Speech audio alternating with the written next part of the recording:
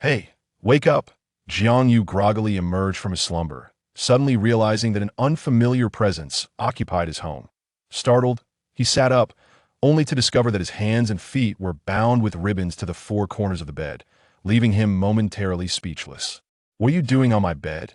The speaker was a stunning woman, seemingly in her early 20s, not much older than himself, standing at approximately 1 meter 70. Her beauty was breathtaking, with skin as pale as jade and as delicate as fine cream, adorned in a red dress that accentuated her exquisite figure. She epitomized the archetype of a cold, aloof goddess. Jiang Yu found himself momentarily entranced, however. The vigilant glimmer in her dark, lustrous eyes and the kitchen knife she held promptly snapped him back to reality. A shiver ran through him, and he quickly spoke up. "Wait, I understand your urgency, but please don't act hastily. Look, my hands and feet are bound. Let's put the knife down and discuss this calmly." The woman replied instantly, "I've already called the police. You should explain yourself to the officers." And oh, sooner had she finished speaking than a knock echoed from the door. Hearing the sound, the girl silently peered through the peephole. She then placed the knife onto the kitchen cutting board and opened the door point. Two uniformed police officers entered, glancing at the bound Jiang Yu before turning to the girl. "Did you make the call?" "Yes, this young man inexplicably appeared on my bed. Please take him away." Young man, trespassing, I see. With that, one officer produced a pair of silver handcuffs from his belt and secured them around Jiang Yu's wrists. Thus, Jiang Yu, utterly bewildered, was escorted to the police station and the interrogation room. "Confess, and you may receive leniency. Resist, and you shall face harsher consequences. Now, please state your name." "Jiang Yu." "Gender? Male? Occupation?" "A student.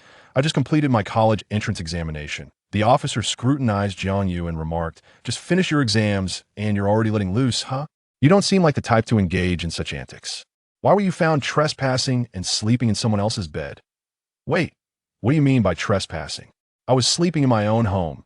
Another officer handed a stack of documents to the interrogating officer, who perused the information and then addressed Jiang Yu. "I see here that a week ago, the property was rented to that young woman. The lease agreement is right here. The residence belongs to her, not you." Jiang Yu pondered for a moment, as if a realization dawned upon him. "Is the individual who rented the house to the girl named Jiang Jiangguo?" "Ah, it seems you are quite informed. You must have conducted a thorough investigation for this operation." Jiang Yu replied, "Jiang Jiangguo is my father."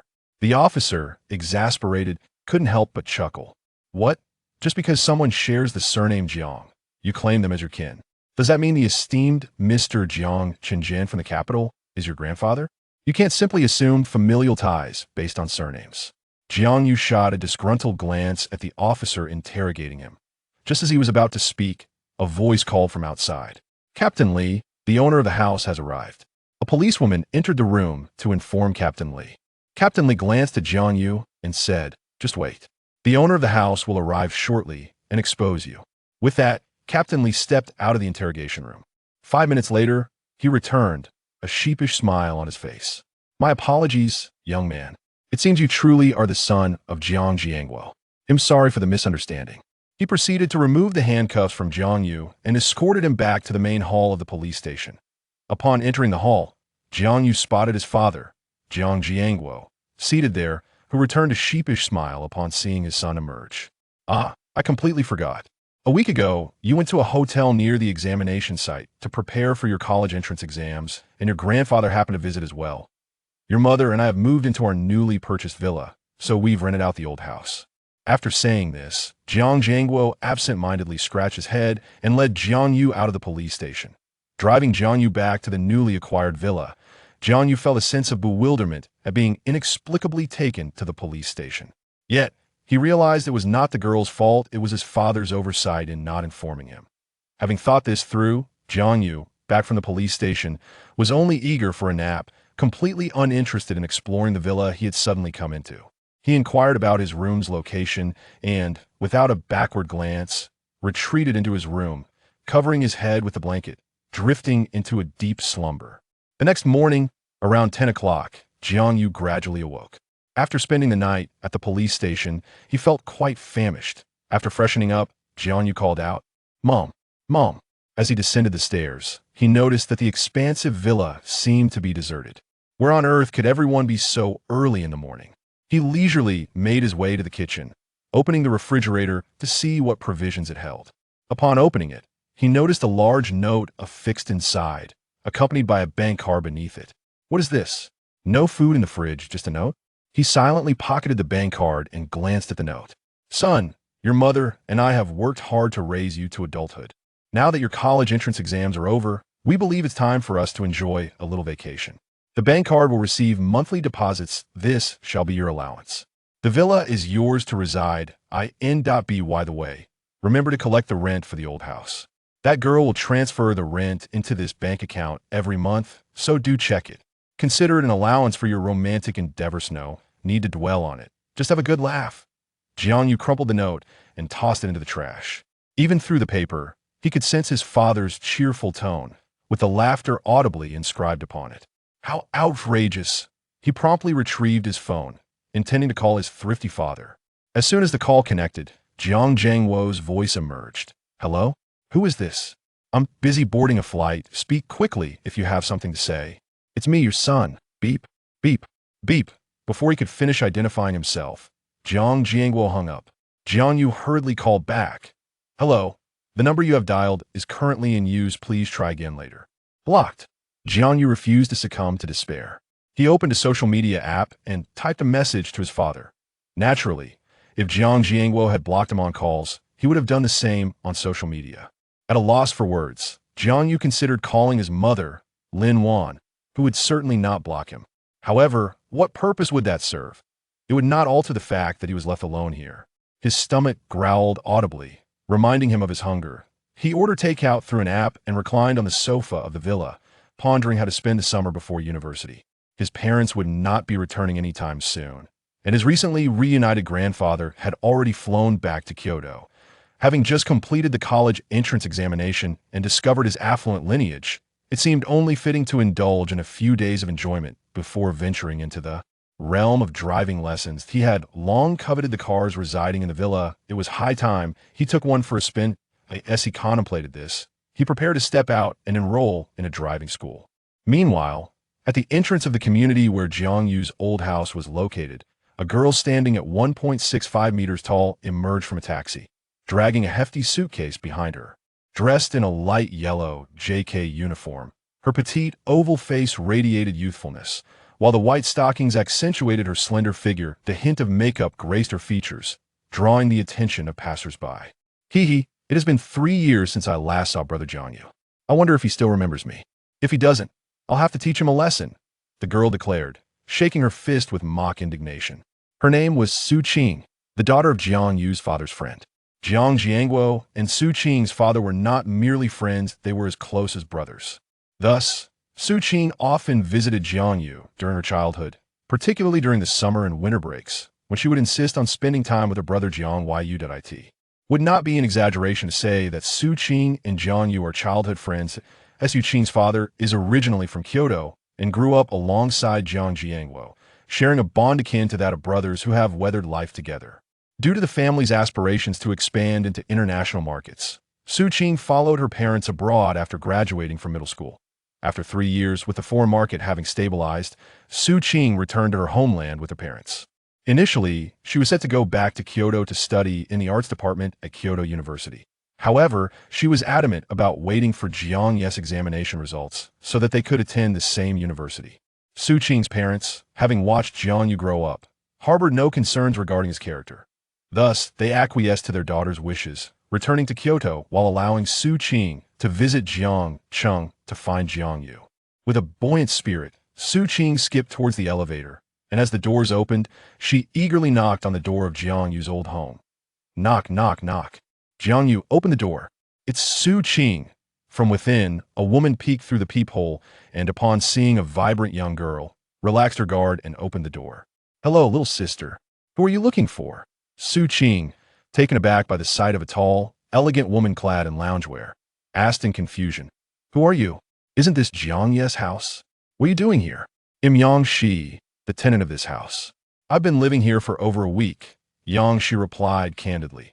Last night, After dining out with friends, she returned to find an unfamiliar young man in her rented abode.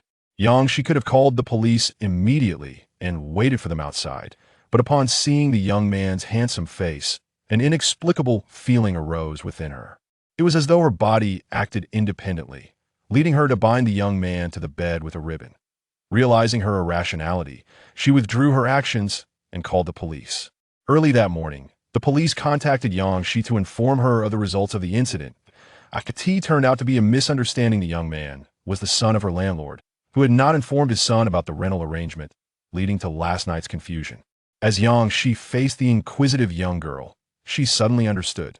Jiangyu? Is that the name of Jiang Zhangwo's son? Of course. Jiangyu is the son of Uncle Jiang. Are you the tenant here? Do you know where Jiangyu is living now? She shook her head. I don't know. By the way, do you have Jiangyu's contact information? Could you share it with me? Su Qing regarded Shi with suspicion. Why do you need Jiangyu's contact information? You don't have feelings for him, do you? Of course not. As the tenant of the house, is it unreasonable to ask for the landlord's contact information? That is a fair point, I suppose, that Su Qing, somewhat skeptical, conveyed Jiangyu's contact information to Shi. Upon receiving the details, Shi's face lit up with excitement. Look, your brother Jiangyu no longer resides here, and I have no idea where he currently is. Perhaps you should inquire directly. I have some matters to attend to, so I want to invite you in. Farewell. As she said this, Shi promptly shut the door, leaving Su Qing standing alone at the entrance with her suitcase. After a moment of contemplation, Su Qing sensed that something was amiss, yet she could not pinpoint the discrepancy. Shaking her head, she turned and returned to the elevator, gritting her teeth as she muttered, "That infuriating Jiangyu, moving without informing me. Just wait until I find you, you shall see. No, I cannot let Jiangyu know. If he discovers my surprise, it will be ruined." Thus, Su Qing dialed Jiangyu's mother, Lin Wan. "Hello, Xiaoqing, what brings you to call?" "Good day, Aunt Lin. My parents' business overseas has stabilized, and our family has returned to the country. I just arrived in Jiang City today, intending to surprise you at your home, but it seems your residence has been rented out. So, I would like to inquire where you are currently located. I wish to visit." "Oh, we have relocated, but your Uncle Jiang and I are not in Jiang City at the moment. Only Jiangyu remains here. Should we inform him to come and fetch you?" "No need, Aunt Lin. I wish to surprise Brother Jiangyu. Please provide me with your new address, and I shall go on my own." Lin Wan then shared the current address and the villa's code with Su Qing.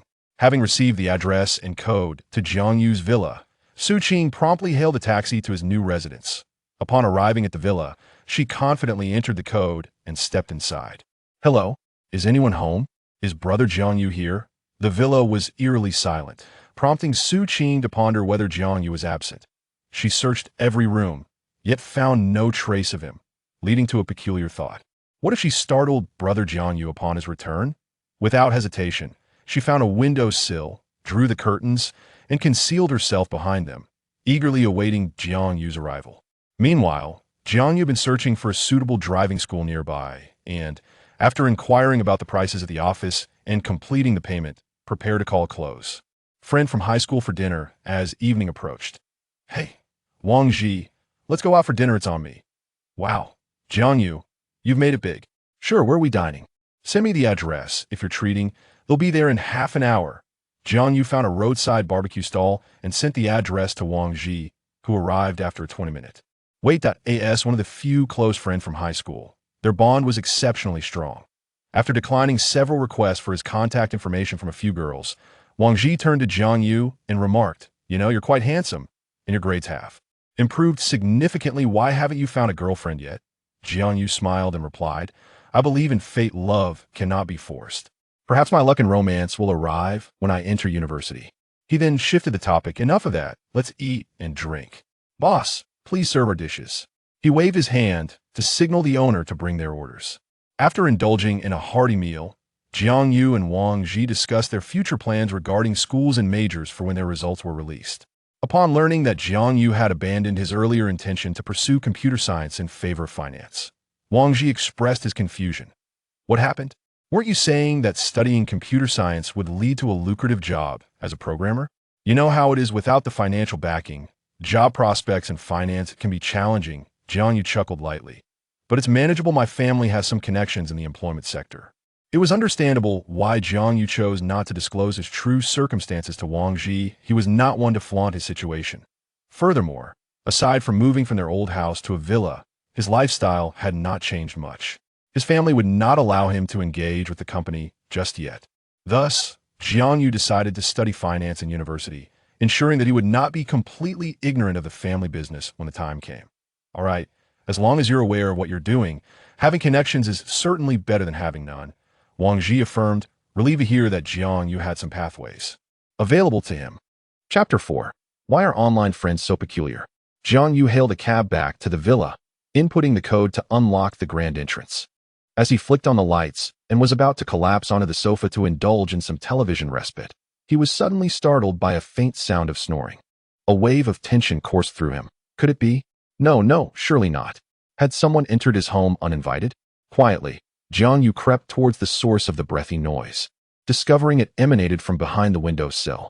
The curtains were drawn tightly, and he recalled that he never had the habit of closing them.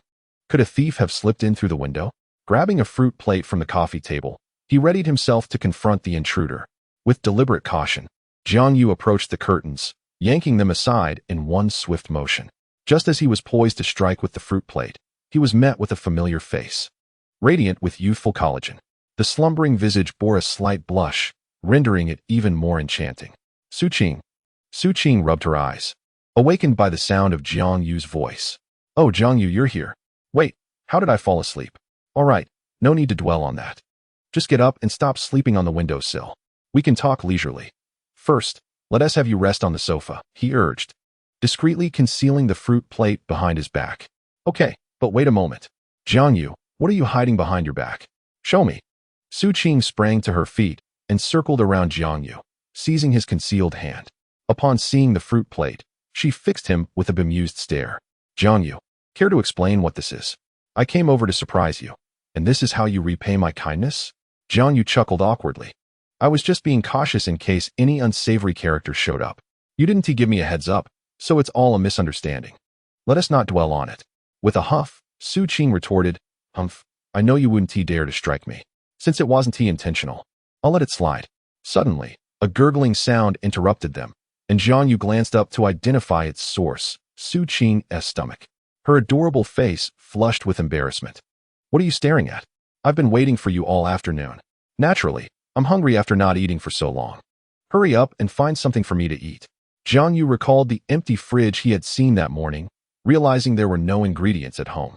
He handed his phone to Su Qing after unlocking it. There's hardly anything to cook, so order what you'd like. He then poured her a glass of water, placing it on the table. Drink some water to tide you over. Stay hydrated. Su Qing accepted the phone and ordered takeout, returning it to Jiang Yu while shaking her own phone. Jiang Yu, it'll take some time for the delivery. Shall we play a game in the meantime? Sure. With that, they launched into a popular battlefield game, initially intending for Jiang Yu to duo with Su Qing. Upon unexpectedly spotting his high school friend, Wang Ji, online, Jiang Yu promptly invited him into their chat. Now, with 3 participants, Jiang Yu suggested finding a 4th for a squad match. He scrolled through his friend list and noticed his academically gifted buddy had just logged in, so he brought him into the conversation. The scholar inquired why they weren't playing in pairs today, asking if these two were Jiang Yu's friends. Jiang Yu responded, indeed, this one, known as the angry little Ji, is my high school comrade, and this lovely lady is Qing Qing. Before he could finish, Su Qing interjected, I am Jiang Yu's girlfriend. Jiang Yu, interrupted, quickly muted his microphone and playfully pinched Su Qing's delicate cheek. What nonsense are you spouting? He teased. Oh, come on. I'm not your little sister. With my qualities, suitors line up all the way to France. How could I possibly be unworthy of you? Jiang Yu shook his head, bemused by her mischievous nature, and decided not to clarify further. He resumed speaking into the mic. Enough of that. Let us gear up. I'm feeling particularly fierce today and will lead you to victory. Suddenly, he noticed his scholar friend had exited the team. Perhaps there's a family matter, he mused. Shall we continue with just the 3 of us? That works, agreed Su Qing and Wang Ji. After all, it's just a game. We can manage with a random player. Who knows? Maybe we'll get a pro who can carry us to victory. Of course, the author firmly opposes cheating. Meanwhile, in the girls' dormitory of Jiangqing University, a stunning young woman lay on her bed. She resembled a budding lily, pure and elegant, her eyes sparkling like bright stars. exuding an air of innocence. This was Ling Yi, renowned as the university's most beautiful student. Ling Yi earned her title not solely for her beauty, but also for her exceptional academic performance. As a second-year student in the finance department, soon to advance to her third year, she had already completed all her credits and claimed victory in nearly every finance-related competition, earning her reputation as a prodigy. Her beauty, unparalleled within Jiangxing University, further intensified her allure. Such a talented and attractive young woman naturally attracted numerous admirers. However, Ling Yi had rebuffed all advances. Whether from the charismatic basketball club president or the affluent scion who drove a flashy sports car, none had won her heart. Her pure and sunny appearance led many to perceive her as the quintessential girl next door. As a freshman, she garnered considerable attention, with many seeking to befriend her. Yet, Ling Yi's demeanor was rather aloof. Apart from her roommate, she seldom interacted with others or participated in outings. Consequently, over time, she earned the moniker of the Ice Queen, and combined with her status as a talented student, she became the beloved figure of Jiangxing University. Yet, the beloved and talented girl of Jiangxing University, who was often regarded as the center of attention, now sat on her bed, revealing a trace of despondency. A girlfriend? Has he found a girlfriend? The voices drifted from a shared microphone. Could it be that he and his girlfriend are cohabiting? At that moment, her roommate, Xiao Xiao, opened the door and inquired, "Are you going out to eat? Shall we go together?" "I'm not free. You go ahead," came a voice as cold as snow from behind the bed curtain. "All right, just remember to eat," Xiao Xiao replied before donning her jacket and stepping out. Hiding behind the curtain, the girl, clad in a pristine white nightgown, possessed exquisite features and skin as fair as snow, her dark eyes deep and profound like a frozen lake. Leaning against the wall, she hugged her knees, emanating an ethereal beauty that seemed to ward off all but the most determined. Suddenly, her eyes began to redden at a visible pace, and a crystalline tear shimmered in her enchanting gaze. If the students of Jiangxing University were to witness this, they might be left utterly astonished. The aloof campus Belle is weeping. Her phone, resting beside her, buzzed incessantly. Picking it up, she saw a message from a user named HandsomeU. "Bro, we just finished a game. Are you done with your business? If not, I'll start without you." The message abruptly ended there. Her fingers hovered over the delete friend option, yet she could not bring herself to press it. Why did her heart feel so strangely unsettled? As though her light was being snatched away? "You," she murmured softly. Her personality was rather unique. In her loneliest moments, only this gaming friend kept her company. Yet now, it felt as if this solitary online companion, the only light that illuminated Ling Yi's heart, was about to be taken from her. Chapter 5. The peculiar tenant. As Su Qing's parents were not in Jiangxing, she had no place to stay and was left with no choice but to reside in Zhang Yu's villa. The next morning, after finishing his morning routine, Zhang Yu set out for a jog, a habit he had cultivated for quite some time.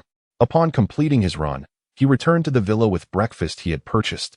Finishing his own portion, he knocked on Su Qing's door, only to be met with her impatient voice from within. "Stop knocking. Let me sleep a little longer." Zhang Yu was accustomed to this. After all, during the summer and winter breaks, Su Qing had stayed at his house, maintaining the same late-night habits and reluctance to rise early. "All right then, I'll leave your breakfast on the table. Remember to eat when you wake up," he said just as his phone rang. Glancing at the screen, he noticed it was an unfamiliar number. He hung up, but the call came through again, prompting him to answer. "I don't want to buy insurance, nor invest in properties or financial products, and there are no children in my household."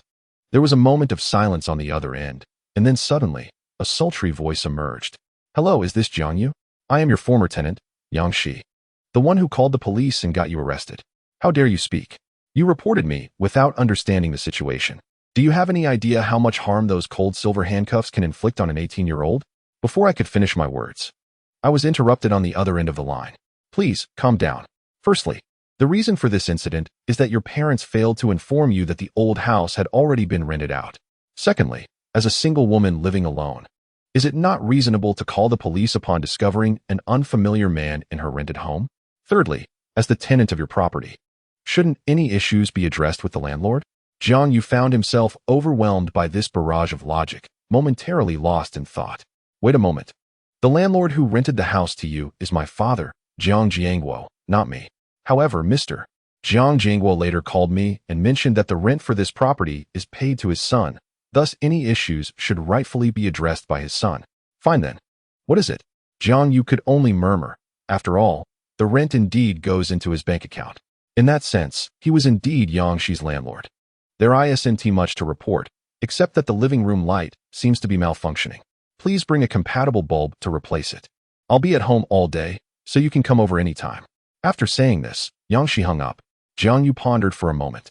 Having not yet passed his driving theory test, there was no need to practice for the practical exam. Perhaps he could resolve this issue today.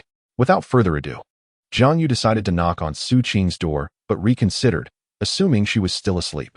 He left a note on the table informing Su Qing that he had gone out and that she need not wait for him for lunch. Then he took a taxi to the old house. At the entrance of the old house's community, Jiang Yu searched for nearby stores selling light bulbs on his phone. It seemed there was one just across the street, so he purchased the bulb and knocked on the door of his former residence. Hello, is anyone there? I am Jiang Yu, here to fix the light. Please open the door. Yang Shi peered through the peephole. Indeed, it was the boy she had bound to the bed that night. A slight smile appeared on her face as she opened the door. Come in, little landlord. Go take a look at what's wrong with the living room light. Why isn't it working? Jiang Yu gazed at Yang Shi, who was dressed in silk pajamas. Her height of 1.7 meters accentuated her figure, and the silk clung closely to her body, revealing a hint of her alluring fair skin. He swallowed hard and internally recited the core values of socialism several times. All right, I'll check the living room first. Yang Shi noticed the moment Jiang Yu swallowed.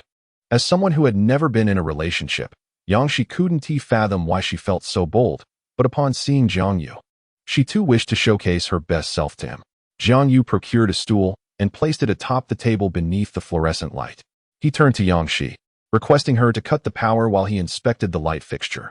He intended to replace it with a new bulb he had recently purchased. If the issue stemmed from the bulb, it would be resolved effortlessly. However, should it be a fault in the wiring, he would be at a loss. As Jiang Yu replaced the old bulb with the new one, he turned to ask Yang Shi to restore the power just as he perceived a fleeting flash of light. Observing Yang Shi with her hand clasped behind her back, he dismissed the vision as a mere figment of his imagination. Perhaps you could try turning the power back on? He suggested. All right. You find a place to sit while I fetch you a glass of water, she replied. No need. Please just switch on the power. I must return home promptly once this is fixed. In silence, Yang Shi activated the power, and Jiang Yu flipped the switch for the living room lights, illuminating the new bulb. A wave of relief washed over him. Phew, fortunate indeed. It was merely an issue of bulb aging, not the wiring. Thank you for your help. Why not stay for dinner? I happened to buy some ingredients yesterday, Yang Shi offered. No, really. I have other matters to attend to. I shall take my leave. With that, Jiang Yu picked up the old bulb and approached the door, turning back to say, I'll take the old bulb down for you. No need to thank me. Yang Shi, glancing at the old bulb in his hand, responded with a quiet, then you may go. Without noticing Yang Shi's smile as he exited, Jiang Yu stepped into the elevator, contemplating the old bulb he held. What could have gone awry? This bulb was functioning perfectly before. Why did it fail upon the arrival of the new tenant? He pondered. Realizing he was not a professional electrician and unable to discern the issue, he opted not to scrutinize it further. Upon reaching the ground floor, he disposed of the old bulb in the designated recycling bin. Ah, how I cherish the environment, even mindful of separating my trash. He mused before hailing a cab back to his villa. Unbeknownst to him, the old bulb he had brought back from Yang Shi's residence bore faint scratches, reminiscent of those made by a kitchen knife. The marks were subtle, and with the sun's glare reflecting off the bulb, it was entirely understandable that Jiang Yu had overlooked them. While en route, Jiang Yu recalled the scarcity of provisions at home and instructed the driver to turn around towards the nearest supermarket to procure some snacks and ingredients. After all, Su Qing, that spirited girl, always enjoyed having snacks at his place, and frequent takeout was not conducive to good health. He gathered an assortment of their favorite treats and basic ingredients, deciding to forego the essential staples for now, as he could not manage them alone. As he approached the checkout, ready to pay, a young woman engaged him in conversation. Hello, I'm Xiao Xiao, a student from Jiangxing University. May I ask which university you attend, and if you could provide me with the contact number for your school's external relations department? Hello, senior. I am not yet a university student. I just finished my college entrance examination this year. Finished your exams? Given your stylish attire and handsome appearance, I assumed you were a university student. My apologies. By the way, why do you call me senior? With an air of confidence, Jiangyu replied, I believe I will be accepted into Jiangxing University. I am from Jiangxing and have no desire to attend university elsewhere. Naturally, I aspire to enroll in Jiangxing University, the finest institution in the region. Xiao Xiao smiled gently. Very well, then I shall refer to you as Junior. How about we exchange contact information? Once you begin your studies, I can show you around the campus. Sure, thank you, Senior, Jiangyu responded as they exchanged contact details and bid farewell. Jiangyu returned to his villa, carrying the items he had purchased, only to find that Su Qing was still asleep. Chapter 6. The maid, Su Qing. Su Qing, why are you still asleep? Jiangyu knocked persistently on Su Qing's door, hesitating to enter with his key out of concern that she might not be dressed properly. Wake up. The breakfast on the table has gone cold. I bought some snacks and ingredients. It's already noon, and it's time for lunch. Once I finish cooking, you should hurry and freshen up. Okay, I know, came a faint reply from inside the room. Unfazed, Jiangyu placed the snacks on the coffee table and proceeded to the kitchen, retrieving the ingredients he intended to use today. He tossed everything else that was unnecessary into the refrigerator. Simultaneously, he ordered rice, oil, and other essentials through a food delivery app. When the delivery arrives, Jiangyu mused, I'll prepare some home-style dishes. I can't cook anything too extravagant. Despite his good looks and excellent academic performance, Jiangyu had learned to cook out of necessity, often left alone at home due to his unreliable parents. Over time, he developed a knack for it, with those who tasted his cooking often praising it. Let me see. Perhaps I should start with Coca-Cola chicken wings, as Su Qing absolutely adores them. Thus began the culinary class of the Gourd Cat. Coca-Cola chicken wings. Prepare the chicken wings by washing them thoroughly and patting them dry. Score the surface to allow the marinade to penetrate. Chop ginger and green onions for later use. Place the chicken wings in a pot, covering them with water, adding cooking wine to eliminate any fishy odor. Bring to a boil, skimming off any foam. Then simmer for 3 minutes before setting aside. In the same pot, heat a small amount of cooking oil. Once hot, add the chicken wings and fry until golden brown on both sides, adding the ginger and green onions during the process. Pour in Coca-Cola, followed by an appropriate amount of salt, oyster sauce, and soy sauce to taste. Cover with a lid and simmer on low heat for 15 minutes, removing the ginger and green onions at the end. Finally, increase the heat to reduce the sauce until it thickens. Remember not to let it reduce too much. And thus, a perfect dish of Coca-Cola chicken wings is completed. The author has personally verified its deliciousness. After finishing the chicken wings, Jiangyu steamed a fish and cooked some bok choy, which I shall refrain from detailing to avoid excessive wordiness. Upon completing his tasks, Jiangyu removed his apron and hung it on a hook before proceeding to knock on Su Qing's door. Qing, wake up. I've prepared lunch, featuring your favorite Coca-Cola chicken wings. Su Qing opened the door with one hand while rubbing her eyes with the other, yawning as she greeted Jiangyu. All right. Brother Jiangyu, I'm awake. As Jiangyu beheld Su Qing, clad in a nightgown, he noted that her sleeping posture had been rather unrestrained. The straps of her nightgown had slipped down to her arms, and one could only describe the scene with a phrase, her delicate shoulders revealed, resembling a swan's neck. Beautiful as a flower with skin like jade, Jiangyu could even discern a hint of the gentle curve beneath her neck. Ahem, Su Qing, you should wash up first and change your clothes before coming down for dinner. I'll head downstairs now, he said, his cheeks flushed as he hurriedly made his way down. Su Qing mumbled, still drowsy from sleep, her carefree nature oblivious to the generous view she had inadvertently offered Jiangyu. She turned and returned to the bathroom to freshen up. After 3 years apart, she had blossomed impressively. Yet it seemed she hadn't considered the importance of dressing before emerging. Jiangyu mused to himself as he descended the stairs, unaware that Su Qing's nonchalance stemmed from the familiarity of Jiangyu's villa. In the past, when her parents were abroad, she would always dress appropriately before answering the door. Only in front of Jiangyu did she feel at ease. Once Su Qing had washed up and donned her attire, she joined Jiangyu at the dining table, prompting him to impart a bit of guidance. Qing, remember to dress properly before answering the door. One must be cautious of strangers. Su Qing, unfazed, replied, Relax. This is my home, after all. I wouldn't do this outside. Then she suddenly realized, what are you saying? Was I not dressed properly when you knocked earlier? No. It's just that I noticed you were a bit dazed and wanted to remind you. Jiangyu quickly reassured her, thinking to himself that he needed to divert her curiosity. By the way, Aching, considering the size of this villa, it would be impractical for just the two of us to hire a maid. How about we discuss how to manage the cleaning? Su Qing pondered for a moment, acknowledging that with over 2 months until school resumed, she would likely be residing in Jiang Yu's villa, making it reasonable to assist with the upkeep. Sure, brother Jiang Yu. You can plan it out. I don't have much to do this summer anyway, so helping you clean is fine. That's settled then, Jiang Yu thought to himself, trying to minimize the cleaning burden. Aching, since I'm letting you stay here rent-free, wouldn't it be fair for you to contribute a bit more to the household chores? How about this? You handle the cleaning during the week, and I'll take care of it on weekends. What do you think? I'm afraid that won't suffice. I reside here with Aunt Lynn's consent, not yours. For you are not the landlord of this house. At most, I may come on Mondays, Wednesdays, and Fridays, while you may come on Tuesdays, Thursdays, and Saturdays. And we shall both enjoy Sundays off. As Jiang Yu struggled to persuade the little girl further, Su Qing suddenly exclaimed, "Wow, brother Jiang Yu. The Coca-Cola chicken wings you made are absolutely delicious. Can I have some more tonight?" Ah, it seems fortune has favored me with a pillow as I grow drowsy. Jiang Yu thought to himself. Of course, my dear Qing, but I must clean today. I may not be able to cook tonight, he replied. Su Qing discerned the sarcasm in Jiang Yu's words, and with a clenched jaw, she retorted, "Fine, I'll handle Monday through Friday, and you can take Saturday and Sunday. But you must provide my meals." "Certainly. You've worked so hard. I shall ensure you have your beloved Coca-Cola chicken wings tonight." Su Qing, however, did not realize that even if she refrained from cleaning, Jiang Yu would still need to eat. Thus, she unwittingly agreed to an unequal arrangement. After finishing her meal, Su Qing lazily reclined on the living room sofa.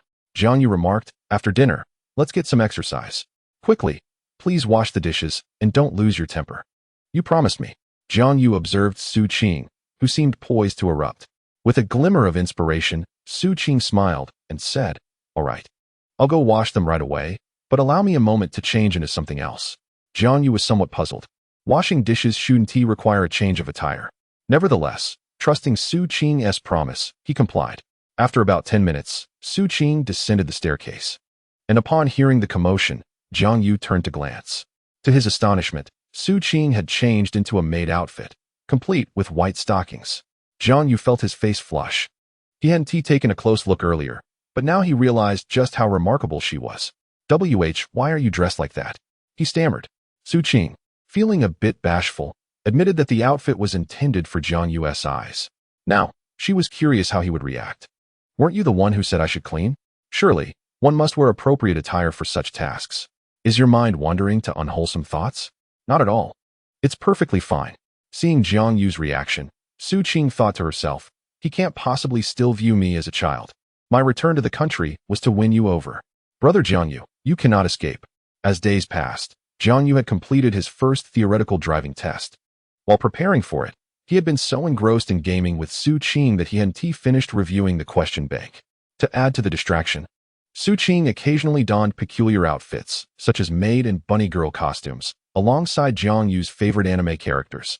Jiang Yu found himself unable to dedicate much time to studying for the first driving test, yet he mused that engaging in such activities brought him joy, even if he were to fail the exam. Curiously, during this period, a tenant named Yang Shi frequently called him, inviting him to dinner as a token of gratitude. However, Jiang Yu declined the invitations, even as the furniture in his old apartment seemed to deteriorate incessantly. The toilet would become clogged, or there would be leaks from the upstairs. He pondered why such issues had not arisen while he had been living there. Caught between gaming and repairing furniture, he had little time to memorize the question bank, which left him anxious when the day of the test arrived. On his first attempt, he managed to answer 90 questions, but had exhausted his chances for errors. Consequently, he faltered on the last 10 questions and, as expected, did not pass.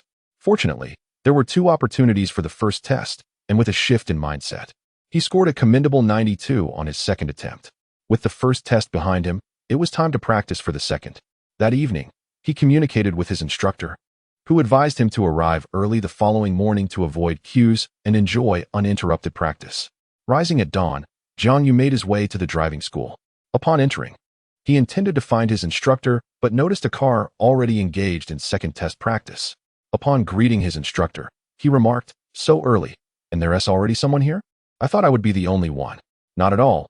This young lady arrived bright and early, the instructor replied. No need to worry. It will just be the two of you practicing in rotation this morning. Most people either can't rise early or are too busy to come on weekends. Just wait a bit. It will be your turn soon. After conversing briefly with the young lady by the car, she descended from the driver's seat. Jiang found himself captivated by her beauty. Her skin was as smooth as jade, exuding an aura of innocence. She epitomized the idealized image of purity in the hearts of many young men. Ling Yi stepped down from the vehicle and sat beside Jiang Yu, radiating an air of aloofness. The stark contrast between her innocent appearance and the chilly demeanor surrounding her sparked a desire for deeper exploration within him. Jiang Yu, let us begin with the basics. Please take a seat and familiarize yourself with the steering wheel, she instructed gently. Nodding in agreement, Jiang Yu settled into the driver's seat and began to turn the wheel. Ling Yi softly murmured, Is your name Yu, as in the universe, or Yu, as in rain? Her thoughts drifted to her handsome online friend, eliciting a wave of melancholy that caused her eyes to glisten with unshed tears. What then brought Ling Yi to the driving school? The answer lay in her friend, Xiao Xiao, who, upon returning to their dorm, found Ling Yi still at home, seemingly out of sorts. Concerned about her emotional state, Xiao Xiao offered some words of comfort. However, Ling Yi was not one to burden others with her feelings. And with a smile, she reassured her friend that she was fine. However, in the following week or two, Xiao Xiao noticed that Ling Yi's mood remained somewhat despondent. Although the changes were subtle, as Ling Yi's closest confidant, she couldn't help but worry. Yet, Ling Yi was reluctant to share her feelings, leaving Xiao Xiao with little choice but to speak up. This isn't sustainable. I recall you don't have a driver's license. Why not enroll in a driving school to distract yourself? It might help lift your spirits. Ling Yi agreed, and thus, the two aimless souls, Ling Yi and Jiang Yu, found themselves at the driving school. Once Jiang Yu completed his driving practice and became adept at maneuvering the steering wheel, another person arrived. The instructor suggested Jiang Yu take a break while allowing the newcomer to practice. Jiang Yu nodded in agreement.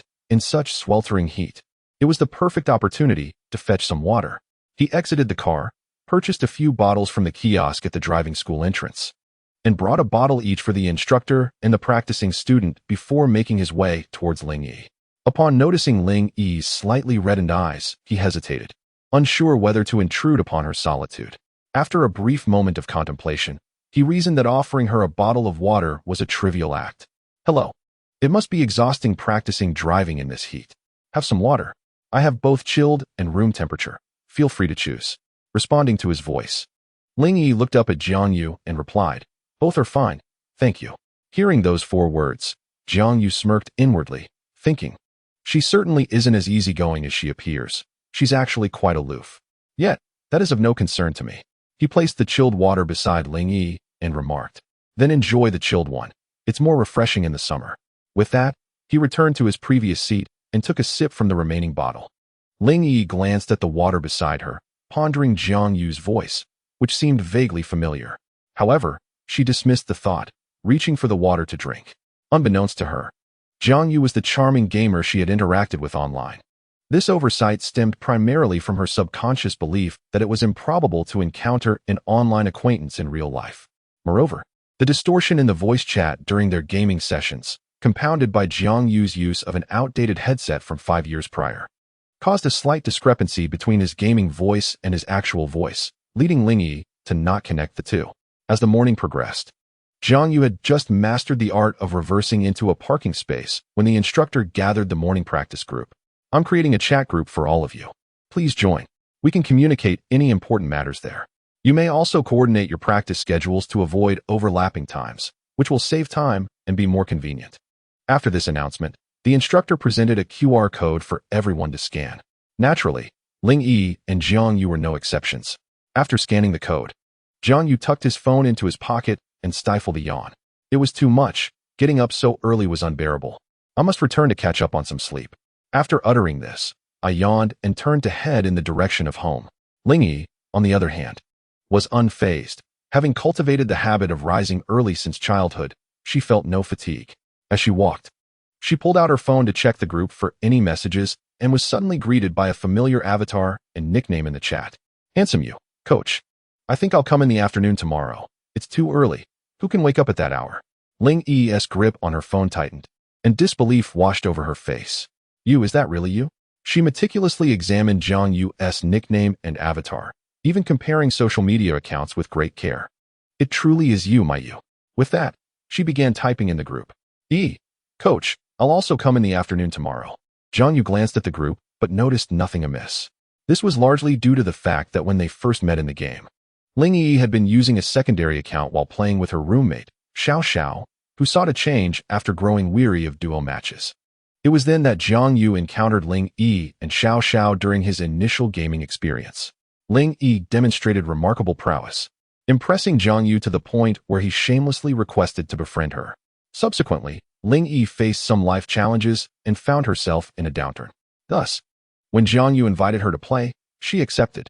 Jiang Yu's humor and lively spirit consistently uplifted Ling Yi, and with his support, she gradually emerged from her difficulties. At last, I have found you, my Yu. Chapter 8. Is romance in the air? The following afternoon, Jiang Yu arrived at the driving school as per their arrangement from the previous morning.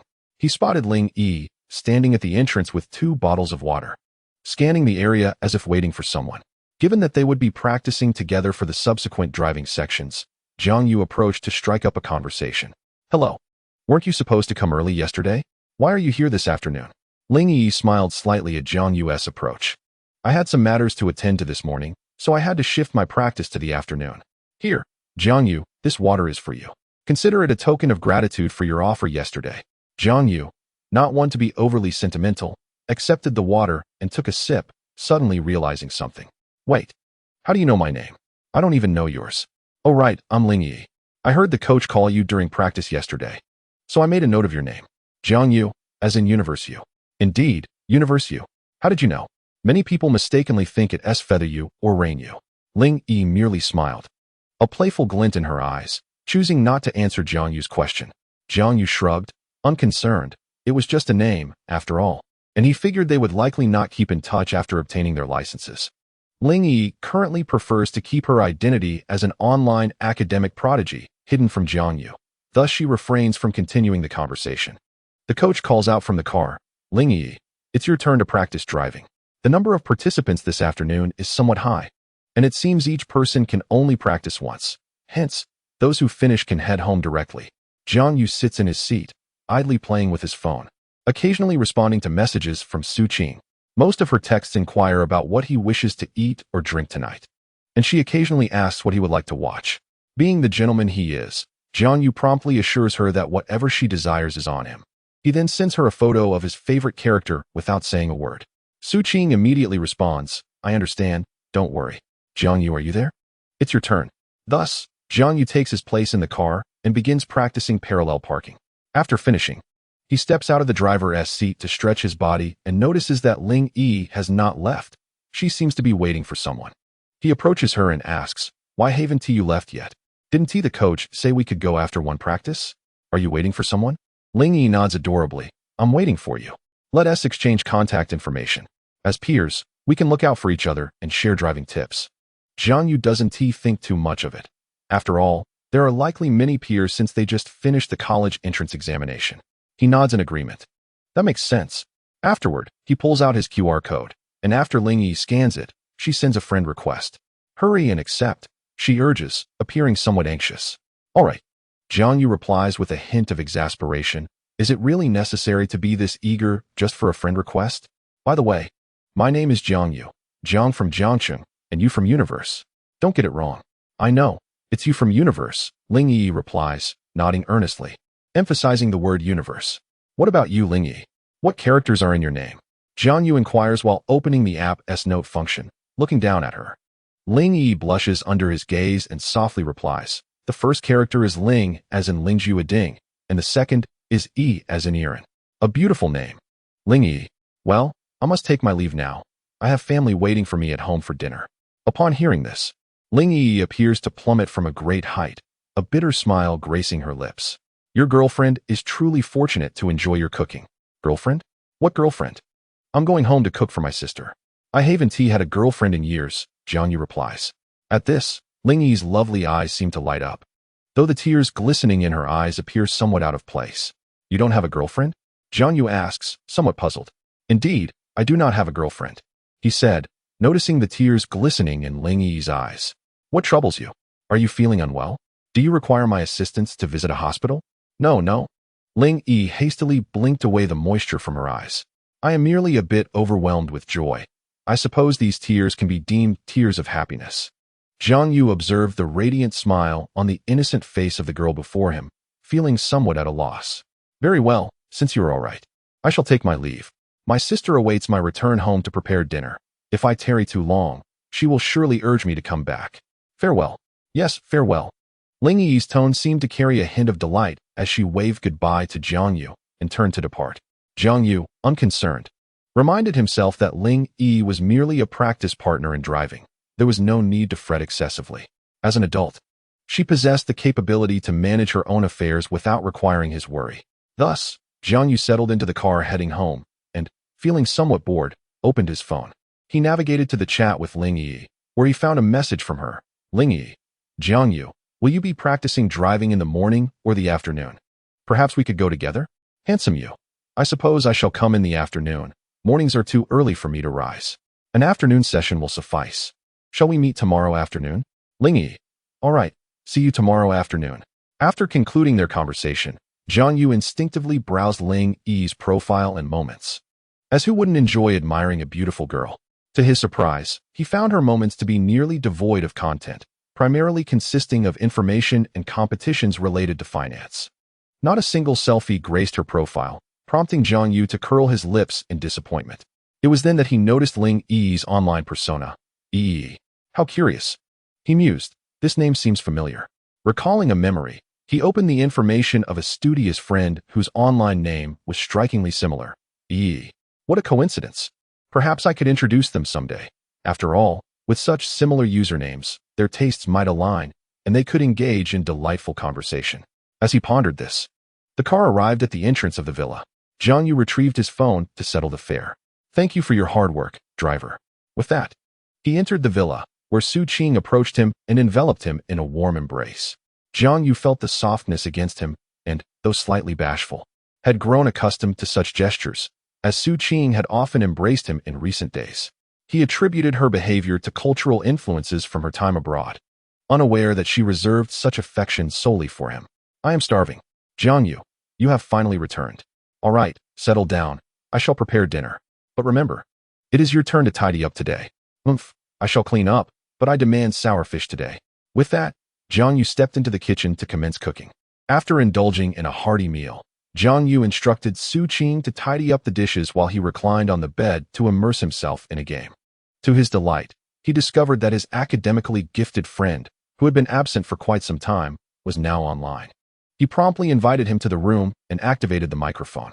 Brother, you finally logged in. What gives? I haven't seen you around for a while. Yi replied through text. I had some family matters to attend to recently and couldn't play. Now that I have some free time, I'm back online. All right, let us gear up. The duo of absolute dominance is making a comeback. We're going to wreak havoc. Chapter 9. Is the pipe broken again?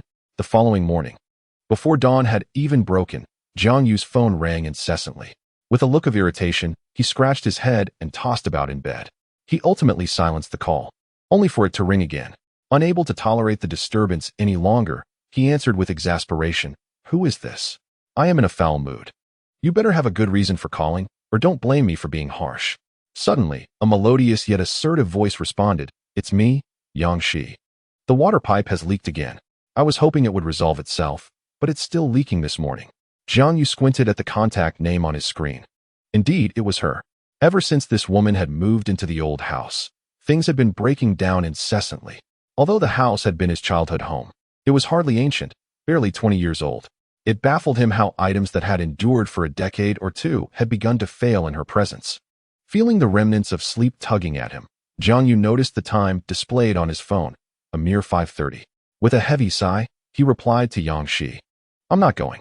I need my rest. Either find someone else to fix it, or wait until I wake up.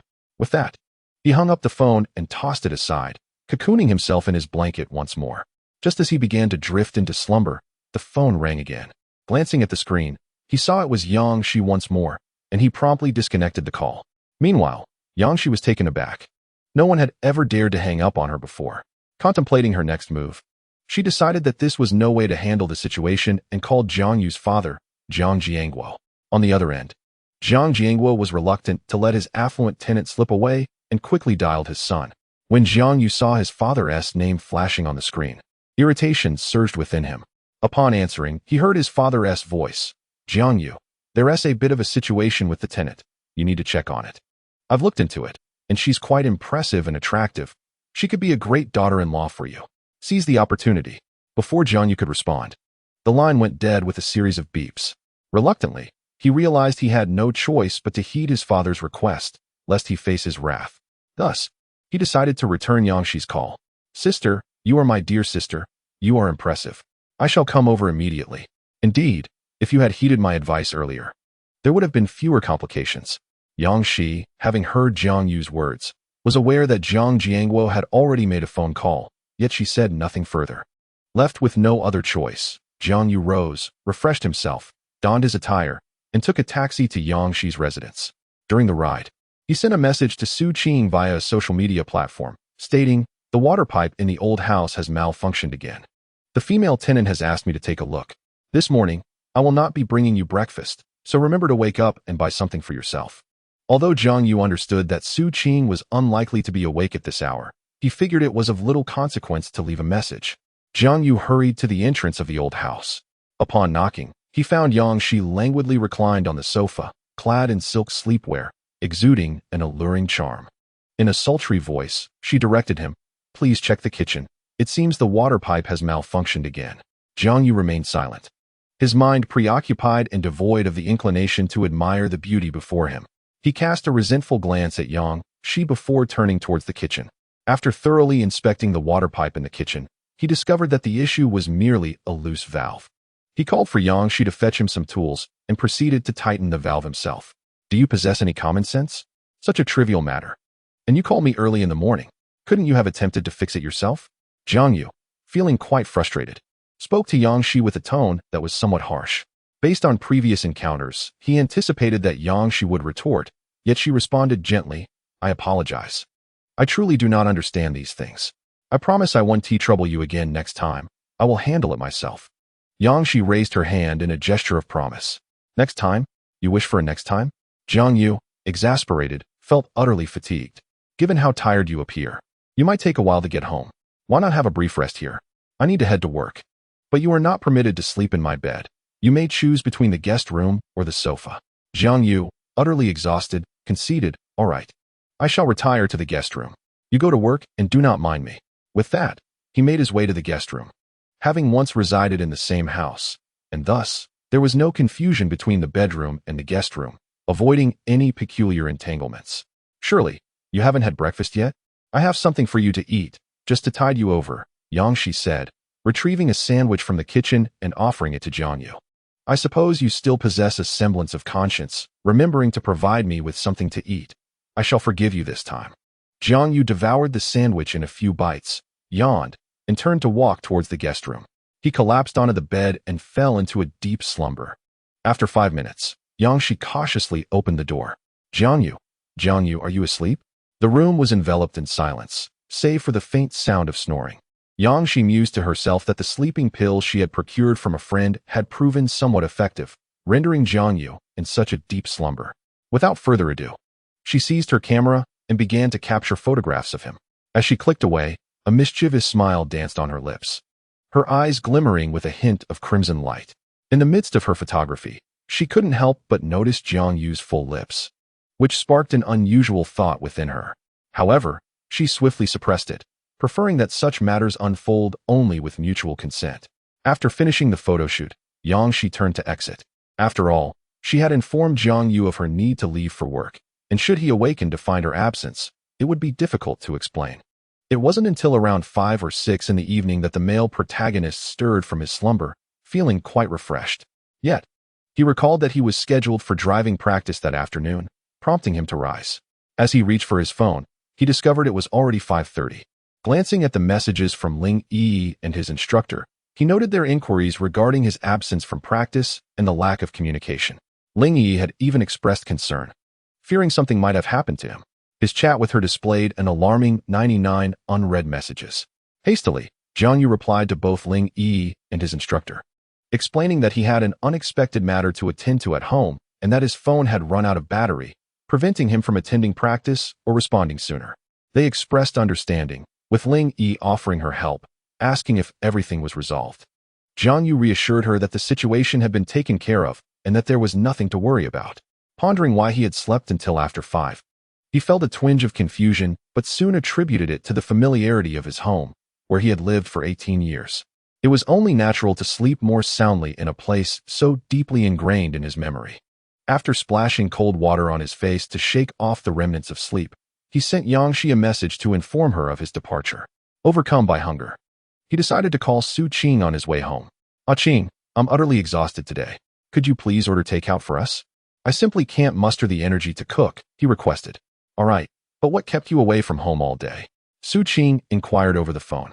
Jiang Yu found it challenging to provide a concise explanation, promising to elaborate upon his return home before ending the call.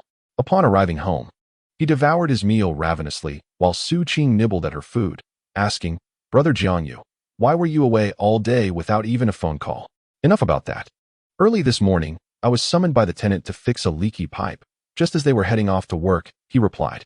"I was exceedingly fatigued and succumbed to slumber in that old house, resulting in a deep sleep that lasted until 5:30. Consequently, I spent the day in a state of hunger." Upon hearing this, Su Qing merely uttered an acknowledgement and refrained from further inquiries. Chapter 10. Jealous Su Qing. Even after dinner, Su Qing spoke very little. When it came time to wash the dishes, she did not exhibit her usual insistence on who should take on the task. Instead, she quietly gathered the dishes and made her way to the kitchen. Jiang Yu sensed that something was amiss with Su Qing and inquired, "Qing, what troubles you? You appear somewhat discontent." Su Qing huffed in response, offering no reply. The more Jiang Yu pondered, the more anxious he became. He hadn't committed any wrongdoing, so why was this little darling in such a foul mood? He feared that if she confided in her parents, his allowance would surely diminish. Thus, he set aside his need for rest and his gaming, heading to the kitchen to assist Su Qing with the dishes. Upon seeing Jiang Yu enter to help, Su Qing scoffed. I don't require your assistance. You should return to the sofa and indulge in your games or television." Jiang Yu's heart raced with worry. No, you are overburdened. Look at how you've been the one cleaning up these past few days. I'm merely trying to alleviate some of your strain." Su Qing remained silent, retreating to the sofa to watch television alone. After tidying the dishes, Jiang Yu settled beside her and asked, "Qing, what is wrong? Who has upset you? I shall confront them." At last, Su Qing calmed down and expressed her grievances to Jiang Yu. "These past few days, you have either been practicing driving, occupied with other matters, or fixing things with that tenant. You have had no time for me. I had anticipated that the 2 months before university would be leisurely. Yet I have spent an entire day at home without venturing out. It's exceedingly dull." Jiang Yu recognized his negligence towards Su Qing's feelings. "I sincerely apologize. Qing, I have been overwhelmed with responsibilities. In a few days, I must take my second driving test. After that, I only need a few days to prepare for the third test, and I can take the fourth on the same day as the third. Once I acquire my driver's license, how about we embark on a journey together?" "Really? Can you guarantee that?" Su Qing looked at Jiang Yu with a hint of skepticism. "Of course I promise. Once I obtain my license, wherever you wish to go, I shall accompany you. A road trip is certainly an option." Observing Su Qing's expression gradually soften, Jiang Yu felt a sense of relief. He thought to himself, "Finally, I have appeased this little darling." However, he acknowledged that he had indeed been too busy to notice Su Qing's emotional state. Once he secured his license, he would make certain to compensate her heartily. "By the way, Brother Jiang Yu, you ought to keep an eye on that tenant. When we lived in the old house, everything was in good condition, nothing was ever broken. Since this tenant arrived, everything has been in disrepair. I harbor suspicions regarding the intentions of this tenant. Rest assured, as a grown man, what trouble could I possibly encounter? Furthermore, the furnishings, plumbing, and wiring of this old house have aged over a decade or two. It is only natural for them to deteriorate. Yet, I cannot shake this unsettling feeling." Su Qing pouted and expressed her concerns. All right, I shall remain vigilant." Jiang Yu waved dismissively, seemingly indifferent. Observing Jiang Yu's demeanor, Su Qing realized he had not taken her words to heart. However, she refrained from pressing the matter further, as her apprehensions were merely conjecture without substantiation. Silently, She resolved to keep this matter in mind, thinking that the next time something in the old house malfunctions, she would insist on accompanying Jiang Yu to investigate. Should that female tenant harbor any intentions towards Jiang Yu, she would not shy away from competing for his affection. At that moment, Jiang Yu received a message on his phone. Want to play a game? Together? Handsome you. Sure, just a moment, I'll invite my sister and friends. And we'll have a full squad. Jiang Yu then turned to Su Qing and inquired, are you interested in gaming? I've recruited a formidable player this time, extremely skilled. We can simply follow behind and serve as medics. Intrigued, Su Qing considered it. Although Jiang Yu was quite adept at gaming, bringing along herself and their high school friend Wang Ji, both of whom were inexperienced, would not bode well for securing a victory. Their previous gaming session had demonstrated this. As Jiang Yu had led them to a dismal outcome, 5 out of 10 matches ended in premature defeat. Thus, upon hearing Jiang Yu mention a skilled player, Su Qing eagerly replied, I'm in. Let me fetch my phone from the bedroom. Jiang Yu also messaged his high school friend Wang Ji to log on. Soon, the four of them began to form a team. While in the team formation interface, Su Qing noticed that Jiang Yu and his so-called skilled friend shared remarkably similar clothing styles in the game, though one character was male and the other female. She turned to Jiang Yu and asked, Brother, why do you and your friend S outfits look so alike? They resemble couple S attire. What do you know? This is called a brotherly ensemble, Jiang Yu replied, a hint of confusion in his tone. But why are you the male character and she the female? Jiang Yu too was puzzled and then queried through the microphone, Brother, why do you play as a female character? Do you enjoy cross-dressing? Remaining silent as before. Eventually typed, don't you know? Female characters are designed to be slimmer, making it easier to dodge bullets. Jiang Yu and Su Qing did not delve deeply into the implications of this. However, they were aware of the advantages of a slimmer female character in evading projectiles, and thus did not pursue the matter further. Perhaps it was merely a product of a woman's intuition that stirred their unease. Su Qing had a faint sense that this matter was not as simple as it appeared, yet she could not fathom any other reasons and thus chose not to dwell on it further. Quick. Previously, the three of us couldn't win even with a bystander. But this time, with brother Jiang Yu's formidable friend here, we are bound to dominate, winning 9 out of 10 matches. Su Qing exclaimed excitedly. For nothing brought greater joy than effortlessly triumphing in a game. Thus, the four of them commenced their gaming session. As soon as they landed, they witnessed the prowess of that esteemed friend, racking up kills at an astonishing rate, the notifications in the upper right corner flooding the screen. Eliminated with a fist. Eliminated. Eliminated. Eliminated with a frying pan. Team wipe. As Su Qing observed the relentless barrage of notifications and glanced at the pistol she had just picked up, she stood frozen in place, suddenly realizing the situation. Clutching Jiang Yu's arm, she exclaimed, Wow, this big shot is incredible. Jiang Yu remained unfazed, accustomed to such scenes. However, he happily high-fived Su Qing. For who does not enjoy a game where victory comes so easily? Throughout the match, Su Qing quietly followed behind brother Jiang Yu in the big shot, fulfilling her role as a capable medic. As for Wang Ji, he had been forgotten in another location since they landed. Yet, the more Su Qing observed, the more she felt something was amiss. After all, Jiang Yu had introduced her as his sister. Naturally, one would expect a boy to wish to impress a girl. Yet, this big shot prioritized his own interests over Jiang Yu, disregarding not only the sole female in their team, but even himself.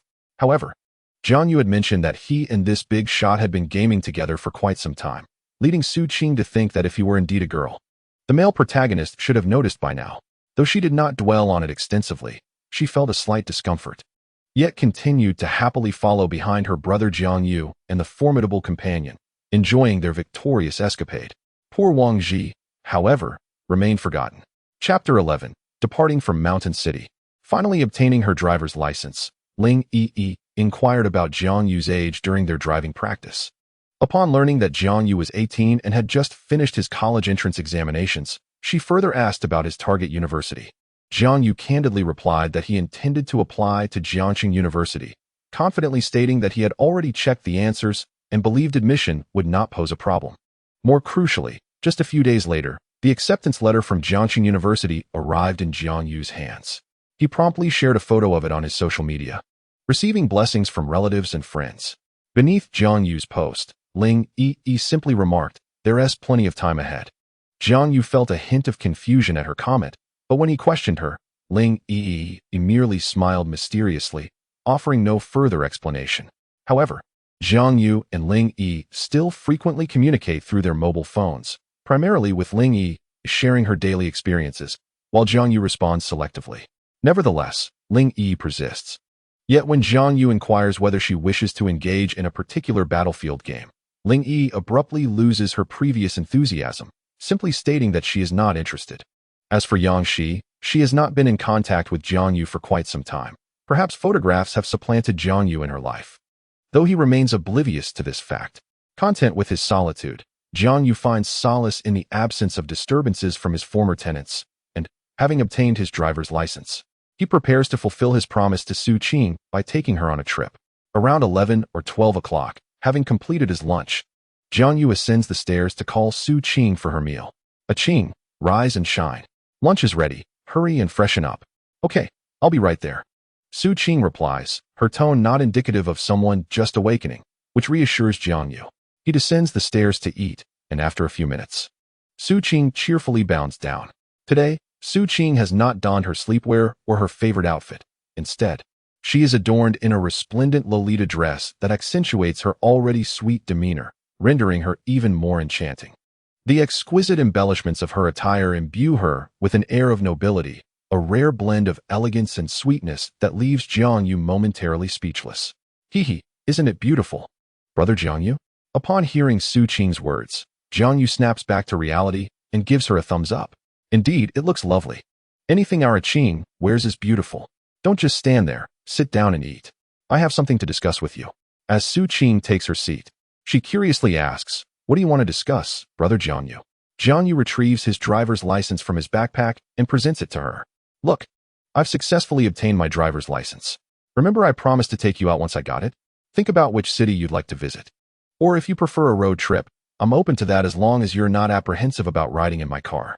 Upon examining the license and listening to Jiang Yu's words, Su Qing leaps up in joy, running to embrace Jiang Yu's arm, her softness brushing against him. Though she remains unaware. That's wonderful, Brother Jiang Yu. You have no idea how bored I've been these days. Don't worry, I've already made plans. Just follow my lead. We're going to the mountain city. Jiang Yu's face flushes slightly as he discreetly withdraws his arm, clearing his throat. Ahem, all right. Then let us go to the mountain city. When should we set off? I'll book the round-trip tickets and hotel. Today, let us go today? I can't wait any longer. Without finishing his meal, she hurriedly ascends the stairs to pack her belongings. Hey, don't rush.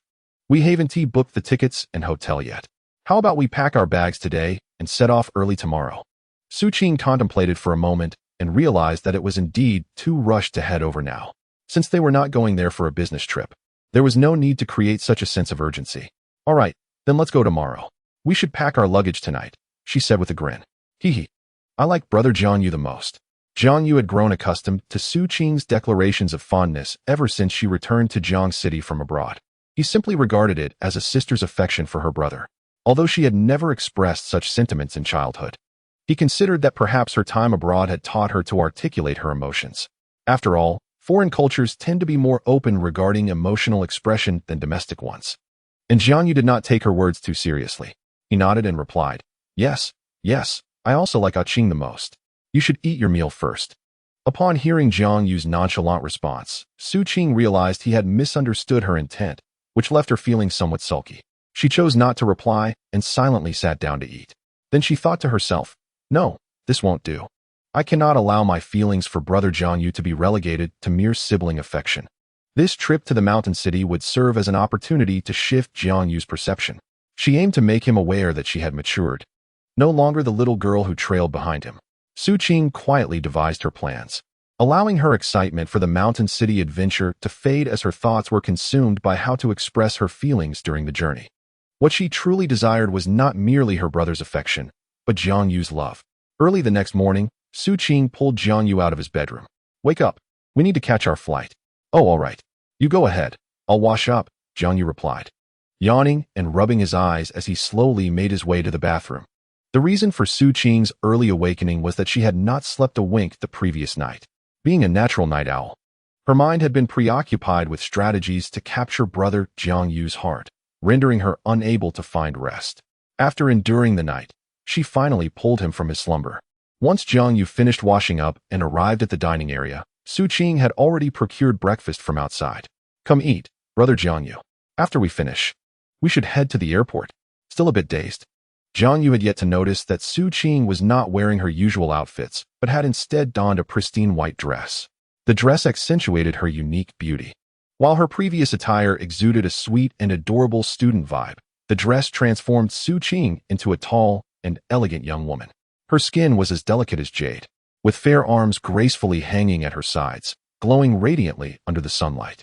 The sight of her shoulders, now exposed, was even more enchanting than the first time she had worn a nightgown that revealed a hint of her shoulder.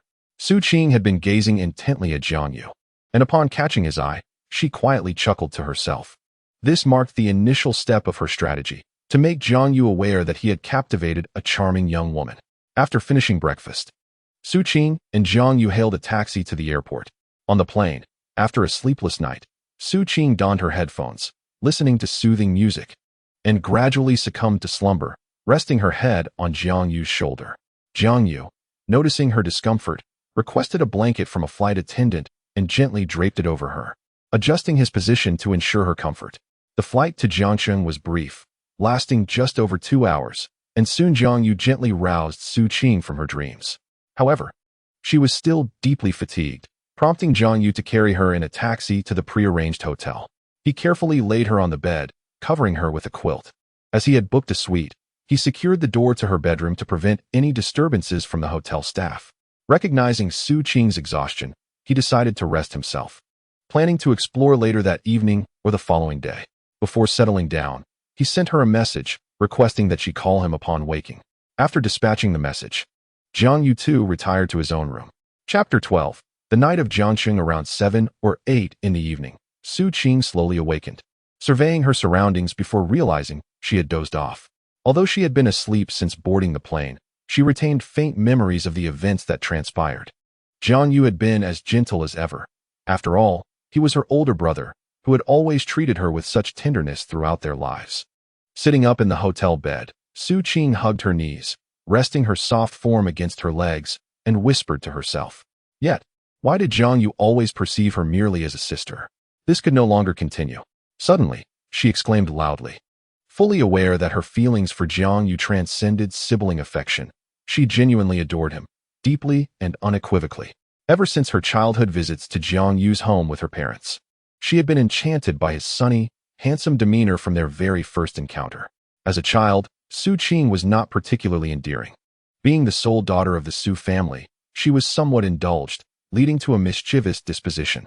During her kindergarten years, her playful nature did not endear her to her teachers, and as young children lack independent thought, they regarded their teachers as the ultimate authority. Consequently, Su Qing had few friends until she met Jiang Yu. Although she found him charming, she instinctively assumed he would be like her classmates, uninterested in playing with her. Thus, she maintained a frosty demeanor in his presence. However, the young Jiang Yu did not share this perspective. He simply perceived Su Qing as a child with few friends, someone who struggled to engage with her peers. Consequently, he offered silent assistance in various matters, hoping to forge a friendship with her through these acts of kindness. In their playful interactions, Su Qing gradually realized that Jiang Yu was unlike the other children in kindergarten. He accepted her and offered her protection. This was the first time Su Qing experienced warmth from someone outside her family. Jiang Yu's myriad of childhood gestures planted a tiny seed in Su Qing's heart, although she remained unaware that this seed was named love. Due to her parents' work commitments, Su Qing accompanied her father abroad, feeling a deep sense of loss for Jiang Yu, whom she considered an important friend. However, the significant time difference of several hours gradually diminished their opportunities for cross-border communication, leaving Su Qing with the sensation of having lost something vital. Eventually, when all contact ceased, her heart was enveloped in darkness. On the day of her return to the country, for reasons unknown, Su Qing felt an overwhelming desire to see Jiang Yu. Thus, she left her parents behind and ventured alone to Jiang City. Upon encountering Jiang Yu, a beam of light seemed to flood her heart, and the seed within her blossomed, revealing to her that she had unknowingly fallen in love with him. Brother Jiang Yu, I truly like you, but why do you always regard me as your little sister? Su Qing thought. I do not wish to be merely your sister. I desire to be your girlfriend, and in the future, your wife. Lying on the bed in her hotel room, Su Qing resolved to act on her feelings. She picked up her phone and noticed a message from Jiangyu, causing a smile to grace her lips. Quietly, she changed his contact name to My Favorite Jiangyu. After rising from the bed and tidying herself in front of the mirror, she slowly opened her door and approached Jiangyu's room, gently knocking on his door. Brother Jiangyu, it's time to wake up. You've slept all day. Let's go out and grab something to eat. All right, coming right away, Jiangyu replied, groggy as he opened the door. Ah Qing, you should rest on the couch while I wash my face. Then we can head out for a bite. Su Qing nodded, as she had been preparing for her visit to the city for quite some time and was well versed in its attractions and culinary delights. She opened her phone's notes to review where they might dine that evening. The internet was rife with recommendations for delicious food in Jiang City, so she had diligently compiled numerous suggestions. Before she could finish her notes, Jiangyu, now ready, urged her, let us go. I'm starving, but I haven't finished my research yet. Should we wait a moment? Su Qing replied, what need is there for guides? Simply hail a taxi and inquire with the driver about the best dining options. As he spoke, Jiangyu took Su Qing's hand and exited the hotel, casually flagging down a taxi by the roadside. Where to? Huh? What did you say, driver? The driver paused momentarily before responding in Mandarin. Oh, you must be visiting from Jiang City. I was asking where you would like to go. Yes, driver, we are from Jiang City, here for a summer holiday. We would like to know which places in the mountain city offer the best food, so we can head there, Jiangyu replied. You've come to the right person. I've been a taxi driver here for over 20 years, and I know all the good spots. When in the mountain city, you absolutely must try the hot pot. How about I take you to a local favorite? Absolutely, let us go? With that, the driver started the engine. Upon reaching their destination, as Su Qing and Jiangyu stepped out of the car, they couldn't help but comment, the drivers here really drive like maniacs. Indeed, they live up to the reputation of the yellow Ferrari. They exchanged amused glances and entered the hot pot restaurant recommended by the driver. The decor was simple and unpretentious, exuding a sense of nostalgia, indicative of a long-established establishment. After placing their order, just as they were about to engage in a mobile game, the proprietress approached them. You two are tourists, I presume? Yes, how did you know? Su Qing inquired. The proprietress smiled. You both lack the local accent, and if I'm not mistaken, the taxi driver brought you here, right?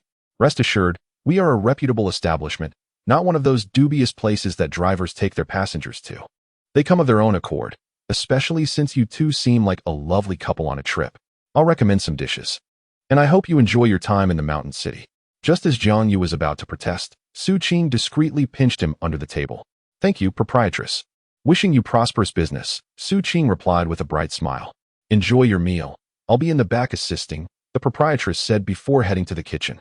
Why didn't you argue back? Aren't we like siblings? Jiangyu asked. Didn't you see what the proprietress offered us? We shouldn't disregard her kindness. You're right, Jiangyu conceded, not dwelling on it further. After a satisfying meal, Jiangyu and Su Qing decided to stroll back to the hotel, taking the opportunity to admire the nightscape of the mountain city. As they reached a softly lit area, the surroundings were eerily quiet, with only the gentle whisper of the breeze. It felt as though the world contained only the two of them. Suddenly, Su Qing halted and turned to Jiangyu, saying, Brother Jiangyu, tell me you like me. Jiangyu, accustomed to Su Qing's occasional whimsical remarks, responded nonchalantly, Yes, I like my dear Su Qing. Can we continue now? I, too, hold you in the highest regard, Jiangyu. This time, Su Qing refrained from calling him Brother Jiangyu, addressing him simply as Jiangyu. Chapter 13. Suggestions from online friends. Upon returning to the hotel, Su Qing meticulously revisited her meticulously crafted travel guide, simultaneously devising a plan for Jiangyu.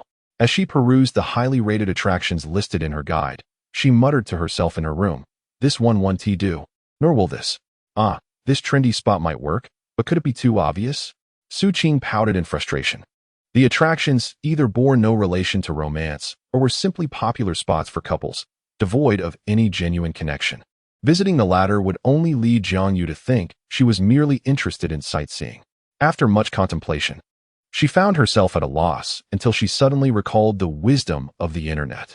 Thus, she posted online, Dear esteemed friends, I am currently traveling in the mountain city with my secret crush. What attractions or activities would you recommend to enhance our relationship? She even offered a reward of 188 yuan.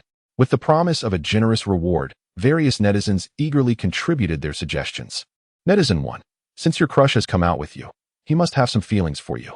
I suggest you go in for a bold approach and directly confess your feelings. Upon reading this advice, Su Qing pondered and concluded that such a tactic was unfeasible. Jiang Yu's willingness to accompany her stemmed from viewing her as a younger sister, not as someone he had romantic feelings for. Shaking her head, she dismissed the suggestion. That won't work. This netizen is too direct. Their situation was indeed unique, and it was understandable that the netizen was unaware of the nuances involved. So, she continued to the next comment. Netizen 2, you could take your crush to one of those trendy spots, beautifully decorated and romantic, where the two of you are sure to spark something special. Su Qing had already considered the suggestion made by the second netizen and promptly disregarded it. Meanwhile, lying in her dorm at Jiangxing University, Ling Yi was also engrossed in searching for topics related to unrequited love. After all, Jiang Yu was the man who had guided her through her darkest days, and naturally, Ling Yi harbored feelings for him.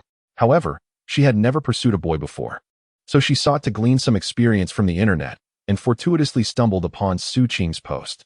Upon reading it, she felt an immediate kinship, for they shared the same plight of unreciprocated love. Only those who have experienced it can truly understand its anguish.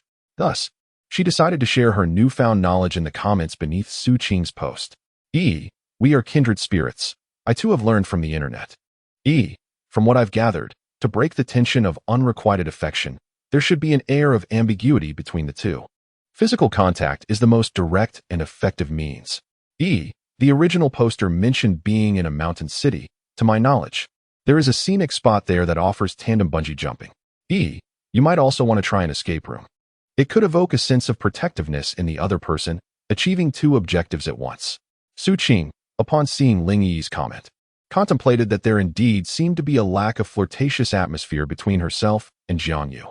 Thus, she pinned Ling Yi's comment and generously rewarded her with 188 yuan. Although Ling Yi cared little for the money, she felt a sense of joy in having assisted someone who shared her plight.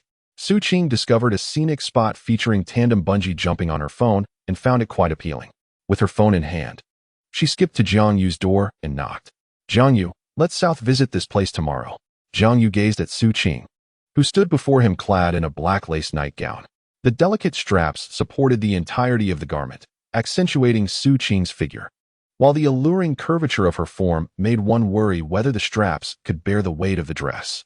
Jiang Yu furtively glanced several times before forcing himself to divert his gaze to the phone in Su Qing's hand. Upon reading the bold title High-Altitude Scenic Area, Jiang Yu inquired, High altitude? I recall you being afraid of heights. You wouldn't even dare to look out of an airplane window. What makes you want to go there? Su Qing replied, but many people online say that visiting the mountain city necessitates experiencing this place. The scenery is stunning. Look, these are photos taken by netizens at this scenic area. It's so beautiful. I want to capture a few shots myself. With a look of excitement, Su Qing pointed to the images she had found online. Jiang Yu examined them and agreed that they were indeed magnificent. Such a place would certainly yield striking photographs. Appealing greatly to a girl like Su Qing, he nodded in agreement. All right, then let us go there tomorrow. We haven't decided when to return anyway. We can go wherever we wish. Yay, you're the best, Jiang Yu, she exclaimed. All right, it's getting late. You should head back and rest early to gather your energy for tomorrow's adventure. Sure, I'll go take a shower first. Su Qing turned towards the bathroom, her slender waist subtly highlighted by the black lace nightgown, capturing Jiang Yu's gaze, making it difficult for him to look away. By the way, no peeking while I shower. Su Qing suddenly turned around and said to Jiang Yu. He hadn't anticipated her abrupt turn, and before he could avert his gaze, his eyes met hers. Jiang Yu's handsome face flushed. How could I? I am a gentleman, he replied. Indeed, Jiang Yu had always maintained the image of a refined young man throughout his life. Thus, Su Qing continued into the bathroom, allowing Jiang Yu to exhale in relief that she had not caught him staring. However, he thought to himself that if she were to exhibit such naivety outside in the future, it could pose a problem. He resolved to instill a sense of caution in her, then turned back to his room to rest. Su Qing quietly made her way to the bathroom, suddenly crouching down, wrapping her arms around her knees, burying her youthful and collagen-rich face between her thighs. After a while, Su Qing lifted her head, revealing a charming blush adorning her cheeks. How could Jiang Yu gaze at her so intently? Fortunately, She pretended not to notice, thereby granting him a semblance of dignity. With her face flushed, Su Qing shyly remarked in a corner, "Hee, this must indicate that I still possess a certain allure, captivating Jiang Yu to the point of being mesmerized. It is not in vain that I meticulously prepared this nightgown." Indeed, Jiang Yu's attention to her ensemble was no coincidence. Su Qing had deliberately chosen this attire prior to their trip, hoping to ignite a spark between them during their travels. Yet, the advice from that online acquaintance rang true. Physical contact is paramount in fostering intimacy and creating a romantic atmosphere. Although she had not engaged in any physical contact with Jiang Yu, the ambience of flirtation had undeniably begun to take shape. After showering and donning a fresh set of white silk nightwear, Su Qing stealthily approached the door to Jiang Yu's room, preparing to turn the handle. Click. How peculiar that they would lock the door while sharing a suite. Who were they guarding against? Reluctantly, Su Qing returned to her own room. Reflecting on the events of the evening, she snuggled beneath her blanket, drifting into slumber, her laughter echoing softly as she dreamt, a series of giggles punctuating the night. Chapter 14. Su Qing's battle attire. The following morning, in Su Qing's room. Ah, what a delightful dream. Sitting up in bed, she stretched languidly, her curvaceous figure and youthful beauty forming a striking contrast. The pristine white nightgown had hiked up to her thighs. Truly, she possessed an angelic visage coupled with a devilish physique, yet alas, there was no one to appreciate it. Jiang Yu next door remained blissfully asleep. Suddenly, Su Qing sensed something, her cheeks flushing as she rose to retrieve a set of clean lingerie from her suitcase. Stealthily, she tiptoed to the bathroom, though her gait seemed slightly peculiar. After freshening up and enjoying a leisurely shower, she emerged from the bathroom, her face still bearing a delicate blush, utterly enchanting. Such transgressions. How could she entertain such dreams? If only Jiang Yu could mirror her fantasies. Shaking her head, she dispelled the unclean thoughts from her mind. Approaching her suitcase, Su Qing crouched down to search for the outfit she intended to wear, contemplating the plans she had devised the previous night. She sought a battle attire. Should she wear the form-fitting skirt, or perhaps the dress? Her gaze instinctively fell upon a lovely little dress. Would the body-hugging skirt be too audacious? Perhaps she should save it for a later occasion at home with Jiang Yu. Ultimately, she selected the elegant black dress and paired it with a pair of white high-heeled sandals. This ensemble would surely leave Jiang Yu utterly enchanted. After deciding on her attire, Su Qing sat at her vanity and took out her makeup kit, meticulously applying a strikingly exquisite makeup look. The former Su Qing would have never ventured to create such elaborate artistry, having only ever applied a light touch of makeup. Due to Su Qing's exceptional qualities, her light makeup is already quite stunning. This time, her exquisite makeup has rendered her even more enchanting, adding a touch of allure to her youthful demeanor. Dressed in a black dress, she seems to have transformed into a captivating fairy. "Ah Qing, I've brought breakfast. Are you awake?"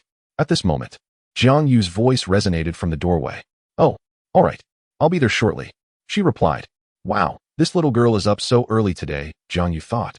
Perhaps she is eagerly anticipating their outing, as she always does. Once Su Qing finished her makeup and dressed, she opened the door. Jiang Yu was momentarily taken aback by her attire. Previously, Su Qing favored casual hoodies, occasionally donning cute uniforms or Lolita outfits. But today's ensemble truly astonished Jiang Yu. With a blush, Su Qing asked, "Do I look good, Jiang Yu?" "Yes, you look beautiful," he replied. "But have you considered one issue?" "What issue?" Su Qing's face was adorned with curiosity.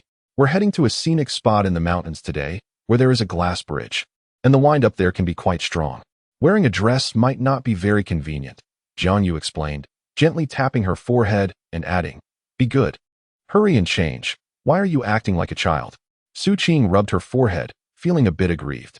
"All right, I'll go change, but I'm not a child." With that, she turned and retreated to her room to select her outfit. Jiang Yu shrugged and called out towards her room, "No rush, take your time. We're not on a group tour, no one is hurrying us."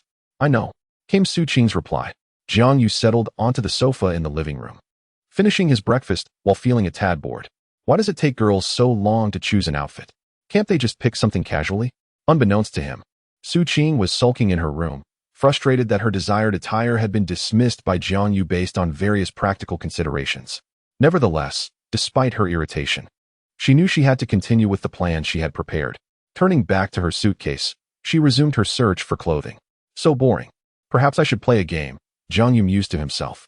He opened a certain battlefield game and was about to queue for a solo match when he noticed his academically gifted friend online. He promptly invited him into the room. Why haven't I seen you online these past few days? Anything going on? Handsome you. Nothing much. Just on a trip to the mountain city with my sister. Sister? Which sister? Handsome you. The one we used to play games with, that S Ching Ching. Alright, let us start. Jiang Yu felt fortunate. Every time he wished to play a game, his online friend happened to be available right after finishing another match. Unbeknownst to many, since this alternate account added Jiang Yu, Ling Yi has awaited a certain individual each time she logs in. A glance at Ling Yi's gaming statistics reveals a pattern. She engages solely in duo or squad matches, with solo encounters absent entirely. In their seamless coordination, Jiang Yu and Ling Yi have triumphed in securing 2 first-place victories. Just as they were poised to embark on another match, Jiang Yu's phone rang unexpectedly. After exchanging a brief farewell with Yi, he exited the room and closed the game. Hello, Jiang Yu. It seems there's an issue with the password lock at the entrance. Would you mind coming by to take a look today? The alluring voice of the long-missed Yang Shi resonated from his phone. The password lock is malfunctioning? If that's the case, you ought to call a locksmith. Why come to me? Locks are different from other things, Yang Shi replied lazily. What if the locksmith, upon seeing my beauty, develops ulterior motives? That would certainly complicate matters. Am I to trust you? Am I not a man? Jiang Yu countered. You are the landlord. If you had intentions, wouldn't you have acted already? Besides, handsome as you are, I wouldn't be at a disadvantage either, she teased, her playful laughter echoing through the phone. Jiang Yu felt a wave of annoyance. I apologize, but I am currently not in Jiangcheng. I'm traveling in Shanxing and unable to assist you. If you're genuinely concerned, perhaps you should contact the property management or seek a registered locksmith, he added before Yang Shi could respond, hanging up the call. On the other end, Yang Shi murmured to herself, once again, he's hung up on me. Such a naughty little brother. Shanxing. It has been ages since I visited there. With that, she stared at Jiang Yu's photo on the screen, lost in thought. In the hotel at Shanxing, Jiang Yu called out, Aching, are you not ready yet? It's nearly noon. Hurry up. We can have lunch and then head to the scenic area just in time for the sunset. All right. No need to rush. I'm just finishing up getting dressed, came the reply. If you can't wait, feel free to come in and help me get dressed. Coughing slightly, Jiang Yu replied. Perhaps I'll pass. Do come out when you're ready. Su Qing muttered under her breath. Such a timid fellow with a thief's heart. Chapter 15. The group photo still not dressed, Aching? Jiang Yu inquired 5 minutes later, directing his question towards Su Qing's room. Just a moment. She responded, emerging from her bedroom, leaning against the door frame. Always in a hurry. Do you not understand that a girl must take her time to prepare? Yet, your preparation seemed to take an eternity, Jiang Yu nearly voiced, but as his gaze lifted, he was taken aback by Su Qing's current attire. She wore an ordinary short-sleeved shirt, though it appeared to be somewhat dated and snug, perfectly accentuating her form. At that moment, an inexplicable and peculiar image surfaced in Jiang Yu's mind. A merchant, with a diminutive paper bag, peddled 2 plump rabbits in the marketplace, creating a striking contrast between the rabbits' ample forms and the bag's modest size. Passers-by expressed concern that the rabbits might escape their confinement. Meanwhile, Su Qing selected a pair of form-fitting jeans, her long legs elegantly straight. Adorning her feet were white canvas shoes, exuding a youthful charm. Although her attire was rather ordinary, it accentuated Su Qing's figure in a remarkable manner. Jiang Yu subtly adjusted his seating position, swallowing hard. But what? Su Qing inquired. Nothing. Perhaps you should wear a trench coat. It's already noon, and we'll be quite late returning from our adventure. The winds on the mountain are brisk, and the temperature will drop in the evening. Jiang Yu felt an inexplicable urge to shield Su Qing's appearance from the gaze of others. All right then, I'll wear a trench coat over this. Why do you seem a bit odd? Are you unwell? Su Qing asked, oblivious to the magnetic allure her ensemble held for a young man in the throes of adolescence. I'm fine. I'll just use the restroom. And then we can head out, Jiang Yu replied hastily, making his way to the lavatory. Su Qing paid him little mind, her thoughts consumed by the upcoming bungee jumping experience and the prospect of physical contact with Jiang Yu. Finally exiting the hotel, Jiang Yu stood by the roadside, hailing a taxi while shielding Su Qing behind him. Driver, are you heading to the scenic area? Of course. As long as there's a fare, I'll take you anywhere. Who would pass up a chance to earn? Jiang Yu and Su Qing chuckled at the driver's humor. The warmth of the mountain city's inhabitants was palpable. Once they boarded the driver's vehicle, he regaled them with stories, eliciting laughter from Jiangyu and Suqing. The driver navigated the roads swiftly, especially during the bustling summer tourist season. The mountain city attracted numerous visitors, causing frequent stops along the route to the scenic area. As the journey progressed, the latter part of the road, primarily winding mountain paths, took its toll on Suqing, whose voice gradually diminished. She leaned against Jiangyu, who noticed her discomfort. "Are you feeling car sick, Aching?" he asked softly. "Yes," she replied weakly. Jiangyu promptly opened the window beside her, then gently laid her head on his lap to provide her with more comfort. "Rest for a bit, Aching," he whispered, lightly patting her back. He then turned to the chatty driver and said, "Could you please drive a bit slower? My sister isn't feeling well." The driver, catching sight of Suqing resting on Jiangyu's lap through the rearview mirror, discreetly eased off the accelerator. Finally arriving at the scenic area, Suqing's condition had improved somewhat, though her gait still exhibited a hint of unsteadiness. "Aching, perhaps we should find a place to rest for a while," suggested Jiangyu. "No need, Jiangyu. I only felt nauseous from the odor in the car. Now that we're here, I feel much better," Suqing countered, shaking her head. Time was of the essence. If they rested any longer, the bungee jumping venue would close. After all the meticulous planning, they were so close to the finish line, and she couldn't afford any further delays. With that thought in mind, she turned and grasped Jiangyu's hand. "Jiangyu, I read online that the glass bridge here is perfect for photos. Shall we go take a look?" "Sure, but aren't you afraid of heights?" "Do you dare to go there?" he asked. "Humph, who do you look down on? Just wait and see how I perform," Suqing replied with a playful tone. Whether intentional or accidental, or perhaps a deliberate accident, she did not release Jiangyu's hand as they made their way to the glass bridge together. Standing before the suspended glass walkway, Suqing's heart raced with each beat, and she instinctively tightened her grip on Jiangyu's hand. Sensing her anxiety, he comforted her. "Don't be afraid. I'm here with you." Hearing those words seemed to instill courage in Suqing, who gently swayed as she led Jiangyu towards the glass path. When they reached the farthest point from the ground, Jiangyu took out his phone, preparing to capture a photo of Suqing. Just as he was about to release her hand to find a good angle, Suqing's trembling voice interrupted him. "Please, don't let go, brother." Jiangyu's heart skipped a beat. Suqing had always teased him by calling him Brother Jiangyu, but recently, she had simply referred to him by his name. This was the first time she had called him brother in such a manner. "All right, I want to let go, but how can I take your photo if I don't?" he replied. "We can take a picture together," Suqing suggested, her voice soft and endearing, making it hard to refuse. "Okay," Jiangyu replied gently, with his left hand raised to hold the phone and his right hand secured in Suqing's embrace. He softly instructed her, "All right, Aching, look at the camera. 3, 2, 1, cheese." Thus, their first photo together was captured. In the image, Jiangyu beamed at the camera, his youthful charm radiating in the sunlight. Meanwhile, Suqing clung to his arm, her form subtly altered under the pressure of his presence. Her serene visage was framed by enchanting eyes that sparkled like gentle waters. In the background, two birds, one white, one black, frolicked and chased each other, perfectly complementing the duo in the foreground, exuding a sense of companionship. Yet, unbeknownst to Jiangyu, the girl's gaze was not directed at the camera. Instead, it was fixated on the boy beside her, her bright eyes concealing a torrent of affection. "Quite a lovely shot. It seems your photography skills are commendable. Do you often take pictures of others in high school?" In Suqing's voice lingered a hint of jealousy. "No, look, I merely enjoy capturing landscapes," she said.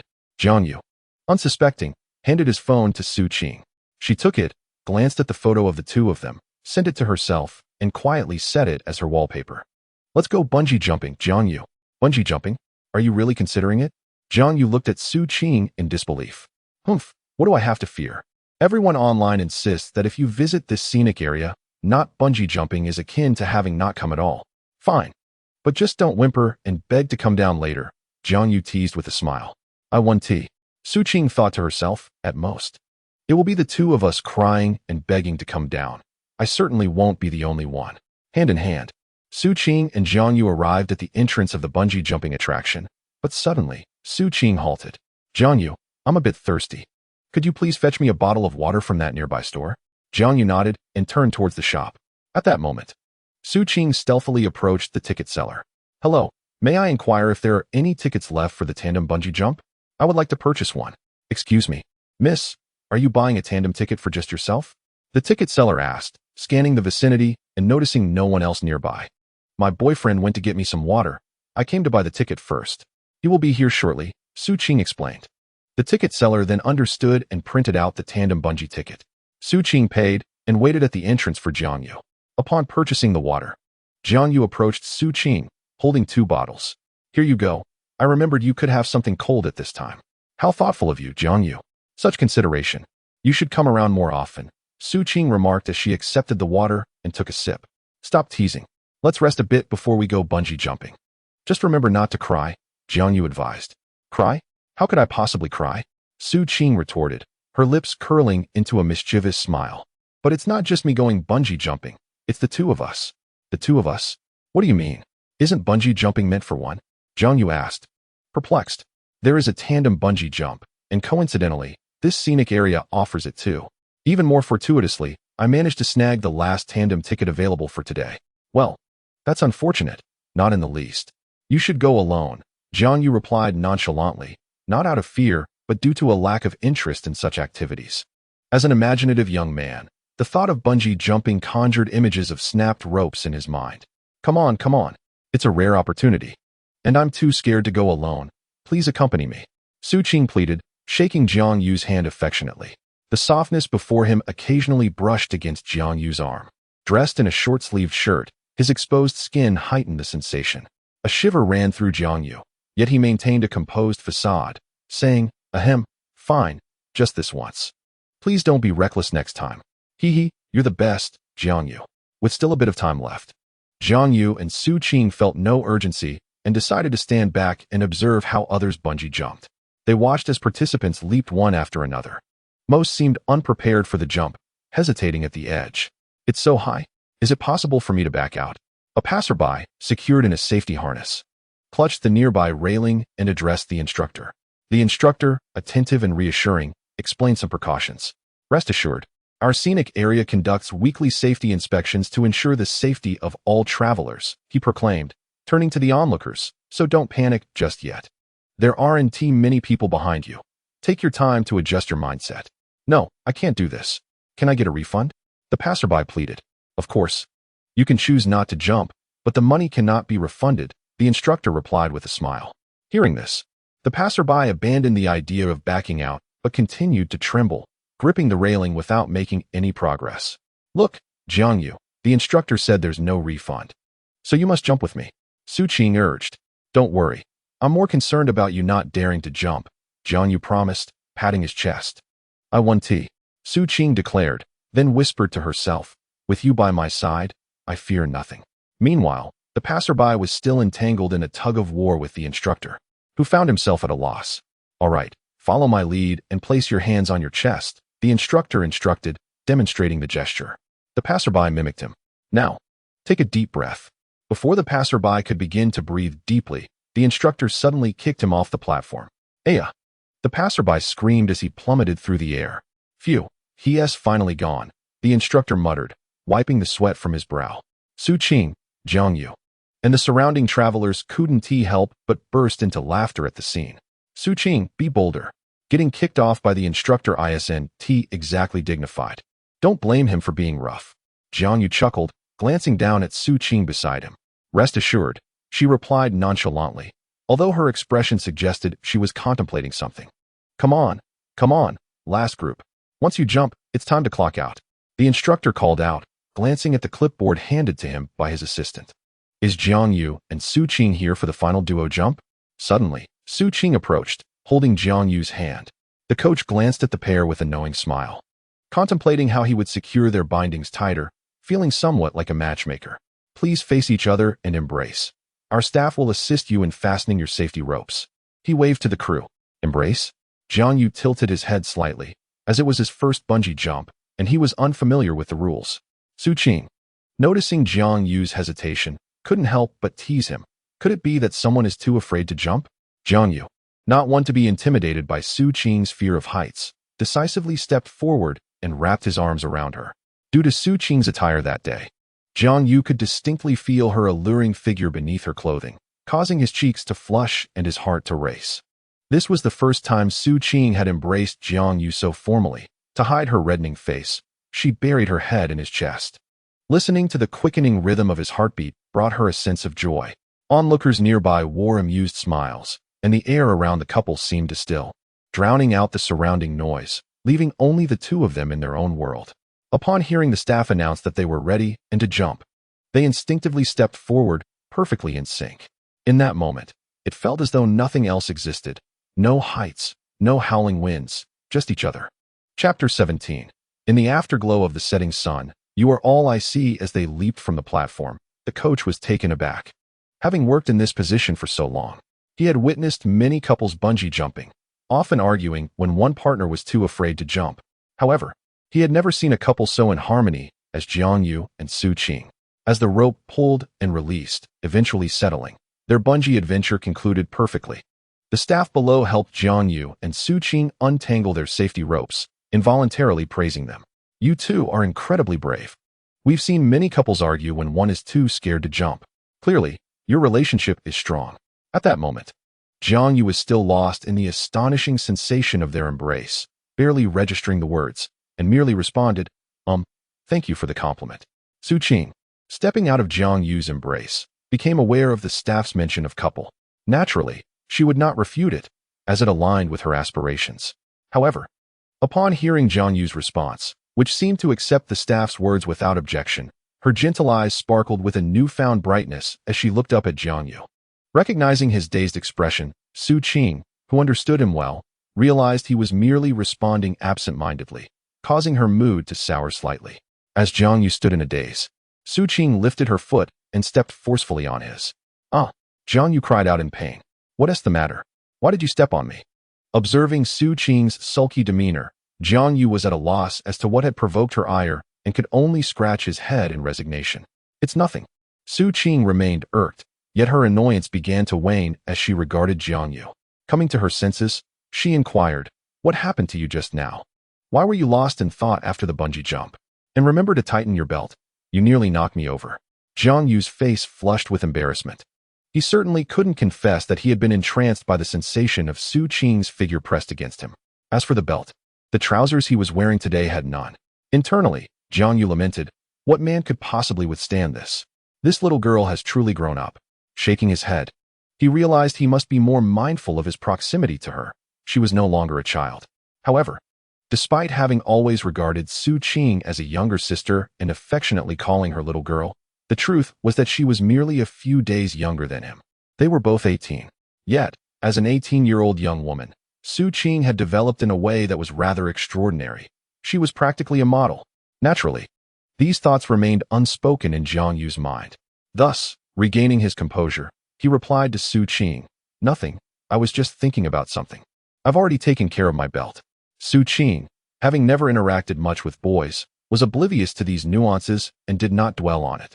However, upon noticing the slight flush on Jiang Yu's face, she began to grasp a hint of understanding. "Oh, could it be that my brother Jiang Yu is thinking of something inappropriate? Is it just because we hugged?" Jiang Yu's face turned even redder. Yet he maintained a serious demeanor. "How could that be? You're just a little brat." Su Qing could discern the awkwardness in Jiang Yu's tone, but she was not in a hurry. The strategy she had devised had only just begun, and she refrained from pressing him further, instead offering a sly smile and falling silent. Nonetheless, she recognized that she held a certain allure for Jiang Yu and resolved to create more such situations in the future. Seeing that Su Qing had ceased her inquiries, Jiang Yu took the opportunity to change the subject. "It's getting late.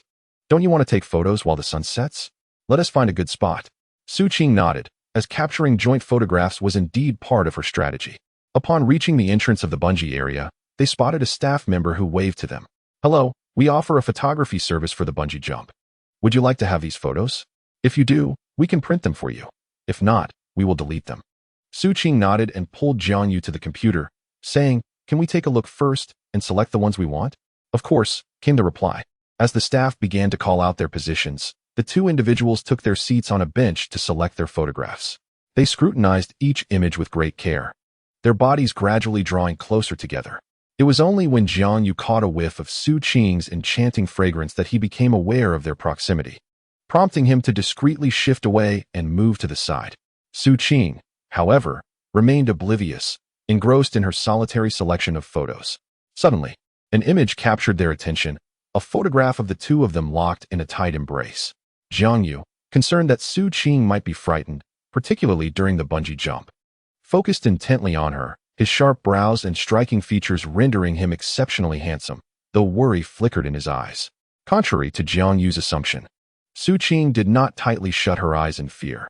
Instead, she gazed intently at him, a subtle smile gracing her lips, revealing her profound enjoyment of the moment. In her eyes, there was no trace of fear regarding the heights, only a crystal-clear purity. Yet, deep within her gaze lay an unrecognized affection, fervent and tumultuous, steadfast and sincere, an unwavering love for Jiangyu that eclipsed any fear of the heights. Behind them, a resplendent sunset emerged, and though it marked the end of the day, it did not signify the diminishment of Su Qing's love for Jiangyu. Just as a sunset inevitably gives way to dawn, and rain fosters the emergence of a rainbow, this sunset symbolized the conclusion of Su Qing's fraternal affection towards Jiangyu. However, the love that surged forth like the rising sun remained intense and unstoppable. In that moment, only the exchanged glances between the two remained, and in Su Qing's eyes, the breathtaking and magnificent sunset behind them paled in comparison to the concern and care reflected in Jiangyu's gaze. Even the mere expressions of worry and care from him gave Su Qing the confidence to transform their familial bond. Thus, she addressed the staff. "All right. We would like to keep these photographs. Please create an album for us, ensuring that this particular photo is placed at the very front." She pointed to the image before her. "Certainly. Please hold on for a moment while I prepare that for you," the staff responded. At this juncture, Jiangyu interjected. "Let us go, Su Qing. While they prepare the album, we should take some photos. The sun is nearly setting." However, Su Qing shook her head, saying, "No need. I have already found the best photograph." Jiangyu was left perplexed, unable to grasp her meaning. Su Qing reiterated, "I have found the best one. It is unparalleled and irreplaceable." Chapter 18. The arrival of Yang Shi. On their way back to the hotel from the scenic area, Su Qing seemed to be lost in thought, remaining silent as she leaned quietly against Jiangyu, as if in a trance. Jiangyu assumed that the bungee jumping experience had left a considerable impact on her, and, fearing that it might have unsettled her in some way, he gently inquired, "Qing, what's wrong? You seem rather lethargic." As Su Qing regained her composure, she remarked, "Oh, it's nothing." Jiangyu could immediately discern the forced tone in her voice, which only heightened his concern. "Qing, it's all right. You can share anything with me, and I will assist you." Su Qing hesitated, wanting to speak but feeling hesitant, silently engaging in a bit of mental preparation. Aside from bungee jumping, Jiangyu had not indulged in any other activities today. "How about we head back to the hotel for dinner, and afterward, we can try an escape room?" The reason Su Qing appeared lost in thought was not due to any after-effects of bungee jumping. After all, the sense of security she felt in Jiangyu's embrace was unparalleled. Rather, it stemmed from the experiences she had gleaned from online discussions the previous day. Or perhaps it was the realization that Jiangyu's strategic plan had only been partially fulfilled. Earlier, Su Qing had been contemplating how to naturally persuade Jiangyu to accompany her to the escape room. As for why she leaned against him, that was, of course, intentional. Jiangyu sighed with relief, initially thinking that Su Qing was unwell, only to realize she simply hadn't had enough fun today.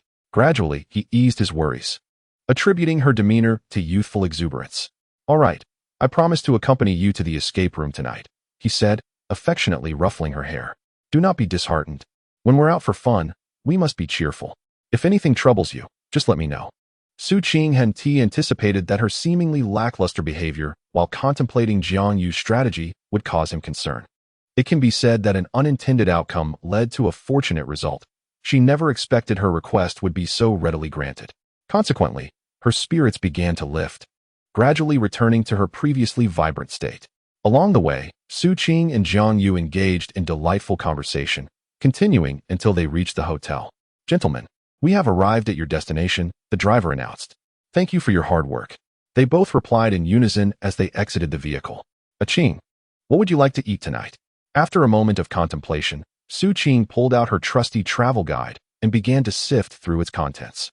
Suddenly, her eyes lit up as she pointed to an image in the guide.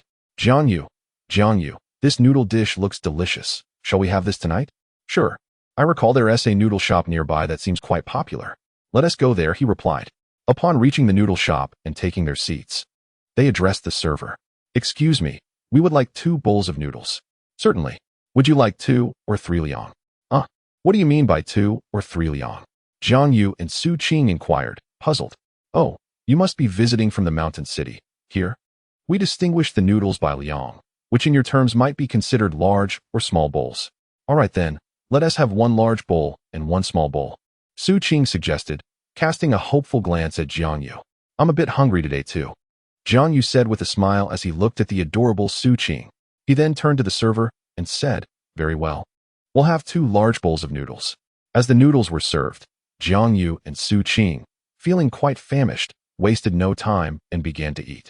Once Jiang Yu finished his bowl, he raised his gaze and noticed Su Qing staring at him with a dazed expression. He inquired, what is the matter, Su Qing? Why aren't you eating? He glanced down at the half bowl of noodles remaining in front of her. Embarrassed, Su Qing replied, Jiang Yu, I'm a bit too full to continue. Then don't force yourself. If you can't eat, just leave it. Let us head back to the hotel to rest before we go for the escape room, he suggested. Su Qing shook her head. No, we must not waste food. How about you eat it for me? Jiang Yu, feeling somewhat perplexed but still hungry himself, moved her bowl to his side and finished the remaining noodles in a few bites. Su Qing remained silent, simply watching him with an affectionate smile as he ate. After he was done, she linked her arm with his and strolled back to the hotel leisurely. Jiang Yu, I've booked the escape room for the early morning. Just for us, with no outsiders. Let us rest for a bit, Su Qing said before retreating to her own room. Jiang Yu planned to rest for an hour or 2, but just as he was about to drift off, a phone call interrupted him. Glancing at the caller ID displaying Yang Shi's name, he felt a sense of bewilderment. Hadn't he informed her that he was no longer in Jiang City? Why was she calling him? He answered, curious about her intentions. Hello, Jiang Yu, could you come pick me up at the airport? The airport? Which airport? Of course. The Shanqing airport. I'm here on a business trip for my company. I've come ahead of time to prepare for a case, Yang Shi explained. Jiang Yu recalled that she was indeed a lawyer and had her own law firm, reputed in Jiang City. I'm not coming. I'm busy. Just take a taxi. He replied coldly. Oh, but I'm just a vulnerable woman unfamiliar with the area, and I'm without my assistant. What if a bold wolfish man approaches me? Would you let a beautiful woman like me venture alone to hail a cab? What if the driver has ulterior motives? Jiang Yu hesitated for a moment, then forced himself to sound calm. It should be fine. The public's moral standards are quite high these days. Noticing a hint of uncertainty in his voice, Yang Shi's tone turned playful. All right then, I'll treat you to dinner once we meet. Hurry and come pick me up. After all, I am your only tenant. With a charming laugh, she hung up, leaving Jiang Yu with a frown, feeling frustrated at not having the chance to voice his thoughts. Reluctantly, he dressed and hailed a cab to the airport. At that moment, at the Shanqing airport, a tall and elegant woman clad in a khaki trench coat, underneath which she wore a pristine white top, complemented her outfit with black shorts that accentuated her long legs, elegantly encased in black stockings, and perched upon high heels. This ensemble only served to enhance her already striking height and allure, capturing the attention of passers-by at the airport. However, beneath her dark sunglasses, her captivating eyes remained fixed ahead, undisturbed by the gazes of those around her. She stood there, patiently awaiting her knight. During this time, several men, believing themselves to be quite appealing, approached her for conversation, but each was swiftly deterred by her frosty demeanor and indifferent gaze. Yang Shi looked at these men with disdain, thinking to herself, they pale in comparison to Jiang Yu. Jiang Yu, you belong solely to me. Chapter 19. A woman of 6 years embracing 2 pieces. By the time Jiang Yu arrived at the airport in Mountain City, half an hour had already passed. He stepped out of the car and made his way towards the location Yang Shi had shared. From a distance, he spotted a statuesque woman standing there with her suitcase. Yet, beside her stood a mature man dressed in a suit. The man in the suit casually adjusted his wrist, feigning relaxation while subtly showcasing the watch he wore. With a beaming smile, he approached Yang Shi, saying, Hello, I see you've been waiting here for quite some time without anyone arriving. Why don't I give you a ride instead of taking a taxi? He also ostentatiously flaunted the Audi car keys he held in hand, presenting himself as the quintessential successful man. Coupled with his decent appearance, he was quite the sight, though one could only wonder how many young women he had deceived with such tactics. As he spoke, he moved to grab the suitcase that Yang Shi had set aside. However, Yang Shi was no naive girl. She had encountered countless instances of this kind of flirtation. Yet, it was her first experience with someone so brazen as to seize her luggage without granting her the chance to refuse. One could question whether he was overly confident or simply oblivious. Noticing the man's intentions as he reached for her suitcase, Yang Shi instinctively pulled it back slightly towards herself and promptly replied, "No, thank you. My boyfriend will be here shortly." Upon observing the beauty before him display her refusal, the man in the suit merely smiled, unfazed. "It's quite all right, I understand. Beautiful women often concoct tales of boyfriends to fend off advances. Besides, considering how long you've been waiting, if you truly had a boyfriend, you might as well break up with him. Just take a look at me. I'm a director at a publicly traded company, with a car and a house. What do you think, beautiful?" The man's confidence grew with each word, oblivious to the increasingly dark expression on Yang Shi's face. Yang Shi was not one to be easily intimidated. She had been trained by her military mother since childhood. Moreover, what kind of virtuous person can one expect from someone who, upon first meeting, would bind another to a bed and threaten them with a kitchen knife? At this moment, Jiang Yu stood nearby, quite intrigued by the unfolding scene. It remained uncertain how Yang Shi, this woman, would navigate the present circumstance. Should she resort to physical action, or perhaps take a different approach? Just as Jiang Yu was preparing to take a seat and observe the spectacle, he suddenly noticed Yang Shi's gaze flicker in his direction. Her face gradually adorned with a smile. Sensing impending trouble, he contemplated retreating to the restroom for refuge. Yang Shi, having spotted Jiang Yu's intention to flee, called out loudly, "Darling, I'm over here." She waved her hand toward him, cognizant of his desire to escape. Consequently, she set down her suitcase and hurried toward him. Caught in a dilemma, Jiang Yu found himself the center of attention as bystanders turned their gazes toward him, drawn by Yang Shi's actions. Reluctantly, he turned back and remained stationary. Yang Shi approached him swiftly, and just 2 steps away, she suddenly accelerated, leaping into his embrace. Instinctively, Jiang Yu wrapped his arms around her to prevent her from falling. However, realizing the oddity of the situation, he promptly released her, raising his hands in surrender. "Hold me," Yang Shi whispered softly from within his arms. "Otherwise, I shall inform your father that you have ulterior motives toward me." Jiang Yu was taken aback by her threat, recalling her previous words over the phone. Thus, he placed his hands on her waist in a loose embrace, maintaining a slight distance. Yang Shi noticed this, but deemed it inconsequential in the grand scheme of things. Though Jiang Yu's hands did not fully rest upon her, to the onlookers, particularly the suited gentleman, the pair appeared to be locked in a close embrace. Upon seeing the arrival of Yang Shi's alleged boyfriend, the suited man felt rather foolish and chose to depart. The crowd, realizing there was no more drama to witness, lost interest, particularly since such a beautiful woman was already taken. Yet, many among them harbored resentment, pondering why this fellow deserved to be with such a remarkable partner. However, upon a second glance at Jiang Yu, they noted his undeniable charm, only slightly inferior to the most handsome readers in the world, thus diminishing their jealousy considerably. As the suited man and the onlookers gradually dispersed, Jiang Yu gently patted Yang Shi and remarked, "All right, you've served your purpose as a shield. It's time to let go of me." Yet, Yang Shi seemed oblivious to his words, continuing to embrace him, greedily inhaling the scent that was uniquely his.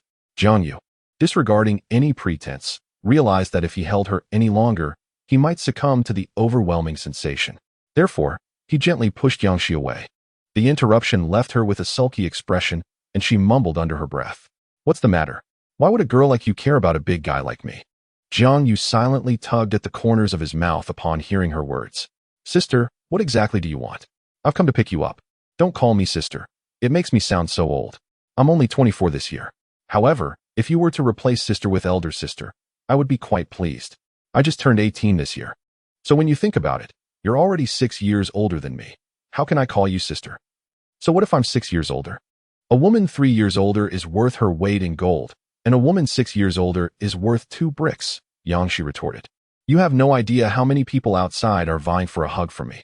There are countless souls who are restless at night, yearning for my embrace. Yes, I understand, Jiang Yu replied with resignation. Yet, it was undeniable that Yang Shi was indeed beautiful, and there was no exaggeration in her statement. All right, I've picked you up. Which hotel did you book? I'll call a cab for you.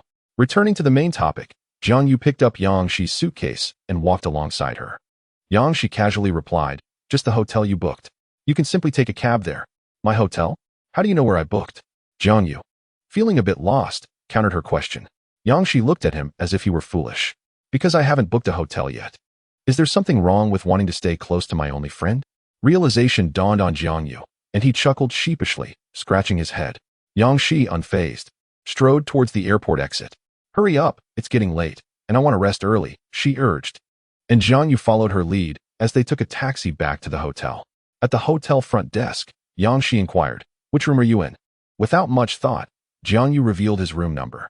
Consequently, Yangshi instructed the front desk to book a room adjacent to Jiangyu's. Are you out of your mind? Booking a suite for yourself? Jiangyu questioned. I have money. I can do as I please, Yangshi replied, and with that, she pulled her suitcase and headed for the elevator, leaving Jiangyu standing there, exchanging glances with the front desk staff. Chapter 20. The second meeting of the two women upon returning to his reserved suite. Jiangyu had barely entered the living room when he noticed the door to Su Qing's room had swung open. Su Qing, still half asleep, gazed at Jiangyu. Hey, Jiangyu, why are you still wearing your jacket? Are you planning to go out? Su Qing asked, observing him in his full attire. No, I just got back. Jiangyu replied as he made his way to the sofa in the living room. Just as he was about to take off his jacket, Su Qing leaned against him on the sofa. Suddenly, Su Qing's brow furrowed, and her nose twitched as if she had caught a whiff of something. To confirm her suspicion, she leaned closer against Jiangyu's chest to smell him. It was only after she confirmed her thought that she relaxed. Jiangyu was taken aback by Su Qing's actions, and before he could react, he heard her voice, tinged with a slight sob, ask, Did you go out looking for women? Su Qing mistakenly believed that Jiangyu had engaged in misconduct. How could you do such a thing? If you wanted, I could. Jiangyu quickly interrupted her, aware of her misunderstanding, and hastened to clarify, No, don't think too much. I merely went out to meet a friend. A normal friend. He emphasized the latter to alleviate her concerns. Su Qing paused, her tears still glistening on her cheeks, resembling a forsaken little creature. A friend? Do you even have friends in the mountain city? She asked, her voice shaky and punctuated by intermittent sobs. Yes, a friend, but not from the mountain city. As he spoke, Jiangyu gently wiped her tears away with a tissue from the table. It's a friend from Jiang City. She came to the mountain city on business, and I just went to pick her up from the airport. And what about the fragrance on you? Jiangyu felt an instinctual dread that revealing the truth might lead to undesirable consequences, so he glossed over the embrace. Perhaps I inadvertently picked it up while riding back. Su Qing was somewhat skeptical, but as she observed Jiangyu's demeanor, her trust began to restore. Well, you could have at least let me know before you left. I could have received a message on my phone while I was sleeping, she said. Jiangyu raised his hand in assurance. I completely forgot. It was all so sudden. I promise it won't happen again. As their conversation continued, the doorbell rang unexpectedly, leading both Jiangyu and Su Qing to assume it was the service staff. Jiangyu stood to answer the door, reminding Su Qing to retreat to her room, as she was still clad in her pajamas. Once Su Qing had returned to her room, Jiangyu opened the door only to find not the staff, but Yang Shi, who had just completed her check-in. What brings you here? Jiangyu asked, somewhat bewildered by Yang Shi's presence. What? Am I not allowed to come? She replied, striding into the room uninvited. Jiangyu was unsure of Yang Shi's intentions, so he closed the door and followed her into the living room. You criticize me. Yet you're alone in a suite yourself, Yang Shi remarked, observing the room's layout. Just as Jiangyu was about to retort, Su Qing emerged from her room, drawn by the sound of a woman's voice in the living room. Unable to resist her curiosity, she stepped out beside Jiangyu. Jiangyu isn't alone. He came with me, she declared, wrapping her arms around his. Oh, so he is keeping a hidden beauty. Yang Shi's expression darkened, the chill of her demeanor unmistakable.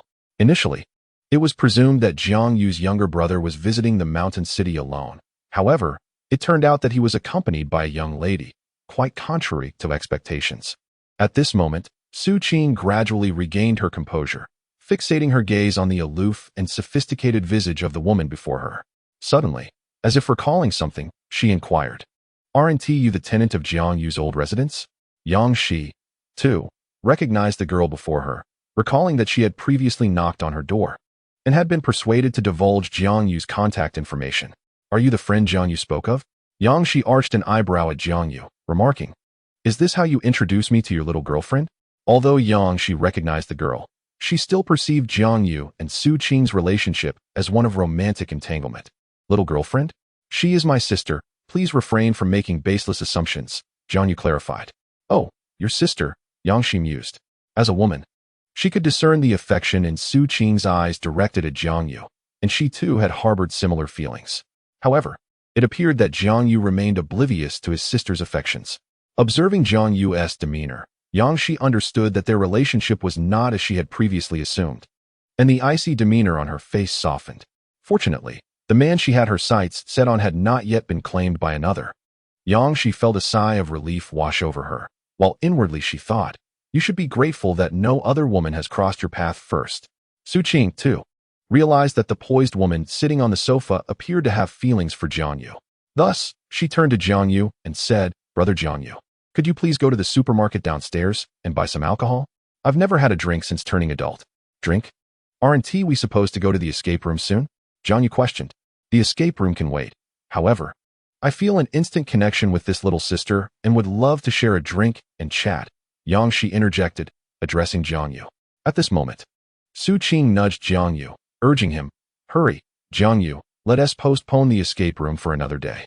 Unaware of the tension in the room, Jiang Yu assumed they truly had a bond and responded, all right, then, you two wait here. I'll go buy the drinks. Yang Shi and Su Qing exchanged a knowing glance and replied in unison, take your time. There's no rush. We have the whole evening ahead of us. As Jiang Yu exited to procure alcohol from the supermarket below, the two women in the living room revealed their true selves. Su Qing took a seat on a stool, locking eyes with Yang Shi, and introduced herself. I am Su Qing, not merely Jiang Yu's sister, but his childhood sweetheart. I am Yang Shi, she replied, the tenant of Jiang Yu's old residence, and I shall be his next girlfriend, and indeed, his only one. Faced with Yang Shi's candidness, Su Qing found herself momentarily at a loss. No, that's incorrect. I will be Jiang Yu's next girlfriend. Yang Shi remained unfazed, for she understood that Jiang Yu was the crux of the matter.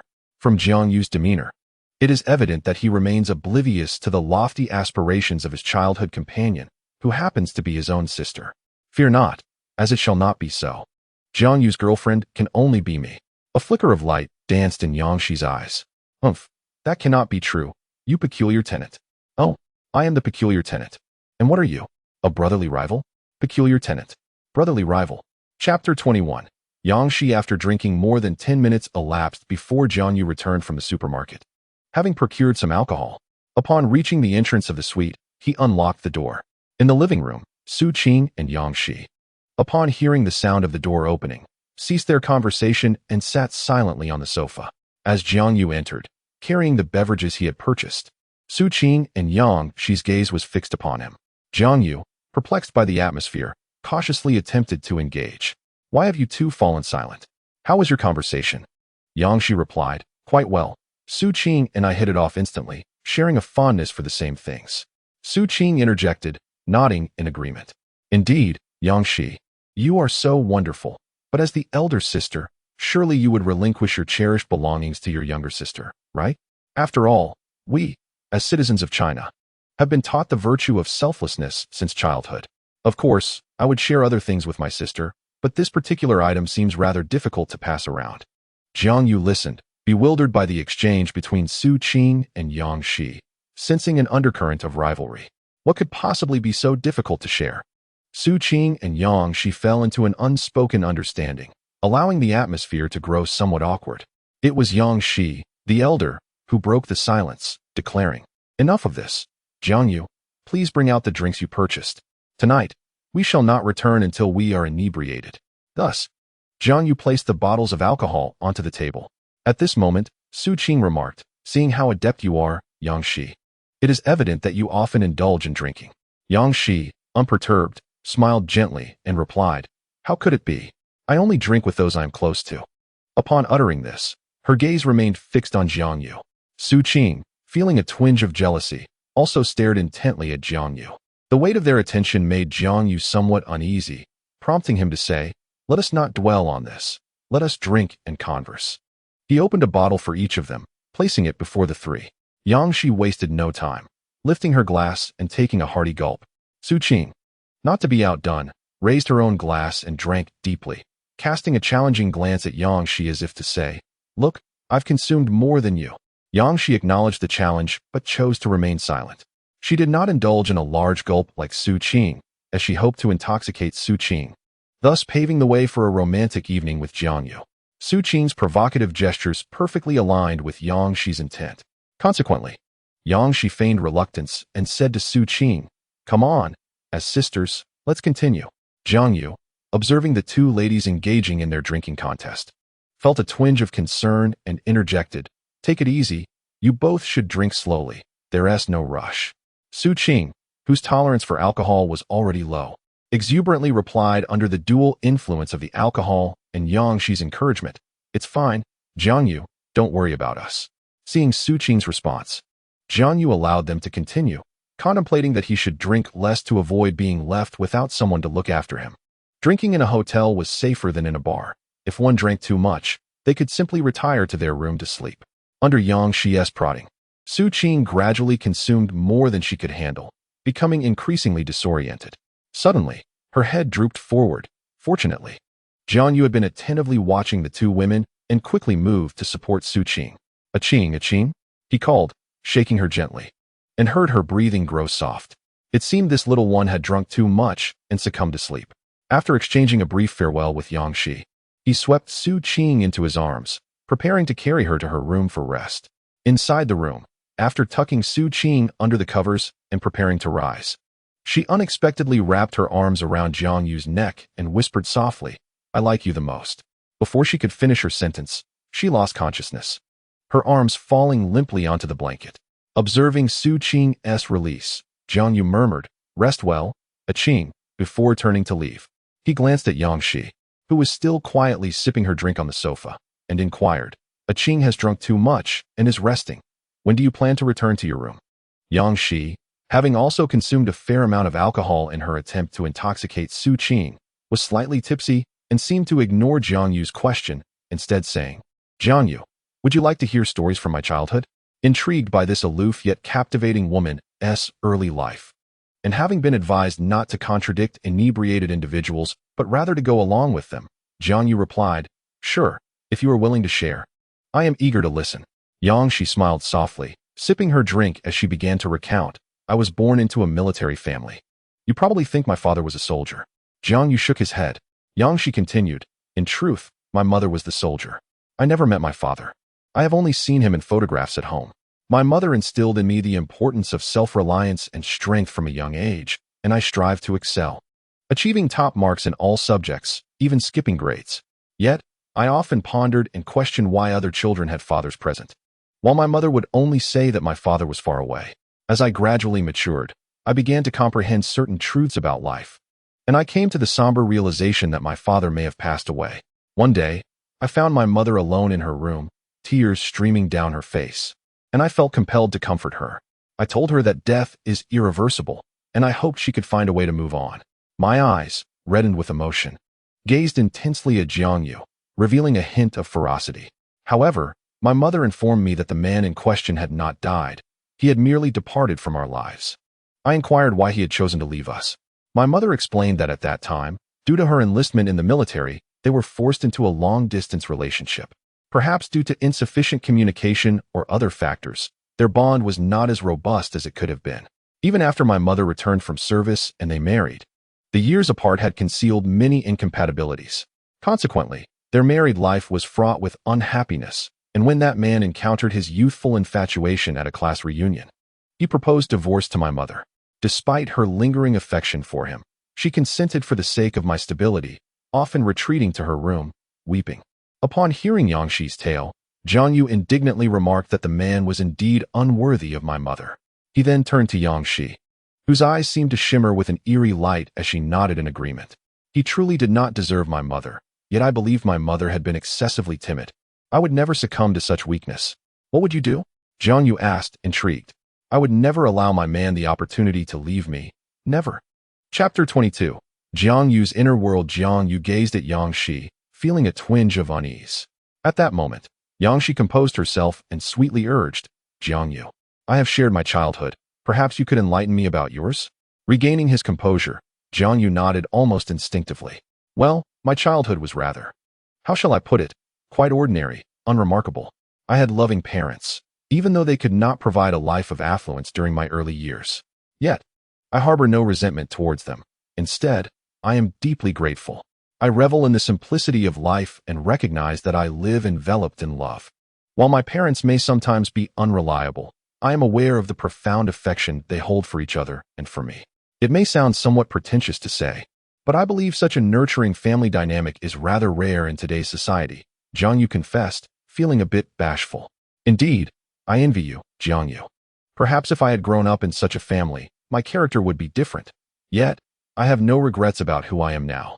Her gaze at Jiangyu revealed a possessive desire. Jiangyu, unfazed, continued to sip his drink, immersed in his thoughts. In my youth, I was rather unremarkable, average academic performance. An ordinary family, perhaps my only merit was my modest handsomeness. It wasn't until high school that I gradually came to realize that the college entrance examination might be my sole opportunity to alter the course of my destiny. Thus, I devoted myself to my studies, consistently ranking among the top 3. However, fate played a cruel jest upon me. As Jiangyu spoke, he took a considerable sip of his drink. On the day the exams concluded, I felt elated, convinced of my admission to Jiangxing University, which filled me with exuberance. Suddenly, an elderly gentleman approached, claiming to be the patriarch of the Jiang family from Kyoto, asserting that I was their sole heir. I was taken aback, yet a surge of joy coursed through me. I believed my fortune had transformed. However, upon returning home and reflecting on my previous 18 years of effort, I paused. Jiangyu hesitated, then amended his statement, acknowledging that aside from 3 years of diligent study in high school, his overall effort had been rather average. This revelation seemed to invalidate the entirety of my 18 years of life.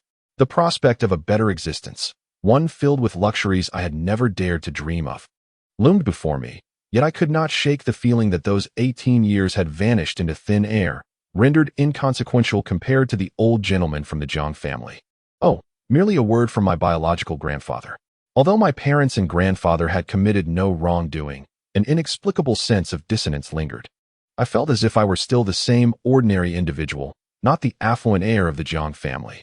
Thus, Jiangyu did not actually utilize the wealth of the Kyoto Jiang family.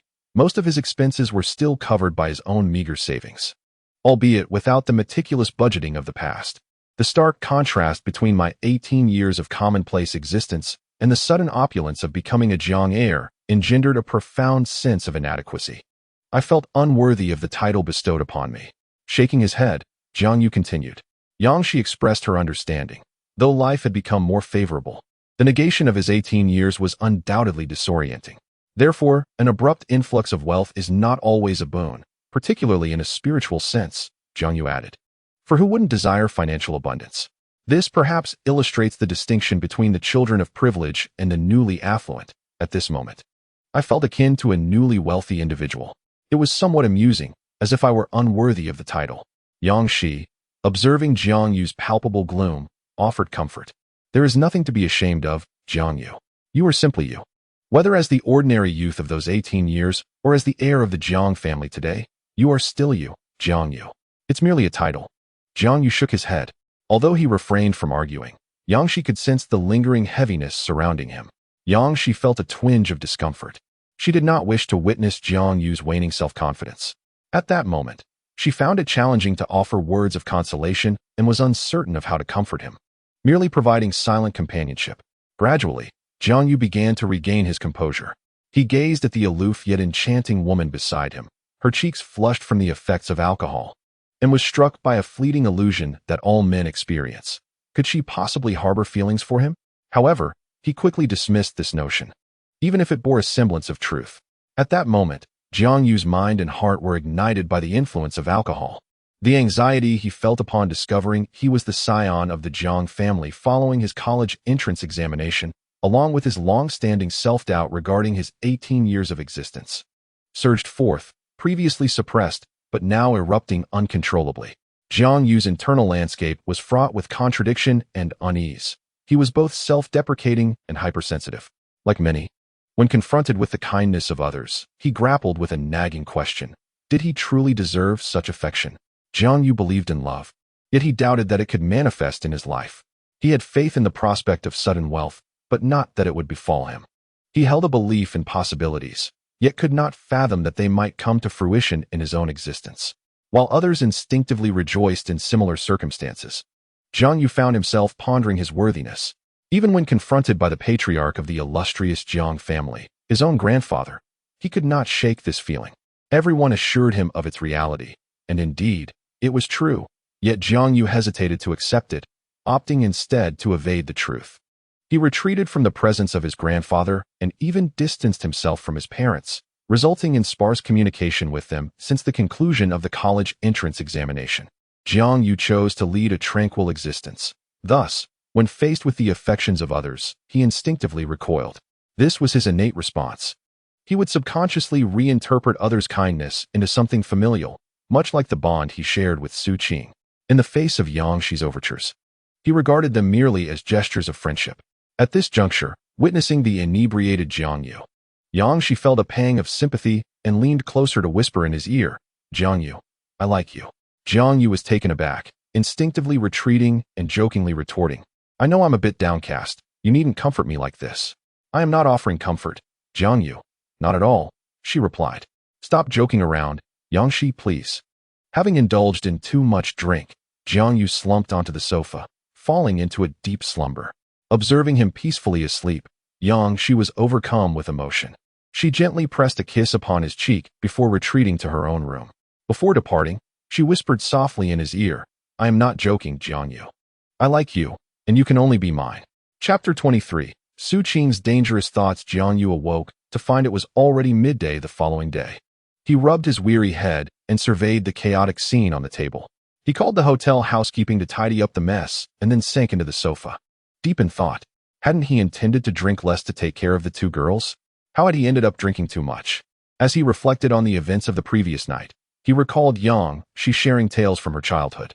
After her stories, she had encouraged him to share his own, and he had spoken while drinking, gradually losing track of how much he consumed. He vaguely remembered a girl confessing her affection for him. But who could it have been? Su Qing? No, he had personally carried Su Qing to her room, so it couldn't have been her. It must have been Yang Shi. But why would she express such feelings towards him? Confounded, Jiang Yu suddenly had a realization. Could it be that this woman intended to avoid paying her rent? The thought sent chills down his spine. Unbeknownst to him, this was merely a subconscious reaction to his own avoidance. At that moment, the doorbell rang, and Jiang Yu initially thought it was Yang Shi. He hesitated, contemplating whether to open the door or continue feigning sleep. However, he soon heard the voice of the housekeeping lady outside, and he felt a wave of relief he couldn't quite explain. He opened the door to let her in and glanced at the adjacent room, wondering what Yang Shi might be doing at that moment. An impulse to confront her tugged at him, but after much hesitation, he ultimately refrained from knocking. Once the housekeeping lady finished her task, Jiang Yu checked the time. It was getting late, and given how much he had drunk the previous night, he realized he needed to eat something for his health. Deciding to check on Su Qing, he knocked on her door. "Ah Qing, are you awake? Come out for some water and food. It will make you feel better." "Oh," came Su Qing's drowsy response, her voice indicating that she was still groggy from the effects of alcohol, although her consciousness was gradually returning. As she listened to Jiang Yu's voice, memories of last night flooded back. She recalled becoming inebriated and falling asleep, with Jiang Yu carrying her in. Had she really confessed her feelings for him? She felt her cheeks flush at the thought, and then a realization struck her. Wait, if she had fallen asleep, that meant Jiang Yu had been left alone with that troublesome woman. Without a second thought, Su Qing pushed open her door to find Jiang Yu. Seeing him neatly dressed brought her a sense of relief. Thank goodness nothing had happened. If there had been any trouble, she would have regretted it beyond measure. Given Jiang Yu's responsible nature, he would have taken full accountability had anything occurred. Drinking is harmful, Su Qing silently concluded to herself, vowing to avoid alcohol in the future. A sudden, inexplicable thought arose within her. If she were to consummate her relationship with Jiang Yu, he would undoubtedly bear some responsibility towards her. Su Qing silently buried this notion deep within her heart. She still harbored a desire for Jiang Yu to fall in love with her, and she did not wish to bind him to her side in such a manner. However, should circumstances demand it, she would not hesitate to act ruthlessly. Clenching her fists, Su Qing resolved in her heart. Jiang Yu, observing the flustered and hurried Su Qing as she rushed out, wore a puzzled expression and quickly approached her. What's wrong? Ah Ching, why are you in such a rush? Are you feeling unwell? It's nothing. Don't worry. Su Qing, delighted by Jiang Yu's concern, momentarily cast aside all else and wrapped her arms around his. Thank you for carrying me into the bedroom last night. Oh, you remember? I thought you had forgotten everything. Jiang Yu replied. By the way, after I drank too much, I didn't do or say anything strange, did I? Su Qing cautiously inquired, torn between the desire to reveal her feelings to Jiang Yu and the fear of him discovering them. You didn't say anything odd. You were quite well behaved after drinking. You just like to hug things. When I carried you in, you held onto me tightly. Hearing that she had embraced Jiang Yu, Su Qing felt her cheeks flush. It had been instinctive for her to cling to him, and the warmth of his embrace was undeniably comforting. Oh, and before you fell asleep, you seemed to have mentioned something about liking something. What is it that you like so much that even inebriation could not suppress it? Whatever it is, I'll get it for you. At this moment, Su Qing felt a mixture of relief and disappointment. Relief that she had not voiced her feelings aloud, yet disappointed that she had refrained from doing so. After adjusting her demeanor, she replied, It's nothing significant, just trivial matters. This is something that cannot be bought. Jiang Yu smirked slightly, understanding that if Su Qing was unwilling to share, he should not press her. He decided to wait until she was ready to confide in him. Ah Qing, are you hungry? What would you like to eat? I can go buy it for you. Since you just drank yesterday, how about some kanji? Sure. I'll go get it. Just as Jiang Yu was about to stand and head out, Su Qing suddenly grasped his arm. No, please don't go out. Just order some takeout instead. Jiang Yu, who had a particular aversion to others coaxing, acquiesced to Su Qing's request. While waiting for the delivery, Jiang Yu sought to pass the time and asked Su Qing, Shall we play a game, Su Qing? Su Qing shook her head. I'm still a bit tired. I'll rest for a while. With that, she leaned against Jiang Yu, closing her eyes to rest. Jiang Yu did not press further, opening a game to play for a bit. However, upon noticing that his good online friends were not available and disinterested in playing solo, he boredly closed the game. Suddenly, I found myself immersed in another game that elicits both love and frustration. Ah, the notorious Een. As a seasoned player who has been engaged since the game's inception, and a casual spender, Jiang Yu has naturally completed the entire collection. However, his prowess in cultivating spirit souls pales in comparison to those dedicated players and heavy spenders. Typically, Jiang Yu is merely a laid-back player, logging in to sign and then logging out, rendering the experience tasteless yet too valuable to abandon. He only musters the effort to ascend the tower when events arise. Recently, a new event has been launched. Yet what infuriates Jiang Yu is the excruciatingly lengthy and tedious storyline associated with it. He understands that the developers aim to enrich the narrative and characters. Yet he cannot fathom why some of these event storylines cannot be skipped. Unable to endure it any longer, Jiang Yu chose to exit the game, dismissing the storyline rewards entirely. After leaving the game, he gazed at Su Qing, who was peacefully resting, and a faint smile graced his lips as he instinctively reached out to gently caress her beautiful, silky hair. Unbeknownst to Jiang Yu, Su Qing's lips subtly curled upward in response to his gesture. Chapter 24. Escape Room 1 in Yangshi's room. She was already dressed and seated on the living room sofa, contemplating the events of the previous night and the words Jiang Yu had spoken to her. She was astonished to discover that Jiang Yu's experiences were rather extraordinary. One would expect an ordinary person to be ecstatic in such circumstances. Only Jiang Yu would ponder over it so deeply. No wonder I have taken a liking to him. Yangshi mused to herself, albeit with a tinge of regret. Why had she, in a moment of impulsiveness, confessed her feelings to Jiang Yu? Given his nature, would it not make future interactions exceedingly difficult? As she spoke, she playfully patted her elegant legs adorned in black stockings. Yangshi's assessment was not without merit. Jiang Yu possessed a cat-like demeanor, navigating relationships with utmost caution. The moment something unexpected occurred, he would retreat and distance himself. However, individuals with such personalities often become remarkably resolute once they clarify their feelings. She needed to devise a plan to draw closer to Jiang Yu. She could not simply sit idly by. Unless absolutely necessary, she preferred to avoid that approach. Yangshi began to quietly strategize. They had mentioned going to an escape room last night. Perhaps she could use that as an excuse? Resolute in her decision, she checked her reflection in the mirror, assessing her makeup and outfit for the day, nodding in satisfaction. Subsequently, she opened the door and approached Jiang Yu and Su Qing's suite, knocking on the door. Knock, knock, knock. Hearing the knock, Jiang Yu gently lowered Su Qing's head and retrieved a cushion from the other side of the sofa. He delicately propped her head against the cushion and prepared to answer the door. At that moment, Su Qing, having distanced herself from Jiang Yu, awoke, rubbed her eyes, and feigned a dazed expression as she gazed at him. Jiang Yu said to Su Qing, "Ah Qing, if you are still feeling tired, you might as well rest in your room. I will answer the door." Naturally, Su Qing was not tired, so she chose to remain seated on the sofa. When Jiang Yu opened the door, he was greeted by Yang Shi, and he silently pondered, what is it with this woman and her penchant for black stockings? Memories of Yang Shi's confession from the previous night resurfaced in his mind, leaving him uncertain on how to broach the topic. At that moment, Yang Shi spoke first. "I truly apologize, Jiang Yu, for interrupting your plans with Su Qing." What? Both Su Qing and Jiang Yu were momentarily taken aback by her words. "Weren't you two planning to go to the escape room last night? I got rather intoxicated, and our plan fell through. How about I treat you both to the escape room this afternoon?" Jiang Yu initially believed Yang Shi had come to discuss her confession, but it turned out to be for this reason instead. However, he seized the opportunity and turned to Su Qing, who was still seated on the sofa. "Indeed, Ah Qing. Weren't you eager to go to the escape room yesterday? Shall we go this afternoon?" After a moment's reflection, Su Qing agreed. "All right, let me change my clothes, and then we'll set off." She then directed her attention to Yang Shi at the door, saying, "Sister Yang Shi, it's better to wear sportswear for the escape room." With that, she pointed at the black stockings adorning Yang Shi's legs. Yang Shi followed Su Qing's gesture to her own legs. "I didn't realize this little girl had such a keen eye. Is she worried I might compete with her for Jiang Yu's attention?" Jiang Yu also glanced at Yang Shi and remarked, "Ah Qing has a point. Perhaps you should change into something more suitable?" "All right then, I'll go change." Yang Shi responded without hesitation, promptly deciding to act.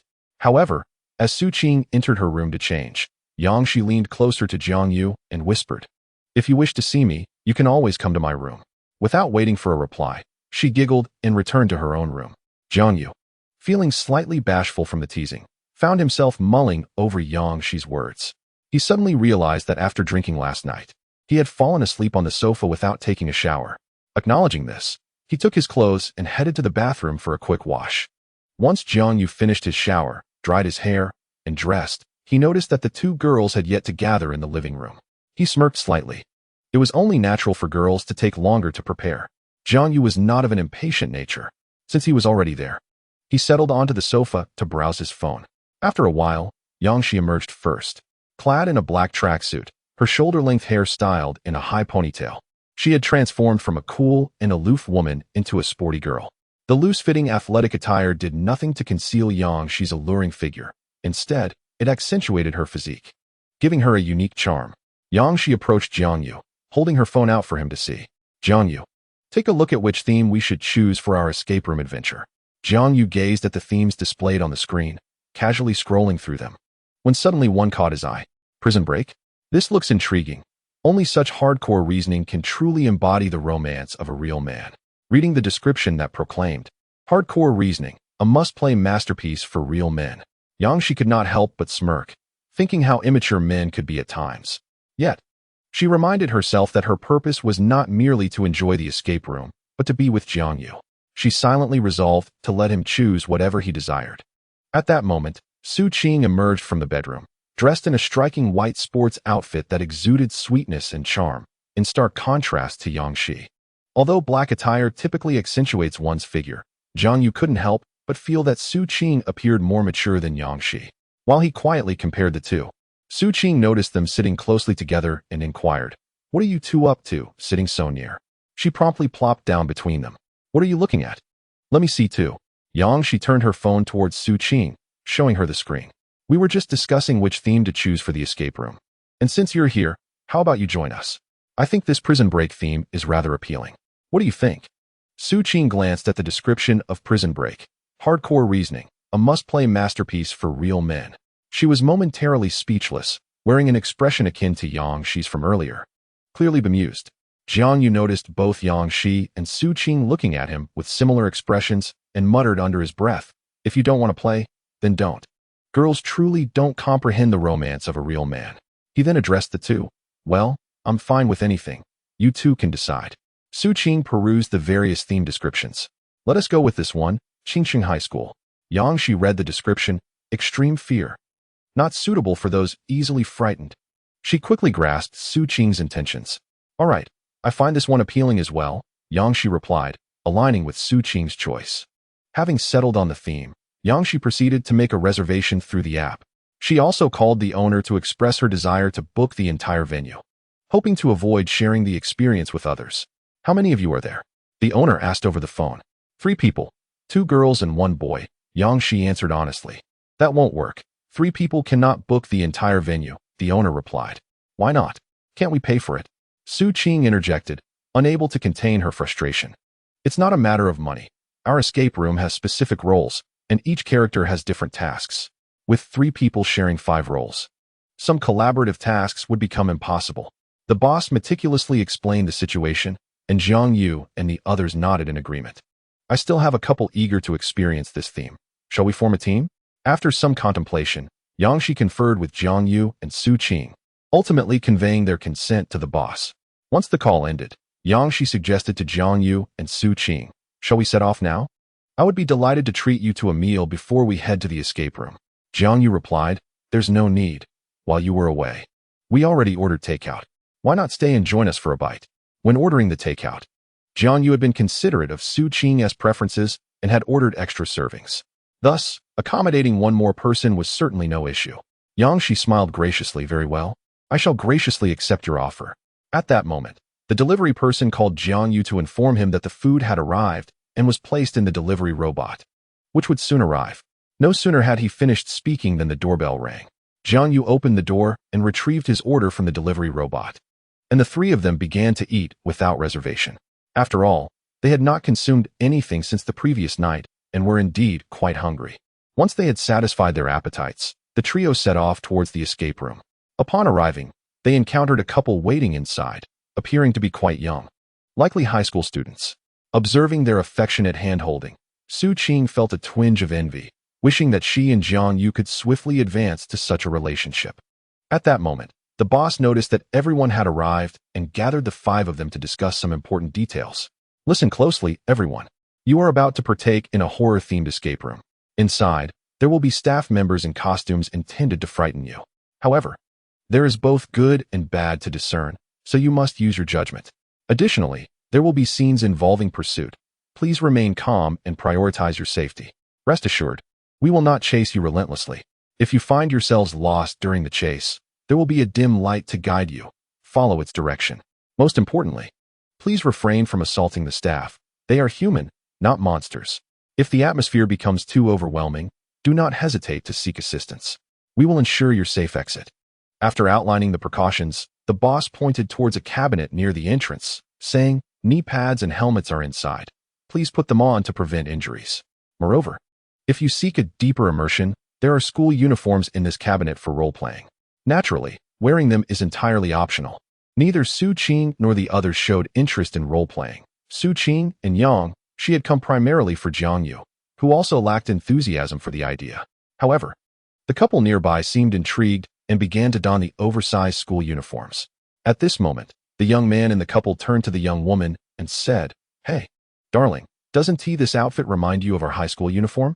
Perhaps our school's predecessor was Qingqing High School. He spoke with an eerie tone. The girl, feeling a twinge of fear, playfully punched his arm and replied, How could that be? High school uniforms across the entirety of Huagua look quite similar. You're always scaring me. The girl pouted charmingly. The young man chuckled and took her small hand, assuring her, Don't worry, everything is fine. After all, I'm here to protect you. Observing their interaction, Su Qing felt a pang of envy alongside a hint of trepidation, having been startled herself when reading the introduction. She turned to the young man beside her, Jiang Yu, and asked, Are you afraid? Jiang Yu shrugged nonchalantly and replied, What is there to fear?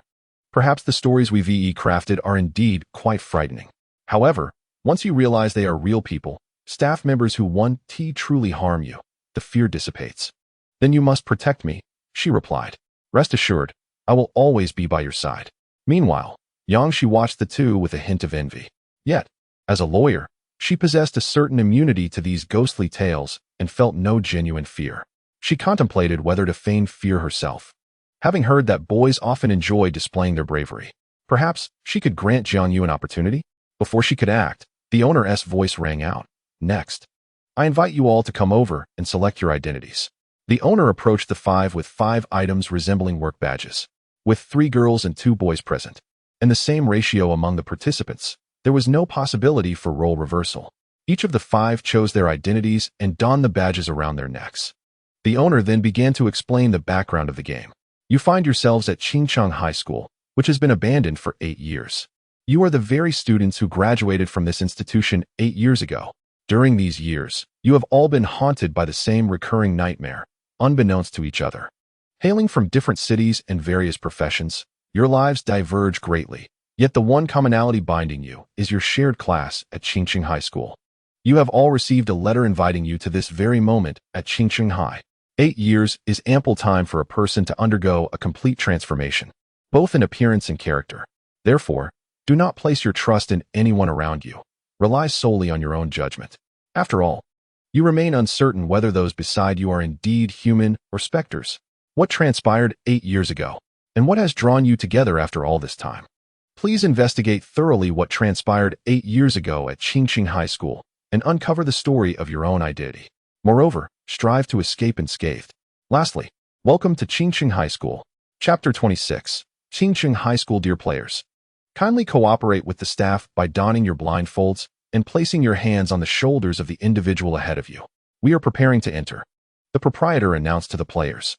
Jiang Yu and his companions complied with the request, securing their blindfolds and resting their hands on the shoulders of the person in front as they ventured into the darkened space. To accommodate the 3 girls, the order of entry began with Jiang Yu leading the way, followed closely by Su Qing and Yang Shi, while the girl from the couple trailed behind Yang Shi, leaving the boy from the couple to bring up the rear. Once all 5 had taken their positions, the proprietor's voice crackled through the intercom. All right, you may remove your blindfolds now. Upon doing so, they beheld the tightly shut gates of the school, leaving them in a state of confusion. The boy spoke up. What is going on? They want to even open the door for us. Are we not allowed to play? Jiang Yu crossed his arms and pondered aloud. Perhaps we should reconsider our approach? Hearing this, Su Qing assumed Jiang Yu had made a discovery and inquired, what direction are you suggesting? Have you found something, Jiang Yu? Uncertain whether to divulge his thoughts, Jiang Yu, swayed by Su Qing's expectant gaze, finally replied, what I mean is, since we haven't yet entered the school, why not just return home and find our respective mothers? That should count as a successful escape, right? The remaining 4 exchanged glances, resigned and at a loss for words. With only Su Qing responding, you really have a way of thinking, don't you? If we don't go inside, wouldn't our money be wasted? At this moment, Yang Shi, who had been quietly observing, could no longer contain herself and chimed in. Look, there's a security booth beside the gate. Shouldn't we check there for clues? Jiang Yu raised his thumb in approval. Indeed. As expected of a lawyer, your thoughts are more meticulous than most. Su Qing, standing nearby, quipped, meticulous? More like Jiang Yu is just a bit dim-witted. Jiang Yu, unperturbed, acknowledged that he had merely intended to tease Su Qing. He had indeed noticed the security booth, but nothing could compare to the amusement of teasing Su Qing. With a grand gesture, he proclaimed, let us head to the security booth. Leading the way, Jiang Yu found that Su Qing, out of fear, had pressed closely against him, naturally making her the first to follow. As the 5 approached the security booth, preparing to search for clues, the lights suddenly dimmed. The entire space was illuminated solely by the green glow of the intercom. Su Qing clung tightly to Jiang Yu, her arms wrapped around his left arm, while Yang Shi, despite being a lawyer, found the pitch-black surroundings unsettling and grasped Jiang Yu's right arm. At this moment, Jiang Yu found himself in a state of distraction, flanked by his childhood friend, who had matured beyond her years on his left, and a poised, aloof woman on his right. Both were closely pressed against him, and even Lu Xiahui could hardly endure the situation. However, he had little time to ponder the absurdity of it all. As a sudden beam of light from a flashlight pierced the darkness before him, the light illuminated a face that appeared somewhat sinister in its stark contrast. Startled by this unexpected visage, Jiang Yu instinctively took a step back. Beside him, Su Qing had seen nothing. She had closed her eyes as soon as the lights went out. In contrast, Yang Shi, possessing a naturally bold disposition, had kept her eyes open in the dark. Consequently, the sudden appearance of the face struck her with a perfect shock. Her small hand instinctively clutched Jiang Yu's arm tightly. Yet her calm demeanor prevented her from uttering a sound, while the couple beside them, locked in an embrace, screamed in terror. Upon hearing their cries, Su Qing subconsciously tightened her grip on Jiang Yu's arm, leaving him with a sense of numbness between his limbs, a peculiar blend of pain and exhilaration. Through gritted teeth, he addressed Yang Shi and Su Qing. Could you please loosen your grip? If you don't, my arm may very well become incapacitated. Now, take a good look. Doesn't this gentleman resemble the security guard from the photograph hanging in the security booth? The first to react were Yang Shi and the young man, who, upon noticing the individual clad in a security uniform before them, exhaled a sigh of relief. Su Qing, trusting Jiang Yu's words, slowly opened her eyes, albeit still gripping his arm tightly. The figure in the security uniform remained silent, yet he was the first to speak, questioning them through the imposing iron gate of the school. Who are you? Are you unaware that this place has been abandoned? What brings you here? The guard's tone was somewhat brusque, as if he were unaware of the cause of his agitation. Jiang Yu replied, Uncle, we are all alumni of this school. Someone invited us to a reunion. This was indeed the content of the letter sent to the 5 of them, which they had only discovered upon reading it. A reunion? Is anyone still holding reunions here?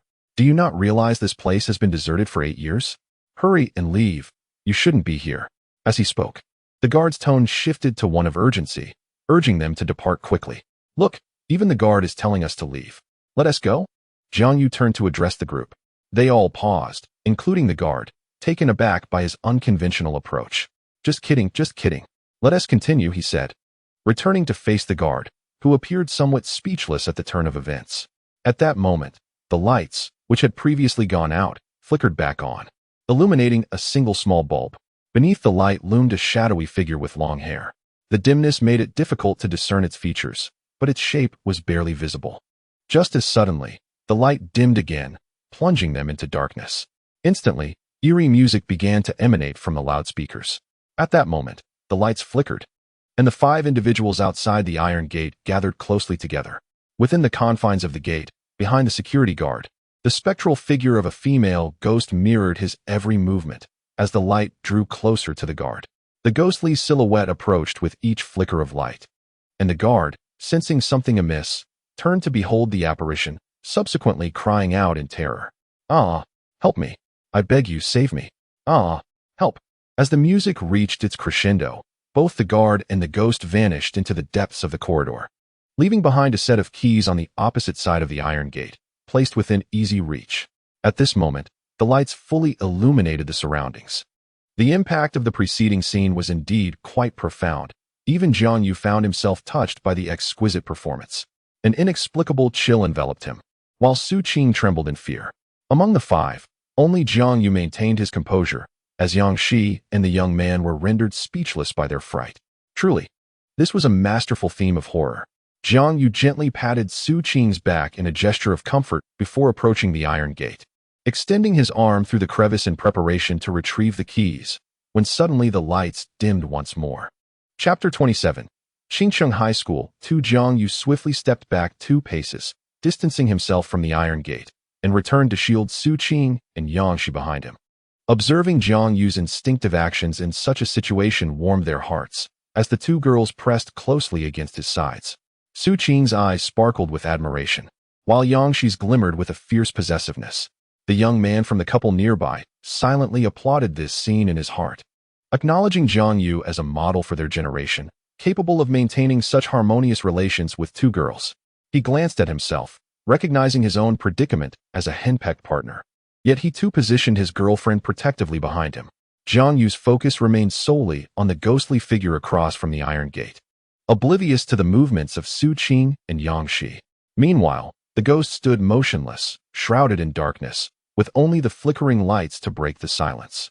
As the lights extinguished, an eerie stillness enveloped the surroundings. No one dared to utter a word until the lights abruptly flickered back on, prompting Jiang Yu to breathe a sigh of relief.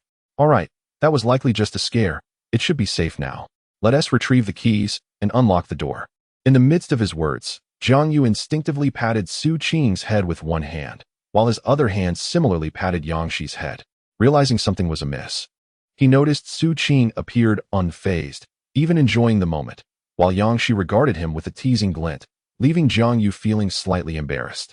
Nevertheless, Yang Shi said nothing and confidently approached the iron gate, retrieving the keys and handing them to Jiangyu. "Here, for you." Jiangyu, not one to indulge in theatrics, observed Yang Shi's expression and noted that she did not seem perturbed by the earlier incident. Thus, he took the keys and unlocked the grand entrance. Once the 5 individuals fully entered Qingcheng High School, the illuminating lights extinguished, marking their official entry into the narrative. Su Qing, gazing into the pitch-black surroundings, spoke with a quivering voice, inquiring of Jiangyu. "Jiangyu, how are we supposed to find clues in such circumstances?" Jiangyu scanned the vicinity and noticed a few items emanating a faint glow from the security kiosk. He guided Su Qing and Yang Shi towards the kiosk, where they discovered several glowing candle lamps. While the illumination was insufficient to light up a vast area, it was a welcome relief, and he handed the candle lamps to the group. Su Qing's initial reaction upon receiving the lamp was one of delight, yet upon observing the feeble light of the candle, she couldn't help but jest. "Why do I feel like having this lamp makes it even more terrifying?" Yang Shi nodded in agreement, as the candle lamp cast a subtle red glow. The craftsmanship was quite exquisite, with the light mimicking the flicker of a genuine flame. Jiangyu shrugged, remarking, "Better than nothing. After all, in pure darkness, we wouldn't be able to discern any clues." With the lamps in hand, the group proceeded cautiously in the same order they had entered. However, after only a few steps, they were startled by the shriek of a female ghost, accompanied by a flurry of hasty footsteps. Hearing the commotion, the group hurriedly dashed forward, while Jiangyu remained calm, feeling along the walls in search of a door.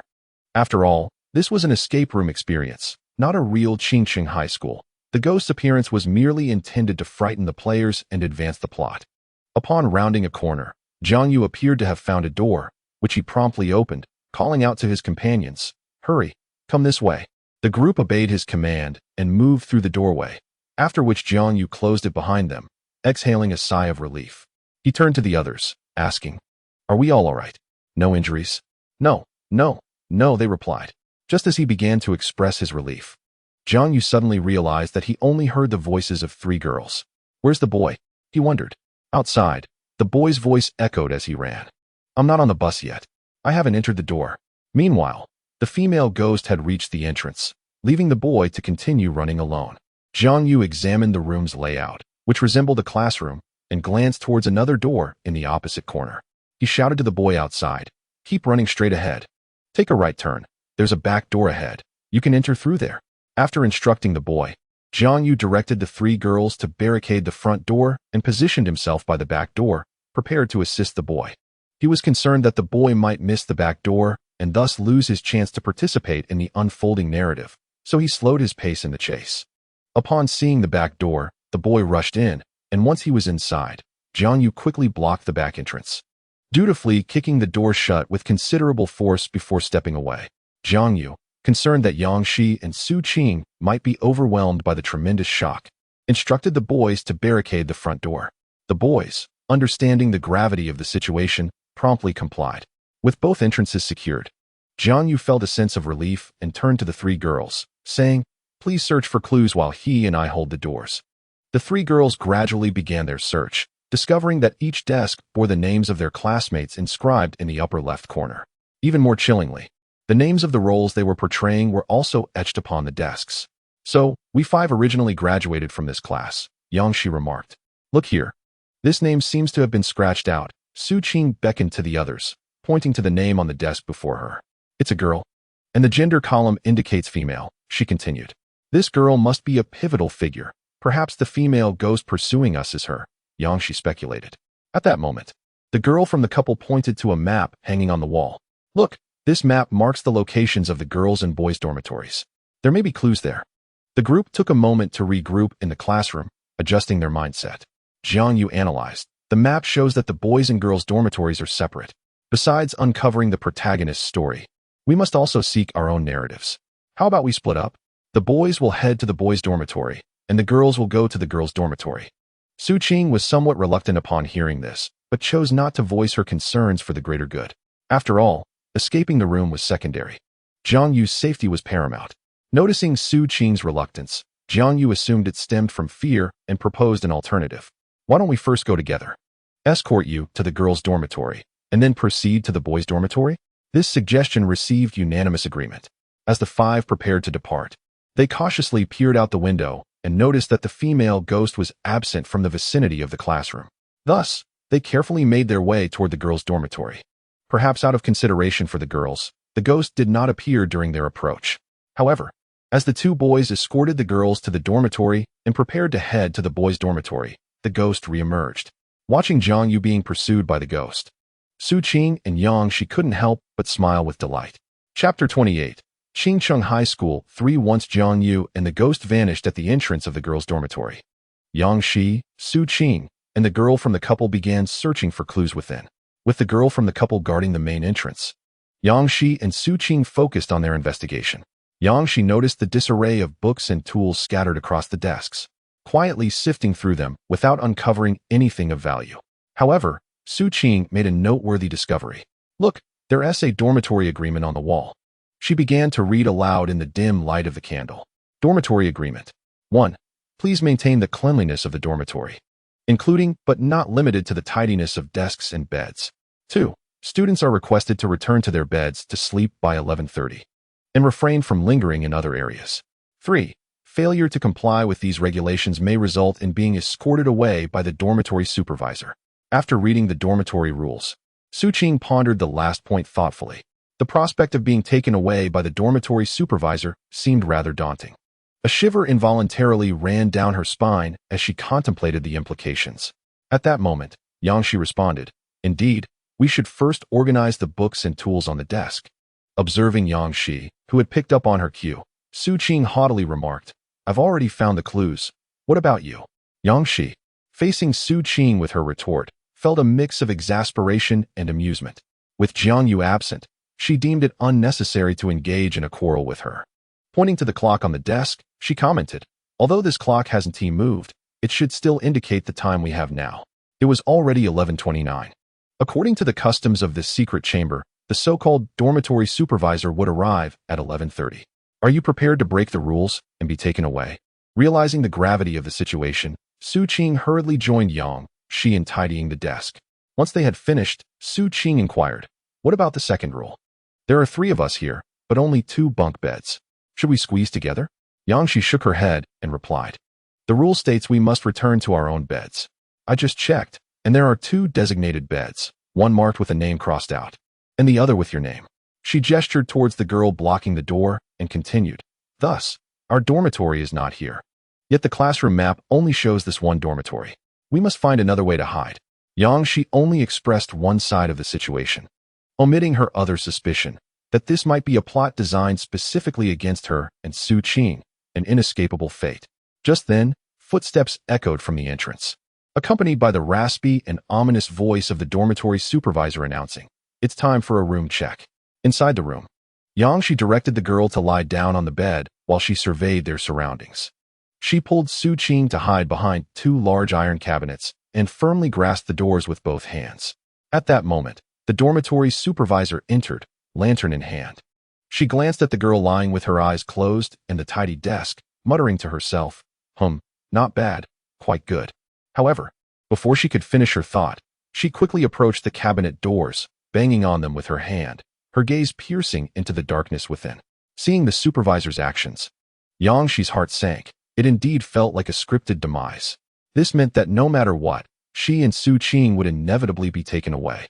Was this the very essence of choosing identities? As Su Qing was startled by the dormitory supervisor's piercing gaze and the sound of her rapping on the cabinet door, she clutched the door tightly. "What are you 2 doing? Come out at once." The supervisor reprimanded, reaching out to pull the door open. Inside, Su Qing held on desperately, resisting with all her might. Noticing that the supervisor showed no signs of leaving, Yang Shi gently patted Su Qing on the shoulder and urged her, "Let us just open the door. It seems we cannot escape this plot twist. Don't worry, I'll be here with you." With a sense of reassurance, Yang Shi comforted the anxious Su Qing. Realizing the futility of her resistance, Su Qing eventually released her grip on the door, allowing the supervisor to pull them out. Subsequently, the supervisor led Su Qing and Yang Shi to a dilapidated restroom, locking each of them in separate stalls. You 2 will reflect on your actions here tonight. Don't expect anyone to rescue you," she scoffed before departing, leaving Su Qing and Yang Shi to console each other through the partition. "It seems we must wait for someone to come save us." Let us just remain calm here, Yangshi reassured, to which Su Qing responded affirmatively. Fortunately, the restroom felt relatively safe. Aside from the two of them, there seemed to be no further disturbances. Meanwhile, Jiang Yu and his companion noticed the dormitory regulations affixed to the wall, realizing that the supervisor would soon check on them. However, Jiang Yu reconsidered, suggesting, "Why not play a game? Are we two grown men afraid of one person?" Ignoring the dormitory rules, they began searching for clues. Shortly thereafter, Jiang Yu discovered a diary on his bed, which bore his name. Through its pages, he seemed to uncover something significant. It appeared that the character he was portraying had committed some grave error, as the diary repeatedly expressed remorse. On another bed, they found a voice recorder, which, when activated, revealed sentiments similar to those in Jiang Yu's diary, apologies without any crucial information. At that moment, the dormitory supervisor, having locked Su Qing and Yang Shi in the abandoned restroom, arrived at the boys' dormitory and began to knock vigorously on the door. Jiang Yu, brimming with excitement, quickly beckoned his companion to help block the entrance. The supervisor, somewhat bewildered, called out for them to open the door, but Jiang Yu and his friend seemed oblivious, laughing heartily at the frustrated figure outside the window. The supervisor was taken aback by the boys' unconventional approach. Typically, those entering such a confined space were enveloped by a sense of dread. Encountering someone as audacious as Jiang Yu was indeed a rarity. Meanwhile, the control staff monitoring the surveillance footage were equally perplexed, having never witnessed such deviation from the script.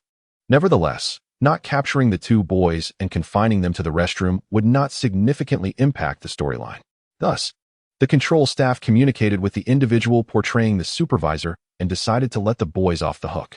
Upon hearing this, the supervisor turned and walked away. As the dormitory matron gradually receded from view, Jiang Yu realized that his prank had indeed succeeded. This left the boy to continue guarding the entrance while he turned to search for further clues. After a while, Jiang Yu discovered that the room no longer held any leads.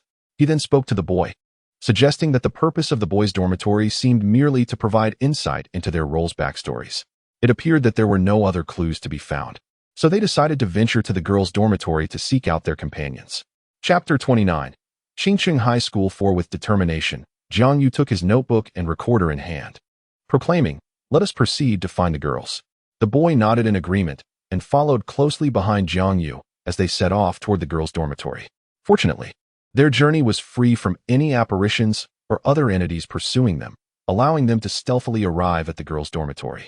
Upon entering and closing the dormitory door, Jiang Yu was met with the sight of the boy's girlfriend huddled in a corner, her eyes tightly shut. A frown creased his brow as he inquired with concern, "Why are you alone? What happened to the other two girls?" "They were taken by the dormitory matron," she replied, her demeanor suggesting she was in a state of shock. The boy approached gently to comfort her. Considering the unfolding narrative, Jiang Yu pondered that perhaps those outside needed to rescue the captured girls, and so he continued his questioning. "Do you know where they were taken?" She managed to regain her composure and nodded, saying, "I heard the matron mention something about an abandoned restroom." Jiang Yu pressed further. "Have you found any clues aside from the dormitory regulations written on the wall?" "None," she answered honestly. "Very well," he said, observing her fragile state. "You two should remain here and search for any clues. I will go rescue them. Be careful," she cautioned. "If any spirits pursue you, you can return here.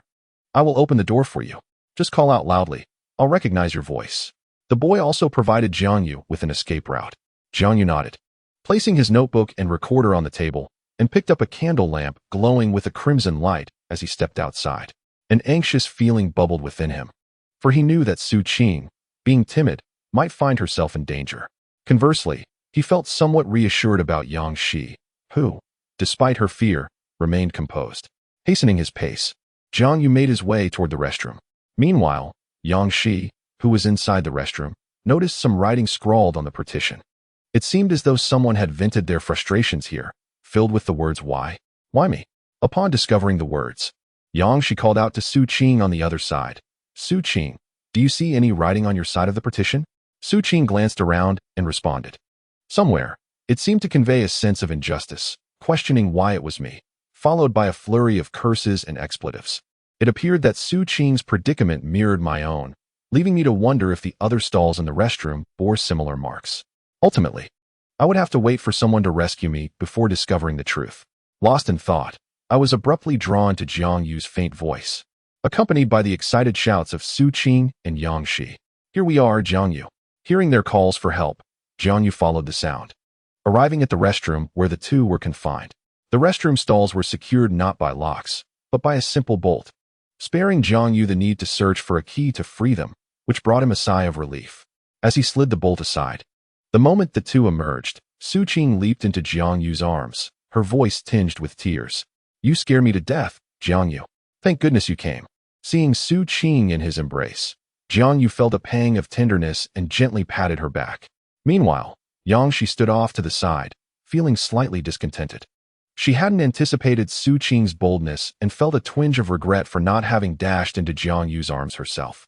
A flicker of annoyance surged within her as she watched Jiang Yu grow intimate with another girl, even if that girl was his sister, especially one as audacious as Su Qing. Thus, Yang Shi interjected, enough of this. The dormitory supervisor will return shortly. Let us return to the girls' dormitory to discuss further. Still haunted by the fear of the supervisor who had confined her, Su Qing quickly relinquished Jiang Yu and prepared to leave. However, Yang Shi, disregarding the astonished gazes of Jiang Yu and Su Qing, stepped forward and embraced him tightly. Thank you for coming to save me, Jiang Yu. After whispering this in his ear, she released him and headed towards the exit. Su Qing shot an indignant glare at Jiang Yu before following Yang Shi out of the restroom. Jiang Yu, perplexed, could not fathom the reason behind Yang Shi's sudden embrace, nor understand Su Qing's reproachful look. He simply trailed behind them as they exited. Just as the trio stepped outside, the dormitory supervisor arrived to conduct her inspection, encountering them as they made their way towards the girls' dormitory. With a loud voice, she demanded, "Who permitted you to leave?" Subsequently, she brandished the electric baton attached to her waist, activating it to emit a crackling sound. The tense atmosphere was further amplified by the urgent music intertwining with the sound of the baton. The dim corridor flickered with the baton's light, casting a sinister glow upon the supervisor's face, which bore the stains of what appeared to be blood. In that moment, Jiang Yu and the two girls could only flee towards the girls' dormitory, calling out for the door to be opened. Hearing Jiang Yu's urgent plea, the residents of the girls' dormitory complied, allowing the three to enter.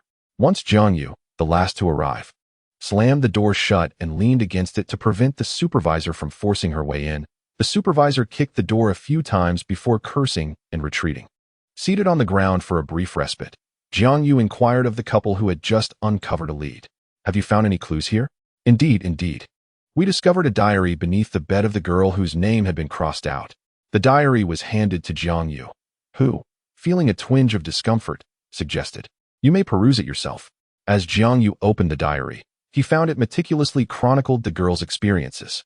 Today, I transferred to a new school and made new friends, who have all been exceptionally kind to me. I am truly grateful for them. Today, the homeroom teacher praised me for my diligence in studies and even complimented my appearance. Today, for reasons unbeknownst to me, rumors began circulating about me in class, suggesting that because of my looks, I must have had many boyfriends, though I have had none. Today, the rumors escalated alarmingly, with several boys daring to invade my personal space. Some girls even threw filthy objects onto my seat. Today, the homeroom teacher lamented her declining performance and offered to tutor me personally in her office after school. Yet, during the tutoring session, she shockingly, I fled to the principal's office in tears, only to be met with his oppressive scholarship offer. He informed me that he was aware of my family's financial struggles and insisted that I accept the scholarship, urging me not to escalate matters, as it might impact enrollment. I do not wish for this, nor do I want to burden my parents with worry. Thus, I sought help from my classmates, but they dismissed me, scoffing that I was simply as I appeared. Why? Why must this happen to me? Why does no one believe me? Fortunately, my dearest sister trusts me, but we find ourselves powerless to act. So be it. I am weary. Let it be as it is. Chapter 30. Qingcheng High School 5. Jiang Yu read each word with increasing seriousness, his tone shifting from casual to grave, his voice gradually dwindling. The diary concluded abruptly at this point. Jiang Yu gazed at the solemn faces around him. There was a palpable silence, as none had anticipated such a poignant narrative behind the scenes. Just then, the light of a window across from the girls' dormitory flickered on, drawing their attention. Clearly visible was a sign that read office. Inside the office, a confrontation unfolded between a young man and woman. The young man lounged on the office sofa, casually smoking, while the young woman, disheveled and tearful, confronted him, demanding, "Why did you do this?" The young man appeared indifferent, offering no response, engrossed in his smoking. "I will seek out a journalist. If the principal cannot be trusted and my classmates fail me, I must rely on myself," she declared, turning to exit. The young man's languid voice interrupted her. "Hold on. Perhaps you should watch this video before you speak." The young woman took the phone, and as she beheld the humiliating footage, rage consumed her. She hurled the device at the young man, who merely smirked, unperturbed by her fury. "Do you think there will be consequences if I share this video?" After uttering those words, he cast a menacing gaze at the girl, whose lovely face betrayed a sense of despair. Silently, she exited the office, and the lights dimmed. Meanwhile, another set of lights illuminated a different scene, revealing what appeared to be the school's rooftop. The girl stood at the edge, not uttering a word, tears streaming down her face. Suddenly, she leaped off, vanishing from the rooftop's edge. With her disappearance, the lights extinguished, marking the conclusion of the narrative. She felt profound sympathy for the girl, but rationally analyzed the situation. So this is the story behind Qingqing High School? The girl's tragic fall and the concealed evils led to the school's abandonment 8 years ago. Or could it be that the supernatural events we encountered today prompted its closure? What role do we play in all of this? Jiang Yu pondered, recalling the clues he had discovered in the boys' dormitory. We seem to embody the bullies, perhaps akin to the classmates mentioned in the diary who engaged in physical altercations or spread rumors. Realizing their roles, a somber silence enveloped the group. Yang Shi and Su Qing also connected the dots with the graffiti-laden restroom stalls, contemplating whether the girl had endured a prolonged struggle. What if we had chosen not to believe the rumors and had instead offered her help? Would the outcome have been different? They exchanged glances, sharing this unspoken thought. Could it be that the letters we received were from the girl's spirit, or perhaps a vengeful entity born from her untimely demise? Inquired one of the boys in the couple. At that moment, Su Qing discovered a clue behind the iron cabinet's back door. A blueprint depicted a 5-element formation divided into 5 corners, inscribed with words, "The deceased has departed, yet their heart remains unwilling," thus transforming into a malevolent spirit. Yin and Yang are distinct. Despite discontent, one must undergo reincarnation. When evil spirits run rampant, unwilling to pass on, rituals may facilitate their rebirth. Gather the corresponding items. Draw the 5-element formation, and they may be guided to the afterlife. The 5-element formation corresponds to the 5 elements, requiring 5 individuals of the same elements. Metal returns to metal, wood seeks wood. Harmony in attributes is essential. Should this be violated, the malevolent spirit shall rage, leading to certain death. As Jiang Yu examined the notes and the 5-element formation, he recognized this indeed was a supernatural script. He pointed to the 5 vacant slots in the formation, stating, "We must locate 5 items belonging to this girl and then draw the formation to proceed." But how do we determine what those 5 items are? Su Qing asked, perplexed. A spark of realization flickered in Jiang Yu's mind. "I believe I recall the girl's diary cover contained her interests and favorite things." He produced the diary, revealing 5 entries. 1. She loved singing and wished for her own microphone. 2. She cherished leaves and desired bookmarks made of them. 3 individuals possess a profound affinity for painting, yearning for their own brush. 4 take delight in culinary pursuits, aspiring to wield their own spatula. 5 are enamored with pebbles, wishing to amass a collection. Upon reviewing these desires, the group confirmed the 5 essential items required. Meanwhile, Jiang Yu remained engrossed in deciphering the final lines on the reverse side of the note, when suddenly he raised his gaze and noticed the identification badges worn by his companions. A moment of clarity struck him, prompting him to halt those about to embark. "Do you see your birth date inscribed on your identity cards? It specifies a month, a day, and an hour." "Indeed, what of it?" Su Qing inquired. Jiang Yu continued, "As you observe, does your birth date not also include a corresponding element, just as mine does? Month, day, hour, and the element of metal?" The group examined their badges, discovering that each person's element appeared to differ, collectively representing the 5 elements of gold, wood, water, fire, and earth. Further analysis of the latter part of the note suggested that they might need to seek items that corresponded to their respective elements. Yang Shi, glancing at the note, was the first to respond. "It seems so. The microphone likely represents metal, the bookmark wood, the brush water, the spatula fire, and the pebble earth. Everything aligns perfectly." The others gradually came to the same realization. This could very well be the most daunting aspect of the escape room. Each individual bore a distinct solitary task. After expressing this, Jiangyu leaned against the wall and sat down. Then let us not rush. We should deliberate on who shall go first. Apart from Jiangyu and another male participant who expressed no objections, the three girls voiced their trepidation, feeling too fearful to venture alone. Yet, Yangxi's demeanor appeared somewhat off. Jiangyu inquired about her apprehension. Are you also afraid? I recall you being quite brave. Yangxi, unwilling to back down, retorted. So what? I simply do not wish to go alone. Jiangyu sensed an underlying issue with Yangxi, yet he rationalized that it was only natural for a girl to feel frightened. Yangxi, however, was indifferent to the prospect of going alone. She merely wished to accompany Jiangyu. Progress stalled at this juncture, and Jiangyu, left with no alternative, activated a walkie-talkie that had seen no prior use for assistance. Boss, the three girls here are rather timid and may struggle with their solitary tasks. What should we do? The boss pondered for a moment, recognizing that fear was indeed genuine. Forcing them to embark alone would likely hinder progress. Thus he replied through the walkie-talkie. Very well, the girls may pair up. He added, by the way, the elemental array is located in the classroom. You will ultimately need to arrange it there. The boss also communicated via a dedicated walkie-talkie that the girls' fears should not be counted as a violation of the rules when accompanied. Acknowledgement was received. Upon hearing the boss's guidance, Jiangyu relayed to the group, let us proceed to the classroom first, and then we shall seek out items one by one. Chapter 31. Qingqing High School. Jiangyu and his companions arrived at the classroom and found a place to sit and rest, for the pursuit had indeed proven to be quite physically taxing. Having rested sufficiently, Jiangyu rose and glanced at the map, murmuring to himself, where could the microphone be? It should be in the music classroom. I must go check there. Without further hesitation, he prepared to embark on his search.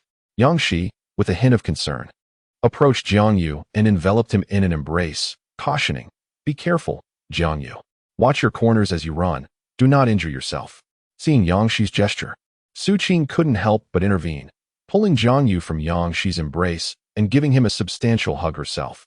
She remained silent, keeping a watchful eye on Yangxi, who merely smiled in return. Jiangyu reciprocated both of their embraces, assuring them, don't worry, I'll be back shortly. With that, he turned and exited the classroom. At which moment the female ghost seemed to sense her impending dispersal and relentlessly pursued Jiangyu. The occupants of the classroom felt a chill at the sound of the ghost's wails and the footsteps of the chase. Upon arriving at the music classroom door, Jiangyu closed it behind him and surveyed his surroundings. This space appeared to be more than just a music room. It seemed a fusion of a music classroom and a dance studio, with mirrors lining the walls and a piano positioned in the center. On the piano bench lay a box. The dim lighting and fractured mirrors rendered Jiangyu's reflection peculiarly eerie. Just as he prepared to reach for the box, the piano began to play itself, the rhythm unsettlingly strange, accompanied by the distant sound of girls' laughter. Jiangyu stood silently, refraining from advancing further. As the music gradually faded, the laughter subsided, and the box on the bench opened on its own, revealing a brand new microphone inside. Jiangyu took the microphone and returned to the classroom, where the boy from the couple was also preparing to set off, albeit unaware of the whereabouts of the leaves. Yet, Yangxi's memory served her well. I recall there is a large tree at the school entrance, and it has leaves. There also seem to be pebbles nearby. Yangxi quickly identified the two items, just as the couple's identity tags indicated one was wood and the other earth. Thus, they decided to venture together to retrieve both items at once. As the couple set out on their quest, Su Qing exhaled in relief, resting her head on Jiangyu's shoulder and asking, Jiangyu, why must this innocent and kind girl endure such trials? Jiangyu fell into a contemplative silence, unsure of how to respond to her inquiry.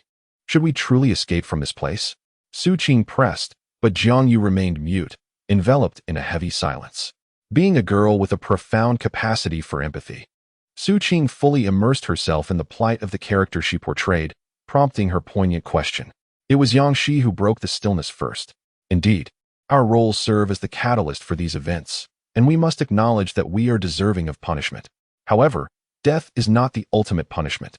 A life worse than death is. Yangxi spoke coldly.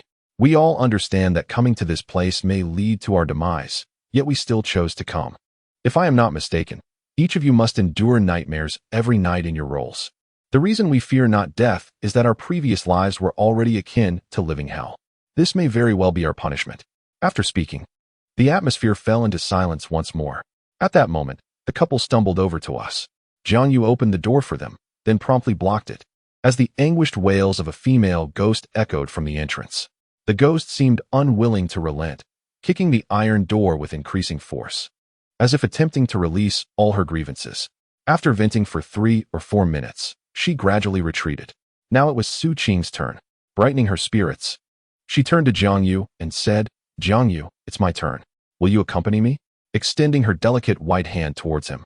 Jiangyu took her hand in his, gripping it tightly, and smiled. "It would be my honor." The two then set off towards the cafeteria, with the ghost, as usual, pursuing them the moment they exited the classroom. Jiangyu and Su Qing ran towards the cafeteria with calm determination. However, as they ran, a man in a security uniform suddenly burst forth from the side. It was the same guard from the entrance. His expression was grotesque, blood smeared across his face. His uniform tattered, and he wielded a chainsaw that buzzed ominously. Caught off guard by the emergence of another pursuer brandishing a terrifying chainsaw, Su Qing panicked, her legs giving way as she collapsed. Reacting swiftly, Jiangyu reached out and caught her, holding her tightly in his embrace as he pressed forward. But the figures of the guard and the ghost drew ever closer. With resolve, Jiangyu picked Su Qing up in a princess carry and sprinted towards the cafeteria. Su Qing, startled by his sudden action, gasped and clung tightly to his neck, leaning against his chest. He carried her all the way to the cafeteria, shutting the great door behind them, and released a few deep breaths. "You weren't frightened, were you, Qing?" "No, not at all," Su Qing replied, her demeanor suggesting she was unfazed. Jiangyu, relieved, noticed a slight flush on her cheeks, but assumed it was merely a result of their run. He greeted her and then began searching for supplies. Su Qing, now composed, felt that the escape room was not so terrifying after all. If only Jiangyu could hold her like this forever. Indeed, the methods suggested by online friends proved effective, she mused. Jiangyu rummaged through the cafeteria's serving area, easily locating the props, and then turned to Su Qing, who was sitting and resting. "Qing, it is time for us to depart. I have already located the props." Su Qing responded with a soft acknowledgement and promptly rose to her feet. Suddenly, a sharp intake of breath escaped her lips, as it seemed she had twisted her ankle when she had fallen to the ground. Jiangyu, noticing her discomfort, approached her and knelt down. "What's wrong? Did you sprain your ankle? Shall I take a look?" he inquired. Su Qing replied, her cheeks flushed with shyness. Upon receiving her consent, Jiangyu wasted no time, removing her shoe and gently massaging her ankle. "Indeed, it appears to be food grade," he remarked. It was the first time a man had touched her foot since she had grown up, and Su Qing felt a wave of bashfulness wash over her. Yet she gazed at Jiangyu with tender eyes. Jiangyu, however, wore a serious expression as he communicated via the intercom to the manager, informing him of her injury and the need to pause the game. The manager responded with understanding, assuring him that a professional doctor was available to examine her. Thus, Jiangyu scooped Su Qing into a princess carry and exited the escape room. After the female doctor assessed her condition, she concluded that there was no significant harm and advised Su Qing to rest. "Why don't you wait outside, Qing? We've nearly completed the storyline and will be out shortly," Jiangyu suggested, glancing at Su Qing with concern. Su Qing shook her head.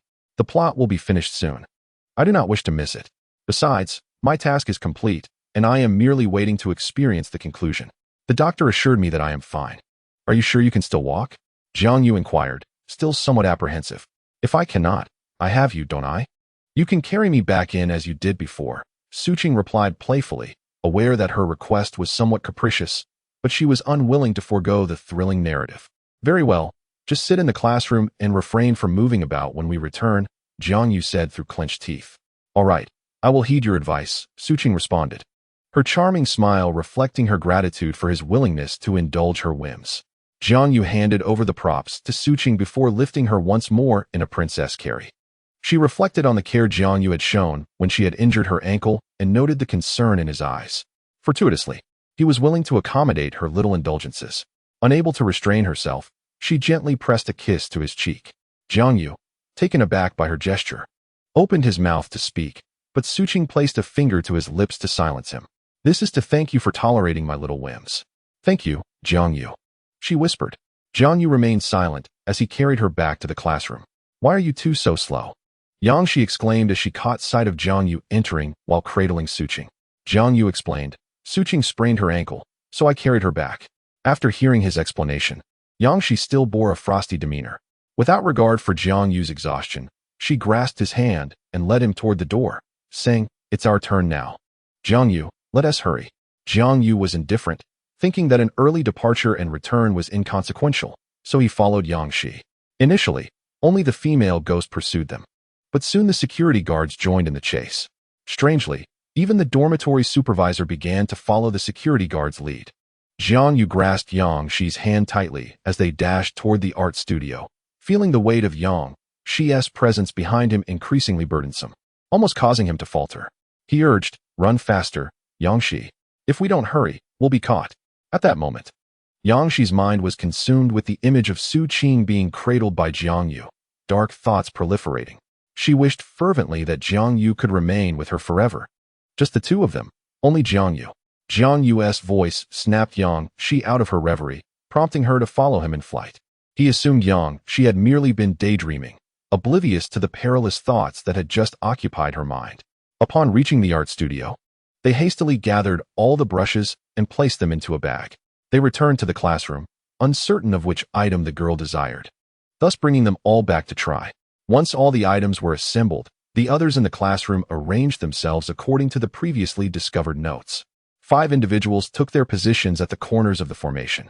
To accommodate Su Qing, Jiang Yu thoughtfully placed a chair in her corner. As the ritual commenced, the already dim lights in the classroom extinguished completely. A shiver ran through the group, but was soon replaced by soothing music. In the center of the formation, the shadow of the female ghost gradually emerged, enveloped in a beam of white light emanating from above. The ghost lifted her disheveled hair, revealing an exquisite face, though it did not appear to be that of the girl they sought. Confusion set in among the 5. Had they mistaken the identity? Only Yang Shi and Jiang Yu realized the truth. This was the girl's best friend. In unison, they exclaimed, Best friend? Which best friend? The only one who believed her from the girl's diary? Su Qing inquired, gazing at Jiang Yu. Indeed, it is she, Jiang Yu replied, as comprehension dawned upon him, awaiting the girl before them to unveil the truth. Hello, I am the best friend of the girl who jumped. And I am also the ghost that has been pursuing you, she revealed. Yes, it was I who orchestrated everything, and I wrote the letters to gather you here. I wanted you to experience the despair that my best friend felt before her leap. You are all murderers, all responsible for her death, especially that homeroom teacher. He deserves to suffer immensely. Had he not met an untimely demise before the school's closure, he would have been one among you. But why haven't I killed you? Why? She seemed to question herself, then produced a diary from her possession, identical in style to that of the girl's journal. Behold, how remarkably kind she is. Even in the face of your disparaging remarks, bullying, and insults directed at her, she harbors no resentment towards you. The sole object of her disdain is her homeroom teacher, who has committed acts more beastly than human. She remarked that you are all blinded by rumors, and it was not done with malice.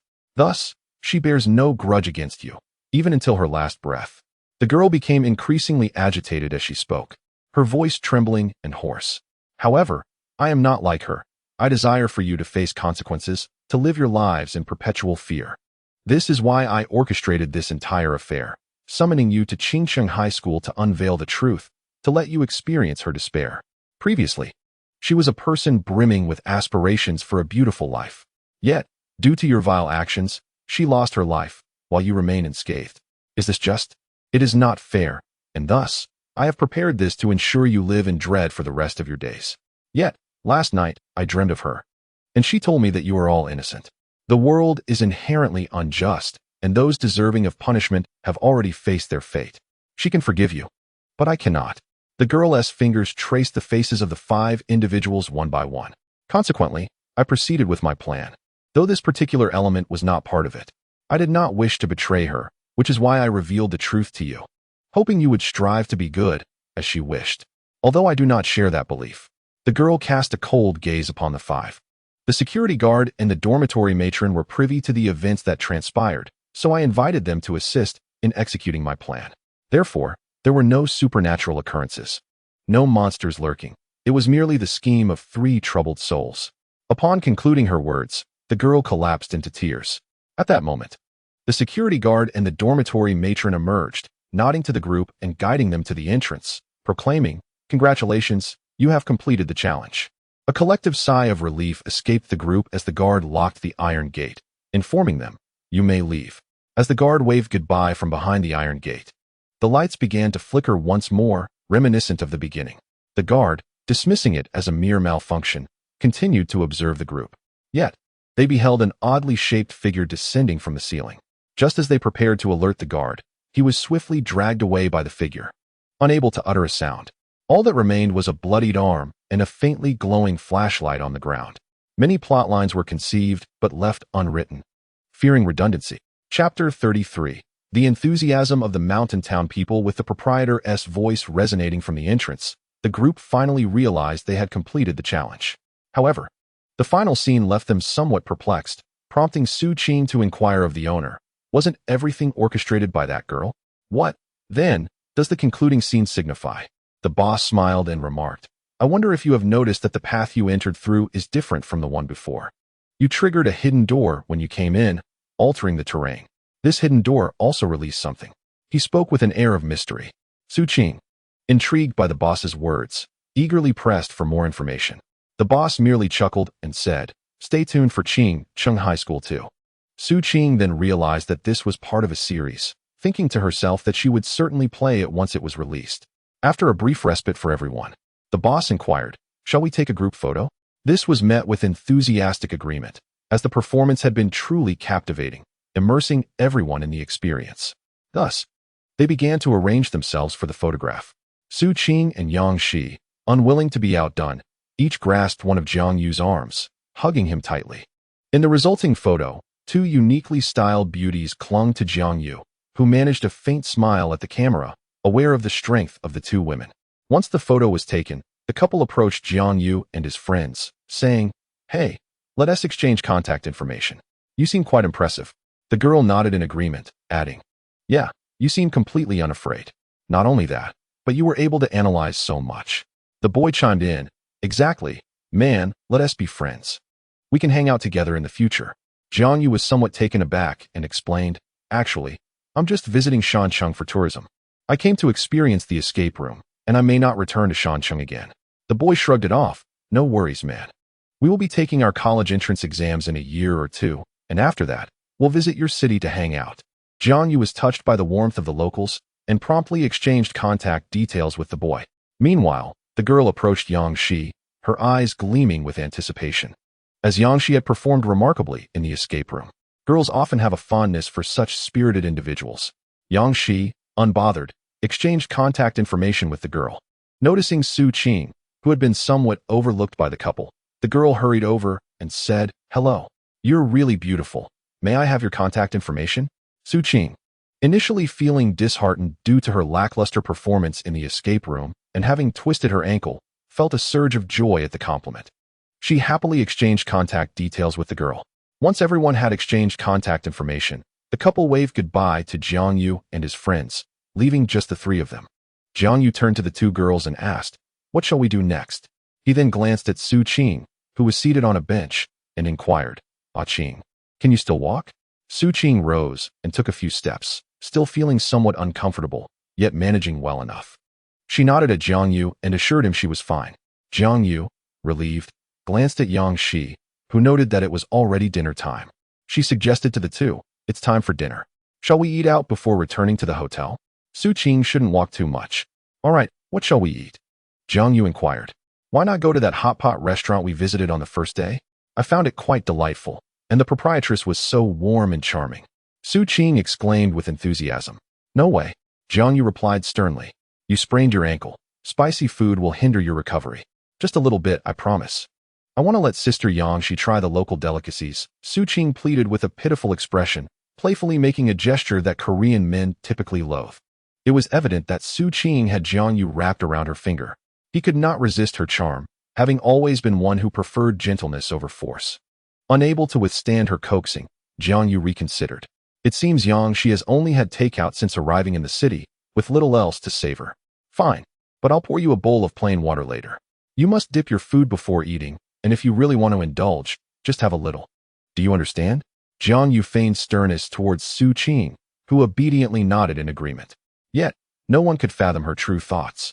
Jiang Yu assisted Su Qing to the roadside to hail a taxi, which arrived promptly. However, Yang Shi was quick to help Su Qing into the back seat. Turning to Jiang Yu from the window, and said, "You sit in the front." Without a second thought, Jiang Yu took the passenger seat. Meanwhile, in the back, Su Qing cast a resentful glance at Yang Shi, who feigned ignorance. Jiang Yu relayed the address given by their previous taxi driver to the new driver, who remarked as he drove, "You must be tourists. Your itinerary seems well planned. You found such a great restaurant." "Not at all. We owe it to you. Another driver informed us about this place," Jiang Yu replied. From the back seat, Su Qing chimed in, "Yes, we really love the flavors. Which is why we decided to come back." The driver smiled and added, "Indeed.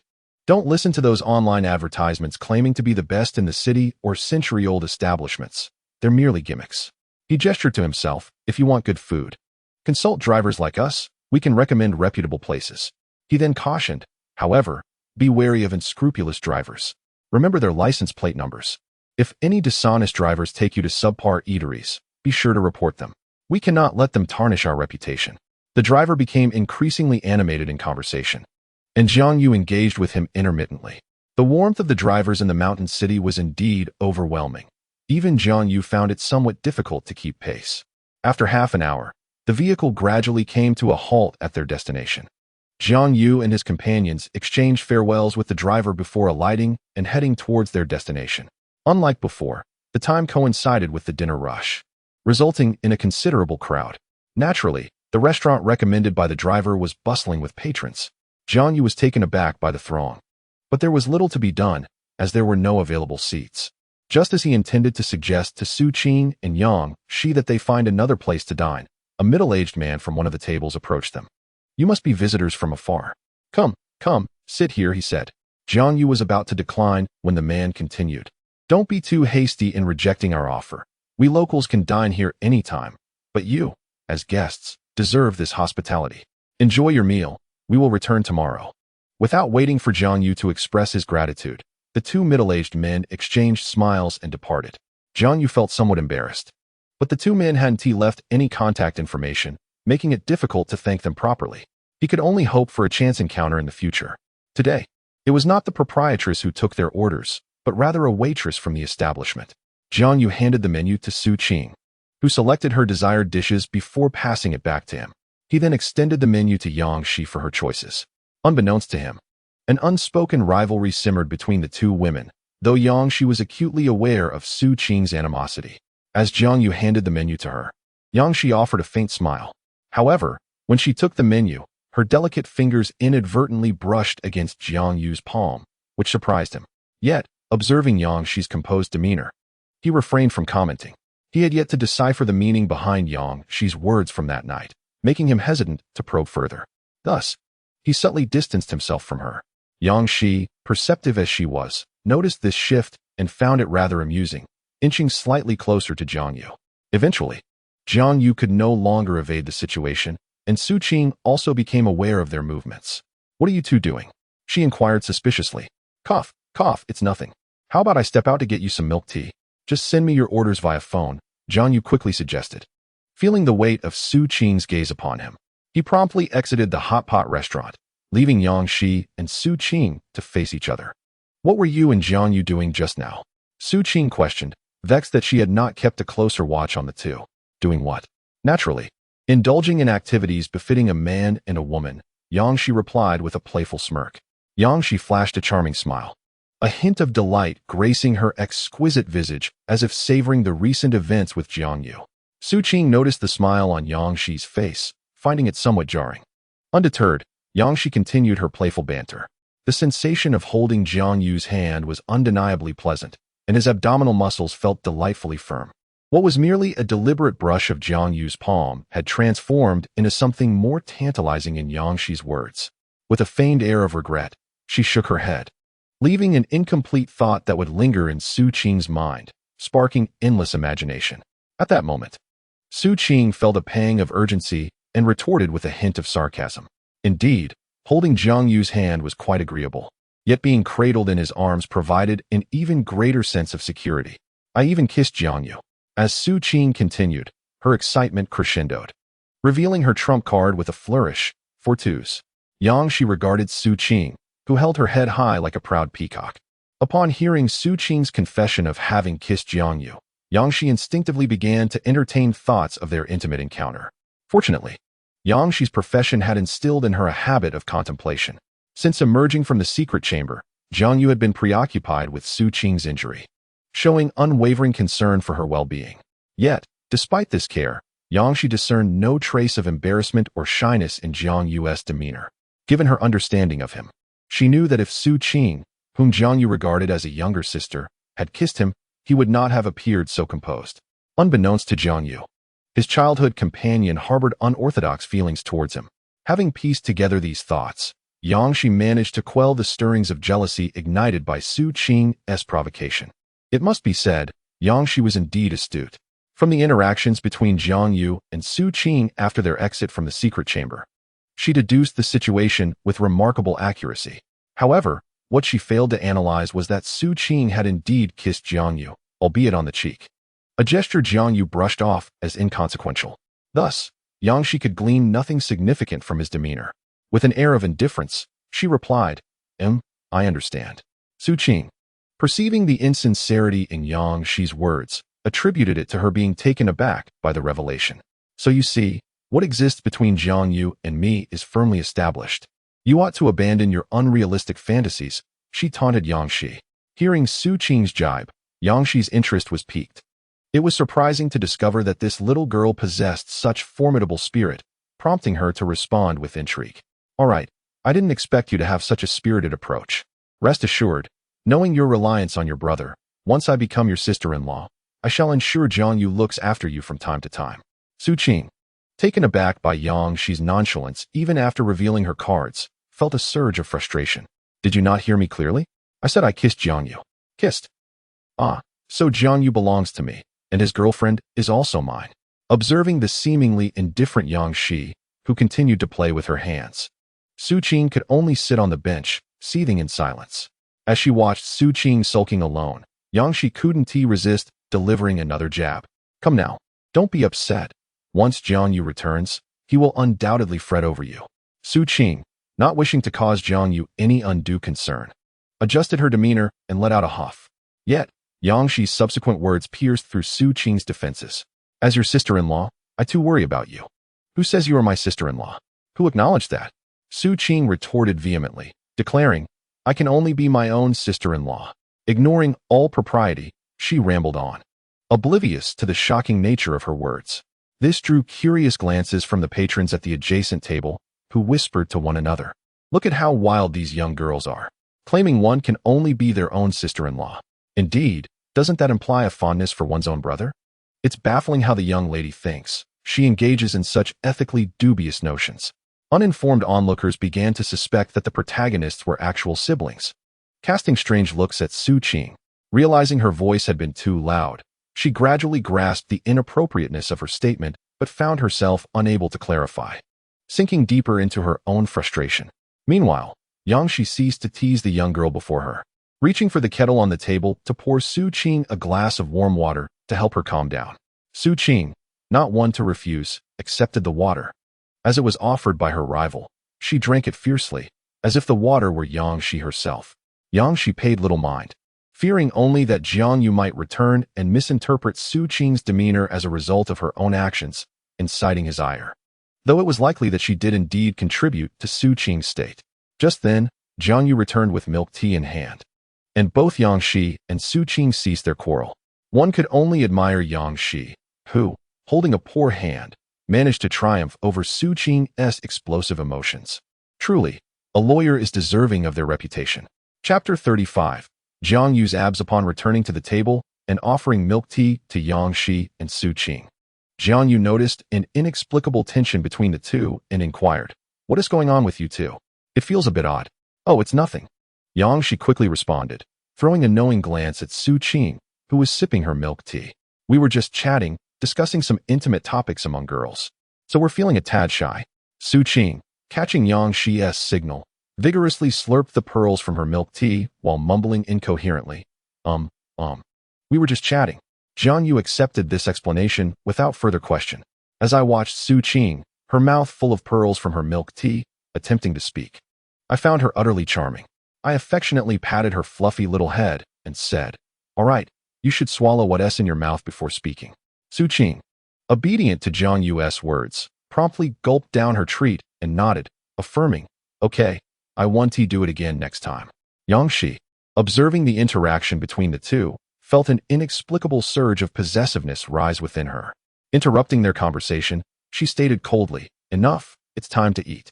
Let us finish quickly so we can return to the hotel and rest." Jiang Yu shared her sentiment, recognizing that the intense experience of the escape room had left them all a bit fatigued, especially with the chase scene they had just encountered. During the meal, Yang Shi and Su Qing refrained from their earlier confrontations and quietly enjoyed their dinner, which was quite pleasant indeed. "It's really good," Yang Shi remarked. "Right?" Su Qing, "And I thought it was great when we came here on the first day," Jiang Yu replied. Yang Shi, beaming with joy, looked at Jiang Yu and added, "I hope we can come together again in the future." Jiang Yu, feeling somewhat embarrassed under her gaze, chose not to respond and moved to assist Su Qing up from her seat. He then turned to Yang Shi and said, "Let us go. It's time to head back to the hotel. We should take a taxi." After a satisfying meal, the three returned to their hotel and retreated to their respective rooms to rest. Reclining on the sofa in the hotel suite, Su Qing continued to peruse her earlier travel plans, contemplating which sites to visit the following day. After finishing his shower, Jiang Yu emerged from the bathroom clad in a bathrobe, his hair still damp, drying it with a towel, opting to let it air dry rather than using a blow dryer. The robe, being quite loose, did not fully conceal his upper body. "Jiang Yu, come take a look. Where are we going tomorrow?" Su Qing exclaimed excitedly, waving him over. Not one to dawdle, Jiang Yu approached her side, and she handed him her phone. As Su Qing sat on the sofa, she was considerably shorter than Jiang Yu, prompting him to bend down to view the phone she offered. In doing so, the loose bathrobe shifted, revealing Jiang Yu's well-defined physique. Naturally, Su Qing's gaze followed suit, and her heart raced with delight. "Oh my gosh, Jiang Yu's body is incredible. Look at those pecs and abs. I wish I could touch them. He wouldn't mind, right? He is so indulgent towards me. Surely he wouldn't mind just a little touch."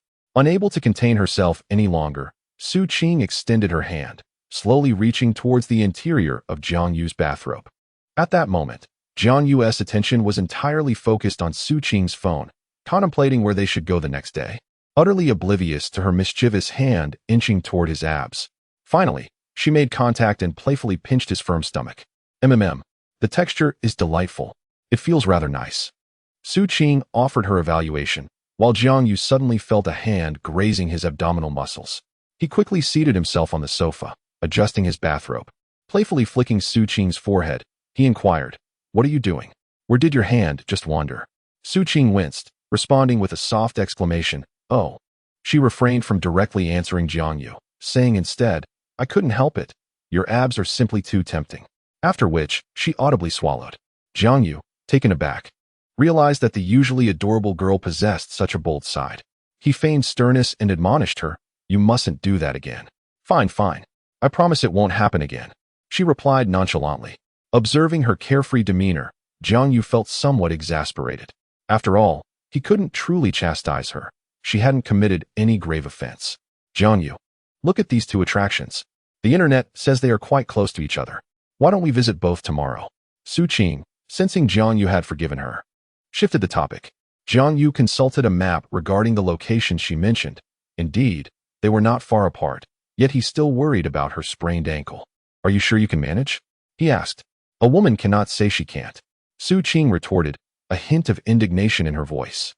No, that's not what I meant. I was referring to your ankle. Can it withstand such a long walk?" "I'm reiterating, a woman cannot say she can't," she insisted, showing a hint of stubbornness. Jiang Yu remained concerned, recalling the doctor's advice to minimize walking and rest adequately. After pondering a solution, he said, "All right, we can visit these two places tomorrow. I'll borrow a wheelchair from the hotel front desk and push you around." "What?" Su Qing replied, sounding somewhat reluctant. "I'm a vibrant young lady, fully able-bodied. Sitting in a wheelchair seems rather incompatible with my identity," she protested several times. Jiang Yu knew he couldn't indulge her whims any further. Neglecting proper care for her sprained ankle could lead to complications. He firmly stated, "No. It's either we return to Jiang City for you to rest properly, or for the next few days, you will be in a wheelchair while I push you." Su Qing, still eager for adventure but sensing the undeniable authority in Jiang Yu's tone, reluctantly agreed. At that moment, the doorbell rang, and Jiang Yu went to open the door, revealing Yang Shi. "What brings you here? Is there something you need?" Jiang Yu asked. Yang Shi appeared somewhat quiet before pulling out her phone and snapping a photo of him. "Your abs look great. Keep it up." Jiang Yu only then realized he was still in his bathrobe, which seemed to open at the slightest movement. He hastily wrapped his arms around it, feeling quite embarrassed. "What is going on?" he asked. "Nothing much. I merely came to ask about tomorrow's plans. Are you still joining us? Don't you have a case to handle?" "The case has fallen through, and I have decided to grant myself a holiday, to explore the surroundings, as I am already here." Yang Shi speaks of trivialities without a hint of embarrassment. Jiang Yu, thinking that having another person would add to the merriment, sent the plans for the following day to Yang Shi via his mobile phone. Upon receiving the information, Yang Shi promptly returned to her room. Chapter 36. The final night in the mountain city. The next day, Jiang Yu arrived early at the hotel front desk to borrow a wheelchair. The service at the upscale hotel was indeed exceptional. Within half an hour, the wheelchair was delivered to Jiang Yu. Following the itinerary from the previous day, the trio visited 2 locations and even asked the enthusiastic locals of the mountain city to take a group photo for them. However, for reasons unknown to Jiang Yu, both Yang Shi and Su Qing insisted on taking separate photos with him, and he acquiesced to their wishes. After touring the sights and enjoying a meal, the group returned to the hotel.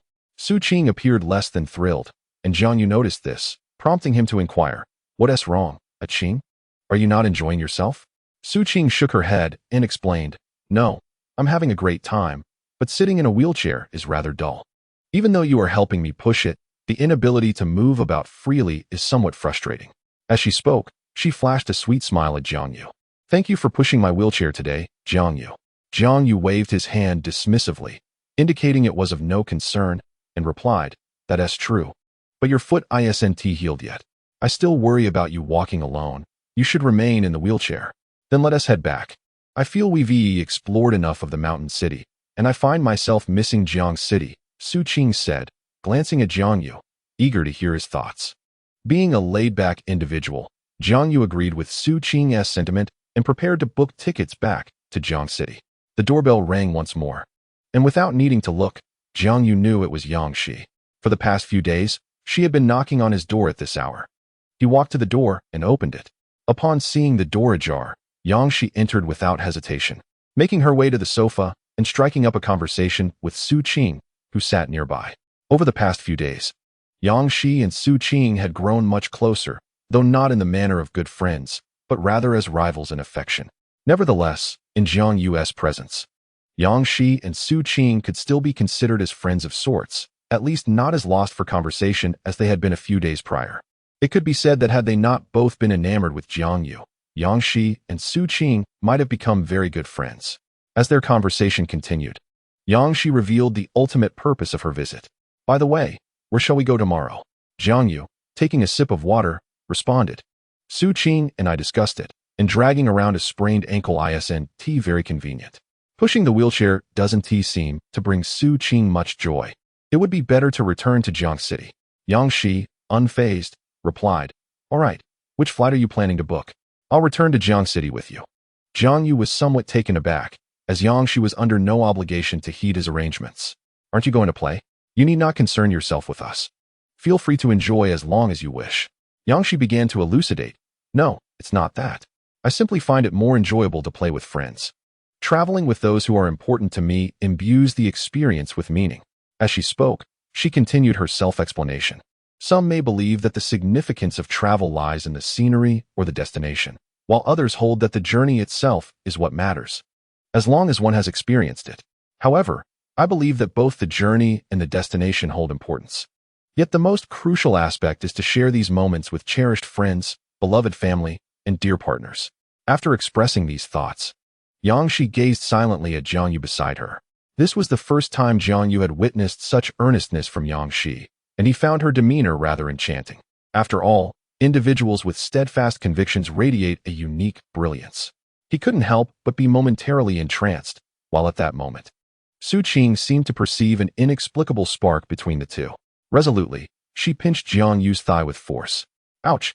Jiang Yu yelped in pain, jolting back to reality. What happened? What's wrong?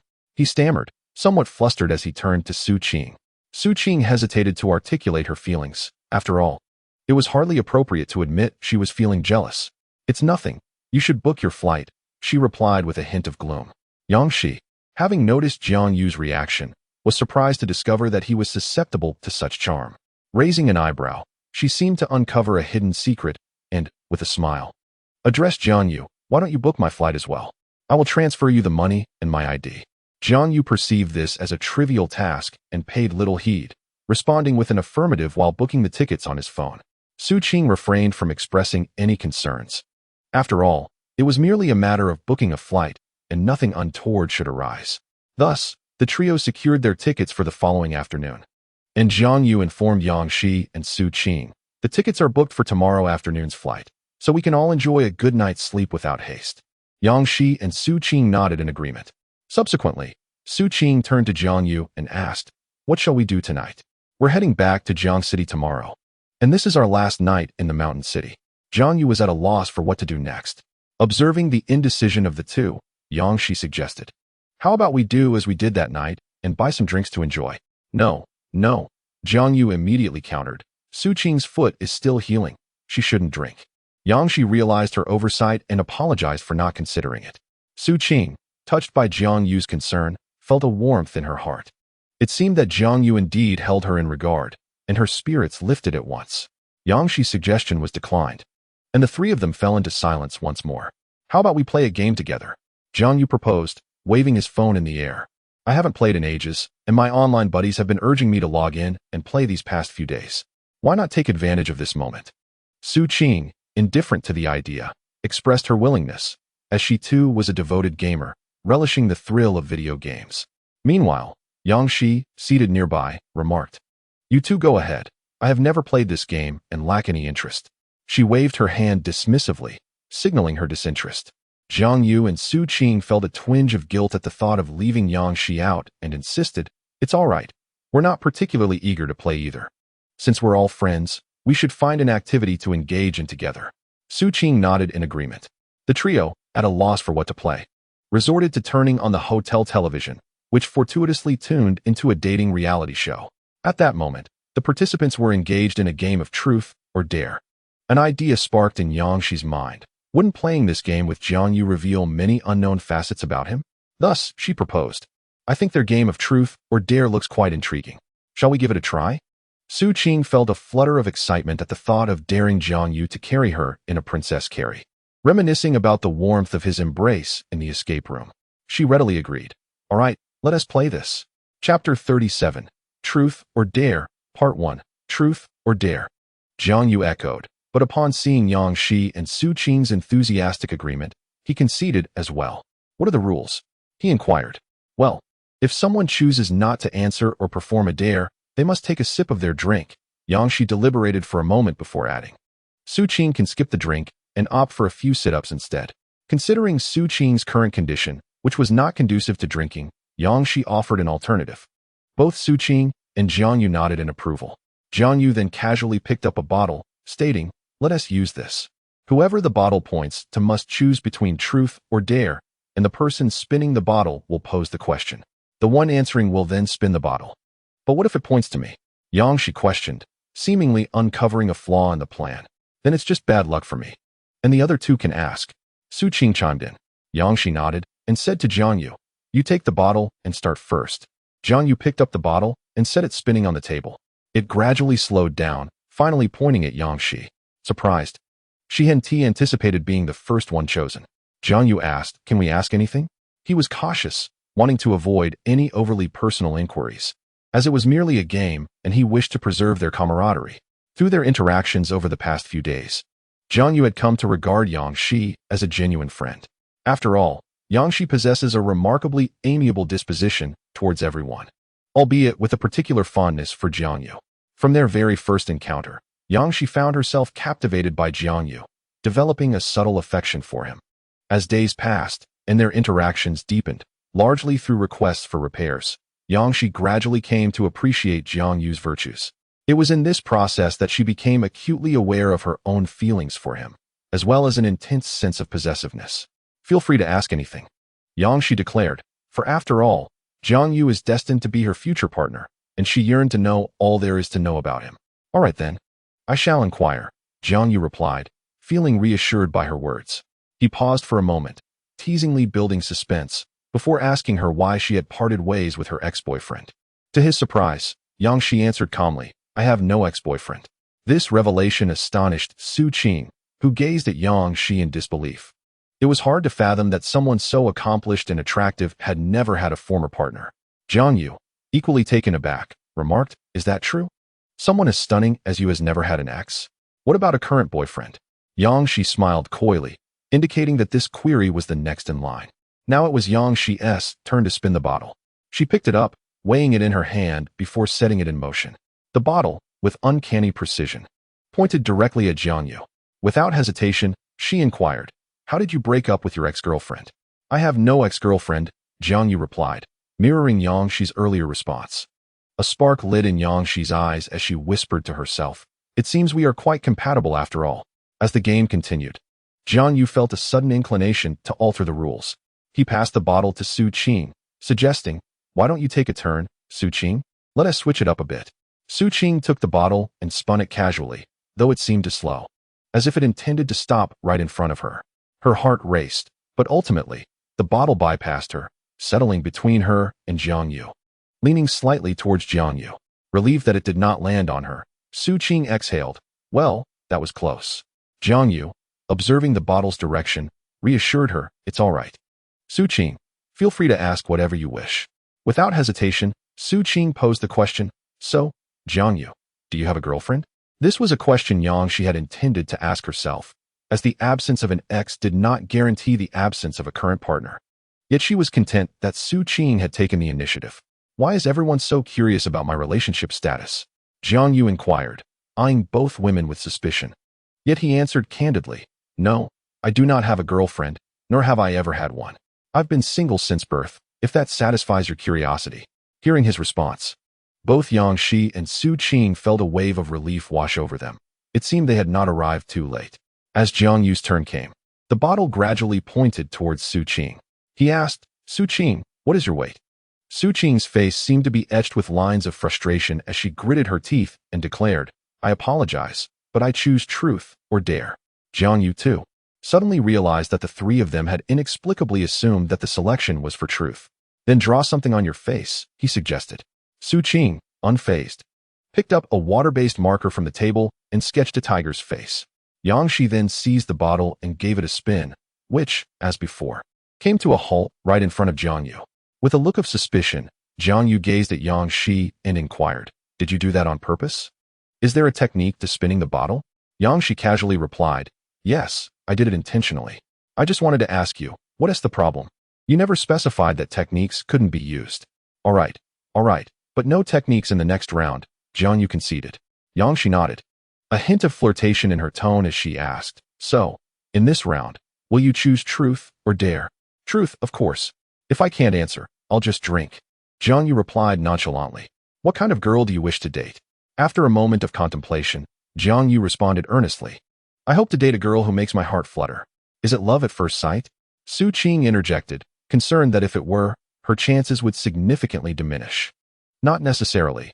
Love at first sight is one kind, but the fluttering that develops through interaction also counts." "A flutter is a flutter," Jiang Yu clarified. Yangshi pressed further. "Have you ever experienced such a flutter?" Jiang Yu cast a silent glance at Yangshi and Su Qing, smiling as he replied, "That is a question for the next round." It was now Su Qing's turn. She casually spun the bottle, only to find it stopping right in front of her. Surprised, she accidentally sprayed the water in her mouth onto the floor. "Well, you seem to have luck on your side," Jiang Yu teased. "Now it's our turn to ask." Yangshi chimed in, looking at Jiang Yu. "You go first, Jiang Yu." "Su Qing, have you ever experienced a flutter?" Jiang Yu asked, echoing the question he had been posed. "Yes, I have," Su Qing replied honestly. "Do you think the person you have a crush on likes you back?" Yangshi queried, well aware that Su Qing's crush was Jiang Yu, hence she refrained from asking who it was. I'm not sure. They probably do, Su Qing responded, a hint of uncertainty in her voice. Such confidence, Su Qing. Yet I can't help but feel otherwise, Yang Shi remarked half-jokingly. As the game progressed, it was again Jiang Yu's turn. He casually reached out, and to his surprise, the bottle pointed back at him, much like it had with Su Qing. Yang Shi and Su Qing exchanged glances, their eyes sparkling with mischief as they shared a knowing smile.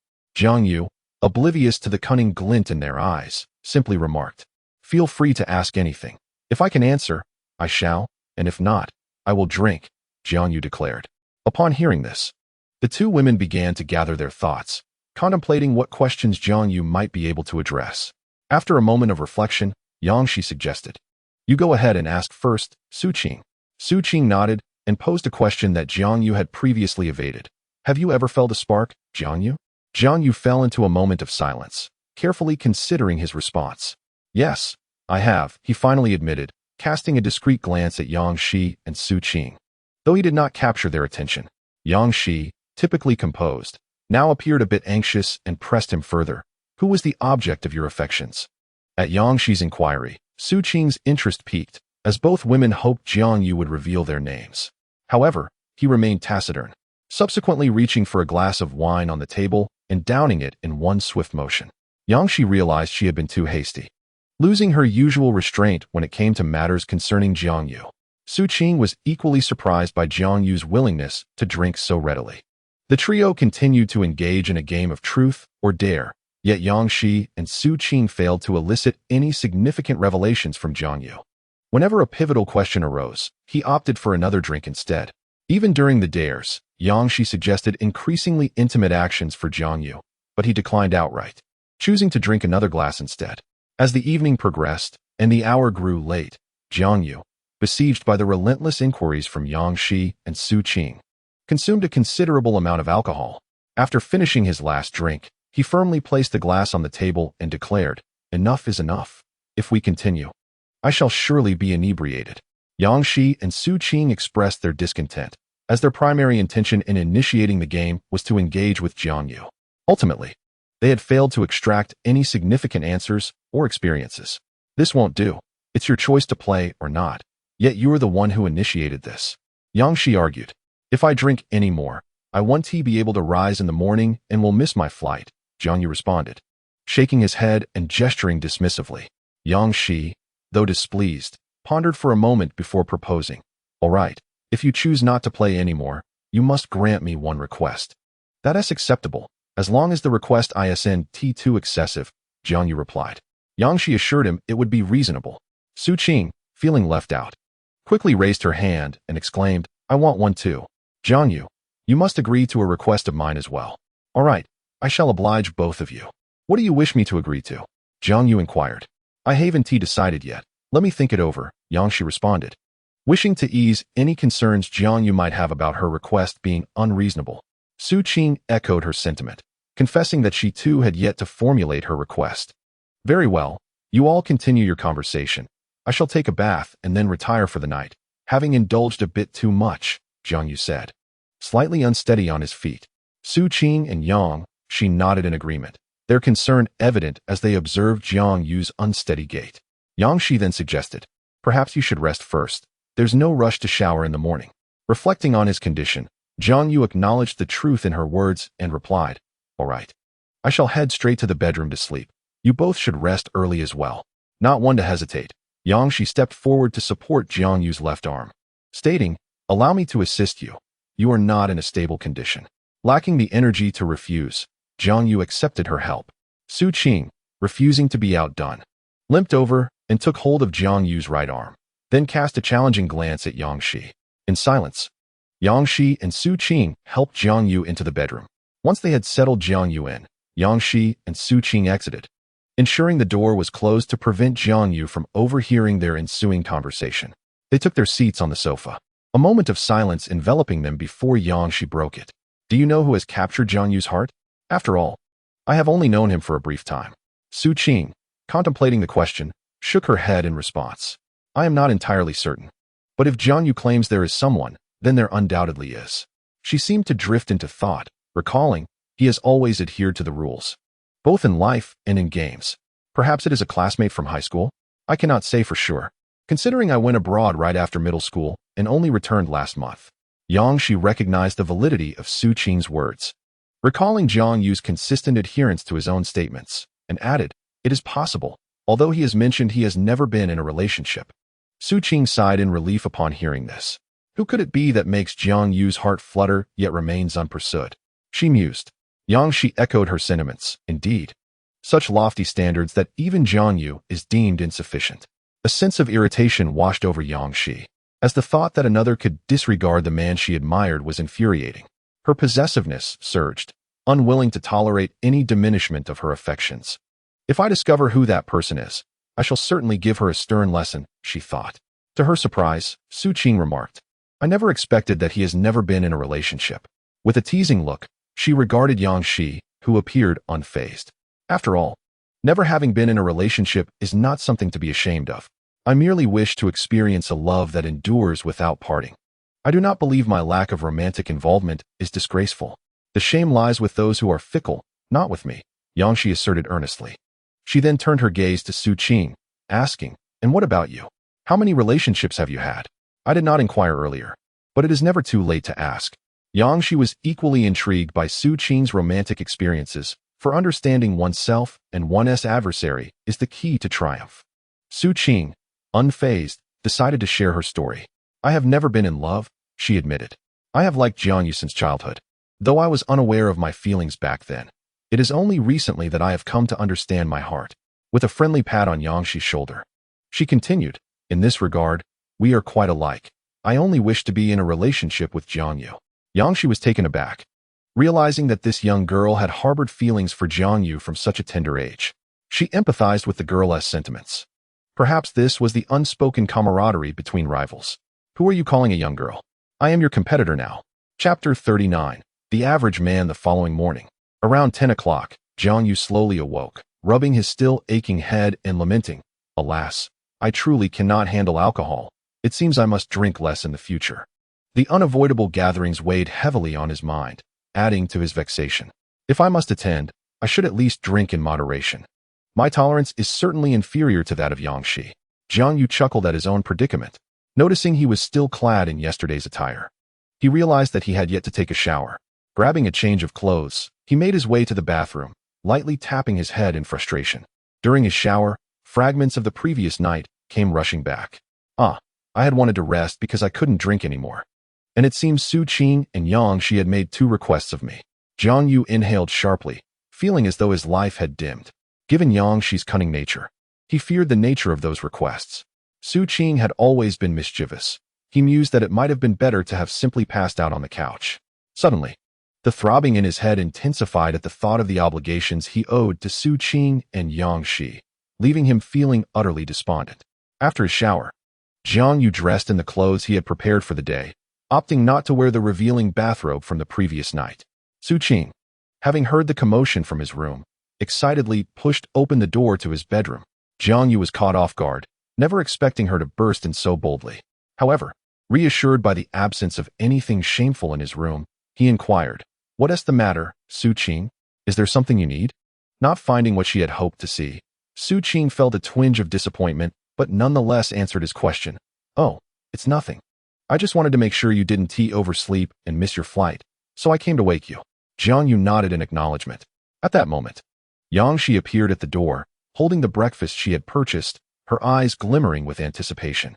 However, it was Su Qing who opened the door for Yang Shi. Upon seeing Yang Shi at the entrance, Su Qing gracefully stepped aside to allow him entry. Yang Shi placed the breakfast he had purchased on the table and glanced at Jiang Yu, who emerged from the bedroom, impeccably dressed, seemingly with a hint of disappointment. "Come and have breakfast. After sleeping for so long, you must be hungry," he urged, not entirely convinced. "After breakfast, let's take a shower. Once we're done, we need to catch our flight." Jiang Yu, slightly perplexed, replied honestly, "All right, thank you for the breakfast, but I've already had a shower." "Very well." Yang Shi and Su Qing simultaneously shrugged their shoulders. After the trio finished their breakfast, they prepared to head to the airport. Su Qing and Yang Shi were seen carrying several bags, while Jiang Yu trailed behind, dragging multiple suitcases. A wave of frustration washed over him.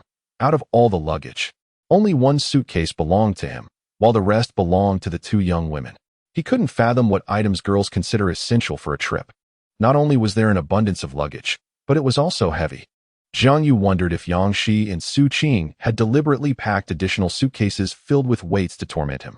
Nevertheless, after repeated assurances from the two women, he dismissed it as merely the excessive baggage of females. Upon finally arriving at the airport, Jiang Yu checked in all of their luggage and they awaited their flight in the departure lounge. Both Su Qing and Yang Shi wished to sit beside Jiang Yu, but were equally reluctant to allow the other to take that place, leading to a subtle competition between them. The outcome was that Jiang Yu found himself silently seated alone, while Su Qing and Yang Shi, resembling close friends, sat together hand in hand. Jiang Yu was somewhat puzzled. Had Su Qing and Yang Shi forged such a close bond in just a few days? Was the friendship among women so easily formed?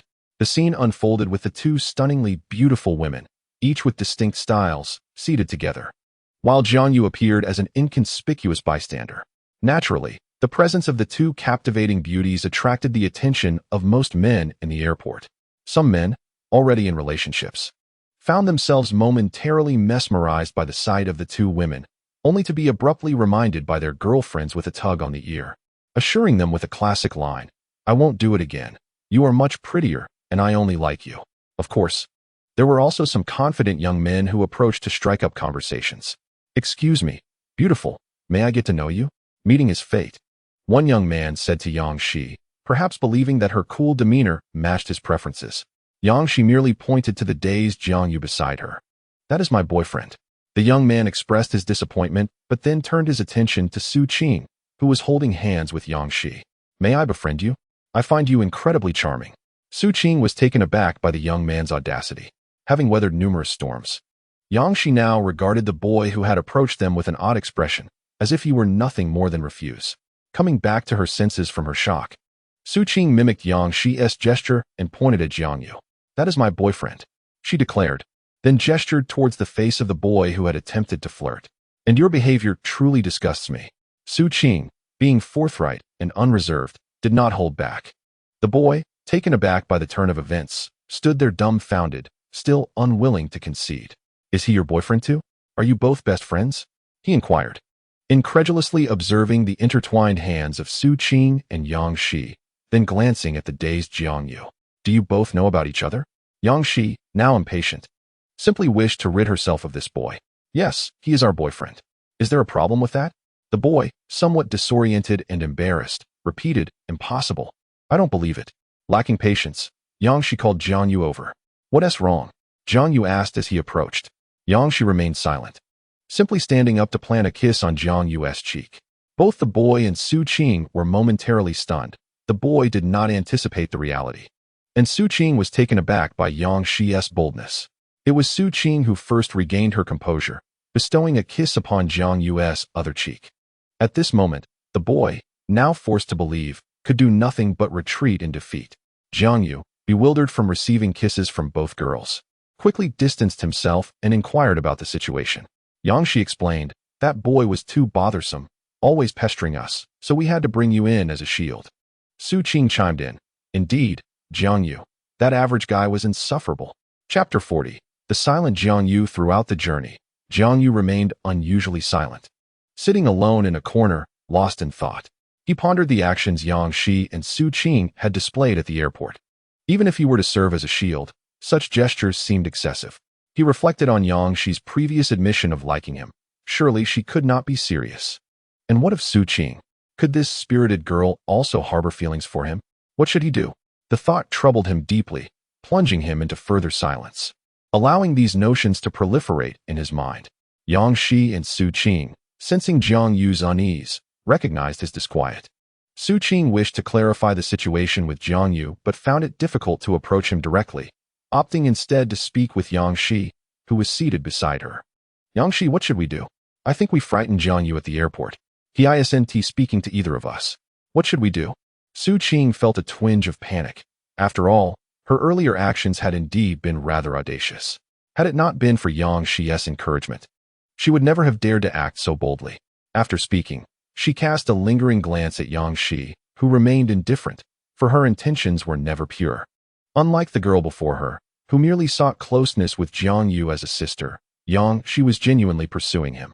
The girl relied on her familial bond to maintain intimacy with Jiang Yu. Yet if he were to discern her feelings, he might instinctively withdraw.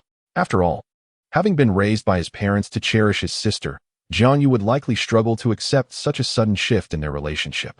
Contemplating this, she felt her chances of success significantly increased, leading her to respond nonchalantly. "What's the matter? Don't you like Jiang Yu too? What's wrong with a little kiss on the cheek?" At that moment, she suddenly recalled when Su Qing had mentioned that she had kissed Jiang Yu during a meal. Although she had initially doubted it, now it seemed rather amusing to taunt the girl with this revelation. "Didn't you say you kissed Jiang Yu before? What are you afraid of?" A playful glint danced in Yangxi's eyes, her lips curling into a mocking smile. "Or was it just a fabrication you spun?" Su Qing, hearing this, appeared somewhat flustered. Indeed, she had kissed Jiang Yu, but merely as a gesture of gratitude, or so Jiang Yu believed. In truth, she had conveyed her affection for him. Moreover, she had truly kissed him when he held her close, albeit on the cheek rather than the lips. Still, it counted, didn't it? Realizing this, Su Qing regained her confidence and retorted to Yangxi, who was mocking her. Of course, it was in Jiang Yu's embrace. Yangxi was taken aback by Su Qing's boldness, noting her growth and newfound resilience. This rivalry with a seemingly harmless girl added a layer of intrigue, even as she remained convinced that Jiang Yu was hers. Well then, if it has already happened twice, what does it matter? With that, Yangxi closed her eyes and reclined in her seat, seeking a moment of rest. Su Qing, still feeling uneasy, leaned closer to the now silent Jiang Yu and asked softly, "What's wrong, Jiang Yu? You seem a bit down. Is it because I should return to Jiang City early and have spoiled your fun?" Su Qing was a clever girl, though she often preferred not to engage her intellect. But when she did, she proved quite astute. Instead of directly confronting Jiang Yu, which would prompt him to evade the topic, she chose to approach the matter from a different angle, hoping he might reveal his thoughts willingly. Jiang Yu gazed at the somewhat anxious girl before him, reflecting on the chaotic thoughts that had recently occupied his mind. He chastised himself harshly, realizing the absurdity of his concerns. This kind-hearted girl was so worried about his well-being, fearing that he might be unhappy due to the premature conclusion of their trip, while he was lost in his own trivial musings. What a wretched man he was. She had merely used him as a shield for a moment, and as a man, it was only natural to take on such a role. Yet here he was, overthinking and remaining silent, failing to reassure her. Truly, he was devoid of humanity. He mentally slapped himself twice, managing to conjure a smile to alleviate Su Qing's worries. "It's all right, Su Qing. I merely indulged a bit too much in drink yesterday. My head aches slightly, and I feel a bit fatigued." He pretended to rub his temples for effect. "I'm fine, so don't fret." Seeing Jiang Yu still willing to converse and explain himself brought a sense of relief to Su Qing. Her greatest fear was that Jiang Yu might sense her feelings and distance himself from her. Since he continued to engage with her, perhaps everything was indeed fine. She nodded in agreement. "That's good. Please rest well. I will wake you when the plane arrives." With that, she returned to her seat. Unbeknownst to Su Qing, her concern for Jiang Yu, coupled with her desire to conceal her feelings, had led him to concoct a multitude of assumptions. If she were to discover the true nature of his thoughts, she would undoubtedly unleash a torrent of exasperation upon him. "After all I have done for you, do you genuinely think I wish to merely be your sister? Hurry up and clean yourself up to join me in bed." In a scenario akin to a strategy game, one could observe Jiang Yu's progress bar, which had slightly improved, suddenly regress significantly as Su Qing inquired about him with her fabricated excuses. Caution, reversing. Caution, reversing. Jiang Yu, too, would shift any semblance of affection directed at him into other realms, never daring to confront it head-on, nor could he face his own feelings. Like a cat, he would flinch at the slightest touch and flee at the first sign of movement. With a personality akin to that of a cat, Jiang Yu's journey to love would remain long and arduous for Su Qing. At that moment, observing Yangxi in restful slumber and Jiang Yu taking a break, Su Qing found herself devoid of conversational partners, left to idly scroll through her phone. Upon discovering a photo of herself with Jiang Yu in her gallery, a sweet smile graced her lips. "How fortunate I am to have you, Jiang Yu. You have painted my childhood with vibrancy, and you continue to enrich my life." As she gazed out at the breathtaking scenery and the majestic sunset, Su Qing's resolve solidified. It could only be Jiang Yu. He would forever be the one. Chapter 41. Returning to Jiangcheng. As the roar of the airplane engine gradually faded, Jiang Yu and Yang Shi stirred from their slumber. Only Su Qing remained blissfully asleep. Although Su Qing had been quite energetic, a journey of just over 2 hours should not have felt so lengthy. However, with Yang Shi beside her indulging in quietude, and believing that her favorite Jiang Yu was still recovering from a hangover, she felt compelled to remain silent so as not to disturb his rest. Consequently, she found herself alone in her seat, with no conversation to engage her, leading to an overwhelming sense of boredom. What does one do in the throes of ennui? Naturally, one seeks amusement, and when amusement proves elusive, what remains? The only recourse is sleep. Thus, in the absence of entertainment and with no one to converse with, Su Qing succumbed to slumber, lost in her thoughts until she unexpectedly drifted off. Jiang Yu gazed at the sleeping Su Qing, who wore a sweet smile even in her dreams, her charming visage rendering her utterly irresistible. Jiang Yu mused that if Su Qing were to maintain such an enchanting demeanor while awake, he would find it impossible to refuse her anything. Instinctively, he reached out to her delicate, rosy face, gently pinching her cheek. When Su Qing remained unresponsive, he shifted his hand to her fluffy head, giving it a gentle rub. At that moment, Su Qing sensed something amiss. With her eyes still heavy with sleep, she rubbed them and drowsily inquired, "What is it, Brother Jiang Yu?" The soft, almost melodic quality of her voice sent a gentle breeze through Jiang Yu's heart, causing a slight flutter within him. Nevertheless, he feigned composure and pointed toward the terminal outside the window. "The plane has landed, Qing. It's time to wake up. We're returning to Jiangqing." His tone inadvertently carried a hint of tenderness, oblivious to the potent effect she had on Jiang Yu. The still groggy Su Qing merely murmured an acknowledgement and followed him slowly off the plane. Meanwhile, the stern and commanding figure of the aloof goddess stood alone at the airport, perplexed by the unfolding events. After a while, she finally spotted Jiang Yu and Su Qing emerging. Yang Shi, wearing a puzzled expression, looked at the pair and asked, "Why are you two so slow?" Jiang Yu explained, "Qing fell asleep on the plane, and it took a bit of time to wake her." Observing the yawning Su Qing beside him, Yang Shi naturally accepted his explanation. After exchanging greetings with Jiang Yu and the dazed Su Qing, Yang Shi remarked, "Well, I shall take my leave now." Jiang Yu responded affirmatively, and just as Yang Shi turned to depart, she softly uttered a few words. Soon, they would meet again, though it was unclear whether this was a thought directed towards someone else or a reflection to oneself.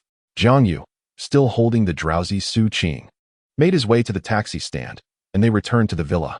Noticing Su Qing's lingering fatigue and recalling their lack of rest in the mountainous city over the past few days, Jiang Yu too felt a wave of weariness wash over him upon returning to familiar surroundings. He guided Su Qing to her room before retreating to his own for some much-needed rest.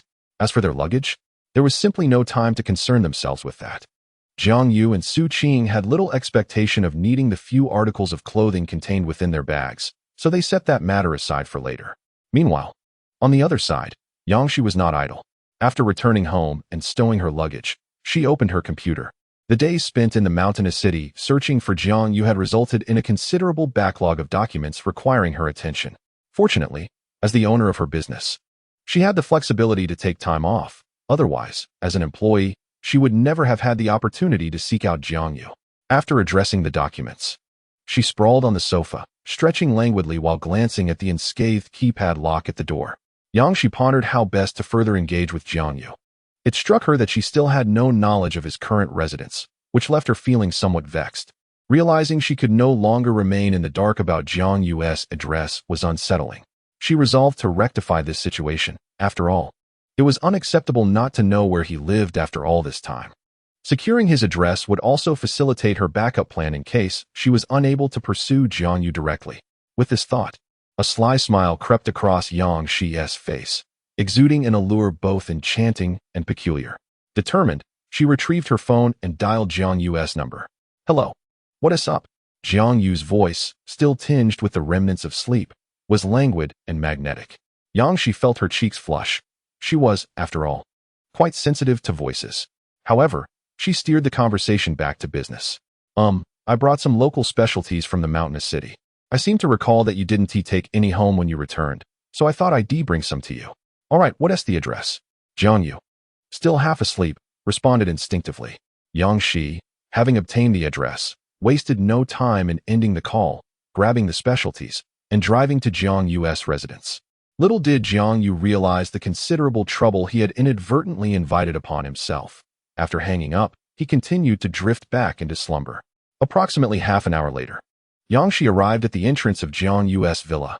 Upon seeing the luxurious abode, she felt little surprise. She could afford such a place herself if she wished, though it seemed unnecessary. After all, a house is not a home. Yet, at that moment, a different thought began to form in Yang Shi's mind. Approaching the villa, she pressed the doorbell, but after several minutes without a response, she found herself at a loss for words. With a sigh, she retrieved her phone and dialed Jiang Yu once more. What's going on now?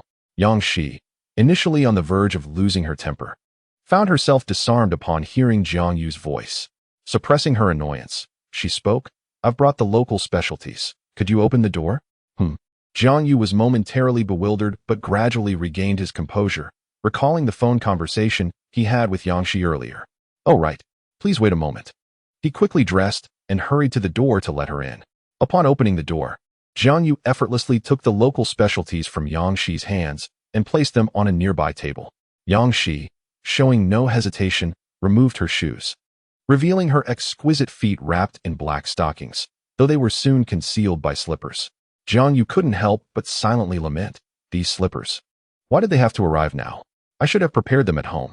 Yang Shi noticed his reaction but chose not to comment, instead heading to the sofa to sit down. Now that I'm back, let's discuss what to do about the password lock over there. Password lock? What password lock? Jiang Yu instinctively responded. Realizing he had completely forgotten their previous conversation, Yang Shi explained with a hint of exasperation, the password lock for the old house is broken. Don't you remember? Oh right, I was just joking. Jiang Yu scratched his head awkwardly. Yang Shi, unwilling to waste time on such trivial dialogue, pressed on. So what should we do, my little landlord? I suppose I could find someone to fix it, he replied nonchalantly, dismissing the issue. It's not a big deal. I actually have a suggestion, Yang Shi said playfully, glancing at Jiang Yu. What suggestion? Considering your villa has so many vacant rooms, why don't I rent a room from you? Yang Shi leaned in closer, teasingly. What? Jiang Yu was taken aback, never expecting Yang Shi to entertain such an idea.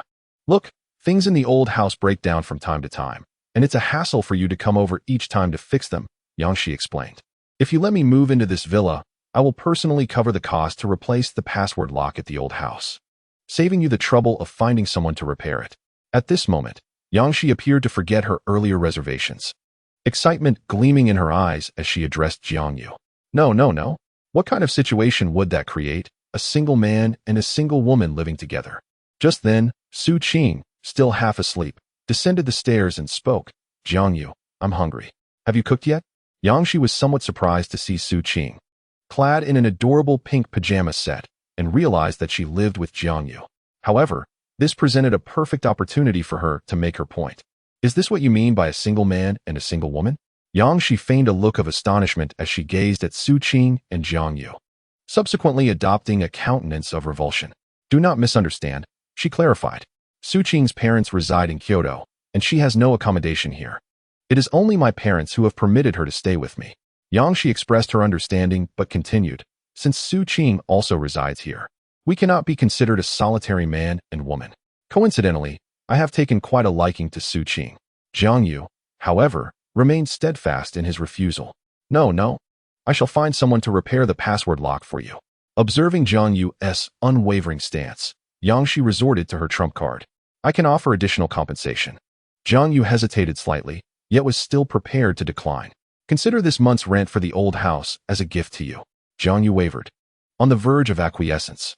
Double the rent. Deal. Jiang Yu exclaimed with excitement, grasping Yang Shi's hand firmly, for the rent would entirely benefit him. He fantasized about how much more he could enhance his living expenses as a university student with the doubled amount. Lost in these delightful thoughts, he failed to notice his own actions. Yang Shi, too, was taken by surprise but did not withdraw her hand. Instead, she gently held it in her palm and spoke softly, indeed. With Jiang Yu's assurance, Yang Shi felt reassured and was no longer anxious about any potential breach of contract. For Jiang Yu was well known for his steadfastness. After bidding farewell to Su Qing, she drove away from the villa, reminding Jiang Yu, then tomorrow it is. Move in by early morning. Do remember to rise early. All right. Rest assured, I will ensure everything is in order. Jiangyu, still reveling in the joy of the doubled rent, casually replied to Yangshi. Meanwhile, Yangshi returned to the old house, needing to prepare some items. After all, it would be problematic if Jiangyu came by later and discovered that the password lock had not been tampered with. She had to replace it that very night. Su Qing, observing Yangshi's departure, felt a twinge of curiosity and inquired of Jiangyu, what was Yangshi here for? Jiangyu responded candidly. She mentioned that we had not purchased any specialties from Shanxing and specifically brought us a few of her own. He gestured toward the Shanxing specialties laid out on the table. Upon seeing the items, Su Qing comprehended the situation at hand. By the way, Yangshi is moving in tomorrow. You must tidy up the guest room. Today is your turn for cleaning, you know. What did you say? Yangshi is moving in. Why? Su Qing initially struggled to grasp the significance of Jiangyu's words, but soon realized, her expression shifting to one of astonishment. No, we cannot allow Yangshi to move in.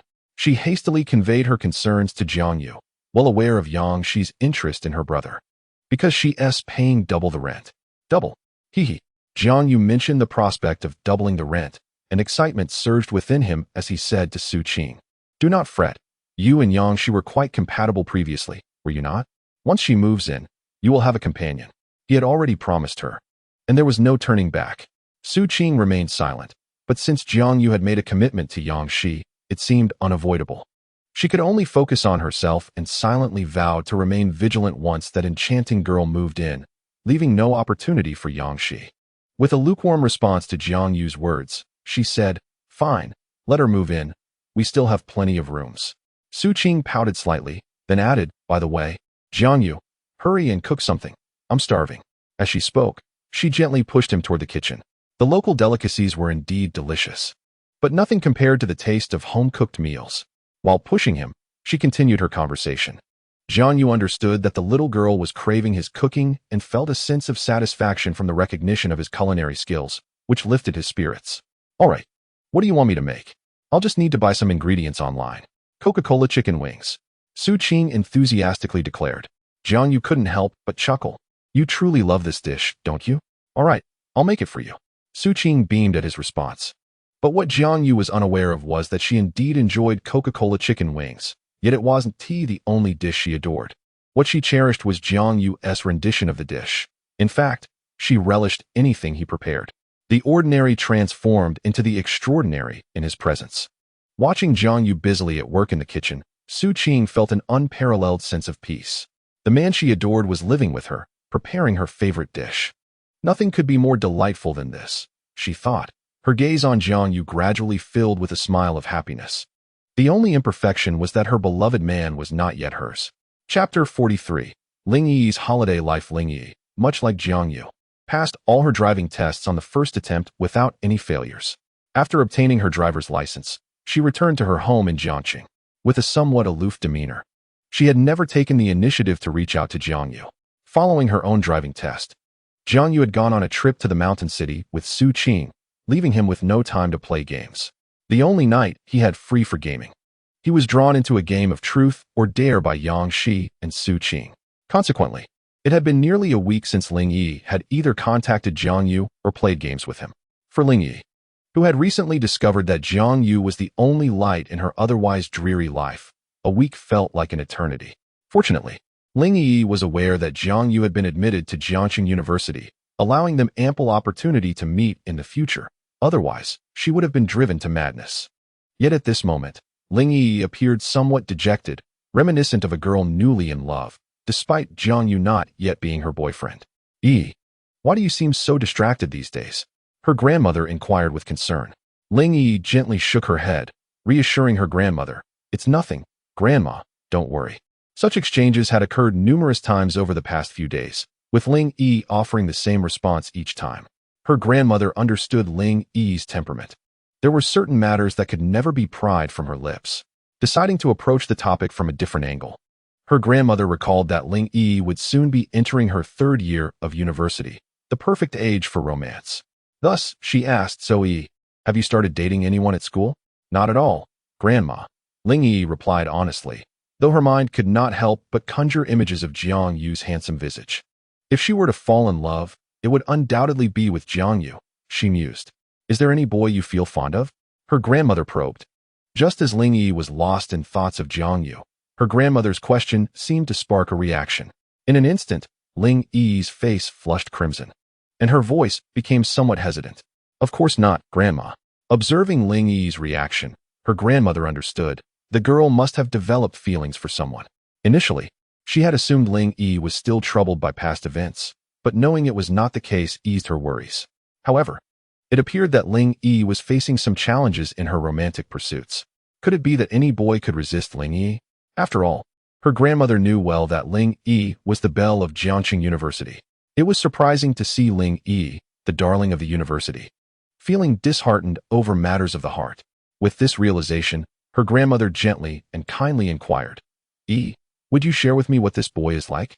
"There is no boy, Grandma," Ling Yi insisted, her pride still intact.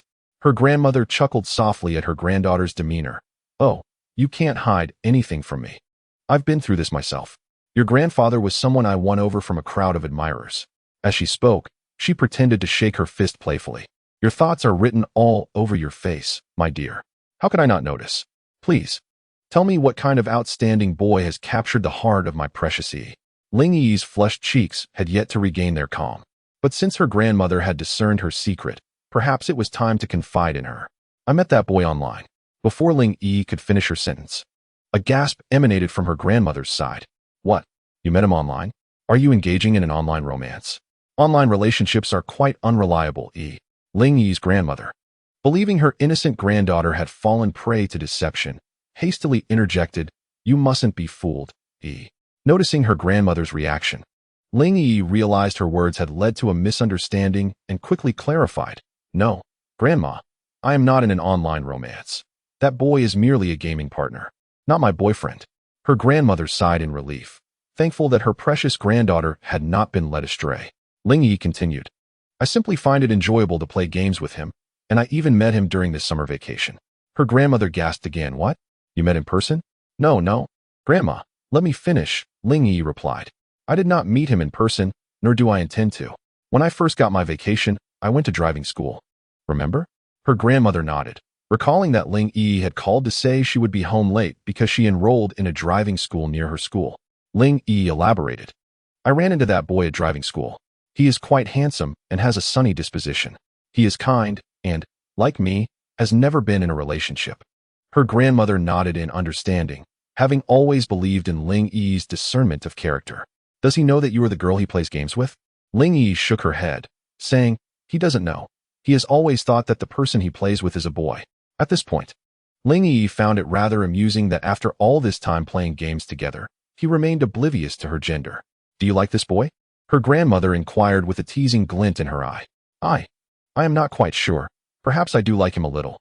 I just feel he is my only light, and I wouldn't want anyone to take him away," Ling Yi thought, but refrained from sharing the last sentiment with her grandmother.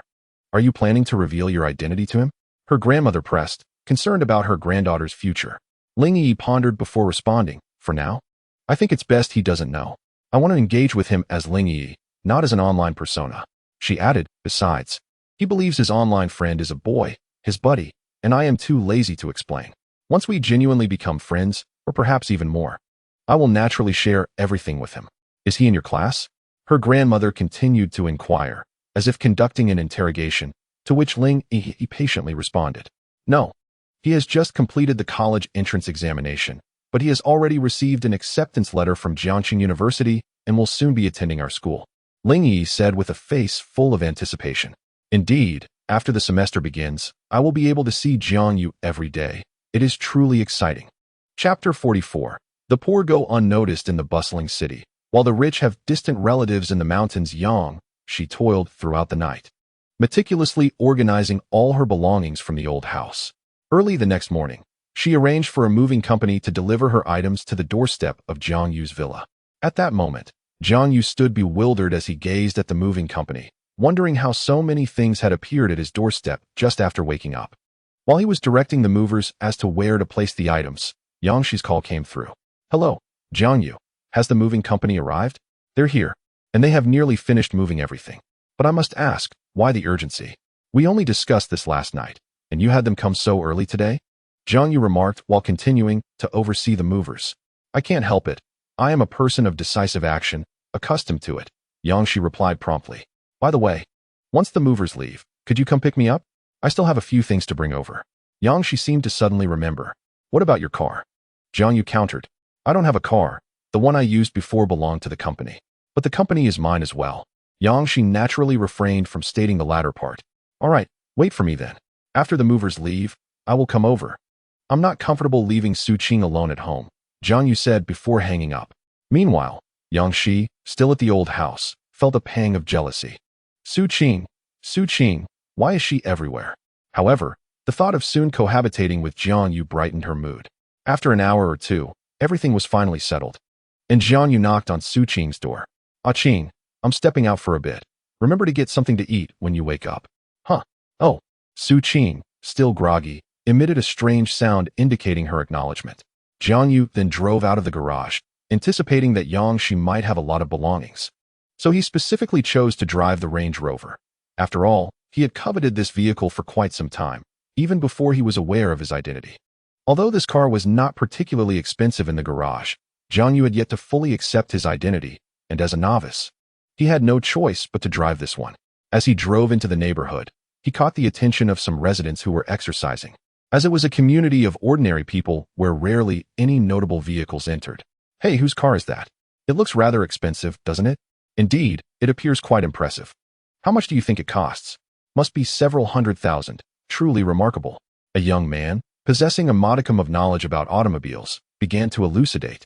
This is a Range Rover, not something that can be acquired for a mere few $100,000. Tisk, truly remarkable. One wonders which affluent relative it belongs to.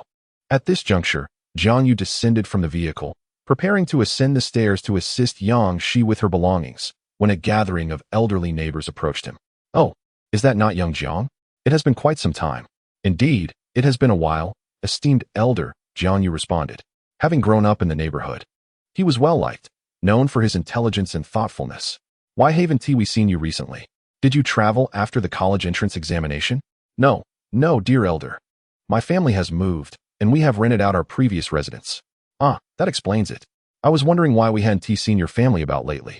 As they spoke, their gaze shifted to Jiang Yu's vehicle. It seems you have prospered after your exams, driving such a splendid car. Oh no.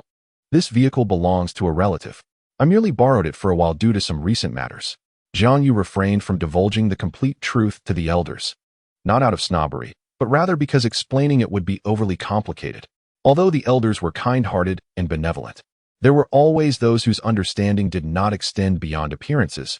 As the saying goes, the poor in bustling markets go unnoticed, while the wealthy in remote mountains have distant kin. Upon hearing Jiang Yu's words, the elders did not press further but instead inquired, Where have you moved to? Is there a reason for your return today? Just to a nearby community. I'm back to help someone relocate, Jiang Yu replied casually. Very well. We shan't disturb you further. You carry on with your tasks. With that, the elders dispersed, though their eyes remained fixated on Jiang Yu's car, occasionally murmuring and gesturing towards it. Jiang Yu paid little heed to their chatter, securing his vehicle before approaching the entrance of his former home. The door stood wide open, and upon noticing it ajar, he entered without hesitation, discovering Yang Shi asleep on the sofa. In her slumber, Yang Shi emanated a unique beauty. The aura that once kept others at bay gradually dissipating, leaving only her exquisite visage, difficult to resist. Yet Jiang Yu's thoughts were not occupied by this. Instead, he silently closed the door and gently roused Yang Shi. Wake up, Yang Shi, wake up. Responding to his call, she began to awaken. How did I fall asleep? Of course you did. Having spent the entire night sorting through things, when would you have had time to rest? Observing Jiang Yu's serious demeanor, Yang Shi inquired with a hint of confusion. What is it, Jiang Yu? Is there something amiss? I have no issues, but you seem to have a predicament. A predicament? What is wrong with me? Yang Shi's confusion deepened. Are you aware that you left your front door wide open?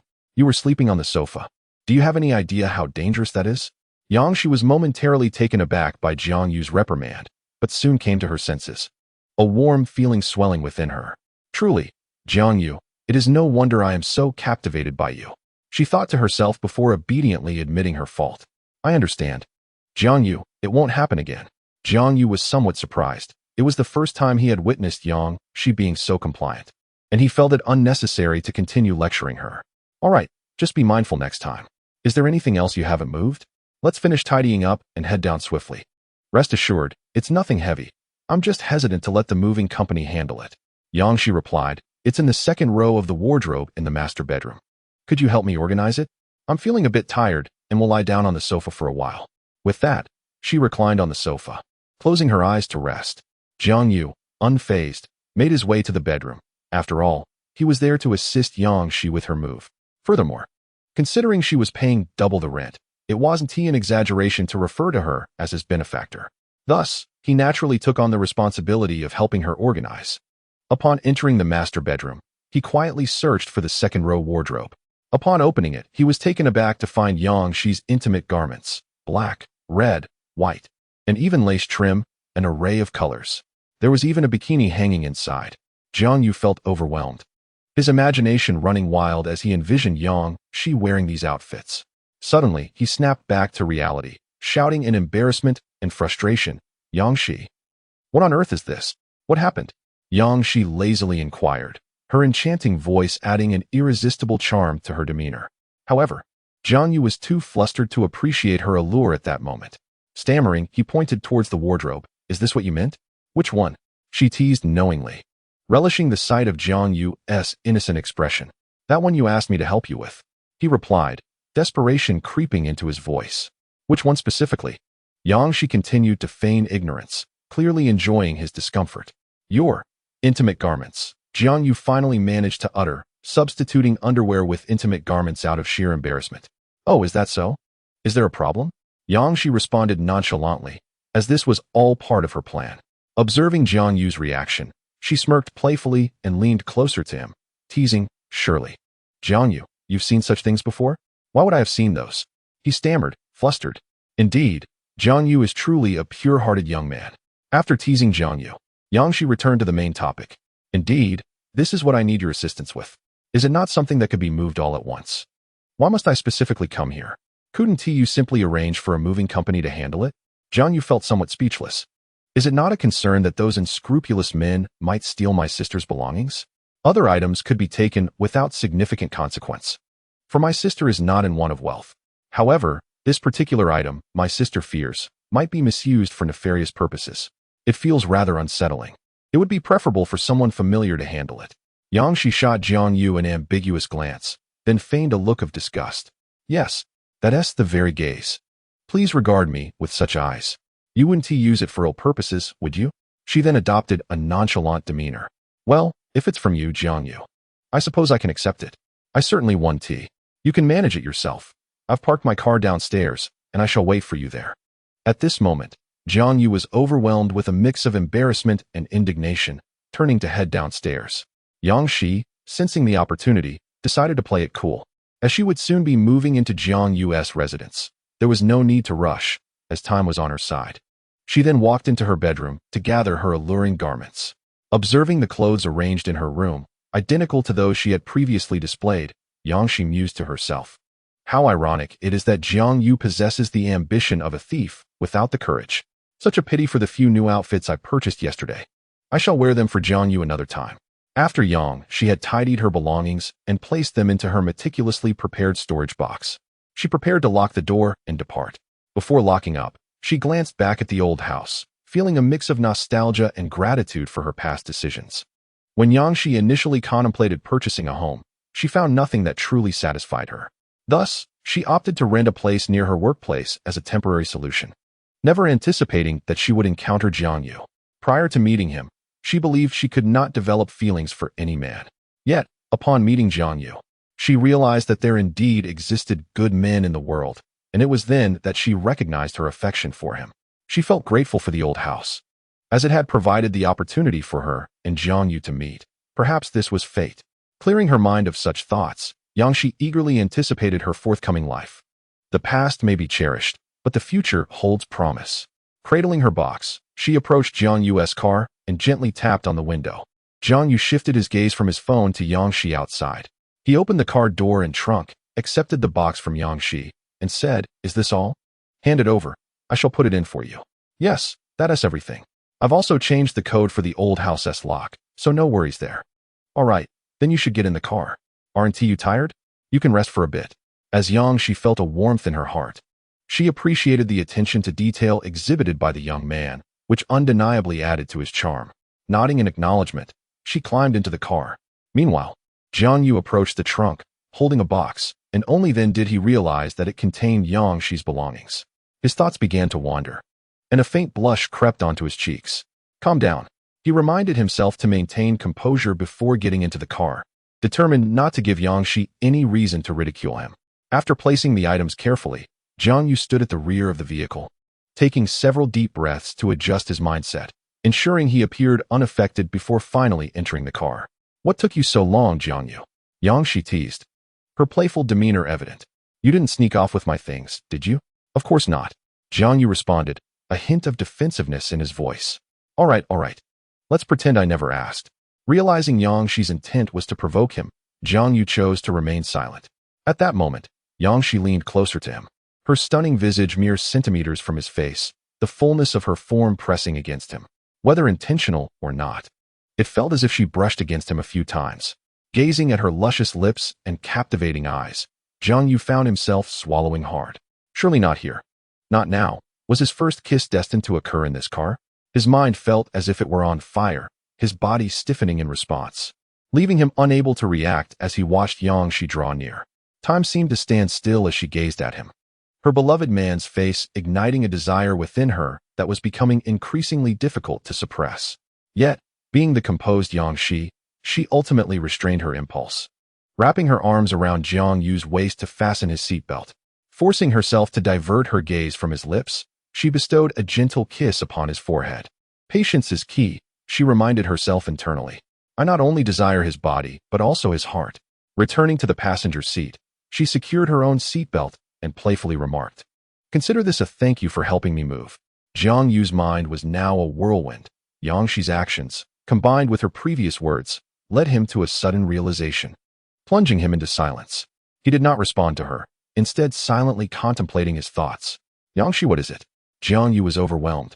So many questions lingering on his tongue, yet he found himself unable to voice them. Sensing his turmoil, Yang Shi, aware that her actions had stirred his emotions, gently reassured him, it's all right, Jiang Yu. You can tell me anything.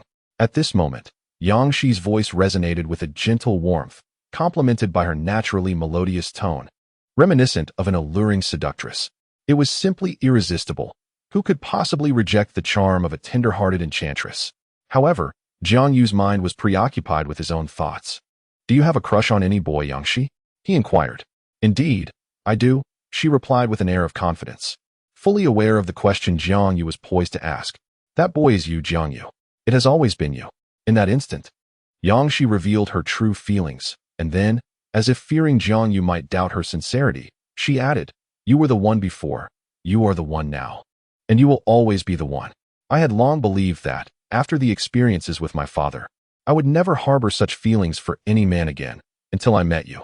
You must remember our first encounter was rather unpleasant, after all.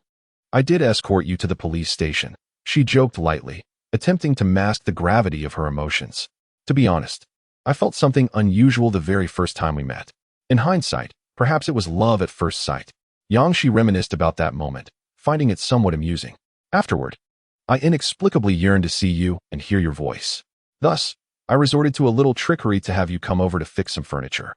Her voice took on a mischievous tone, transforming her into a playful girl. As we gradually grew closer, I found myself increasingly drawn to you. If our initial chaotic meeting sparked my curiosity, our subsequent interactions clarified my feelings. I am acutely aware that I have indeed fallen for you. Though it is my first experience with such emotions, which might have surprised you. There was that one time, if I recall correctly, when I called you to fix a leaky pipe. I woke up early specifically to invite you over. Upon hearing your impatient tone on the phone, I knew my plan had succeeded. Seeing you arrive at the old house, yawning, further convinced me of my success. After you finished fixing the pipe, I casually suggested you rest in the guest room while I headed to work. But that day, I did not go to work. Instead, I quietly watched you sleep, captivated by the visage of the man who had ensnared my heart. Yang Shi chose not to disclose her antics of drugging him and taking photographs, as she was uncertain of Jiang Yu's potential reaction. Yet, in that moment, her emotions flowed freely, her gaze filled with longing. Once, under the guise of needing to fix furniture, I sought you out. When you told me you were traveling in the mountain city, I could no longer contain my desire to see you. Thus, I hastily purchased a plane ticket and flew to the mountain city. The moment I laid eyes on you, I was overwhelmed with an urge to leap into your embrace. However, my identity does not suit such endeavors, so I could only use the pretext of needing a shield to invite you to embrace me. As I spoke, Yangshi laughed, as if reminiscing about something amusing. It is indeed amusing that such a tall and handsome figure as yourself dares not even place a hand on my waist, dear Jiangyu. Nevertheless, upon returning to the hotel, even after a brief separation, I found myself yearning to see you again. Hence, I knocked on the door of your suite, eager to converse with you. Yet, just as I began to speak, a youthful and radiant girl emerged from your room. She seemed to transport herself back to that moment, her expression tinged with displeasure. At that time, I was filled with anger and sadness, uncertain of how to proceed, believing her to be your girlfriend. However, my unwillingness to accept this was palpable, for I had finally developed feelings for a boy, and I knew that in this lifetime, he would be the only one for me.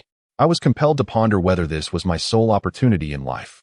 Yet, your explanation elevated me from despair to elation. You revealed that the girl was merely your sister, and your demeanor was refreshingly candid and natural. As Yangshi recounted this, she cast a sidelong glance at the now silent Jiangyu. That evening, I intended to share a drink with you and express my innermost thoughts, but to my surprise, that little imp, Su Qing, brought it up. I acquiesced, allowing the moment to unfold. Once Su Qing had drifted off to sleep, emboldened by the wine, I shared with you my story for the first time. I had expected you to find it tiresome, yet you comforted me instead. Perhaps it was your gentle nature that utterly dismantled the defenses I had erected within, Jiangyu. I wished to know you better, to delve into the life of the only man I could ever truly admire. Thus, I encouraged you to recount your own tale. You responded honestly, and that day brought me joy, for I learned of your past and your heart. Yangshi, too, bore an expression of surprise. Little did I know that your story was equally extraordinary, Jiangyu. A young heir cast adrift for 18 years, only to reclaim his lineage post-exams, truly a narrative fit for a novel. Others in your situation might revel in such fortune, yet you are different, Jiangyu. From your words, I discerned your sensitivity and insecurity, would you not agree? Jiangyu nodded in silent affirmation. While others would dream of wealth and grandeur, you reflect upon your ordinary 18 years, pondering your worthiness. If I am not mistaken, this is the first time you've driven this car, Jiangyu. Had it not been for my assistance in moving, you might never have taken the wheel. Jiangyu remained silent. This is who you are, Jiangyu. And this is what captivates me. The rest consists of mundane occurrences. Yet from our time in the escape room, I felt your kindness and attentiveness. Later, the questions posed during the game of truth or dare were indeed crafted by me. However, I was genuinely taken aback to discover that the tall and handsome Jiangyu had never experienced love. You cannot fathom the joy that surged within me upon hearing this revelation. Ultimately, it all boils down to a single proclamation. Yangshi gazed earnestly at Jiangyu, her eyes ablaze with fervor and sincerity, as blindingly radiant as the sun, yet irresistibly captivating. I adore you, Jiangyu. You are the one person I have unequivocally chosen in this lifetime. Chapter 47. Jiangyu's response. Of course, you need not respond to me, for my affection for you is solely my own affair, Yangshi continued, unperturbed by the need for a conclusion. Unlike some who feel compelled to bind the one being confessed to upon the moral cross, she merely wished for Jiangyu to heed his own heart. Nevertheless, Yangshi was not averse to employing assertive measures. Through this period of companionship, she had clarified her feelings and discerned his character. Thus, she was assured that he would neither deceive others nor himself in this regard. After uttering these words, Yangshi fell silent. In truth, she harbored another thought. Having expressed her feelings, she could now pursue Jiangyu openly and without reservation.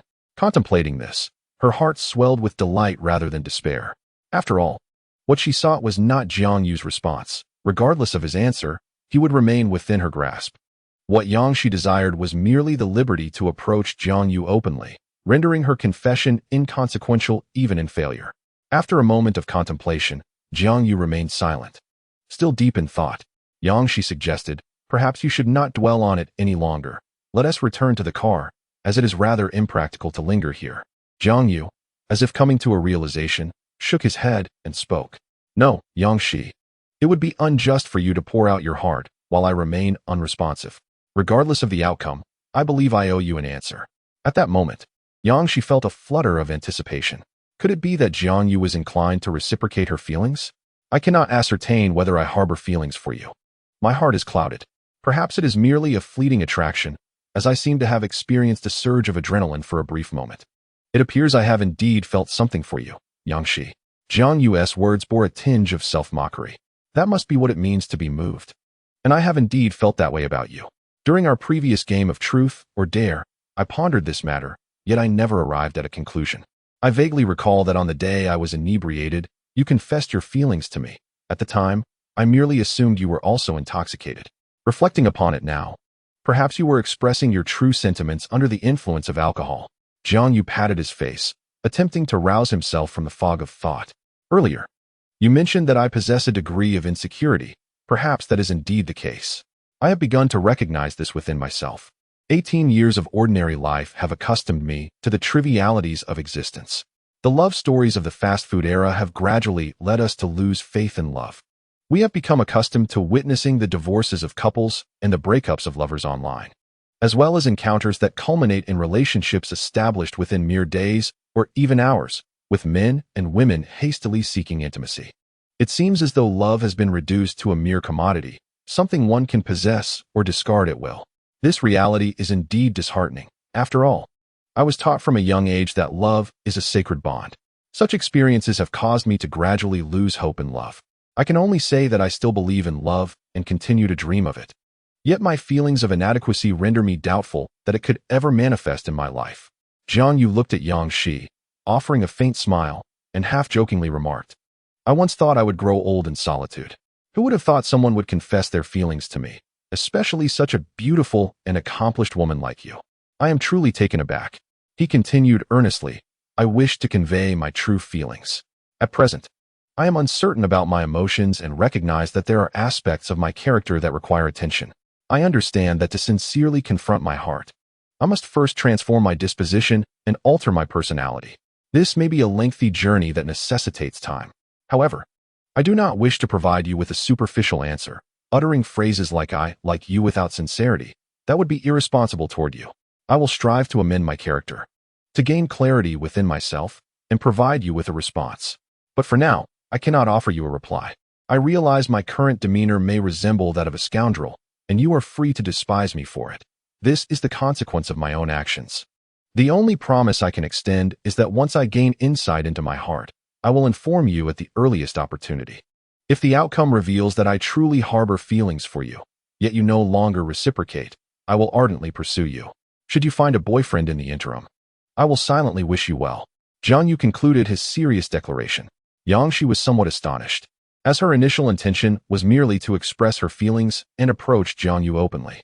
Yet, Jiang Yu's profound contemplation and earnest response took her by surprise. Perhaps this is the very reason she is drawn to him. His seriousness towards matters, his sincerity towards people, his reluctance to make promises lightly, and his hesitance to engage hastily in relationships. However, once a promise is made, Jiang Yu is committed to honoring it throughout his life. How enchanting he is, indeed. This quality makes him truly captivating. Yang Shi mused to herself before responding to Jiang Yu. I will wait for you, Jiang Yu. I will wait for you indefinitely. You are the man I have chosen, the only man in my life. Once you come to terms with your own heart, if you hold affection for me, then naturally, it brings joy to us both. However, if your feelings do not align with mine, I hope you will not harbor resentment towards me. At this moment, Jiang Yu was somewhat taken aback, although these sentiments echoed his innermost thoughts and were precisely what he wished to convey to Yang Shi. He was surprised that she did not seem to despise him for expressing them. Do you not find anything amiss in what I have said? Is there an issue with your words? Yang Shi remarked with a smile, gazing at Jiang Yu. Rest assured, had I not understood you well, I might have misconstrued your intentions. But I know you. I comprehend your character and your integrity, and I yearn to understand all of you. Thus, I am aware that your words are sincere and not mere bait to entice me. I wish for you to understand that my words are equally earnest. Your demeanor resembles that of a cat. The moment others take a step back, you retreat 100 steps. Merely articulating these thoughts requires considerable courage. Yang Shi gently caressed Jiang Yu's cheek, and he did not flinch. Look, you have not shied away. You are earnestly confronting your heart. I want you to grasp that love is not merely a solitary endeavor, but a mutual pursuit between two individuals. You have taken that step in your heart, even if, given your nature, it seems a small one. Yet, I have perceived it, and thus, I will grow more resolute and endeavor even harder to approach you. Jiangyu, confronted by Yang Shi's unwavering determination, felt a pang of guilt. After all, it was his own inability to discern his feelings that caused this turmoil. And he feared disappointing this girl. It's all right, Jiangyu, it's all right. It is precisely this aspect of you that I find endearing. Chapter 48. The eve of school opening, Jiangyu drove Yang Shi back to the villa, remaining silent throughout the journey, lost in contemplation of the earlier events. Conversely, Yang Shi was quite elated, for she had successfully conveyed her feelings to Jiangyu. Furthermore, she had garnered his promise. Even if the ultimate outcome of that promise remained uncertain. Nevertheless, Yang Shi had achieved her goal, surpassing her initial expectations. She was confident that during Jiang Yu's journey to self-discovery, he would come to cherish her. Thus, throughout the ride, Yang Shi chattered animatedly with Jiang Yu, a stark contrast to her usual aloof and regal demeanor. Primarily, she wished to ensure that the day's occurrences would not adversely affect her relationship with him. What if Jiang Yu distanced himself because of what had transpired? Hence, she engaged him in conversation, and gradually, Jiang Yu began to regain his previous composure. Perhaps the only notable difference was the subtle ambience of ambiguity that now enveloped them. Jiang Yu felt that interacting with Yang Shi as friends before fully understanding his own feelings was quite agreeable. It allowed him to clarify his heart. After all, if they could not be lovers, being friends would suffice. Little did he realize that, in Yang Shi's heart, there was no option of remaining merely friends. If they could not be lovers, then the dynamic of master and servant would be acceptable.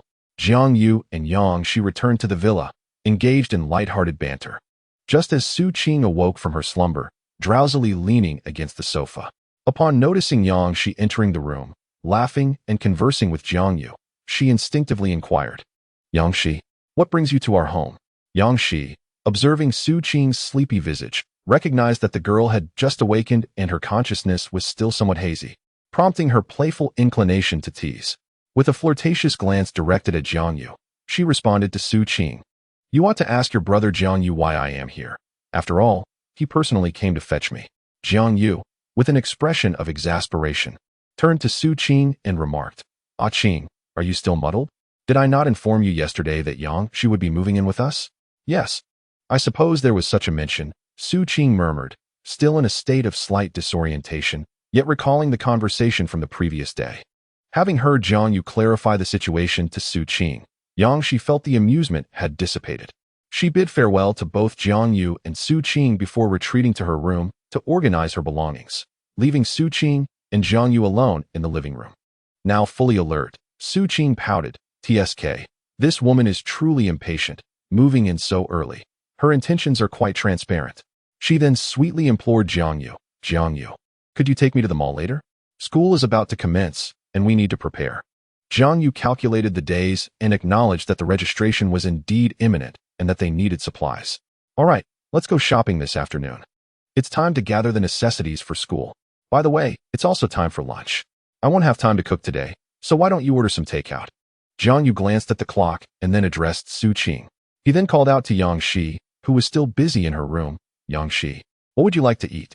We only have time for takeout today. We can properly welcome you either tonight or tomorrow. I'm fine with anything. Order what you both enjoy, Yang Shi replied. Jiang Yu then handed his phone to Su Qing, allowing her to place the order.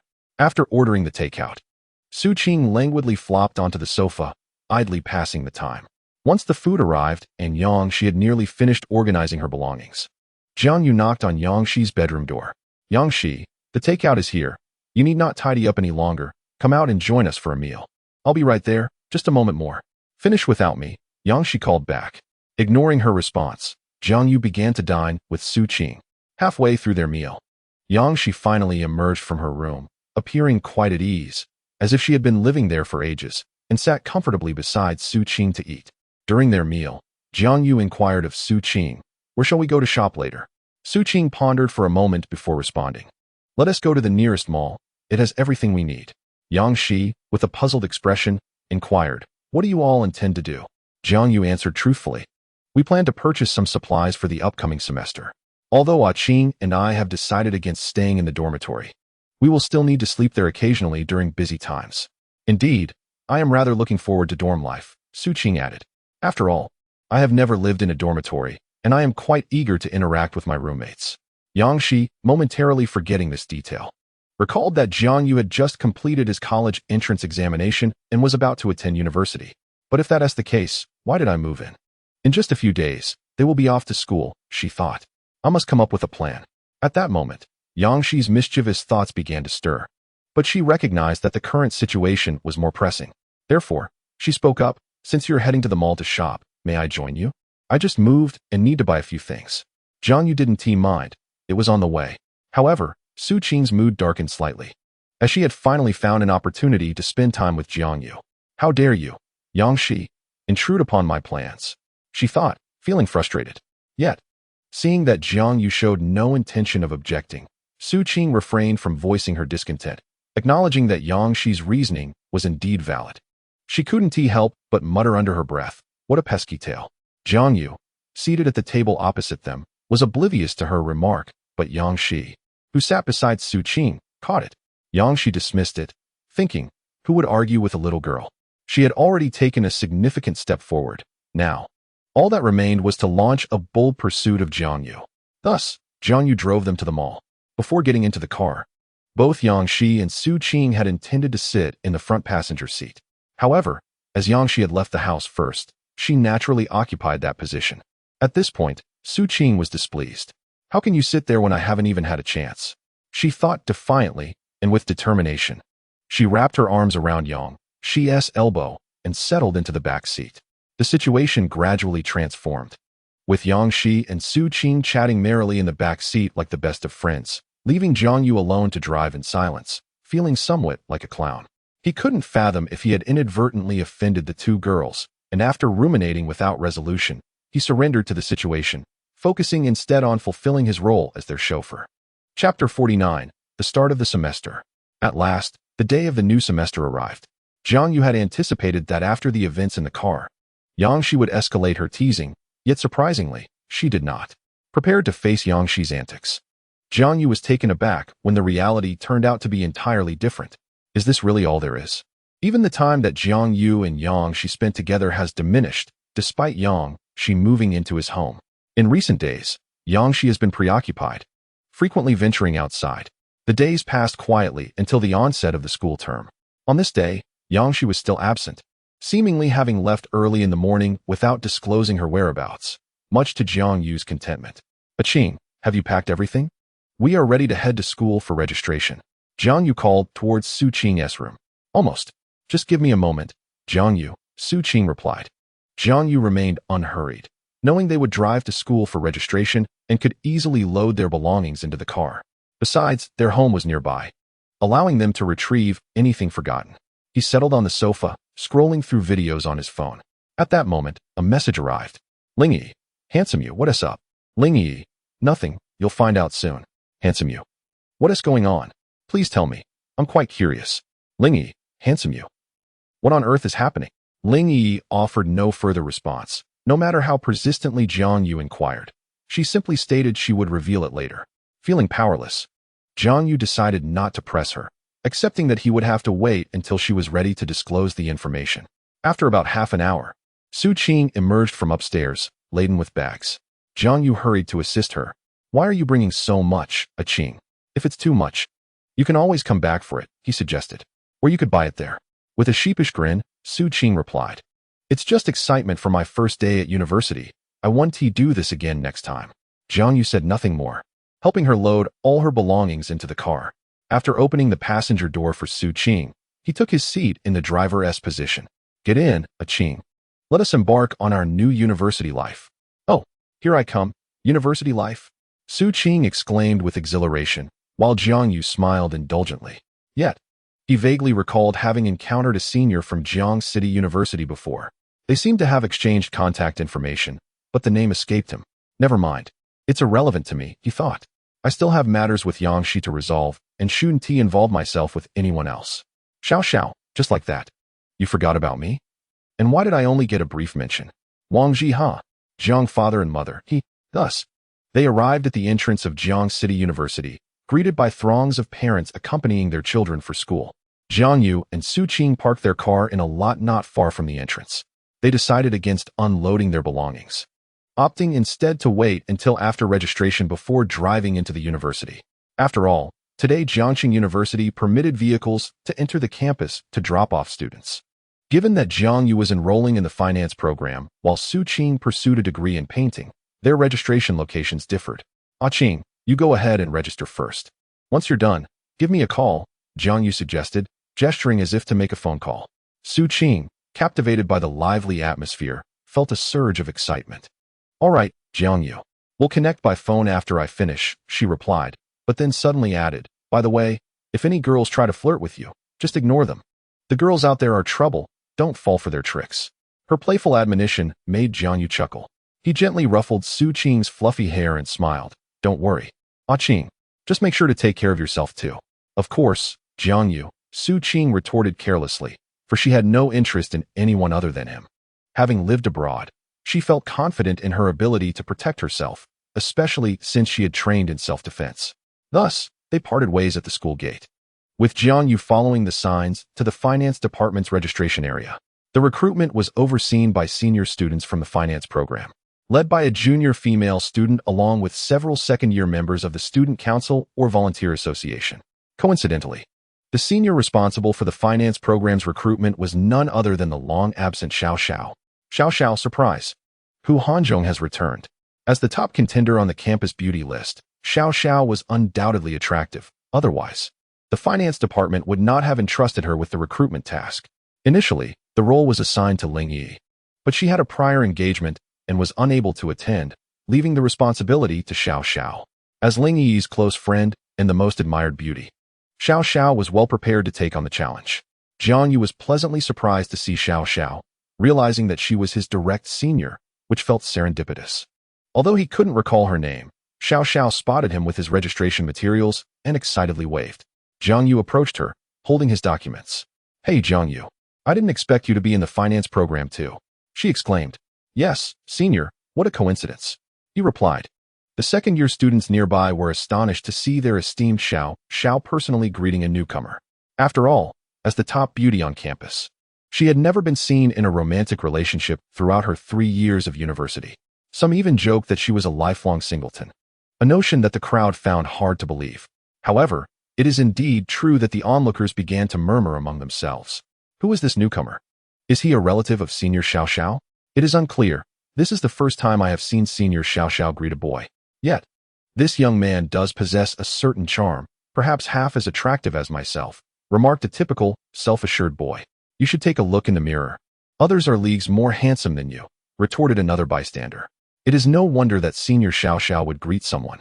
This boy could very well claim the title of the most handsome in school. Indeed, it seems the rankings of campus heartthrobs are about to change, a nearby girl exclaimed, gazing adoringly at Jiang Yu. Amidst the chatter, Xiao Xiao personally assisted Jiang Yu in completing the registration process. In their conversation, Jiang Yu committed Xiao Xiao's name to memory. Xiao Xiao, he noted.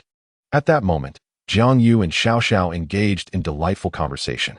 Suddenly, a hush fell over the crowd as Jiang Yu and Xiao Xiao turned to follow their gaze. Chapter 50. The Arrival of Ling Yi. As they looked on, Jiang Yu and Xiao Xiao beheld Ling Yi approaching, 2 cups of milk tea in hand.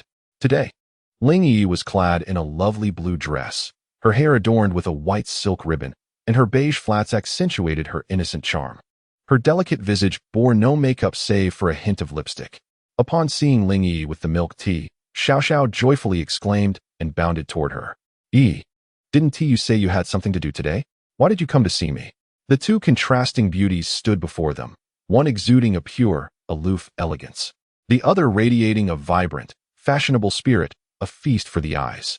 Xiao Xiao casually accepted the milk tea from Ling Yi, who said nothing, as she knew well that this drink was meant for Xiao Xiao, aware that her friend would be here assisting the newcomers. The onlookers regarded this as quite normal.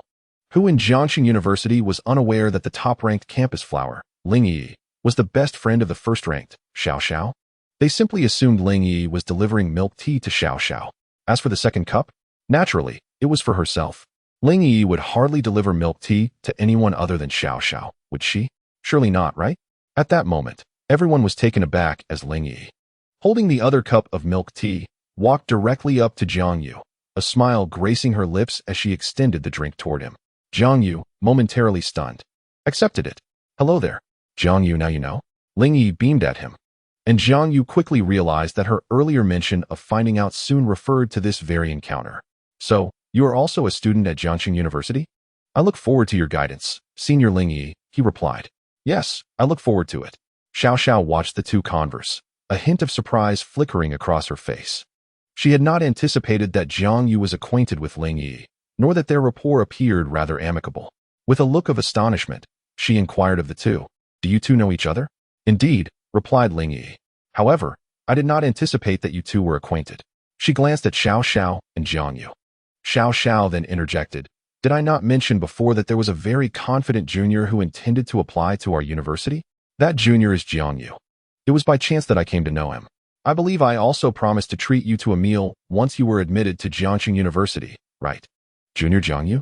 Since you are familiar with Yi, how about I treat you both to lunch this afternoon? Ling Yi secretly wished to dine alone with Jiang Yu, but since Xiao Xiao had made the suggestion, she thought it harmless to include her good friend.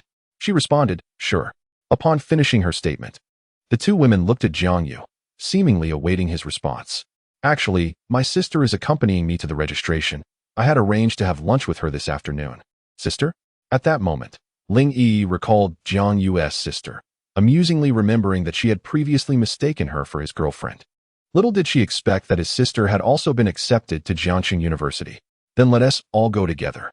It would be a great opportunity for me to meet your sister, Ling Yi suggested. After all, having finally encountered Jiang Yu at the start of the semester, she was reluctant to part ways so soon, and a meal together felt appropriate. All right, let me make a quick call to notify her. She is registering in the art department next door. Art department? Both Ling Yi and Xiao Xiao exclaimed in unison, their expressions tinged with curiosity. Jiang Yu noticed their unusual demeanor and asked, What is the matter? Xiao Xiao, with a peculiar expression, replied, By your look, your sister must be quite lovely. If she is a freshman in the art department and possesses good looks, one must be cautious of someone. At this moment, neither Xiao Xiao nor Ling Yi was aware that Su Qing was not Jiang Yu's biological sister, but rather a childhood companion. Ling Yi nodded in agreement and added, Yes, you should be wary of someone named Sun Hongyu. He is notoriously known as a playboy and a wealthy second-generation student at our school. He even pursued both me and Yi previously, but we managed to scare him off. Xiao Xiao supplemented, I will certainly warn Qing to be cautious. Jiang Yu responded after hearing this. After completing their registration, Jiang Yu, Xiao Xiao, and Ling Yi exited the classroom, leaving a group of onlookers within to exchange bewildered glances. Did I just see correctly? The aloof campus Belle delivered bubble tea to a freshman? Indeed, you did not missee. Even Senior Xiao Xiao seems to have a connection with this young man. What? This young man has ties to both the top-ranked campus Belle and the fashionable Belle? I am utterly envious. Nevertheless, the student body at Jiangxing University maintained a high standard of conduct, and despite their astonishment, no one resorted to covert photography. However, fervent discussions erupted on the campus forum regarding the identity of the individual who had garnered the attention of both the aloof campus Belle and the fashionable Belle. This topic has circulated for quite some time, but that is a mere afterthought. Stepping out of the classroom and into the corridor, Jiang Yu took out his phone and called Su Qing, arranging to meet her at the entrance of the cafeteria. Come with us. You probably do not yet know where the cafeteria is, Ling Yi remarked to Jiang Yu. Thank you. I appreciate it, Jiang Yu thought to himself, pondering whether he should express his thoughts. After all, during the beginning of the term, the pathways were adorned with directional signs. How could one possibly be unaware of the cafeteria's location? At that moment, Jiang Yu stood at the entrance of the cafeteria with Ling Yi and Xiao Xiao, waiting for Su Qing. Every individual entering the cafeteria couldn't help but cast a glance at Jiang Yu. After all, standing alongside the captivating Ling Yi and Xiao Xiao was undeniably attention-grabbing. Observers, both male and female, engaged in hushed discussions. Who is that standing with the two school beauties? After waiting for several minutes under the scrutiny of many, Jiang Yu became increasingly aware of Ling Yi and Xiao Xiao's influence within the school. Unable to bear the stares any longer, he was about to suggest that they find a place to sit when he heard Su Qing's voice. You are quite bothersome. I have told you that it is impossible, yet you do not seem to understand. Jiang Yu lifted his gaze toward the source of the voice and saw Su Qing approaching him, accompanied by a young man clad in trendy attire. Upon spotting Jiang Yu, Su Qing's expression brightened, and she hurried towards him, playfully linking her arm with his and pouting. Jiang Yu, this guy has been pestering me since I checked in. I told him I wouldn't share my contact details, yet he continues to follow me. It's so annoying. With that, she affectionately nuzzled Jiang Yu's arm with her fluffy head. Jiang Yu observed the pale-faced young man before him, clearly one who indulged excessively, and his brows furrowed in disapproval. He raised his hand and gently rubbed Su Qing's tightly knitted brows, urging her to relax, then turned to the young man, unabashedly inquiring, "Who are you?" Chapter 51. I am Sun Hongyu. I am Sun Hongyu. And you, who are you? Sun Hongyu replied, raising an eyebrow, his tone tinged with impatience. The sight of the woman he desired clinging to another's arm was utterly intolerable. Jiang Yu, witnessing Sun Hongyu's demeanor, could only laugh in exasperation. He turned to Ling Yi and Xiao Xiao beside him and asked, "Is this the Sun Hongyu you spoke of?" They nodded, equally surprised by the swiftness of their encounter with him. Their gazes then shifted to Su Qing, who appeared demurely nestled against Jiang Yu's arm. Her exquisite features exuded youth and charm, even overshadowing her companions. At that moment, both Ling Yi and Xiao Xiao silently acknowledged, no wonder she is Jiang Yu's sister. With a handsome brother, it is only fitting that she is equally stunning. It seems the rankings of campus beauties may need to be reconsidered. It seems that these two individuals do not bear much resemblance to one another. However, they did not dwell on this notion for long, instead focusing on Jiang Yu, who was confronting Sun Hongyu. Since you are acquainted with me, you must also be aware of my standing in this institution. Be wise and keep your distance from this young lady. Jiang Yu, feeling a tinge of anger, retorted, "Do you even know who I am? I could not care less about your identity. I am Sun Hongyu, who in Jiangxing University is unaware of me." Indeed, the reputation of a scoundrel like him was well known. Ling Yi and Xiao Xiao chimed in, affirming this sentiment. "You might as well let it go. I won't stoop to your level." Sun Hongyu, feeling somewhat intimidated, realized that while he was indeed a rogue, it was inappropriate to openly declare it as he did. Had he not feared the two of them, he would have retaliated long ago.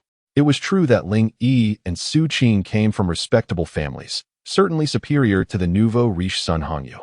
Jiang Yu observed with amusement as Sun Hongyu, in the presence of Ling Yi and Xiao Xiao, appeared to be backing down.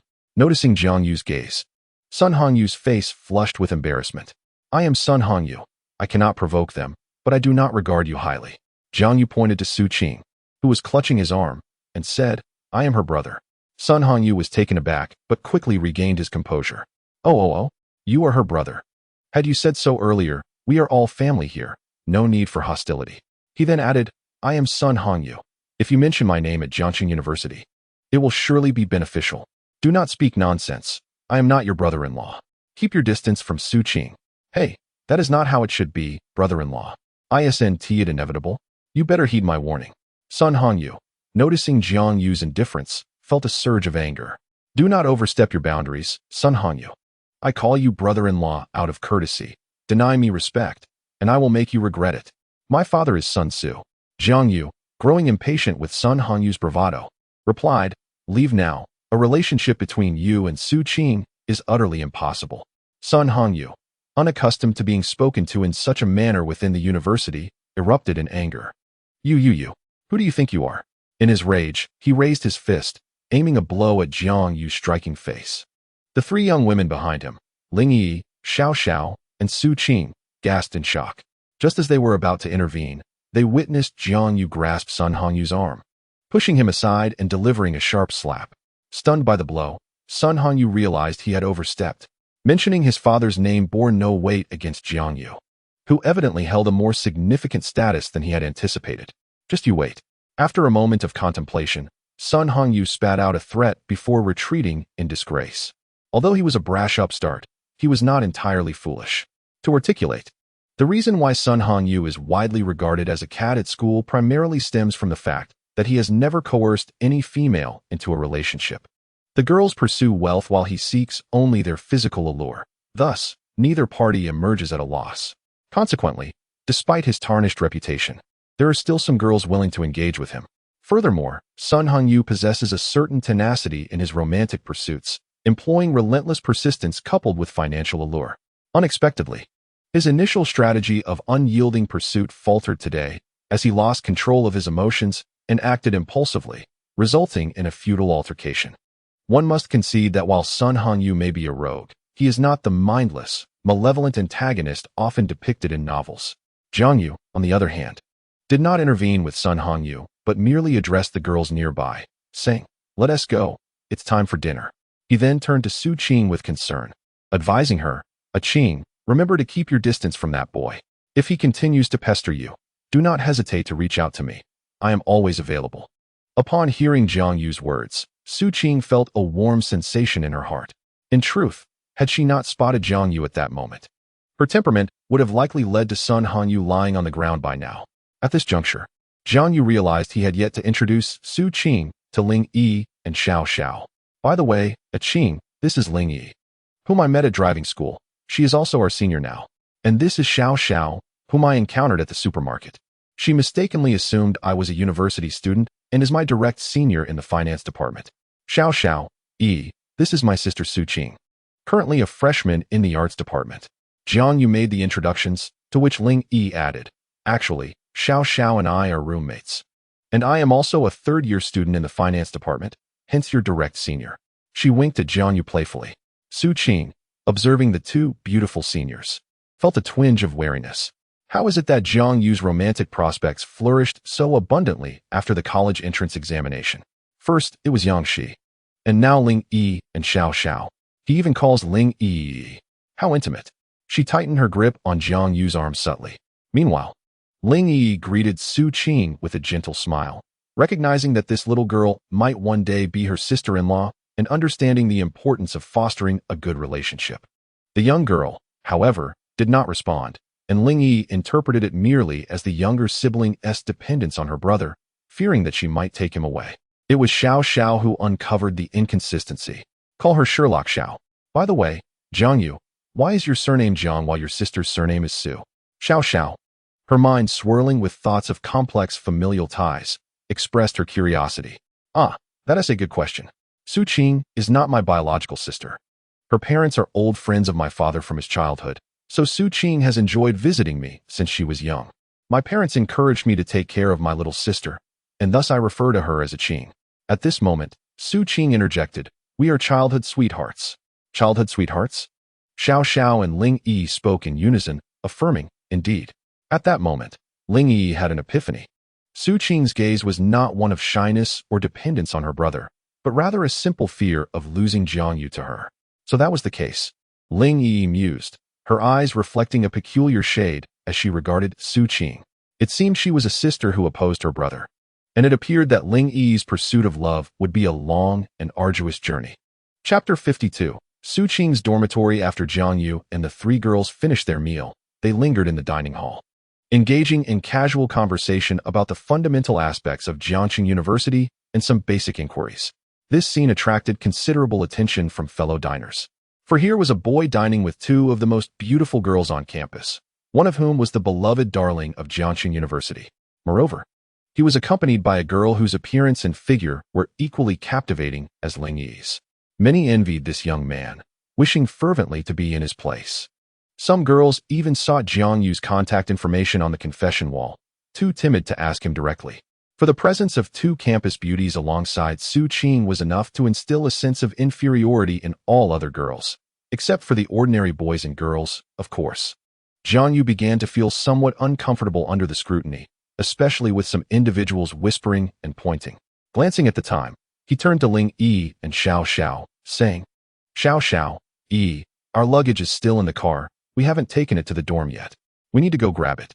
So we'll take our leave now. You two carry on with your tasks." Xiao Xiao nodded in agreement, having sneakily escaped from the registration area. Even as a junior, being absent for such a duration would invite gossip, so she needed to return. However, Ling Yi interjected, "Since you are new to the school and unfamiliar with your surroundings, how about I accompany you both?" This unexpected offer startled Xiao Xiao. Ling Yi was not one to meddle in others' affairs, yet here she was, voluntarily proposing to guide Jiang Yu and Su Qing to their dormitory. After a moment's contemplation, Jiang Yu concurred, That sounds great. Thank you in advance, senior. Please, just call me Yi. As before, she replied modestly.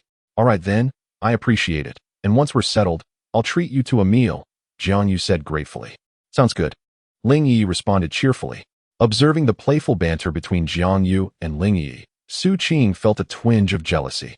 Wrapping her arms around Jiangyu's, she quipped with a hint of sarcasm. Well then, thank you, Yi's sister. Ling Yi remained unfazed by the undertones of Su Qing's tone and replied with gentle warmth. Not at all, Su Qing's sister. Yet, the slight emphasis on sister did not go unnoticed. Nevertheless, Su Qing understood the underlying message within Ling Yi's words. See? Jiangyu regards you merely as a sister, and I shall do the same. Feeling a mix of embarrassment and indignation, Su Qing could only huff in response. Jiangyu, inexperienced in such dynamics, observed the smiling Ling Yi and the sulking Su Qing with a puzzled expression. Uncertain of where she had erred, a sense of panic washed over her. She quickly lowered her head and softly consoled Su Qing. What troubles you, Qing? Is it that you find these two senior sisters unappealing? Rest assured, they are both kind-hearted. Of course, she was aware of their benevolence. Yet the thought of one of them harboring feelings for him weighed heavily on her mind. The latter sentiment remained unspoken, as vocalizing it would inadvertently aid Ling Yi.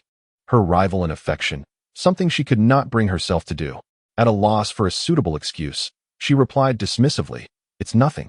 It's just that the earlier incident with Sun Hongyu has left me somewhat unsettled.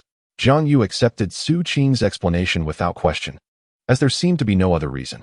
He comforted her, saying, It's all right, Qing. He likely won't dare to approach you again. Should you encounter such situations in the future, remember to seek me out. If I am unavailable, feel free to consult these two senior sisters. Su Qing nodded in agreement, gradually regaining her composure. I hope that Senior Xiao Xiao and Yi can look after Su Qing in the future. I worry that with the heavy coursework in my first year, I may not always be able to come by. Xiao Xiao patted her modest chest reassuringly. While Ling Yi chimed in, Rest easy, Jiangyu. Your sister is as dear to me as my own. Thank you all. It's getting late. Let us head back to the dormitory, he said, leading Ling Yi and Su Qing out of the cafeteria. Xiao Xiao exited through another door, making her way to the orientation area. Upon reaching the parking lot near the school gate, they settled into the car, with Su Qing in the passenger seat and Ling Yi in the back. Su Qing had chosen her seat, and Ling Yi was indifferent. To her, Jiangyu remained oblivious to Su Qing's affections, and Su Qing feared that if Jiangyu were to discover her feelings, it might drive him away. Thus, she felt no concern, finding her place in the back seat acceptable. From the driver's seat, Jiangyu announced, Let us first take Su Qing to her dormitory. Under Ling Yi's guidance, Jiangyu adeptly navigated to the base of Su Qing's dormitory. Fortuitously, Su Qing and Ling Yi resided in the same building, albeit on different floors. As they approached the entrance, burdened with various belongings, the dormitory manager called out, Hey, young man, you need to register if you are helping your girlfriend move her things. Come here. Neither Su Qing nor Ling Yi protested, but Jiangyu interjected, Oh no, auntie, I'm assisting my sister, not a girlfriend. Here, I'll register now. After completing the registration, the manager added, By the way, you must return within 15 minutes to sign out, proving that you have departed. Jiangyu nodded and proceeded to carry the bags upstairs. Finally arriving at Su Qing's door, even Jiangyu, who was accustomed to physical exertion, felt fatigued. Beads of perspiration forming on his forehead. Both Su Qing and Ling Yi simultaneously produced tissues from their pockets, one on each side, to help him wipe his sweat. Jiangyu, taken aback by their attentiveness, quickly expressed his gratitude. Thank you. Let me settle my belongings before we talk. Upon entering Su Qing's dormitory, which features a classic bunk bed setup for four, accompanied by a private bathroom, I found the environment quite pleasant. However, it appeared that Su Qing's roommates had yet to arrive, leaving the dormitory rather empty. After placing Su Qing's luggage on her assigned bed, Jiangyu informed her, Qing, I shall refrain from helping you unpack. The 15 minutes are nearly up, and I must hurry downstairs. All right, Su Qing replied, then stepped forward to embrace Jiangyu. Her cheeks tinged with a blush as she said, This is just a small thank you for helping me with my luggage. Jiangyu chuckled softly, ruffling Su Qing's hair while offering a few words of advice. At that moment, Ling Yi, who had been standing nearby, interjected, Jiangyu, you should head down now. Time is of the essence for the critique. Don't worry, I will assist Su Qing with her belongings. Well then, thank you, Jiang Yu responded gratefully. Ling Yi remained as gentle as ever, replying, "It's nothing, Jiang Yu." After Jiang Yu descended the stairs, Ling Yi began to help Su Qing organize her things. "Thank you for your help today." Su Qing expressed her gratitude to Ling Yi, acknowledging the significant assistance she had received, which had helped her avoid many detours. Ling Yi was somewhat surprised. She had initially perceived Su Qing as a spoiled girl, only to discover that her demeanor was merely a reflection of her proud personality. She then said, "It's all right, there's no need to dwell on it." Ling Yi's eyes sparkled with curiosity as she continued, "Shall we discuss something else? If I am not mistaken, you have feelings for Jiang Yu, correct?" Chapter 53, Sisterhood Alliance. "If I am not mistaken, you have feelings for Jiang Yu, correct?" Ling Yi's words rang out from behind, causing Su Qing, who was tidying up, to pause in surprise at Ling Yi's forthrightness. Nevertheless, she composed herself and replied calmly, "I suppose I cannot deny it. You have indeed uncovered my secret intentions toward Jiang Yu. Indeed, I too harbor feelings for him." Ling Yi replied with a composed demeanor before continuing, "However, judging by your relationship with Jiang Yu, it seems you have yet to express your feelings to him. In other words, Jiang Yu remains unaware of your affections." Surprised by how thoroughly her situation was understood, Su Qing thought to herself, "Truly, she is a talented individual from Jiang University. Do you wish to continue in this manner, merely as a sister?" "Of course not," Su Qing exclaimed with fervor. "Then why not tell him? Otherwise, all your actions will be interpreted by Jiang Yu as gestures of sisterly affection," Ling Yi inquired, puzzled. "I fear that if he discovers my feelings, he might distance himself from me. Jiang Yu's personality is akin to that of a cat," Su Qing explained. Ling Yi, taken aback, realized that her knowledge of Jiang Yu had been primarily derived from online sources, leaving her with limited understanding of his true nature. She had not anticipated such unexpected insights. The Jiang Yu she had encountered online was characterized by optimism, cheerfulness, and a delightful sense of humor. "A cat? Why do you say that?" Ling Yi queried. Su Qing elaborated. "Jiang Yu's temperament resembles that of a cat. He retreats at the slightest touch. He finds it challenging to accept the kindness of others. Whenever an overture exceeds his expectations, he retreats. Thus, it seems I must gradually pursue Jiang Yu in the future." Nevertheless, Ling Yi continued, "I understand, thank you. However, allow me to offer a gentle reminder. If you truly harbor feelings for him, no, you do like him, I suggest you express your emotions within the limits of your capabilities. I hope you will not look back with regret on this matter." "I understand," Su Qing replied, lowering her head, only to realize, "Aren't you also fond of Jiang Yu? By that logic, wouldn't we be rivals in love? Why would you advise me?" She continued, "If I remain merely Jiang Yu's sister, wouldn't your chances increase?" Ling Yi merely smiled before clarifying, "In truth, I greatly admire your spirit, Su Qing, your optimism and courage. I just wish for you not to lose your own bravery in matters of the heart. Moreover, I do not believe I would falter, even if my opponent is you, his childhood friend." At this moment, Ling Yi expressed her confidence and added, "I also hold affection for you, Su Qing. If I had only known you and not Jiang Yu, I would still appreciate and cherish you, albeit as a dear friend. We might become wonderful companions."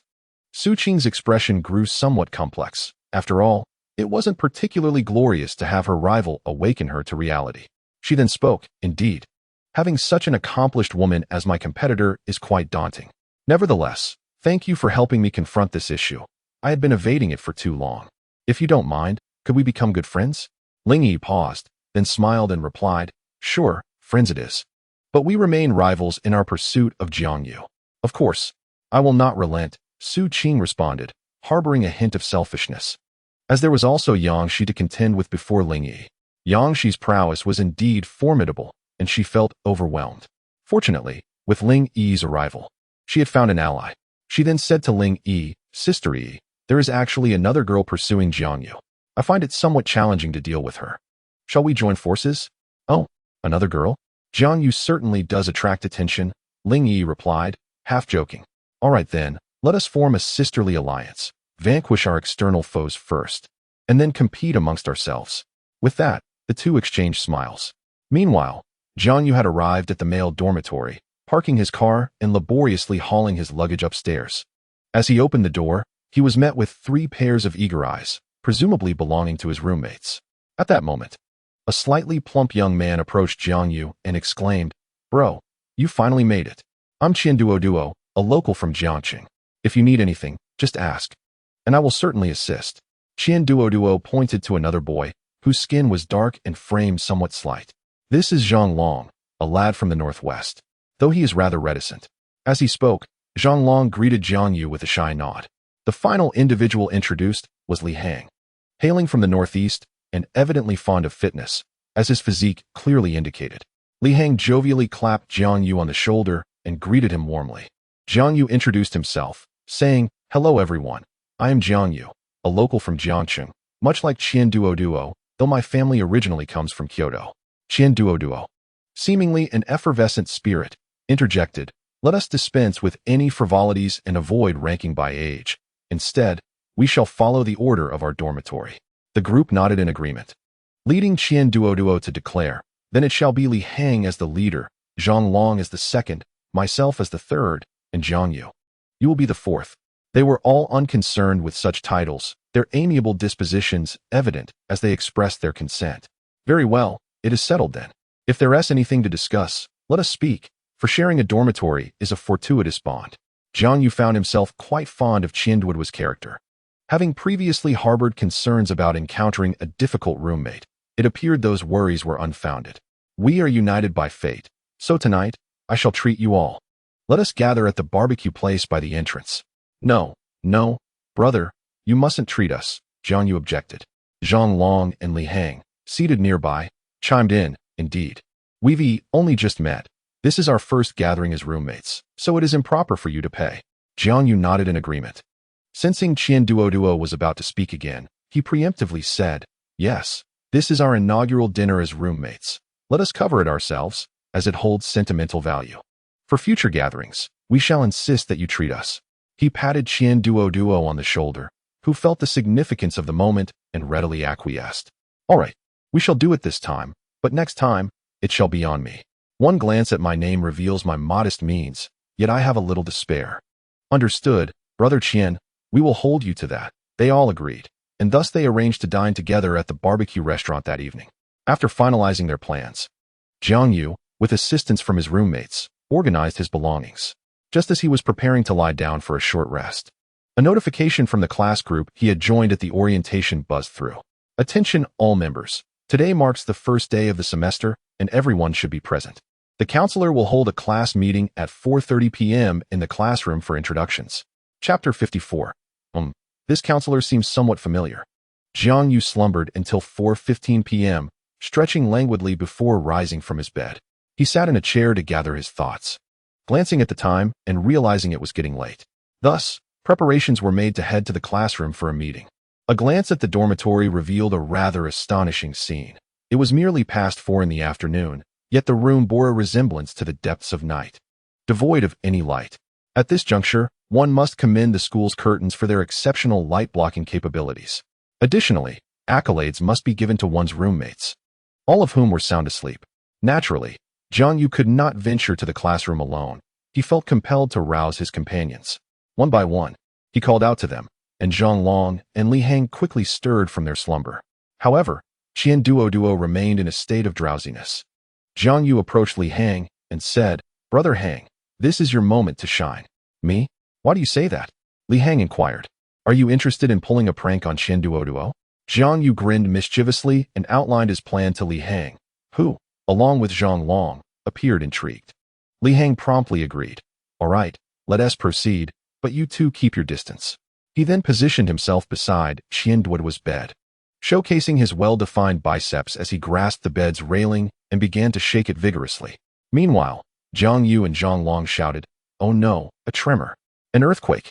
Startled from his deep slumber by the violent shaking, Qian Duo, sensing the commotion, leapt from his bed, transforming into a surprisingly nimble figure despite his plump physique, much to the astonishment of Jiang Yu and the others. "Let us get out of here," Qian Duo exclaimed, suddenly realizing that Jiang Yu and his companions were staring at him with bewildered expressions, which elicited a sheepish grin from him. Laughter erupted from Jiang Yu and the others as they explained, "All right, Qian Duo, we need to head to the meeting now. Do tidy yourself up. Who knows? Perhaps a lovely girl might take a liking to you. Once Qian Duo was ready, the four of them departed the dormitory and made their way to the classroom. Upon their arrival, they noted the time had slipped away. The earlier prank on Qian Duo had consumed a fair bit of it, leaving them with only seats in the front row. Unperturbed, they settled in. The first to enter was a second-year student from the finance department, serving as the class assistant. This could be deemed a volunteer role that earned academic credit. As the senior student ascended the stage, while she may not have rivaled the campus beauties, she was certainly not lacking in charm, presenting a striking countenance. She was dressed in a fashionable manner, showcasing a sense of style that surpassed that of many first-year students. One could say she ranked among the more distinguished females in the finance department. The senior introduced herself, stating, "My name is Wang Weiwei, a second-year student from class 1 of the finance department, and I shall be your class assistant. Should you have any queries, do not hesitate to approach me." She subsequently wrote her contact information on the blackboard. The students in the class eagerly took out their phones to add her as a friend. Qian Duo was particularly enthusiastic, being the first to add a friend and proudly announcing it to his senior in the classroom. "Look, I was the first to add you," he exclaimed. His senior and the classmates found amusement in the antics of this slightly plump boy. Even Zhang Long, who appeared rather earnest, silently took out his phone to add her as a friend. It seemed that only Jiang Yu and Li Hang had not added her yet. Jiang Yu felt he could always inquire about anything with Ling Yi, but Li Hang's reasons were unclear. Qian Duo, curious, asked them, "Why haven't you two added her? She's so beautiful. It would be a loss not to." Jiang Yu replied, "It's fine. If I have any questions, I'll just ask you guys later." Li Hang, with a silly grin, added, "I'll ask you too. My girlfriend might get jealous if I add a girl." Qian Duo teased him, "Oh, so you're a gentleman, huh? Not bad, not bad. Make sure to introduce us to your girlfriend sometime." "Sure, she's in Jiangxing, but at another school.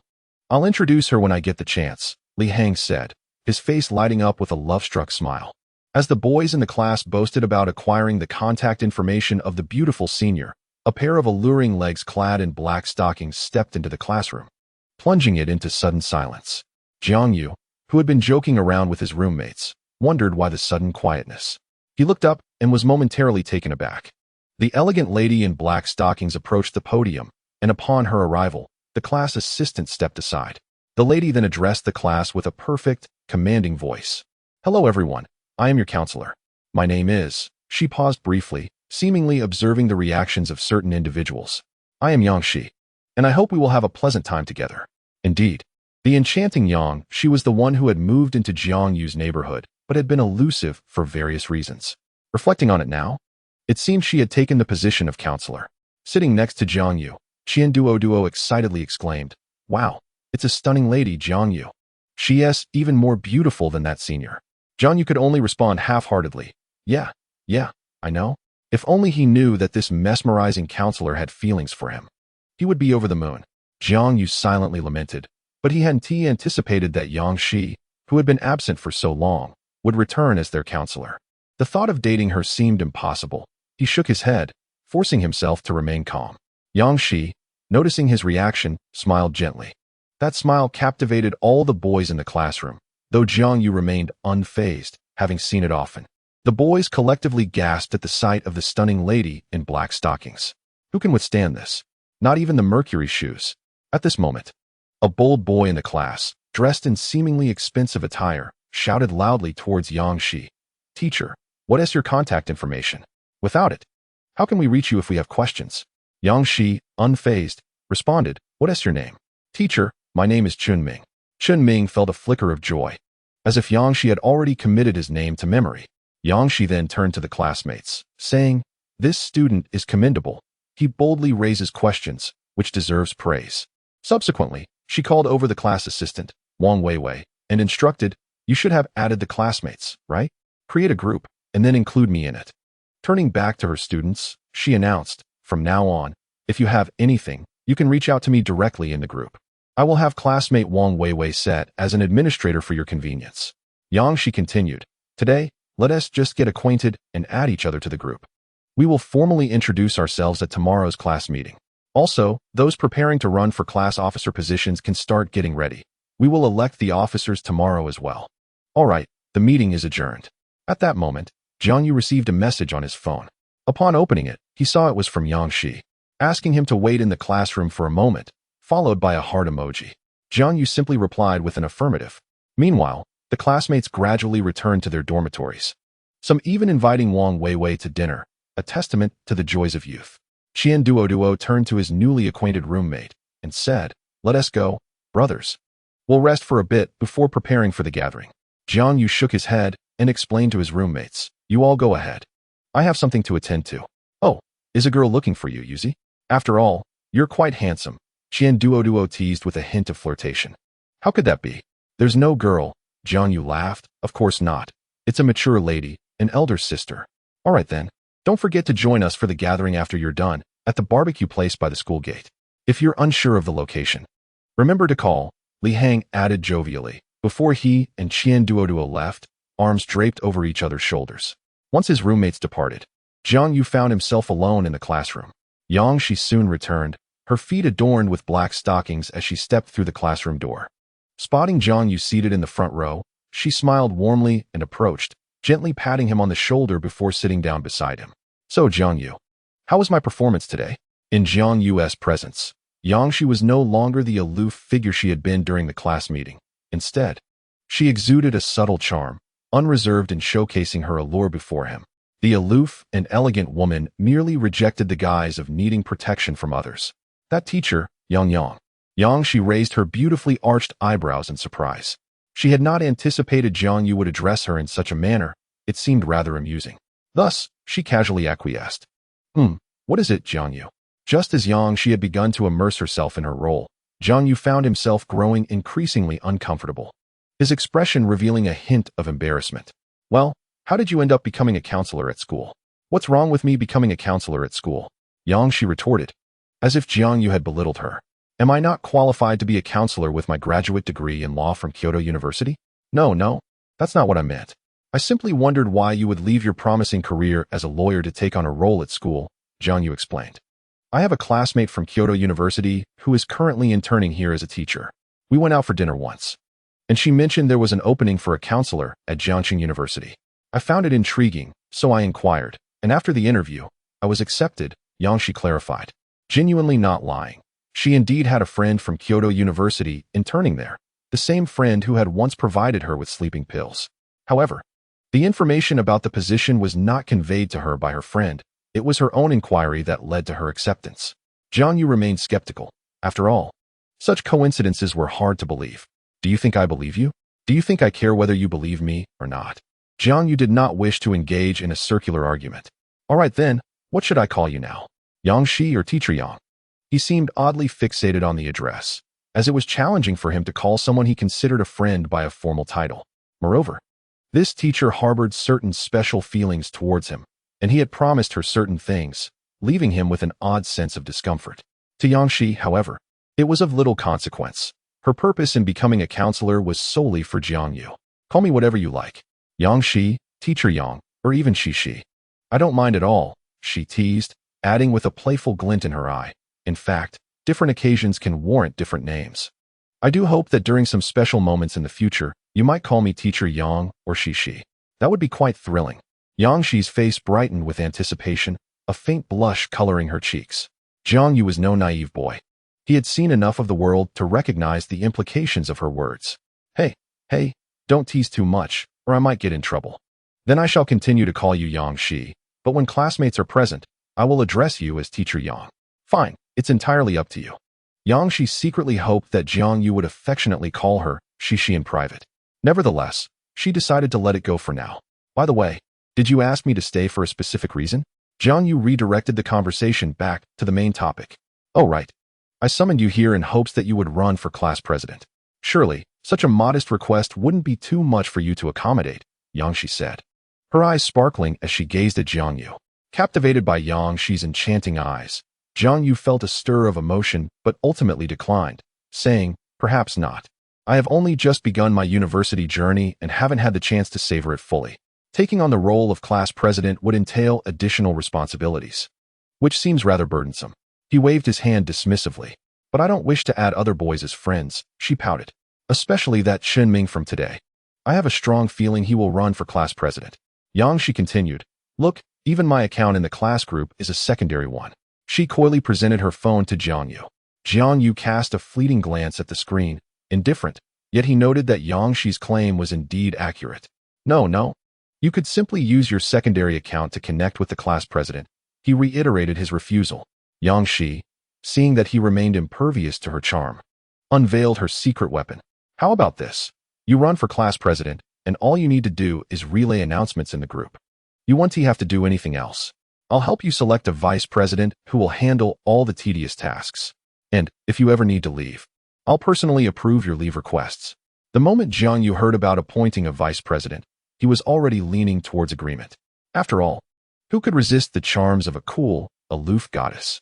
And with the added incentive of her promising instant approval for leave requests, Jiangyu was further enticed. The reason for his intrigue stemmed from the fact that he had his own aspirations. Had he remained the ordinary boy he once was, he might not have cared much about such matters. However, he was now aware of his identity as a young master of the Jiang family. Though he still felt a degree of pressure, he had begun to formulate plans ever since he learned this astonishing truth. He intended to utilize his time at university to acquire knowledge and skills beyond the confines of the standard curriculum. This was the inception of his transformation. He yearned to prove himself worthy of whatever he pursued. Thus, the prospect of running for vice president, coupled with the possibility of easily obtaining leave, thoroughly captivated Jiangyu. Enough said. I'll do it. Chapter 56. Dormitory gathering. All right. So you've agreed. Yangshi exclaimed joyfully, raising her hand for a high five with Jiangyu. Jiangyu instinctively raised his hand and exchanged a celebratory slap with her before adding, "Don't celebrate too soon. If I fail to secure the position, you must still honor your promise." Yangshi, unfazed, replied confidently, "With your looks and charisma, there's no way you won't succeed." Unable to resist themselves, how could those fresh university students possibly withstand it? How amusing. Furthermore, the number of female students majoring in finance surpasses that of their male counterparts. With a little cunning, success should be virtually assured. So, that shall be it. I shall take my leave now. As Jiangyu rose to depart, Yangshi also stood up, inadvertently bumping her head against Jiangyu. Instinctively, Jiangyu raised his hand to shield Yangshi's head, resting it upon her lustrous, dark hair, and absent-mindedly tousled it. Oh no, Jiangyu thought. Having patted Su Qing's head too often, he unconsciously did the same to Yangshi. Yangshi, feeling the motion of Jiangyu's hand, made no effort to push him away. Instead, she leaned into his hand, her expression one of indulgent enjoyment. The sight of her face, embodying both allure and aloofness, was akin to a flame dancing upon a sheet of ice, creating a striking contrast between her delighted demeanor and her cold, sophisticated visage. Jiangyu's heart raced uncontrollably, prompting him to hastily withdraw his hand. "I apologize for the instinctive gesture," he stammered. Yangshi seemed to linger in the moment, saying, "It's all right, Jiangyu. Next time you wish to touch, do let me know. I wouldn't mind at all. And, don't forget your promise," she added. As Jiangyu spoke, he hurriedly exited the classroom, fleeing in haste, leaving Yangshi to ponder the warmth of his palm. After a while, she too departed. Meanwhile, Jiangyu returned to the dormitory, where Qian Duo was engrossed in a game of Honor of Kings with Li Hang and Zhang Long. The atmosphere was vibrant, with even the typically reserved Zhang Long occasionally expressing his excitement vocally. Jiangyu chose not to interrupt them and settled into his seat to watch videos. Once their game concluded, the straightforward Li Hang, a man from northeast China, erupted in frustration. Those two random players, one a jungler and the other a support, with scores of 0-9 and 0-8. What a joke. Qian Duo chimed in. Indeed, they even dared to criticize us three. At least our records are respectable. Zhang Long, however, remained mostly silent, discreetly reporting the offending players, although it was of little consequence, as it merely deducted reputation points. Upon seeing Jiangyu return, Qian Duo greeted him. "Hey, Jiangyu. So tell me, how is your sister?" "What sister?" "There's no sister, just a friend who needed my assistance," he replied. "All right, time's about up. We should head to the barbecue place." Li Hang added, "Yes, with the new term starting, it's likely to be quite crowded." Qian Duo continued, "We should leave early, or there won't be any seats left." Zhang Long nodded in silent agreement. Thus, the group from the dormitory set off in a lively procession toward the barbecue restaurant at the school gate. As anticipated by Qian Duo, The eateries at the entrance were indeed bustling with patrons, nearly at full capacity. After a prolonged search, Jiang Yu and his companions finally secured a table at a bustling barbecue restaurant. The crowd was indeed substantial, and they were fortunate to find a vacant table. Otherwise, they might have had to wait indefinitely. Qian Duo, feeling a sudden discomfort in his stomach, turned to Jiang Yu and the others, stating, I have a bit of a stomachache and need to use the restroom. You all can order first. Of course, go ahead, don't worry about it. Jiang Yu reassured him with a wave of his hand. By the way, do you need some tissue? Zhang Long, who had not spoken much until now, offered as he handed Qian Duo some tissue from his pocket. Thanks a lot. If I'm late, don't mind me and just start eating. Qian Duo replied gratefully before hurrying off. Boss, the menu. Li Hang's booming voice cut through the noisy atmosphere, proving to be indispensable. Here we go, everyone. The menus are here. Please write down what you'd like to order. I sincerely apologize for the chaos today. It's been quite busy. Not a problem, boss. You go ahead.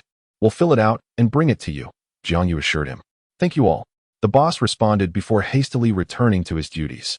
After spending an afternoon together, Jiang Yu had gained a good understanding of his roommates' personalities. Qian Duo was carefree and typical of an optimist, exuding a cheerful demeanor. Li Hang was a quintessential Northeasterner, dependable and honest, with a noticeable penchant for fitness evident in his muscular physique. Zhang Long, although reserved, occasionally surprised everyone with his witty remarks. Recognizing these traits, Jiang Yu decided to cater to Zhang Long and presented the menu to him, saying, Zhang Long, take a look and see what you'd like. We should be able to manage with just a few orders each. While Zhang Long was indeed quiet, he was not one to be overly particular. He took the menu, wrote down his desired dishes, and then passed it to Li Hang. Li Hang followed suit, predominantly selecting vegetables, likely due to his fitness routine. After finishing, he handed the menu to Jiang Yu and said, You all go ahead and order. I'm going to fetch a case of wine from the boss. We can't have our first dorm dinner without some drinks. Just wait a moment. Neither Jiang Yu nor Zhang Long objected, recognizing the significance of their first meal together as future roommates for the next 4 years. A little drinking seemed fitting, and they nodded in agreement. Seeing their approval, Li Hang went off to retrieve the wine. Jiang Yu glanced over the list of dishes, added a few more items, and then approached the boss to place their order. Boss, let us keep it at this for now. We have a friend joining us later, and we can add more once they arrive. All right, you take a seat while I handle the grilling, Jiang Yu remarked as he returned to the table. Engaging in casual conversation with Li Hang and Zhang Long while awaiting their meal. They had not chatted for long when Qian Duo rushed back, exclaiming, Hey, brothers. I'm back. It was Zhang Long, who had been silent until now, that first responded. That sounds rather familiar. Qian Duo, undeterred by the remark, plopped his slightly plump figure onto a chair, a contented expression on his face. Have you all placed your orders yet? Jiang Yu handed the menu to Qian Duo, stating, We ordered. See if you wish to add anything. Without glancing at the menu, Qian Duo declared, Oysters. We must add oysters. And of course, chives too. A beauty salon for women, a gas station for men. Chapter 57, The Campus Belle. Didn't he expect you to be a bit weak, needing so much to supplement? Jiang Yu teased half-jokingly. Hey, don't say that. Don't tarnish my reputation outside, Qian Duo. Qian Duo retorted. It's better to be prepared than to be caught off guard. He said this with a lewd grin and then shouted, Boss. Add several portions of oysters and chives to this table. The patrons at the adjacent table turned their attention towards Qian Duo's loud voice, casting curious glances at the group. Could it be that this table is filled with pretenders? Such handsome young men. Surely they can't be pretenders. What a pity. A girl whispered to her friend while eyeing Jiang Yu's face. Indeed, the muscular guy beside him seems quite reliable. It's just unfortunate if he turns out to be a pretender. We shouldn't look for boyfriends like that in the future, she added. The murmurs around them grew louder, and aside from Qian Duo, Jiang Yu and the others felt a bit embarrassed, especially since nearly everyone around was watching their table, occasionally pointing and whispering. Who could withstand such scrutiny? Jiang Yu hurriedly moved to cover Qian Duo's mouth. All right, enough. Stop talking. Zhang Long, who had been observing, chimed in. Yes, enough already. If this continues, we'll be known as the Oyster Boys and Chives Men in our dormitory. There are better ways to gain notoriety. Realizing the attention they were drawing, Qian Duo could only gesture silently to Jiang Yu, who finally released his hand. At that moment, Xiao Xiao, having just finished her student council duties, happened to pass by the barbecue restaurant where Jiang Yu and his friends were gathered. Noticing the buzz of conversation and the gazes directed towards them, she spotted Jiang Yu covering his mouth. Being someone who enjoyed lively interactions, Xiao Xiao felt a spark of excitement upon seeing him and decided to approach. Stealthily, she crept up behind Jiang Yu, preparing to tap him on the shoulder to startle him. Just then, Jiang Yu seemed to sense something and turned around abruptly. The moment led to an awkward exchange between Xiao Xiao and Jiang Yu, their eyes locking for a brief moment. Jiang Yu broke the silence first. Senior Xiao Xiao, is there something you need? No. Jiang Yu, I merely noticed you dining here and thought to come over to say hello, Xiao Xiao replied, slightly flustered.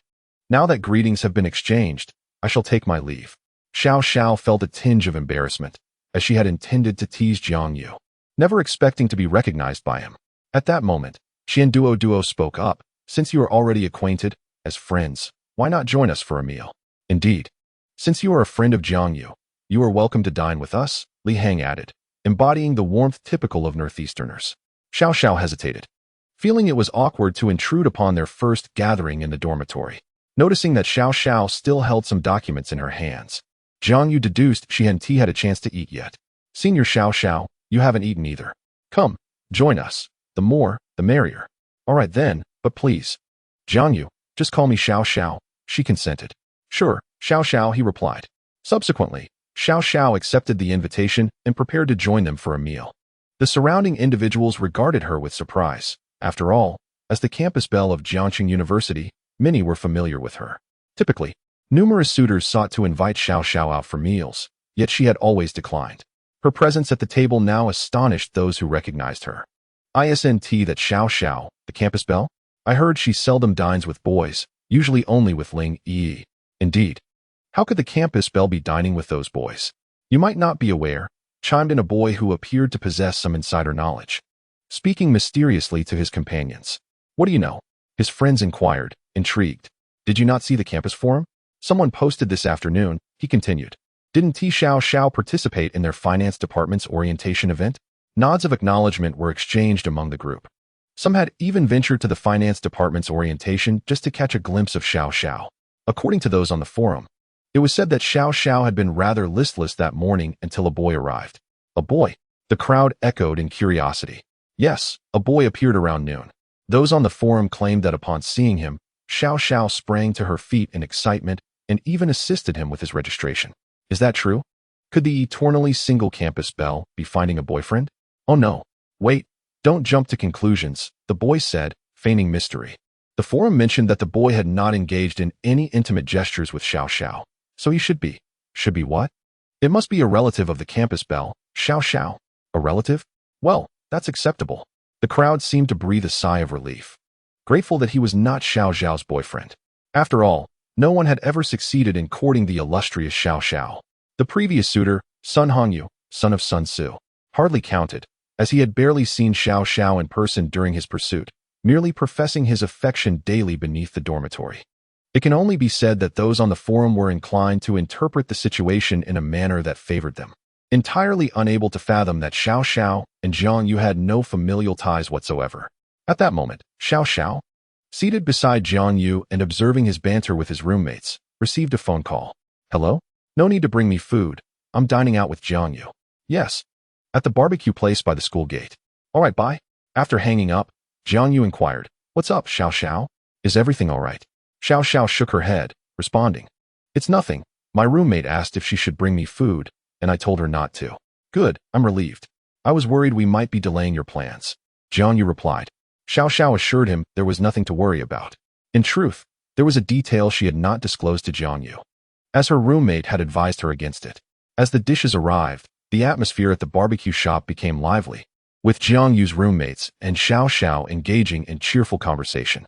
After all, Xiao Xiao was even more stunning than the previous class assistant, Wang Weiwei. Jiang Yu's friends could not resist steering the conversation towards her, and Xiao Xiao, accustomed to such attention, responded casually, occasionally cracking jokes. At that moment, another striking figure approached the barbecue shop where Jiang Yu and his companions were gathered. Thank you all for your support. I initially intended to write for my own enjoyment, but I never anticipated such an audience, So here's an additional chapter. Chapter 58, Another Campus Belle. Hey Jiangyu, you haven't told us how you met Senior Xiao Xiao yet, Qian Duo teased, casting a flirtatious glance at both Xiao Xiao and Jiangyu. You two aren't secretly dating behind our backs, are you? Upon noticing Qian Duo's mischievous expression, Jiangyu quickly realized his intentions. To prevent any misunderstandings with Xiao Xiao, he swiftly interjected, Hey, don't say that. Xiao Xiao and I are completely innocent. The heavens bear witness. Xiao Xiao chimed in, indeed. Jiangyu and I are not that kind of relationship. You all mustn't spread such rumors. She then joked, be careful not to ruin Jiangyu's chances of finding a girlfriend. Jiangyu hastily waved his hands, responding to Xiao Xiao's remarks. No, stop teasing me. What about you, Xiao Xiao? Your beauty is truly captivating. And as the campus belle, I can only imagine the number of admirers you must have. Indeed, Xie. I just checked the forum, and your name is prominently featured on the list of campus beauties, Qian Duo remarked, pointing to the interface displaying the rankings. Compliments from both Jiangyu and Qian Duo left Xiao Xiao feeling somewhat overwhelmed. After all, she was still an inexperienced girl in matters of love. Her cheeks tinged with a faint blush, yet she felt quite pleased. Oh, not at all, you flatter me. While there are indeed admirers, none have truly captured my heart. She replied modestly. You should take a look at our dormitory. It offers a plethora of options, Qian Duo exclaimed excitedly, rising from his seat to introduce each contender. Look at me. Humorous and charming, handsome, and with a bit of wealth, he boasted shamelessly. Now look at Zhang Long, mature and composed, with high emotional intelligence. Zhang Long found himself at a loss for words, bemused that his reticence was perceived as maturity. And then there's Jiangyu, strikingly handsome. Just a notch below me, truly a heartthrob, Jiangyu chuckled, bemused at how their gathering had morphed into a matchmaking session. Qian Duo continued with increasing enthusiasm. And don't forget Li Hang, the muscular fitness enthusiast, exuding a sense of security. Before he could finish, Li Hang coughed, subtly signaling to Qian Duo. All right, we mustn't pursue him. He has a girlfriend, and we wouldn't want to engage in such reprehensible behavior. See anyone you fancy? Brother Qian will take charge. He added. Xiao Xiao, amused by Qian Duo's escalating excitement, found herself smiling despite the absurdity of the situation. However, as Qian Duo continued his introductions, her gaze shifted. Noticing Jiangyu had paused momentarily, but nothing else caught her attention. No, please cease the flattery. They are all good people. Just friends. Let us not turn this into something it's not. She handed out good person cards to everyone, and after doing so, fell into a contemplative silence. Suddenly, Qian Duo's eyes lit up as he gestured for everyone to gather closely, whispering, Hey everyone, don't move or turn around just yet. I'll tell you when to look. The group nodded in understanding. I've spotted a pure and lovely female student, simply mesmerizing. Aside from Senior Xiao Xiao and our counselor, I've never seen anyone so striking. She yes at 8 o'clock, just don't stare too much and draw attention. As Jiangyu and the others turned to follow Qian Duo's indication, they beheld a stunning figure clad in a flowing white gown. Her silhouette graceful and adorned with delicate patterns that lent an air of elegance to the simple fabric. A light blue ribbon cinched her slender waist, reminiscent of a pristine white lotus, clearly the result of careful preparation. Isn't that Ling Yi? Is she here to see Xiao Xiao? Jiangyu pondered, casting a questioning glance at the girl seated beside him. Xiao Xiao discerned the glimmer of inquiry in Jiangyu's gaze and subtly nodded in acknowledgement. Jiangyu reciprocated with a nod, realizing that Xiao Xiao's roommate was indeed Ling Yi. The phone call that had just come through must have been from her. An idea sparked in Jiangyu's mind, prompting him to concoct a clever scheme to extract some money from Duo. Hey Duo? Yes? What's the matter? Duo replied, his face a mask of confusion. How about a wager? Bet on whether I can invite that beautiful senior to join us for dinner, Jiangyu said, a provocative gleam in his eyes as he regarded Duo. Duo's interest was piqued. All right, let's see if you can manage to bring that senior over. If you succeed, I'll let you treat her tonight. Let's not go that far. We agreed to dine together, after all. This is our first gathering as a dorm. Jiangyu quickly interjected. Noticing Duo's slightly plump physique, an idea formed in Jiangyu's mind. How about this? If you lose, you bring me breakfast for a month. If I lose, I'll bring you breakfast for a month. What do you say? Deal. Duo exclaimed, slapping his hand down to seal the wager. Meanwhile, Jiang Yu rose and approached Ling Yi. Observers at nearby tables noticed his approach and exchanged disdainful remarks. Look, another fool daring to flirt with the campus beauty. One said to his companion. Indeed, who doesn't know about Ling Yi's reputation at Jiangxing University? She's the quintessential aloof beauty, the friend replied. But that guy just started his freshman year.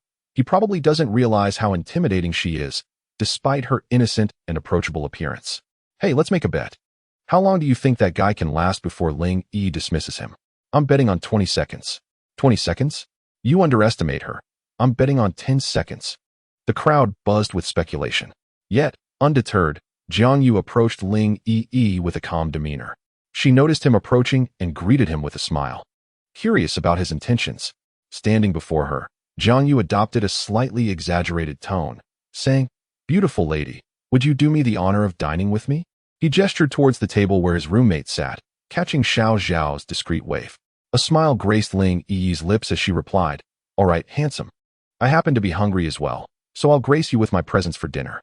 Without waiting for Jiang Yu's reaction, she gracefully made her way to Xiao Zhao's side, greeting Jiang Yu's roommate. "Hello everyone, I'm Ling Yi." "Hello." Duo stammered, somewhat flustered. After all, the impact of a pure and fashionable beauty is far greater on an 18-year-old boy than he might have anticipated. As Jiang Yu returned to his seat, he flashed a smile at Duo. "Don't forget, I won the bet." "Bet? What bet?" Ling Yi gazed at Jiang Yu with a look of bewilderment. "Oh, it's like this. My roommate doesn't believe I could invite you for a meal. I made a wager with him. Whoever loses must bring breakfast for the other for a month." She feigned exasperation with a wave of her hand. Clearly, I had emerged victorious in this bet. Ling Yi couldn't help but chuckle. "You're quite mischievous, Jiang Yu." Chapter 59. The unusual Ling Yi at that moment. The onlookers erupted in astonishment.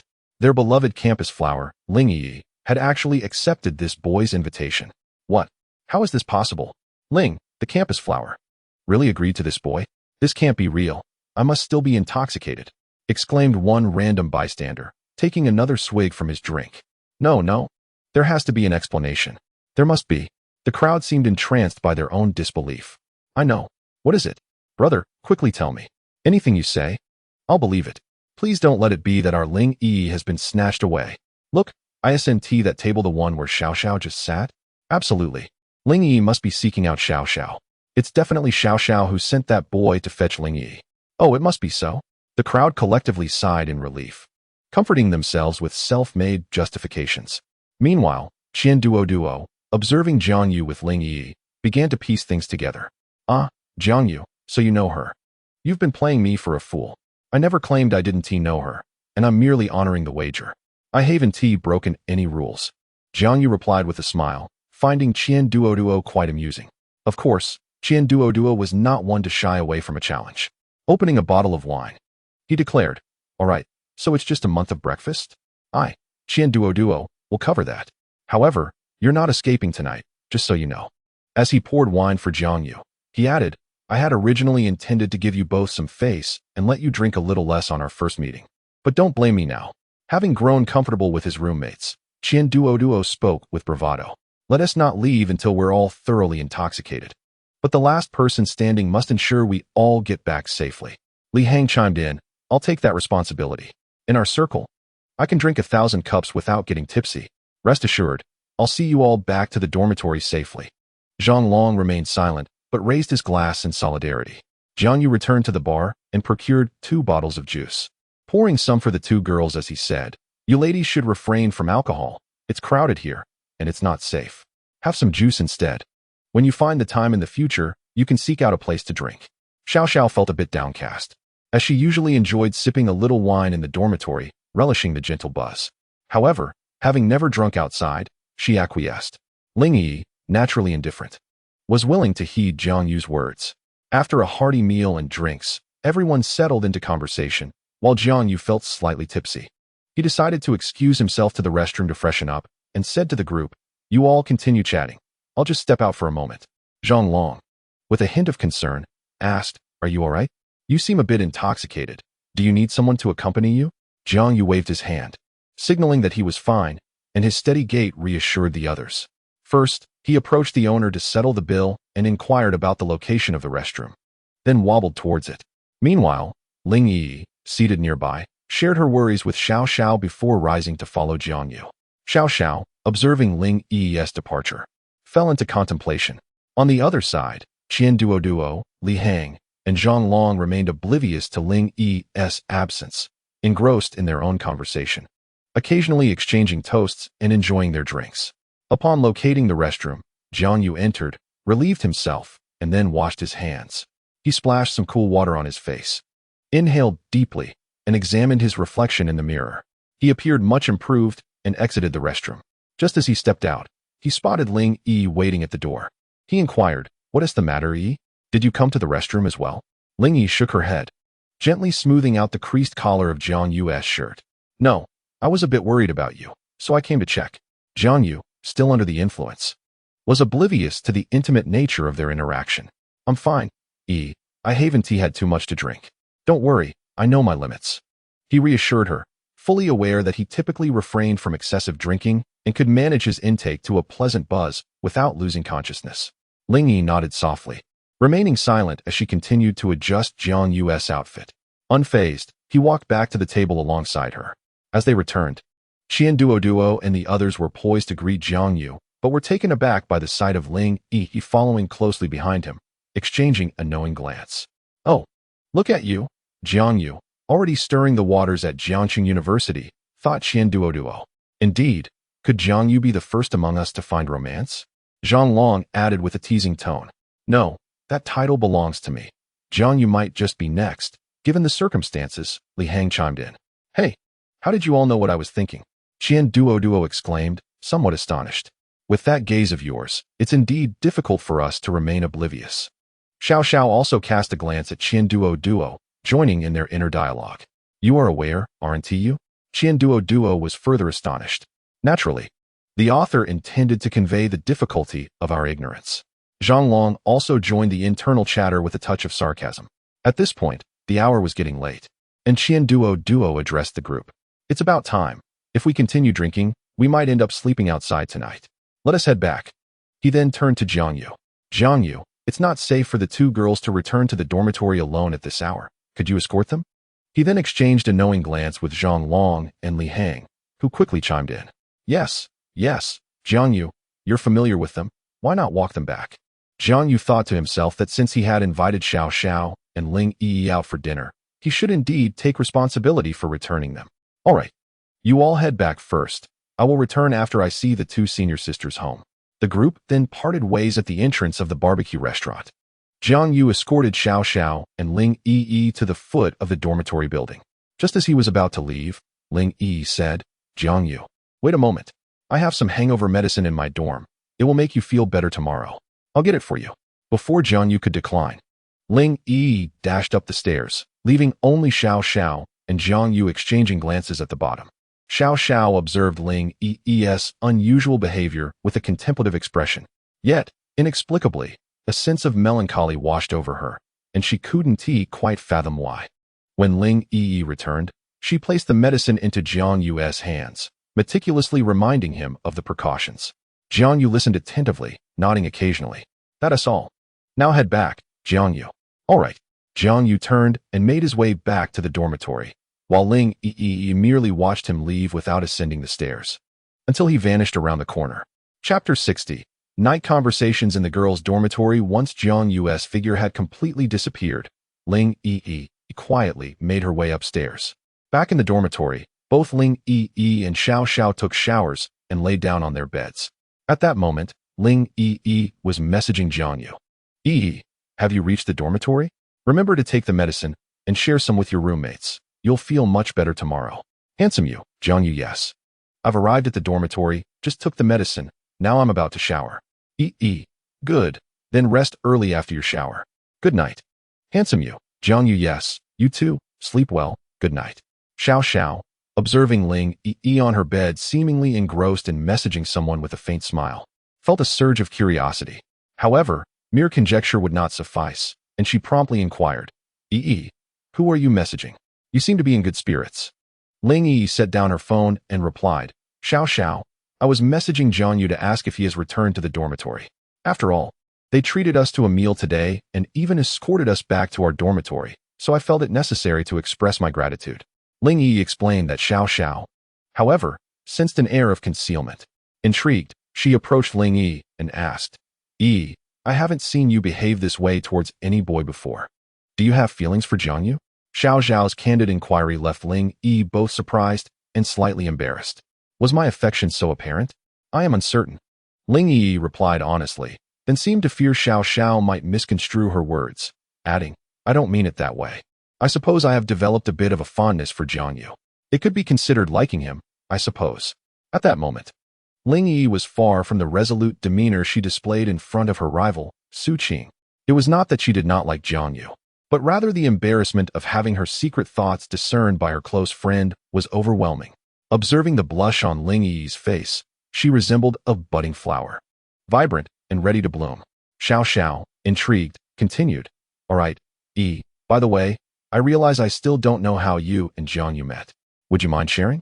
Ling Yi, having regained her composure from earlier shyness, reflected, "Well, my feelings for someone are nothing to be ashamed of, and it doesn't matter if my best friend knows. You know, the story of how I met Jiangyu seems to involve you, Xiao Xiao." "Involving me?" Xiao Xiao pondered, confused. She had never introduced any boys to Ling Yi. Ling Yi nodded, recalling, "It was during my first year of college when I was quite downcast. You, worried about me, started playing games with me." Xiao Xiao nodded, "I think that did happen, but what does it have to do with Jiangyu? At that time, I was new to gaming, and my opponents were quite skilled. So, I switched to a secondary account to play with you and your high school friends. During one of those matches, someone insisted on adding me as a friend after we played together." Smart Xiao Xiao began to piece things together. "So, the person who added you was Jiangyu? You guessed it.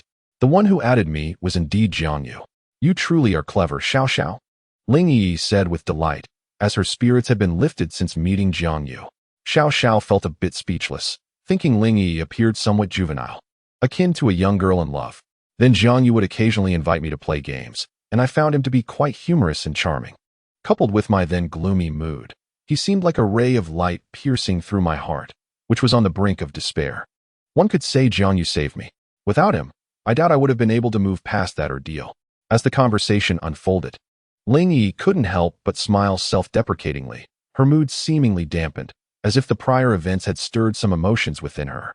Observing Ling Yi's demeanor, Xiao Xiao grew concerned and sought to divert the topic. "That's wonderful. It indicates that you share common interests and hobbies. You should continue playing games with him. Only through mutual communication can feelings be nurtured." At that moment, Xiao Xiao appeared to embody the essence of a romance expert, though she herself had never experienced love.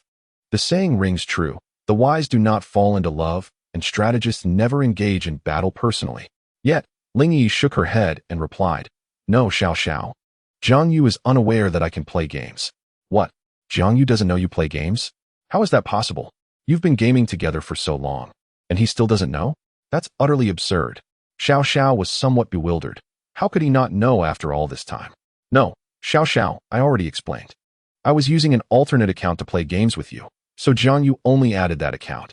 I didn't want to reveal my identity online, so I never used a microphone, and all my friends were added through that alternate account." At this moment, Ling Yi felt a twinge of regret. If only she had used her main account to connect with Jiangyu, or if she had been less shy, he would have known it was her. Instead, Jiangyu mistakenly assumed that her gaming partner was male. Ling Yi was reluctant to approach Jiangyu under the guise of her gaming persona. She longed to reveal her true self. One could only say that cleverness had backfired.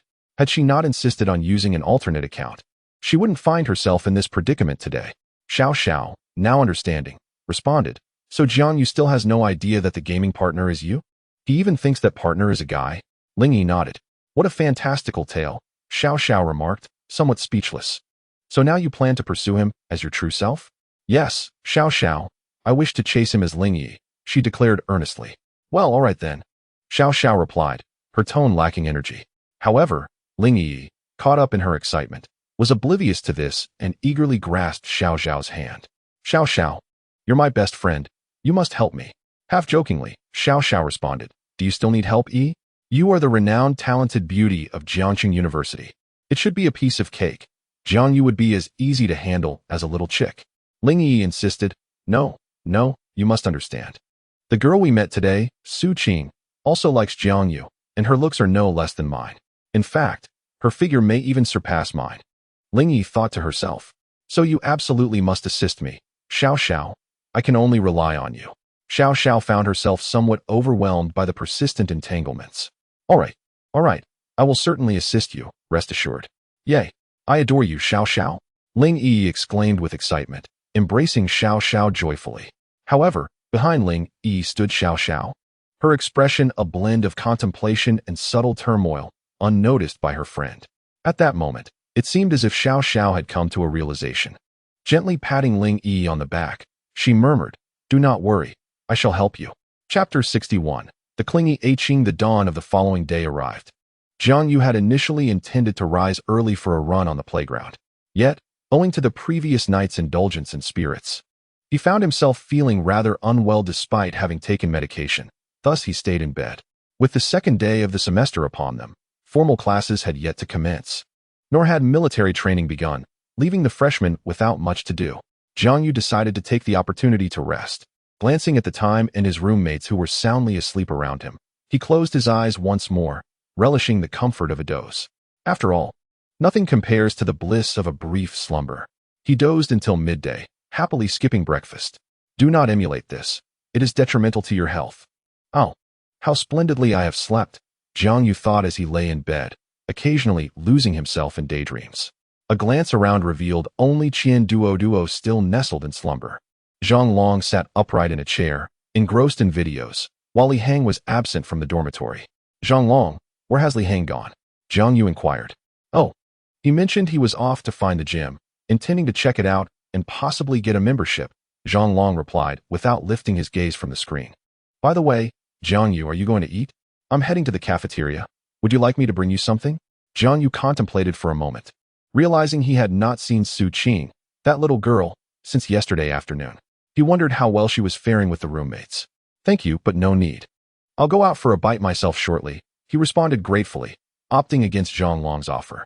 After all, he intended to check in on Su Qing and see how she was getting along with the others, perhaps inviting her out for a meal. All right, I shall take my leave then, Zhang Long said before heading downstairs without delay. It seemed he had been waiting for Jiang Yu to awaken. Truly a person of warm-heartedness beneath a cool exterior. As for Qian Duo, he seemed unlikely to awaken before the afternoon, having indulged the most in drink the previous night. Nonetheless, Zhang Long resolved to bring back some food for him, fearing he would wake up hungry. Jiang Yu took a good 10 minutes to wash and dress, then retrieved his phone to call Su Qing. Just as he was about to dial, her call came in first. Hello, Jiang Yu. Indeed. Her voice confirmed she had just awakened, a testament to her reputation as a night owl. Ah, what's the matter, Qing? It's nothing. I just haven't seen you in a while, and I miss you. Su Qing's voice, still soft and drowsy from sleep, prompted Jiang Yu to instinctively adopt a gentler tone. However, he couldn't help but respond with a hint of playful incredulity. But Qing, didn't we just see each other yesterday? How can it be so long? Su Qing's voice still sounded somewhat groggy. All right, Qing, let us not linger on the phone. How about we head to the cafeteria for a meal? You look like you just woke up, and I suspect you haven't eaten yet. Upon hearing Jiang Yu's invitation to dine together, Su Qing felt a bit more awake. Sure, Jiang Yu. Just give me a moment. I'm still getting ready. Take your time, Qing. I'm in no rush, Jiang Yu reassured her. So, shall we meet at the cafeteria in half an hour? Yes, see you in half an hour. Jiang Yu glanced at the time, estimating the distance to the cafeteria. It was less than a 10-minute walk, leaving him with 20 minutes to spare. He promptly flipped back onto his bed and decided to indulge in another 20 minutes of relaxation while scrolling through videos. I must say, ever since entering university, even the recommended videos feature people from around here. What's this? The aloof campus beauty and her encounter with a stranger? Sounds intriguing. Curious. Jiang Yu tapped on the video. It appeared to have been filmed on a phone with audio added later. He quickly skimmed through the comments, which predominantly discussed the relationship between the campus beauty and the unfamiliar boy. The most liked comment suggested they were relatives, which instantly diminished his interest. Yet, since he was already there, he figured he might as well watch it to the end. The video seemed to start at the school gate, and Jiang Yu suddenly thought the campus beauty looked somewhat familiar. Isn't that Ling Yi? So, the aloof beauty mentioned in the video was indeed Ling Yi. But he never perceived her as particularly aloof. Seeing Ling Yi piqued Jiang Yu's interest, as she was, after all, a friend of his. In the video, Ling Yi gracefully entered a barbecue restaurant and sat down beside a boy. Wait, is that boy me? It dawned on Jiang Yu that the invitation he extended to Ling Yi for barbecue yesterday had been recorded and shared online. The internet users had quite the imagination, even fabricating a narrative of familial ties between him and Ling Yi. Jiang Yu shrugged it off, merely reporting the video for containing false information. With time drawing near, Jiang Yu set off towards the cafeteria. Upon arrival, he sent Su Qing a message inquiring about her whereabouts. She replied almost instantly, saying she would be there shortly. Thus, Jiang Yu proceeded to order some of Su Qing's favorite dishes. Seated comfortably, I took out my phone to snap a photo and sent it to Su Qing, informing her that she could come directly. At that moment, a young woman, having been nudged by her roommates, approached Jiang Yu. Could I add you on WeChat, handsome? Jiang Yu glanced at her in mild surprise, then smiled gently and replied, I'm afraid my girlfriend might get jealous. Just then, Su Qing arrived behind Jiang Yu, seamlessly wrapping her arms around his, addressing the young woman. Indeed, I would get jealous. Upon witnessing the interaction between Jiang Yu and Su Qing, the girl and her companions quickly excused themselves and departed. Jiang Yu then affectionately ruffled Su Qing's hair, expressing his gratitude. Thank you, Ah Qing. Su Qing beamed with pleasure, relishing the warmth of Jiang Yu's hand. It's nothing, Jiang Yu. No need to be so polite. If anything like this happens in the future, just call for me. I'd be quite happy to be your girlfriend. Stop it, Ah Qing. Where is your mind wandering? I meant pretending to be your girlfriend. Oh, I'm sorry, Ah Qing. No worries, but please don't treat me like a little sister. We're not too far apart in age. Just consider me your best friend. Just don't think of me as a sister. All right, Jiang Yu replied, somewhat bewildered. Yet he acquiesced. Remembering the reason for inviting Su Qing out, he proposed, shall we have a meal? I have a few matters I wish to discuss with you. Su Qing nodded and settled beside Jiang Yu, their shoulders brushing against one another. Noticing the closeness, Jiang Yu felt a tad uncomfortable and remarked, Ah Qing, don't you think we're sitting too close? It might be inconvenient to eat like this. Su Qing remained unmoved, even intertwining her arm with his. No way. I've missed you, Jiang Yu. Who could resist such charm? Even a monk would find it hard to withstand Su Qing's playful antics. Jiang Yu relented, allowing her to cling to him, reasoning that he still had one hand free to eat. By the way, Ah Qing, when I helped you move yesterday, I noticed your roommates hadn't arrived yet. When did they show up? Su Qing pondered for a moment before responding. After Senior Yi stayed behind to help me sort my things, my roommates arrived. As she spoke, she transferred a chicken wing from Jiang Yu's plate to her bowl, continuing, only 2 of them came, and they seem all right. I'm just unsure of their true nature, she mused internally, not wishing to worry Jiang Yu. Jiang Yu, however, paid little mind to Su Qing's actions. Accustomed as he was to her often taking food from his plate during their time at the villa, occasionally sharing dishes she didn't fancy. It was safe to say that Jiang Yu had long been trained to accept Su Qing's habits. What about the other roommate? Or is it that there are only 3 of you in the dormitory? Jiang Yu pondered, for yesterday was essentially the final day for school registration. Each advisor had convened a meeting with the students, so it was expected that everyone would be present. Su Qing shook her head and replied, I am not certain. But our dormitory currently accommodates just 3 of us. It appears to be an issue with the distribution of students in our class, as it ended up being only 3 for our dormitory. It's quite pleasant, though fewer people means a quieter atmosphere. Jiang Yu, unfazed by the circumstances, gazed at Su Qing with concern and inquired, So, Su Qing, are you getting along well with your roommates? Is there anything that troubles you? He seemed to add as an afterthought, if you find living arrangements unsatisfactory, do not hesitate to inform me. I can arrange for you to either switch dormitories or even commute daily. Your happiness is paramount. Su Qing felt a surge of joy upon hearing Jiang Yu's words. After all, it was heartening to know he cared for her well-being. Rest assured, Jiang Yu, if I am unhappy or if my roommates cause me distress, I will certainly let you know, she replied. Then, she recalled Jiang Yu's final remark and added, by the way, Jiang Yu, are you sure that everything you said is true? Jiang Yu was momentarily puzzled, reflecting on whether he had indeed fulfilled all the promises made to the young girl. Had he forgotten something? While his mind was occupied with these thoughts, his body instinctively responded, of course. When have I ever failed to keep my promises? You need not worry. Su Qing, now displaying a hint of playful pride, remarked, well, it is settled then. Your priority is to ensure my happiness. If I ever feel down, you must uplift my spirits. Absolutely, Su Qing. If anything troubles you, you must tell me. We are practically family.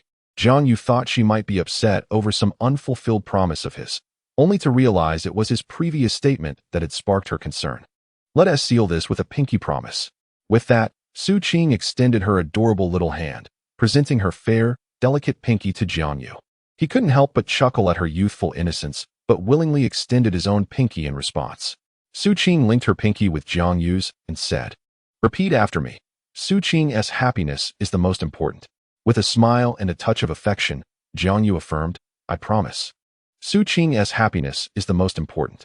Su Qing beamed with delight as their thumbs intertwined in agreement. "Pinky promise. 100 years without change," they exclaimed in unison, sharing a smile thereafter.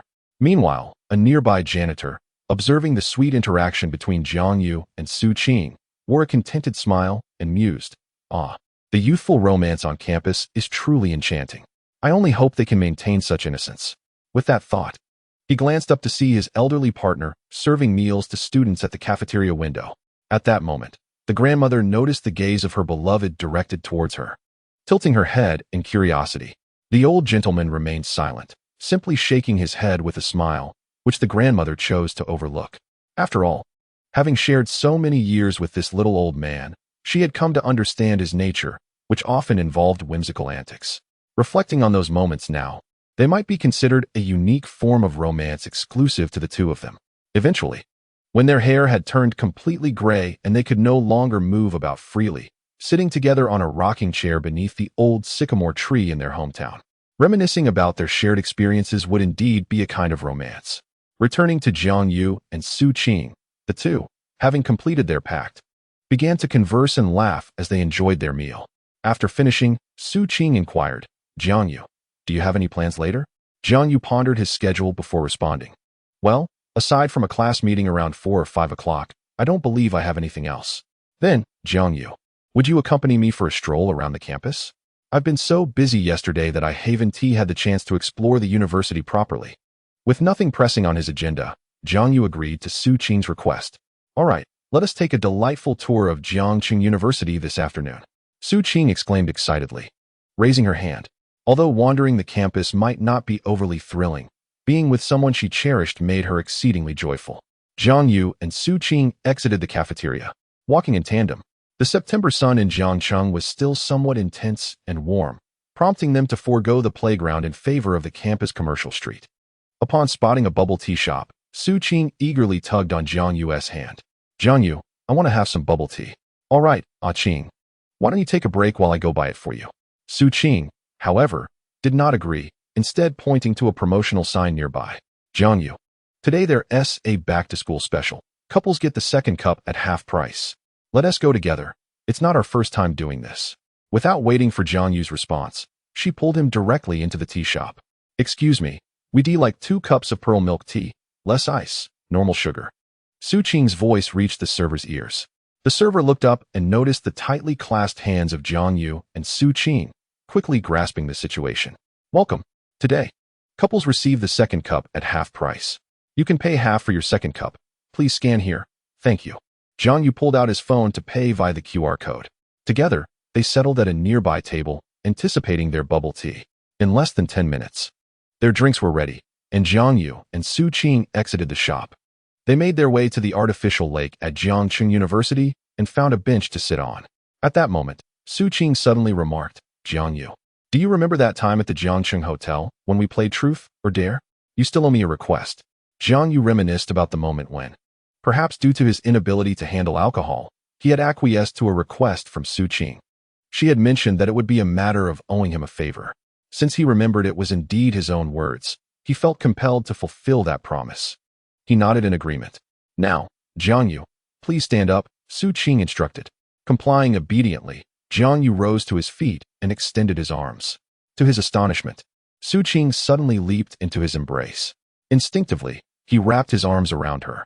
With her head lowered against his chest, Su Qing gently pressed her hands against him. Her expression hidden from view. In a voice only they could hear, she whispered, "Promise me, don't treat me like your little sister anymore, okay? Promise me." A tremor coursed through Jiang Yu's heart as he sensed that Su Qing's emotions were awry. A bittersweet smile crept onto his face, concealed from her sight. Indeed, he had been evading the truth, reluctant to acknowledge it. He should have realized this ever since Su Qing, that young girl who had hurried back from abroad to find him. She was no longer the child trailing behind him like before. During their trip to the mountain city, he had also noticed her unease, yet he chose not to dwell on it, unwilling to confront the implications.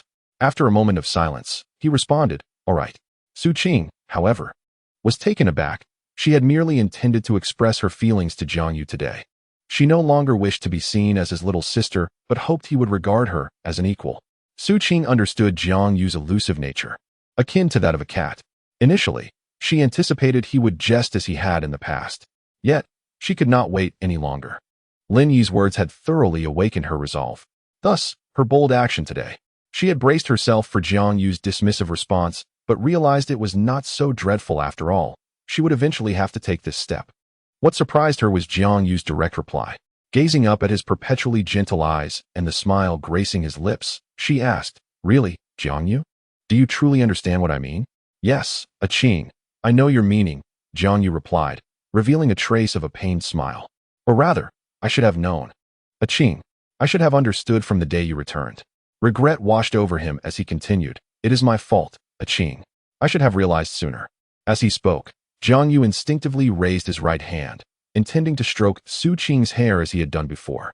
However, a sudden awareness halted him, and he slowly lowered his hand, feeling that his current actions were somewhat inappropriate. Su Qing also noticed Jiang Yu's actions.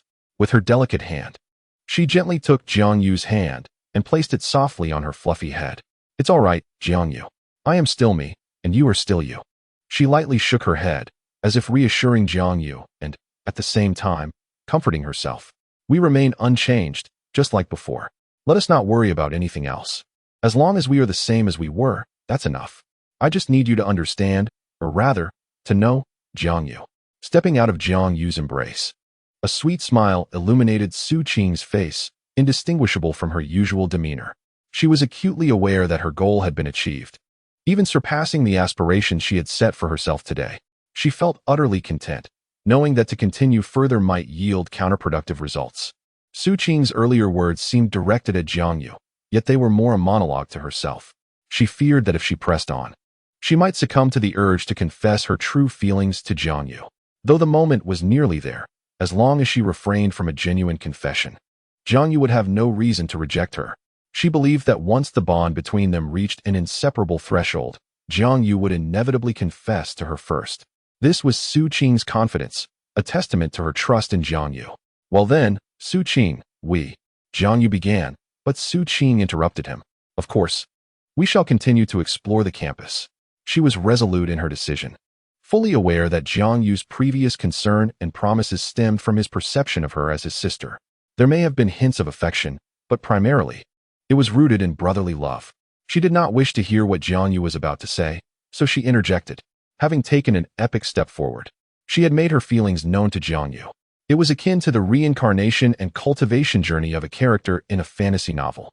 Su Qing had traversed far along the path of sisterhood, only to realize that it would not lead her to the desired outcome. Thus, she chose to embark on a new journey of rebirth and cultivation, relinquishing the accumulations and skills of her previous life. In this new existence, she aspired to walk further along the path of love.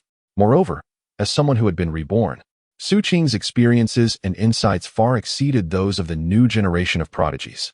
In her heart, Su Qing reveled in the thought that her years of experience rendered her rebirth inconsequential. There had to be a process, and she could not afford to rush. Without waiting for Jiang Yu to speak, she took his hand and led him to another place.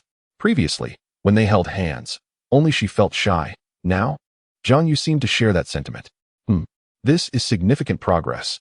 Glancing back at Jiang Yu's less than calm expression, Su Qing felt a delightful warmth in her heart. Jiang Yu himself was indeed unsettled. Having just grasped Su Qing's feelings, he wondered if holding hands was perhaps a bit premature. Jiang Yu now resembles a young boy on the cusp of adolescence, possessing a certain endearing quality. Su Qing, what a coincidence. A girl adorned in heavy makeup, her true features obscured, along with a more demure companion, greeted Su Qing while holding their freshly purchased meals.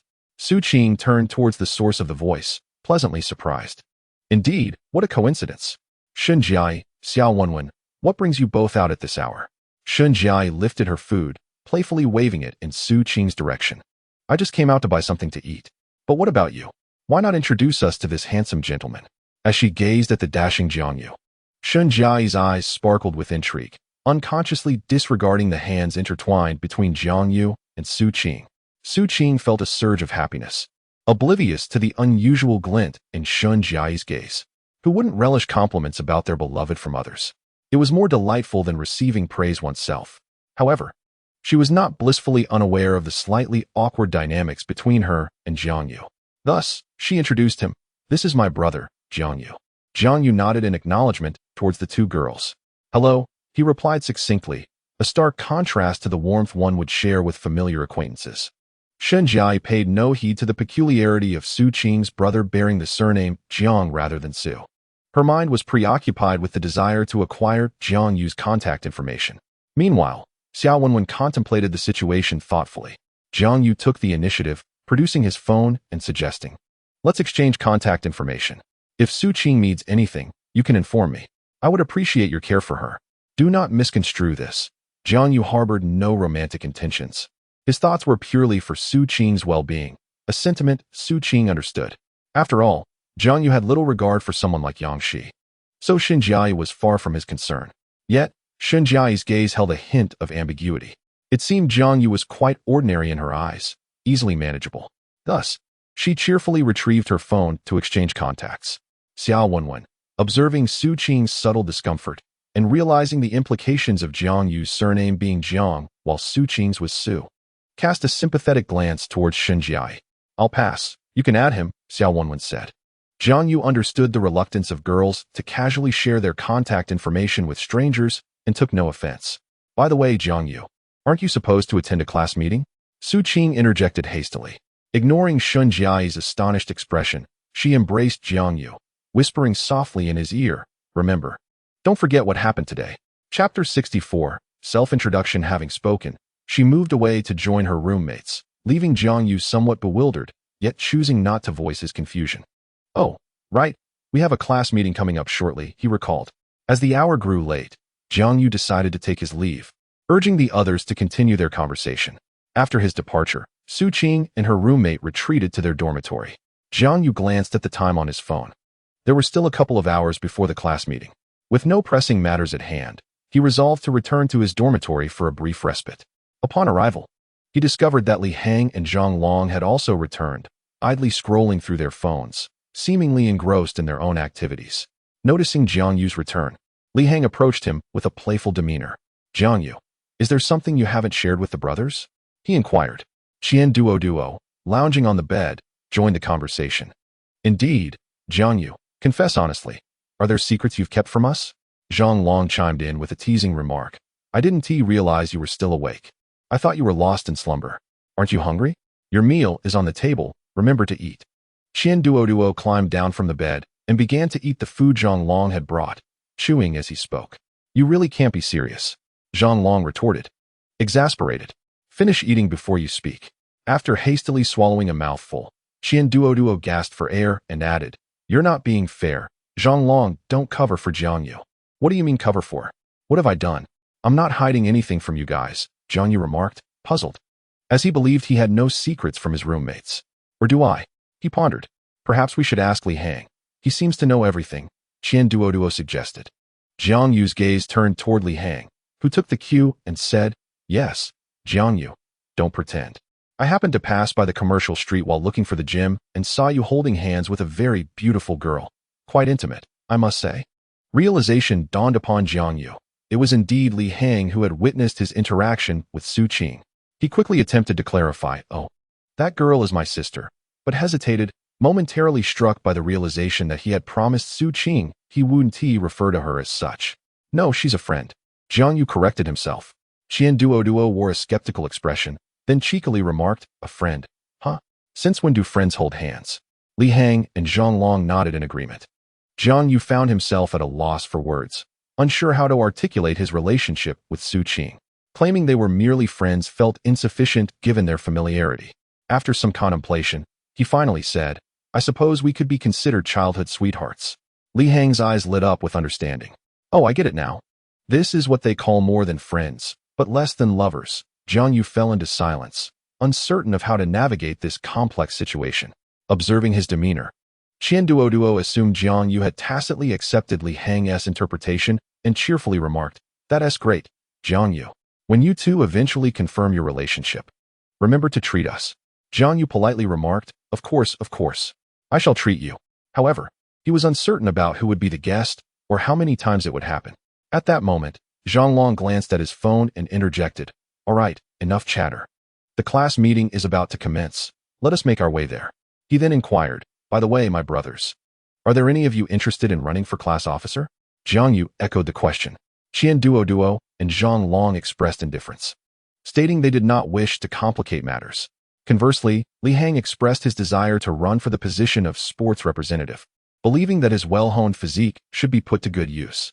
Jiang Yu also conveyed to his roommates his intention to contend for the position of class monitor. With no conflicts arising, his roommates naturally pledged their support. The group promptly organized themselves and proceeded to the classroom.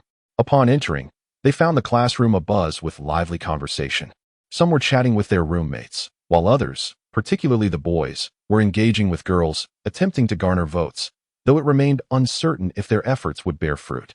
At that moment, Yang Shi and Wang Weiwei entered together, causing the room to quiet down. Yang Shi wheeled in a large box, the contents of which remained a mystery. After a brief discussion with Wang Weiwei, Yang Shi settled into a seat at the back of the classroom, while Wang Weiwei ascended the podium. Seeing Yang Shi's demeanor, Jiang Yu surmised that she simply wished to avoid any inconvenience. Wang Weiwei gestured for silence and began, "Hello everyone. Today's class meeting will cover two topics. First, a self-introduction from each of you, and second, speeches from those interested in running for class officer, after which we will select our representatives. Let us begin with the first row." Coincidentally, the first row comprised Jiang Yu's dormitory mates, who proceeded to take turns introducing themselves. "Hello, I am Qian Duoduo, a local from Jiangxing. My family runs a small business here. Feel free to reach out if you need anything," he proclaimed, handing out business cards to his classmates. "Rest assured, if you mention my name, I shall grant you the best discount." That concludes my introduction. After Qian Duoduo stepped down, it was Zhang Long's turn. "I am Zhang Long, and I enjoy playing video games. Anyone interested in gaming can add me for contact," he stated succinctly, which surprisingly led to him adding several new friends, or rather, gaming partners. "Hello everyone, I am Li Hang, hailing from Northeast China, with a passion for fitness." He concluded his introduction by demonstrating a few exercises, capturing the attention of several female classmates. "Anyone who shares a love for fitness can reach out to me.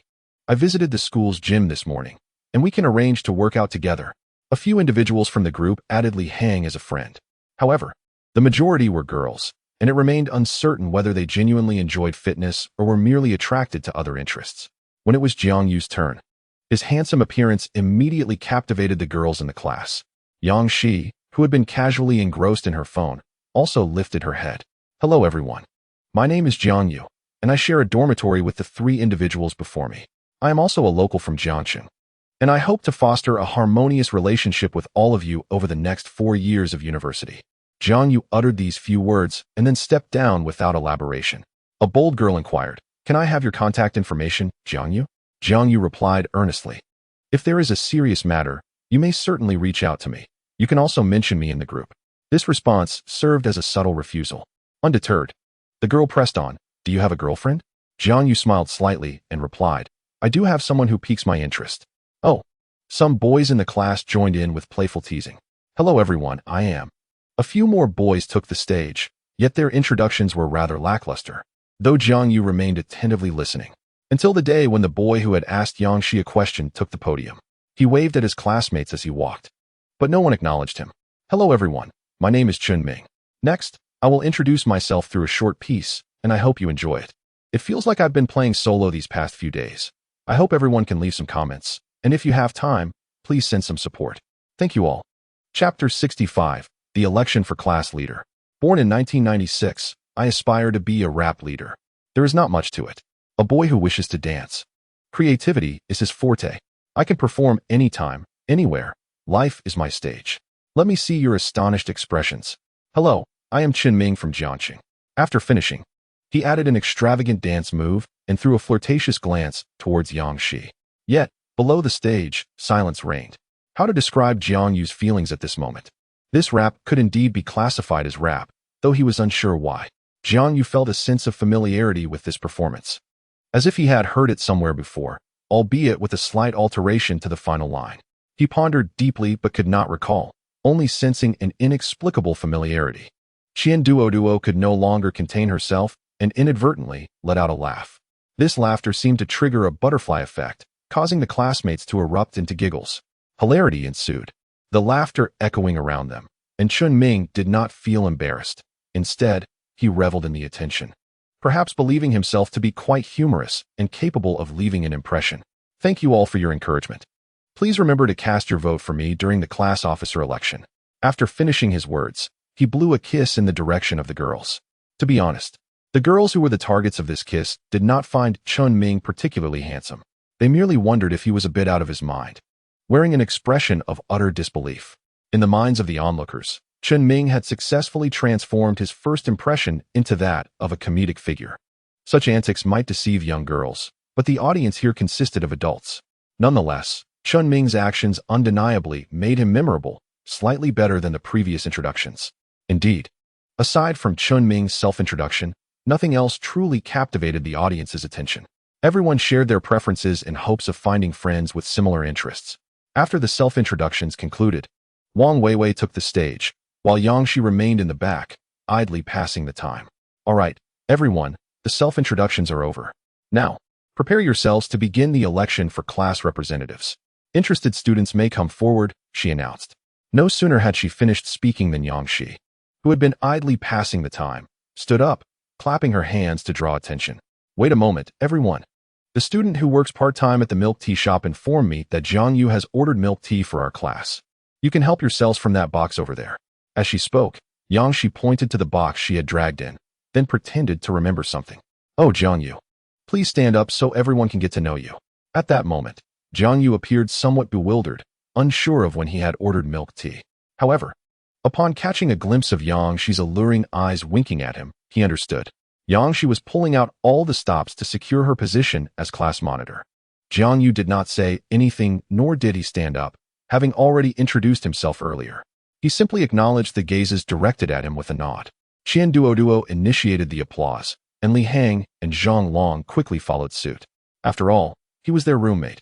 Who else would they cheer for? Some of the more outgoing girls beamed at Jiang Yu, thanking him enthusiastically. They already held a favorable impression of the handsome Jiang Yu, and their affection only deepened. Had it been Chun Ming, who had just performed on stage, he certainly would not have received such warm treatment. Jiang Yu's good looks were indeed sufficient. Yang Shi observed Jiang Yu surrounded by girls expressing their gratitude, feeling her own aura cool slightly. She spoke up. All right, let's focus on the task at hand. Those who are ready, please come forward to run for election. The sooner we finish, the sooner we can return to our dorms. As anticipated, the first to take the stage was none other than Chun Ming. However, he was not as playful as before. Instead, he adopted a more serious demeanor. Hello everyone. I am Chun Ming, and I wish to run for the position of class monitor. As you have seen from my earlier performance, I am lively and outgoing. And I am not timid when it comes to communication. Therefore, I believe I can serve as an excellent bridge between the teachers and my classmates. Upon assuming the role of class monitor, I shall diligently cooperate with our teacher to fulfill any directives and tasks assigned. Chun Ming, growing increasingly self-assured, seemed to believe that the position of class monitor was rightfully his. Feel free to approach me for anything. I am always available for matters concerning our teacher, he asserted, as if suddenly recalling something. And classmates, do not hesitate to reach out to me. I will promptly address any issues that arise. He then added, I hope everyone will cast their vote for me. At that moment, Chun Ming's roommates began to cheer, vote for him, vote for him. Perhaps they had promised some benefits in their dormitory, for it was evident to everyone that Chun Ming had ulterior motives. With his sincere yet lascivious gaze fixed upon Yang Shi, she felt a chill run down her spine and quickly urged him to step down.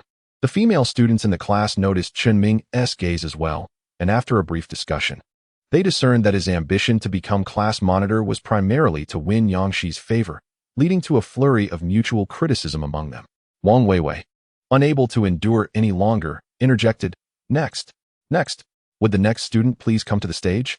At that moment, a lively girl stepped forward. Hello, everyone. I am Su Tingting, and I wish to run for the position of vice monitor. I possess a cheerful and extroverted personality. Having previously served as vice monitor in both high school and middle school, thus I am quite experienced. My tenure as vice monitor was met with favorable reviews from my peers, so you need not worry about my capability to fulfill this role. You can rest assured. She continued, if I am fortunate enough to be elected as vice monitor, I will earnestly contemplate all matters concerning our class and ensure that I care for every student. Establishing a bridge between teachers and students is of paramount importance. Each individual views matters from a unique perspective, and it is unlikely that any proposal or activity will satisfy everyone. However, I assure you that I will strive to consider each person's viewpoint. Should anyone have concerns about my approach or methods, please feel free to express them directly. Unlike Chun Ming's inexplicable confidence, Su Tingting exuded genuine assurance that was infectious. I hope you will vote for me. Thank you all. With that, she gracefully exited the stage. Seeing this, Jiang Yu realized that with both the monitor and vice monitor positions seemingly claimed, he felt compelled to step up. He hastily rose to the stage, and Qian Duo, witnessing the unfolding scene, began to applaud. Not content to go alone, he beckoned Zhang Long and Li Hang to join him, which elicited a hint of embarrassment from Jiang Yu, while Yang Shi observed the spectacle with a wry smile. Hello, everyone. I am Jiang Yu, and I wish to run for the position of class monitor. Chapter 66, Successful Election. Hello, everyone. I am Jiang Yu, and I wish to run for the position of class monitor. The crowd's interest was piqued, especially since Chun Ming had previously contended for the same role. Thus, it can be said that we find ourselves in a competition, a scene that the onlookers are most fond of witnessing. In truth, this marks my inaugural attempt at running for class president, or rather, my first aspiration to assume a leadership role within the class. I may not possess the professional qualities of classmate Su Tingting, nor do I harbor the same profound admiration for our teachers as classmate Chun Ming.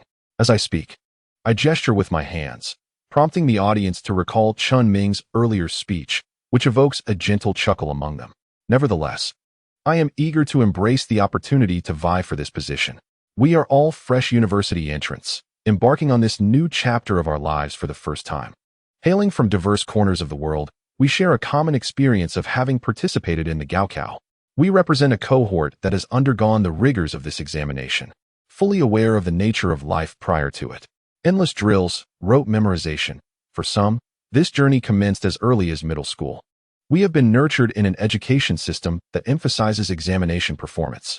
Perhaps education has evolved considerably since then, yet we cannot simply rewind the clock and start anew. The Gaokao serves as a critical stepping stone for many of us as we transition into a new existence. And now, as we sit here, we have successfully taken that step. Having embarked on this journey, our focus should not be on the relentless cycle of problem-solving akin to our high school days. However, this does not imply that you should neglect your studies. Should you fail, it will not reflect upon me. Jiang Yu appears to have a realization and adds, so, my fellow students, seize the opportunity to explore while you are still young and capable of mustering courage. Run, leap, and perform a splendid backflip. Pursue your love and friendship. Bravely take that first step. Should you encounter failure, fret not. We are still young, and the days ahead are long, offering ample room for trial and error. Thus, we must embrace change, and my candidacy for class president represents my first stride toward transformation. In the past, I was often indecisive, hesitant to take action. I would dwell on various thoughts, only to dismiss them outright. Yet this time, someone encouraged me to participate, and so I have. I cannot assure that I will excel in every aspect. However, I can promise that I will listen to each individual's opinion. Every event or occurrence will be communicated to our class first. As for the trivial activities, I will endeavor to dismiss those that lack significance. This is the assurance I can provide, and I hope to earn your vote. Once Jiang Yu concluded, Yang Shi, disregarding the gazes of others, led the applause. While others may not comprehend, Yang Shi understands. Jiang Yu appears to be encouraging others to embrace the unknown, yet, in truth, he is primarily reassuring himself. The warmth in his gaze towards Jiang Yu grows ever more tender. As the crowd joined Yang Shi in applause, the atmosphere became charged with enthusiasm. Although Jiang Yu's speech lacked formalities, it resonated with sincerity, profoundly moving the audience. Observing Jiang Yu take the stage, Li Hang prepared himself to follow suit. Hello everyone. I am Li Hang from Northeast China, a fitness enthusiast. Since childhood, I've been affectionately nicknamed Li Guzi, a playful reference to my boundless energy and restless spirit. Upon uttering this, Li Hang bashfully scratched his head, eliciting laughter from the audience. He remained unfazed by the light-hearted teasing, for if he were truly concerned, he would not have shared such a personal anecdote. This carefree demeanor epitomizes the character of a Northeastern individual. Upon entering high school, the physical education teacher frequently endeavored to persuade him to pursue athletics. In those innocent days, he was rather naive, unaware of the potential paths that lay before him. After all, from a young age, he had been taught that diligence in academics was the key to success. Without a second thought, he rejected the teacher's proposition, stating, "Teacher, I wish to focus on my studies."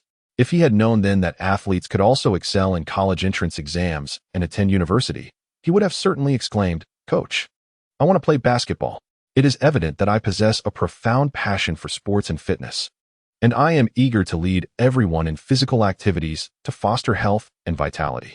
Additionally, should any laborious tasks arise, feel free to call upon me. Thank you all. I hope to earn your vote." With a courteous bow, he exited the stage.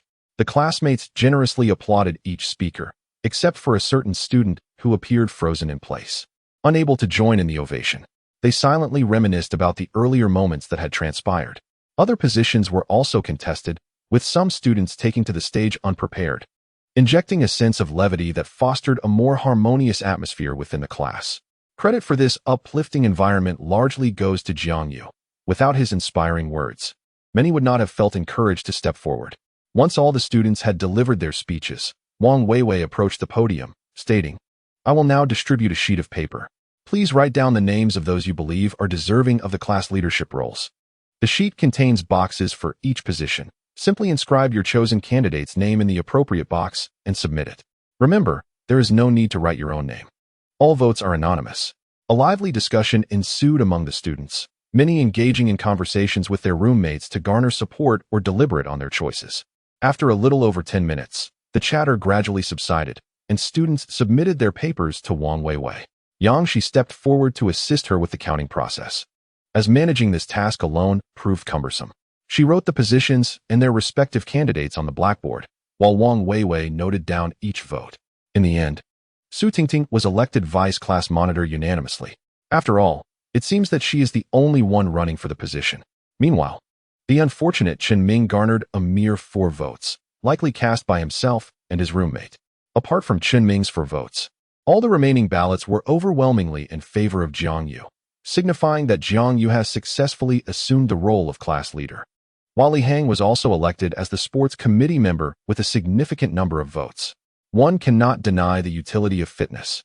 It instills a sense of security in girls and is deemed quite attractive by boys. However, a moderate fitness regime attracts the opposite sex, whereas excessive fitness may attract the same sex. Upon reviewing the results, Yang Shi smirked slyly and addressed her classmates, suggesting, "Let us appoint a vice class leader as well. Let Chen Ming take on that role, providing a balance of genders."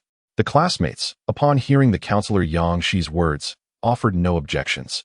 Thus, it was settled, Jiang Yu as class leader, with Su Tingting and Chen Ming as vice leaders. In his heart, Chen Ming thought, "See, I told you she likes me. She must like me."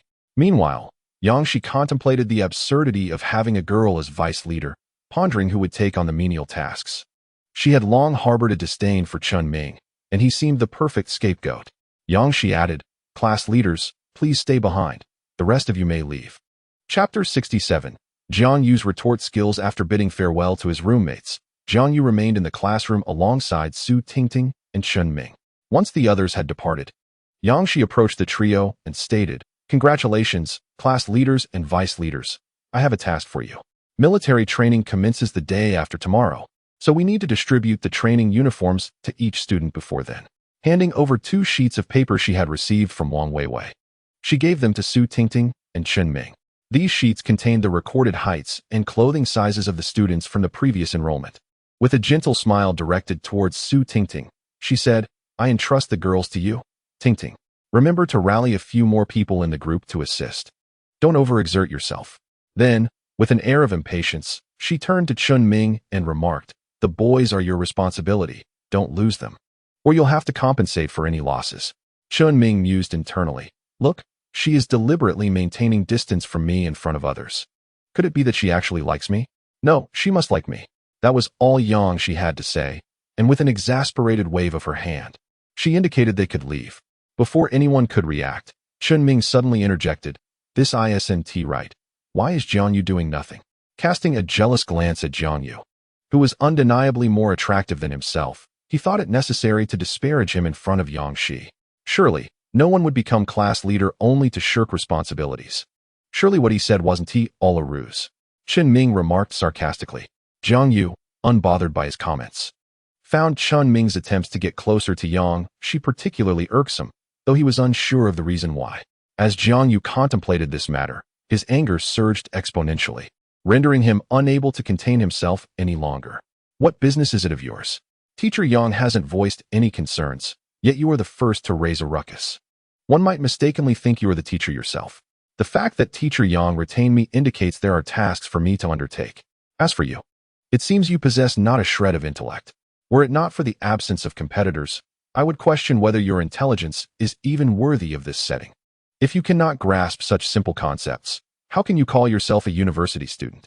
You seem devoid of both intellect and emotional intelligence. I have heard from friends in university that one can encounter all sorts of bizarre characters. Sometimes, the gap between individuals is greater than that between a person and a pig, though I personally beg to differ. Take you for instance. You bear an uncanny resemblance to a pig, truly the king among swine. Chun Ming stood speechless, despite his self-proclaimed intellect. He had labored for weeks to construct that previous speech. All he could do was furiously point at Jiangyu, exclaiming, You, while casting a glance at Yang Shi and Su Tingting, seeking their support. Naturally, Yang Shi would not oblige. She would unconditionally stand by Jiangyu's side, even if he were in the wrong. Su Tingting remained silent, having noticed Chun Ming's lecherous gaze towards the female students. His blatant ogling, especially during the speech when he blew kisses, had left her feeling nauseated for an entire week. He was the epitome of a crude individual. Moreover, Chun Ming's earlier remarks were clearly directed at Yang Shi. Those who lust after others based on appearance are the most despicable, and Su Tingting couldn't be bothered to intervene. Thus, the scene unfolded with Jiangyu vociferously chastising Chun Ming, while the two girls stood by, wearing expressions of amusement, occasionally chuckling at Jiangyu's words. You, what do you mean by you? You can't even articulate your thoughts, and yet you seek the spotlight. Can't you read the expressions of others? Did you not notice the girls looked utterly disgusted during your speech? Fortunately, the boys are not nauseated. They merely wish to deliver you a well-deserved slap. As he spoke, he patted his chest and exhaled deeply. Thank goodness I am a cultured individual. I held back, otherwise I would have left my mark upon your face. I truly wish I could berate you in Jiangxing dialect, but never mind. If you cannot pass the Shenhui hurdle, consider this your reprieve for today. Now, swiftly and discreetly, remove yourself from my sight. Then, heed Teacher Yang's words and find a few friends. Jiangyu paused momentarily, as if realizing he had misspoken. Actually, you likely have no friends. Seek out a few male classmates in the group. If you find none, you're on your own. You must ensure you have your military training uniform ready. If even one item goes missing or is damaged, do not blame me for being ruthless. Jiangyu clenched his hands and made a forceful gesture, gritting his teeth as he spoke to the now bewildered Chun Ming. At that moment, Jiangyu seemed to revert to his previous demeanor of a refined gentleman, smiling as he addressed Chun Ming. Do you understand now? If so, would you kindly make your exit? Chun Ming, having regained his composure, looked at Yang Shi with a face full of grievance, still harboring the hope that Yang Shi would support him. Teacher Yang, look at him. Yang Shi, observing Chun Ming, who appeared to have undergone a transformation from Jiangyu's scolding, felt a chill run down her spine and promptly replied, Please, do not look at me like that. You should leave quickly. If you delay, the distribution of military training uniforms will close. Hearing Yang Shi's evident bias towards Jiangyu, Chun Ming shifted his gaze to Su Tingting. Su Tingting pretended to be aloof, turning her head away and saying to Yang Shi, Teacher Yang, I shall take my leave now. Without looking back, she exited the classroom, feeling suffocated in the same space as Chun Ming. Jiangyu, growing increasingly impatient, exclaimed, I said, Please, swiftly and smoothly vacate the classroom to collect your military training uniform. Did you not hear me? Should I take matters into my own hands? Chun Ming weighed his height and physique against Jiang Yu's and realized there was no comparison. He simply could not compete, unable to argue or defend himself. And with everyone siding with Jiang Yu, he let out a cold huff and left the classroom in a dejected manner. The classroom was left with only Jiang Yu and Yang Shi. Honestly, it was unwise to appoint Chun Ming as the vice class leader. It feels like a punishment, Jiang Yu remarked, now seated and venting to Yang Shi after Chun Ming's departure. Yang Shi, sitting beside him, recognized Jiang Yu's simmering frustration and sought to soothe him. It's all right. I only wanted to spare you from exhaustion. Initially, I intended to find a male vice class leader to handle the more laborious tasks. But then Su Tingting emerged. I cannot burden her with everything. The students would eventually grow resentful of you. This is for your own good. Do not be upset. She added. Jiang Yu's irritation had primarily stemmed from Chun Ming's presence, and with him gone, the tension dissipated. Jiang Yu pondered why he had reacted so strongly today. Was it his disdain for Chun Ming's demeanor or the way he had looked at Yang Shi? Who could say? Furthermore, with Yang Shi's reassurances, which were ultimately for his benefit, he felt compelled to apologize. I apologize, Yang Shi. I was a bit too heated earlier. I did not mean to direct my frustration at you. Yang Shi shook her head, responding, It's fine, Jiang Yu. I understand completely. That boy is indeed infuriating. By the way, military training starts the day after tomorrow, and tomorrow is relatively free. Shall we go on a date? A date? A date? Oh no, not a date. It's just that I was studying in Kyoto before. I have only just arrived in Jiangchang for work these past few months and haven't had the chance to explore the city properly. Do you have time to accompany me tomorrow? Yang Shi gazed at Jiang Yu with eager anticipation. After contemplating for a moment, Jiang Yu realized that he indeed had no pressing engagements the following day. Given that Yang Shi had rendered him such significant assistance today, it was only natural for him to take her out for some enjoyment. Furthermore, Yang Shi had confessed her feelings to him, yet he had not provided her with a response. Deep down, Jiang Yu felt a twinge of unease, fearing the label of a scoundrel. Nevertheless, he was genuinely interested in getting to know Yang Shi better. I'm free tomorrow. Where shall we go on our date? A date? Have you agreed to a date? Yes, I have. I wish to learn more about you, he thought to himself, contemplating his own heart as well. Then it's settled. As for the location, let us decide tomorrow. We can go wherever we feel like. All right, see you tomorrow. Yes, see you tomorrow, Jiang Yu. Remember to clean up nicely for your sister's arrival. Yang Shi reverted to her previous playful demeanor, blowing Jiang Yu a charming kiss. Perhaps having learned that from Chun Ming. However, the way Yang Shi executed it felt distinctly different from Chun Ming's style. Jiang Yu found himself quite flustered. What a captivating enchantress. Without uttering another word, Yang Shi gracefully swayed her delicate waist as she exited the classroom, leaving Jiang Yu alone in a daze. The next day, Jiang Yu set an alarm with intention. Rising early, he rubbed the sleep from his eyes and stifled a yawn. After all, this was to be his inaugural date, warranting a certain level of seriousness. He made a point to wake early, taking a refreshing shower and tidying his hair. The commotion roused Qian Duo and the others from their slumber. What's up, Jiang Yu? Is there something happening at school today? No. I've planned to hang out with a friend. Li Hang glanced at Jiang Yu's well-groomed appearance, raising an eyebrow. Oh, it seems that this date is quite significant. Given your meticulous preparation, Jiang Yu responded with a smile. Indeed, she is a very important friend. Suddenly alert, Qian Duo leaned over the bed railing, casting a playful glance at Jiang Yu. I suspect she is not merely a friend, but rather a girlfriend. Jiang Yu opened his mouth to clarify, but found himself at a loss for words, uncertain of how to explain the situation. See, you're speechless now, aren't you, Jiang Yu? Qian Duo beamed, convinced she had deduced the truth. Well, finding a girlfriend is a good thing. There's no need to pry too deeply. Off you go. I want to keep you. All right, I have no plans for today. If you need anything but wish to avoid going out, just send me a message, and I'll bring it back for you. The three roommates nodded in acknowledgement and returned to their slumber. Jiang Yu descended the stairs, retrieved his car keys, and approached his vehicle, only to discover a note affixed to his windshield. He picked it up and noticed it bore the words, "Let's be friends," followed by a string of phone numbers. It struck him as somewhat amusing, yet he did not linger over it and discarded the note into the trash bin. He wondered what time Yang Shi would awaken today. Had he known, he would have arranged a time the previous day. Jiang Yu contemplated the possibility that Yang Shi might not rise until noon or afternoon, which would render him a fool. Suddenly, he felt a pang of hunger. He made his way to the cafeteria, purchased a bowl of rice noodles and a cup of soy milk, and sat down to eat, prioritizing satisfaction before anything else. While dining, his phone rang. Upon glancing at the screen, he saw it was Yang Shi. "Hello, Jianyu, are you awake?" Her languid yet enchanting voice captivated him. "Yes, I'm awake. Is there anything else you need me to prepare?" "No, I'm already at the bottom of your dormitory. If you're ready, come down," she replied. Jianyu looked at his nearly empty bowl and cup, silently uttering, "All right, I'll be right there." He placed the finished bowl at the designated area for used utensils and tossed the soy milk cup into the bin. Then, he hurried down to the boys' dormitory, determined not to keep the girl waiting. As he reached the bottom of the dormitory, he paused briefly, observing Yang Shi standing there. Her figure was graceful, with lustrous black hair cascading naturally over her shoulders, swaying gently in the breeze. The invisible wind seemed to leave a trace, brushing lightly against her hair. Her exquisite features resembled a work of art, radiating elegance and sophistication. The alluring depth of her eyes conveyed an air of aloofness.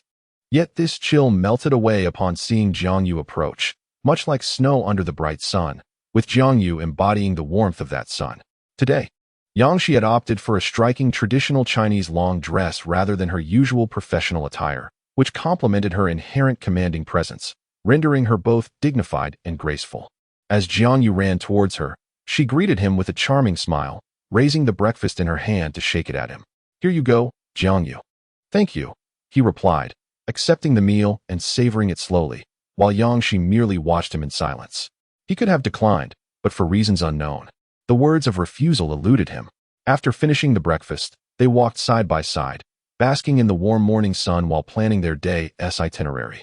"Shall we first visit the amusement park and then stroll around the Guiqing Temple, perhaps catch a movie in the evening?" Jiangyu suggested, aware of the temple's reputation in Jiangxing. "All right, I'll follow your lead," she agreed. In truth, the destination was of little consequence. What mattered was the company beside him. However, Yang Shi silently pondered how she might ensure Jiangyu would not miss the dormitory curfew. As Jiangyu retrieved his car keys, preparing to head towards the parking area, Yang Shi gently tugged at his sleeve and spoke softly. "Jiangyu, shall we forego driving today?" "Very well." Although he was uncertain of Yang Shi's true intentions, Jiangyu was nonetheless eager to stroll alongside her. Thus, they ambled out of the school gates and made their way to the subway station, resembling an ordinary couple. However, the morning rush hour brought with it an overwhelming crowd, compelling Jiangyu to create a small space for Yang Shi with his body. Upon arriving at the amusement park's exit, they encountered another throng of disembarking passengers. The two nearly lost each other in the chaos, but at the crucial moment, Yang Shi grasped Jiangyu's arm.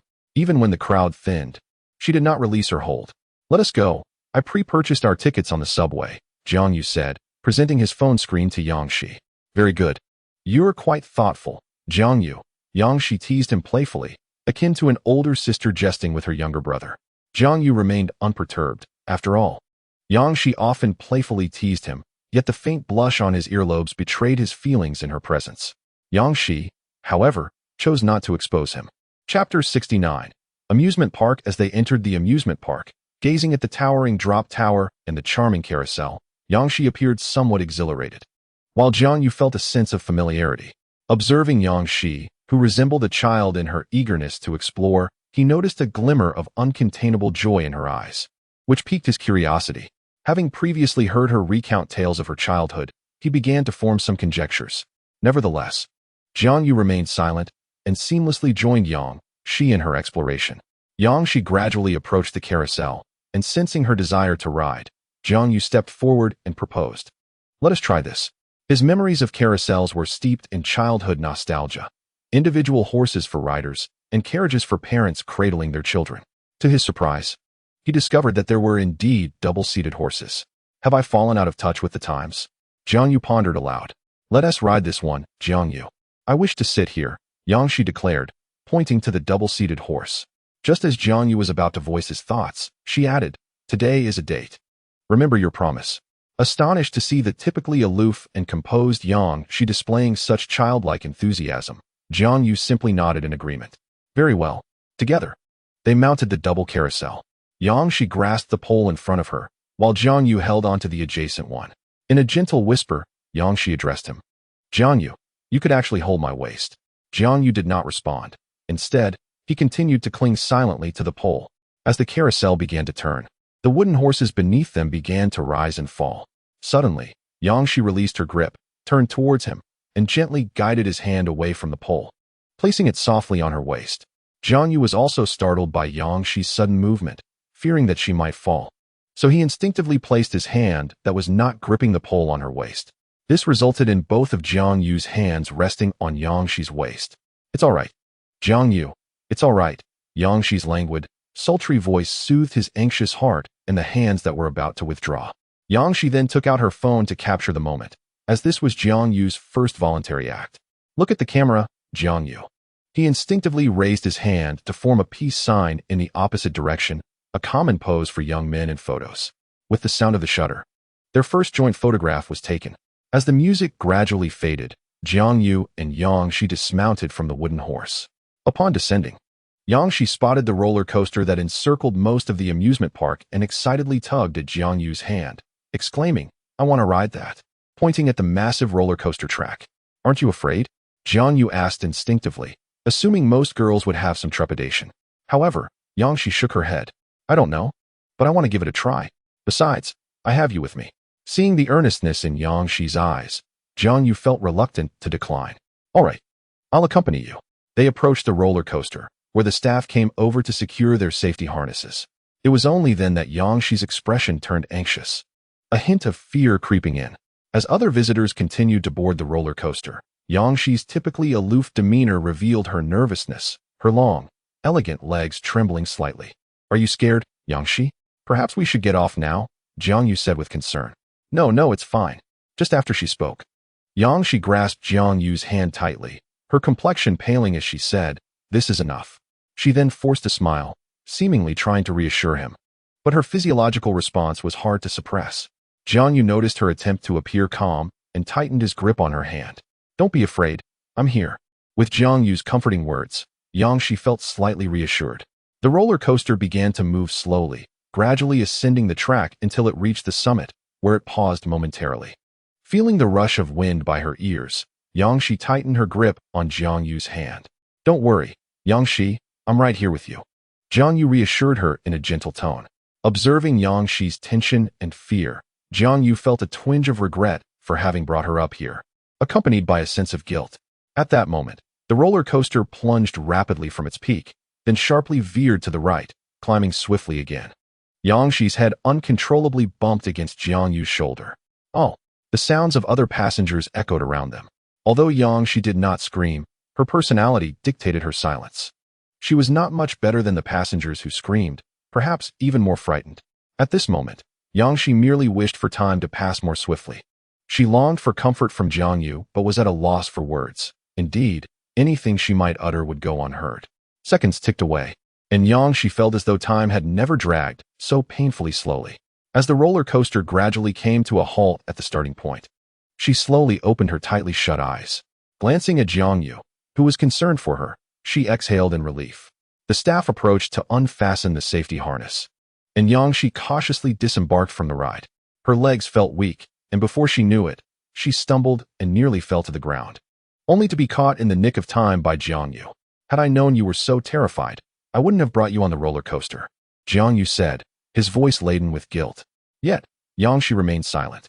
It was not until Jiangyu assisted her to a nearby bench to rest that she began to feel slightly better and found her voice. In a faint tone, she said, "It's not your fault. I chose to go." Jiangyu handed her a bottle of water he had already opened, asking with genuine concern, "Are you feeling any better?" Yangshi still felt somewhat weak, but she nodded gently, feeling improved compared to when she had just disembarked from the ride. "Shall we grab a bite to eat and rest for a while?" Jiangyu suggested, aware that Yangshi was not in a condition to enjoy any other attractions. He scoured his phone for nearby eateries and found an ice cream shop.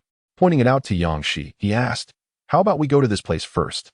Yangshi glanced at the location he indicated and slowly nodded, only to suddenly realize something. "Ice cream? Are you trying to test me, Jiangyu?" she teased, disregarding her own frailty as her alluring gaze fixed on him. "What test?" "It's just ice cream," Jiangyu initially responded with confusion, only to realize what he was about to say regarding the ice cream shop. He hurriedly clarified, No, of course not. I merely noticed it recently." Chapter 70. Peach Melon Jiang Yu supported Yang Shi as they made their way to the ice cream shop. Why was he supporting her? Because her legs were still somewhat unsteady, and it naturally required time to recuperate after the roller coaster ride. However, this was Yang Shi's own explanation. The truth of the matter was anyone's guess.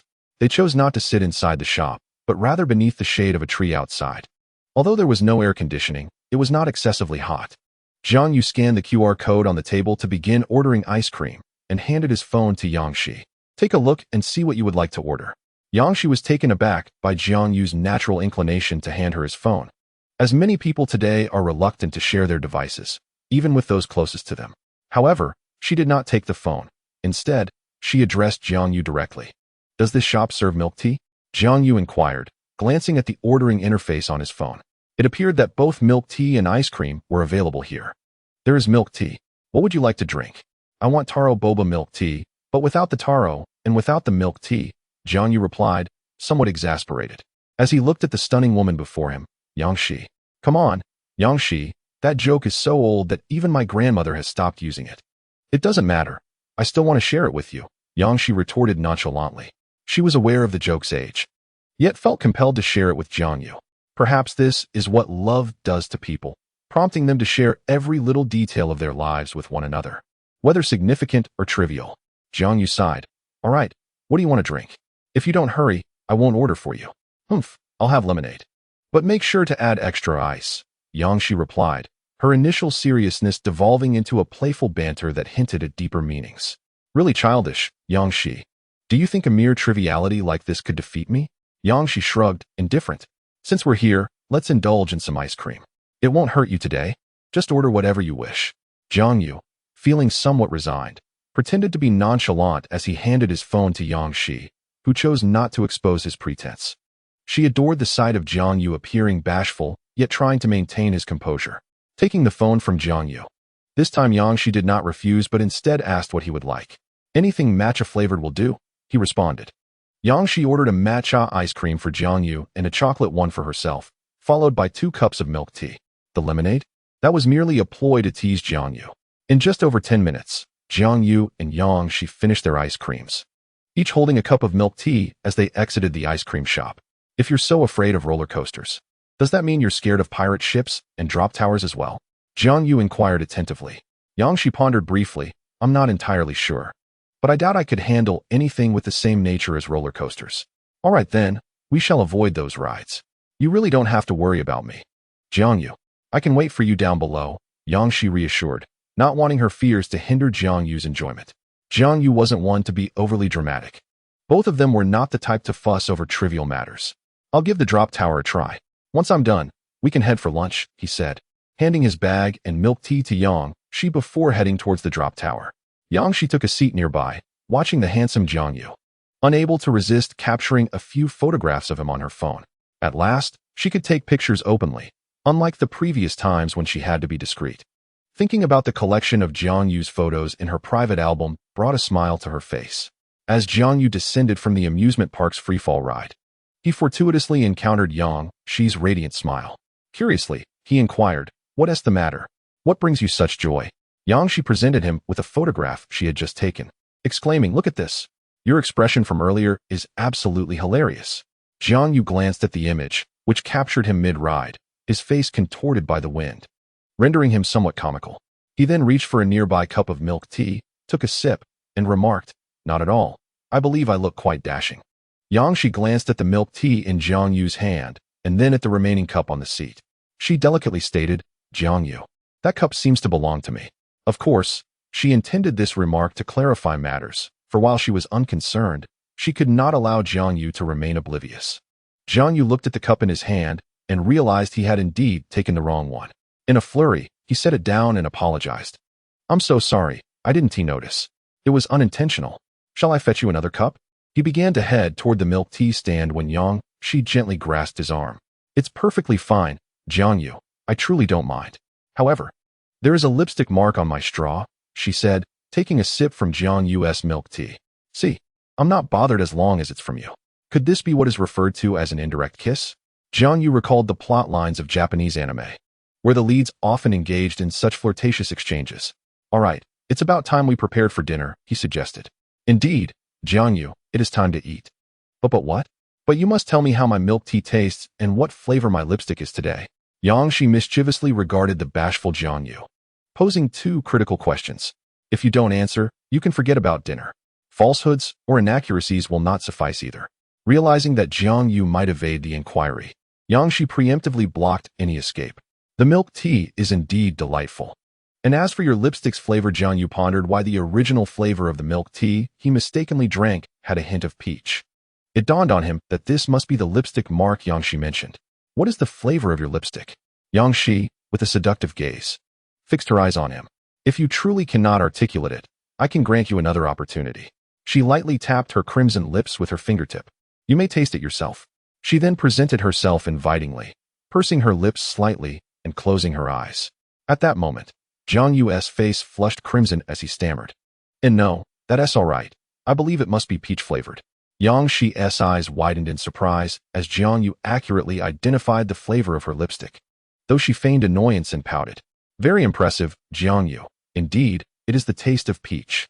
The tone conveyed a hint of displeasure, which Jiang Yu readily discerned, causing him to exhale in relief. However, Yang Shi continued, but my earlier proposal still stands, Jiang Yu. In this lifetime, you will be the sole recipient of my peaches. Chapter 71. The Sky Restaurant. Jiang Yu felt somewhat awkward as he spoke to Yang Shi. All right, let us go eat. Sure, where shall we dine? Yang Shi was indifferent to the choice of cuisine. Jiang Yu searched on his phone and was surprised to find that the highest-rated establishment nearby was Jianglin Hotel. Perhaps some had forgotten, but Jianglin Hotel was the establishment gifted to Jiang Yu's parents by his grandfather. Thus, Jiang Yu could be regarded as the heir to Jianglin Hotel. As he glanced at the information displayed on his phone, he noted it featured a Sky Restaurant, which boasted excellent reviews. He pointed to the screen. Yang Shi. What do you think of this? Yang Shi, upon seeing Jianglin Hotel Sky Restaurant, exclaimed, Isn't that the popular couple's restaurant online? I didn't expect you to be so romantic, Jiang Yu. Jiang Yu replied with a hint of exasperation. I merely chose the highest-rated place nearby. I didn't think much of it. Yang Shi shrugged nonchalantly. That's fine, Jiang Yu. As long as I'm with you, I don't mind where we eat. However, it seems that securing a reservation might be quite challenging. Do you think we can make it in time? I'll give it a try, Jiang Yu said, pulling out his phone to dial his mother, Lin Wan. The call connected swiftly. Hello, Xiao Yu, what can I do for you? Mom, it's nothing urgent. I just want to reserve a table at the Sky Restaurant in Jianglin Hotel. I'm planning to have a meal with a friend. All right. I'll pass your contact information to the manager. You can reach out to her directly. I'll give her a heads up. Thanks, Mom. You're welcome. If there's nothing else, I'll hang up now. Your father is urging me to leave. After hanging up, Jiang Yu realized his parents' trip was still ongoing, which cast a shadow over his expression. Less than 5 minutes later, a friend request pinged on Jiang Yu's phone. He accepted it and noted the username, Lu Rian. Lu Rian. Hello, are you Jiang Yu? I'm the manager of Jianglin Hotel. Handsome you. Yes. Did my mother ask you to add me? Lu Rian. Yes. She mentioned you wanted to reserve a table at the Sky Restaurant. I've already informed the team. Handsome you. Thank you. Lu Rian. No need for thanks. Our relationship doesn't require such formalities. Just provide your name when you arrive. With that, Lu Rian ceased messaging. Jiang Yu felt a flicker of curiosity about the nature of their relationship, but chose not to dwell on it as he turned to Yang Shi. Let us go? I have already made the reservation, so we can head straight there. Yang Shi expressed her surprise. Impressive, Jiang Yu. You managed to secure this spot. Jiang Yu explained. It's nothing. I mentioned my background to you before, didn't I? In fact, the Jianglin Group is also part of my grandfather's estate. Yang Shi then recalled, yes. Our Jiang Yu is indeed the young master of the Jiang family. Amused by Yang Shi's teasing, Jiang Yu offered a wry smile. It's nothing really. I'm not a true young master of the Jiang family. It's all my grandfather's doing, which has little to do with me. Yang Shi noticed Jiang Yu's somber demeanor and, with a hint of jest, attempted to reassure him. It's quite fortunate, Jiang Yu. Just think, without you, we would still be uncertain about where to dine today. So, it's no small thing. Many would envy your situation. Jiang Yu's spirits lifted slightly, and he said to Yang Shi, all right, let us set off. Together, they made their way to the Jianglin Hotel, with Yang Shi naturally linking her arm through Jiang Yu's. Upon arriving at the hotel, a staff member approached them, inquiring, how may I assist you two today? Jiang Yu felt uncertain about the legendary manager, Lu Ruyan's reliability. If she turned out to be unreliable, It would indeed be quite embarrassing. We have a reservation for the Sky restaurant. I am Jiangyu. Very well. Please take a moment to sit while we verify your identity, the staff member replied before turning to the front desk to confirm the details. Once the verification was complete, the staff member approached Jiangyu with utmost respect. Good day, Mr. Jiangyu. Your reservation for the Sky restaurant is ready. Will you be dining now, or would you prefer to wait a while? Jiangyu glanced at Yang Shi, who met his gaze. Feeling a bit hungry, she suggested. Shall we dine now? Jiangyu nodded in agreement and said to the staff member, then let us proceed now. Excellent. Please follow me, the staff member beckoned, leading the way as Jiangyu and Yang Shi followed closely behind. Upon entering the Sky restaurant, they were taken aback to find the establishment completely empty at such a peak dining hour. Yang Shi found it amusing and winked at Jiangyu. How intriguing. They cleared the place for us. Cleared the place? Jiangyu mused, puzzled. I merely mentioned dining with a friend. And Lu Ru Yen arranged for the entire restaurant to be vacated? With a sigh, Jiangyu remarked, I have no idea. Perhaps it was the manager's doing. No matter. Let us enjoy our meal, Yang Shi replied casually, unconcerned. After all, she could also secure a reservation, though not with the same exclusivity as Jiangyu. As they prepared to sit down and order, a captivating beauty clad in a split cheongsam entered, exuding an air of elegance. Jiangyu couldn't help but admire her, albeit purely in appreciation. Good afternoon, gentlemen. I am the manager of this restaurant. Jiangyu felt somewhat perplexed. Hello, is there something you need? Nothing much. I merely wish to inquire if there are any dietary restrictions or flavors you both dislike. Our aerial restaurant has prepared exclusive dishes for you. Just let us know your preferences, and we shall craft a personalized lunch for you.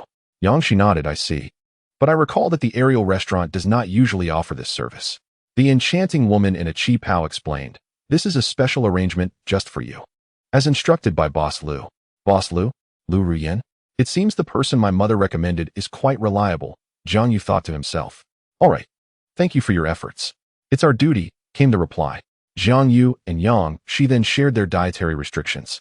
While awaiting the dishes, Yang Shi asked Jiangyu, do you think I will have the chance to dine here with you again in the future?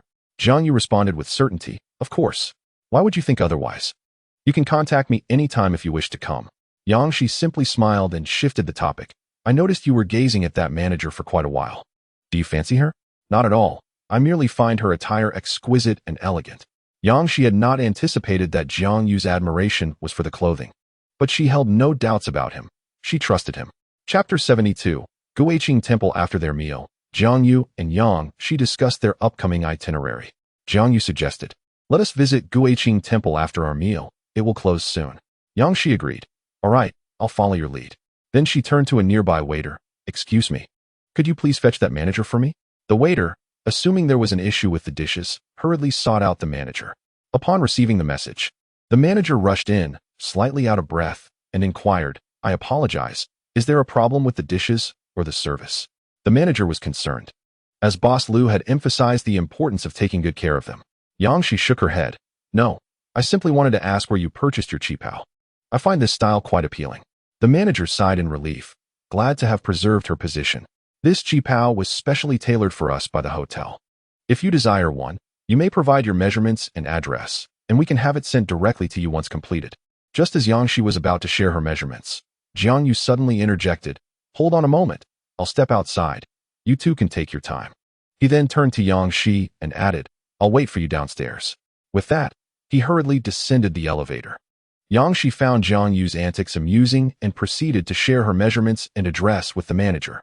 Following in Jiangyu's footsteps, they ascended the elevator and descended the building.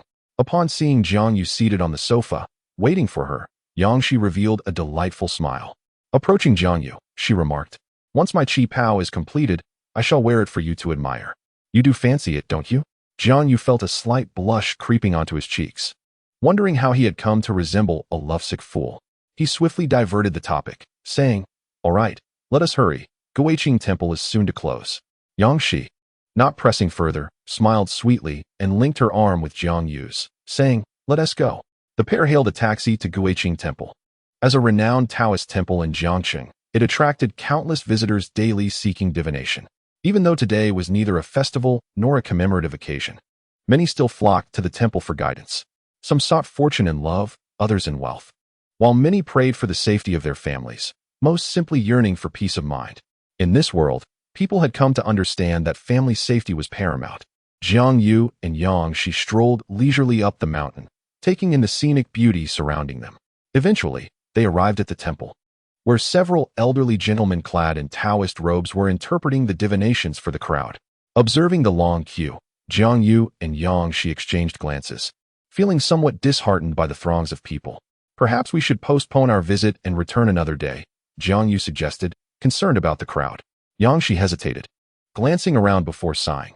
All right, let us explore the temple and then head back. As they wandered within the temple grounds, they prepared to descend the mountain. During their descent, they encountered a peculiar middle-aged man who was muttering curses as he climbed, though the subject of his ire was unclear. Yang Shi noted his tattered clothing and worn straw sandals, the sweltering heat causing him to perspire profusely. Do you have any water, Jiang Yu? She inquired. Yes, he replied, retrieving an unopened bottle of water from his bag and handing it to Yang Shi. She took the water and offered it to the middle-aged man, saying, Sir, please drink some water. It may bring you relief.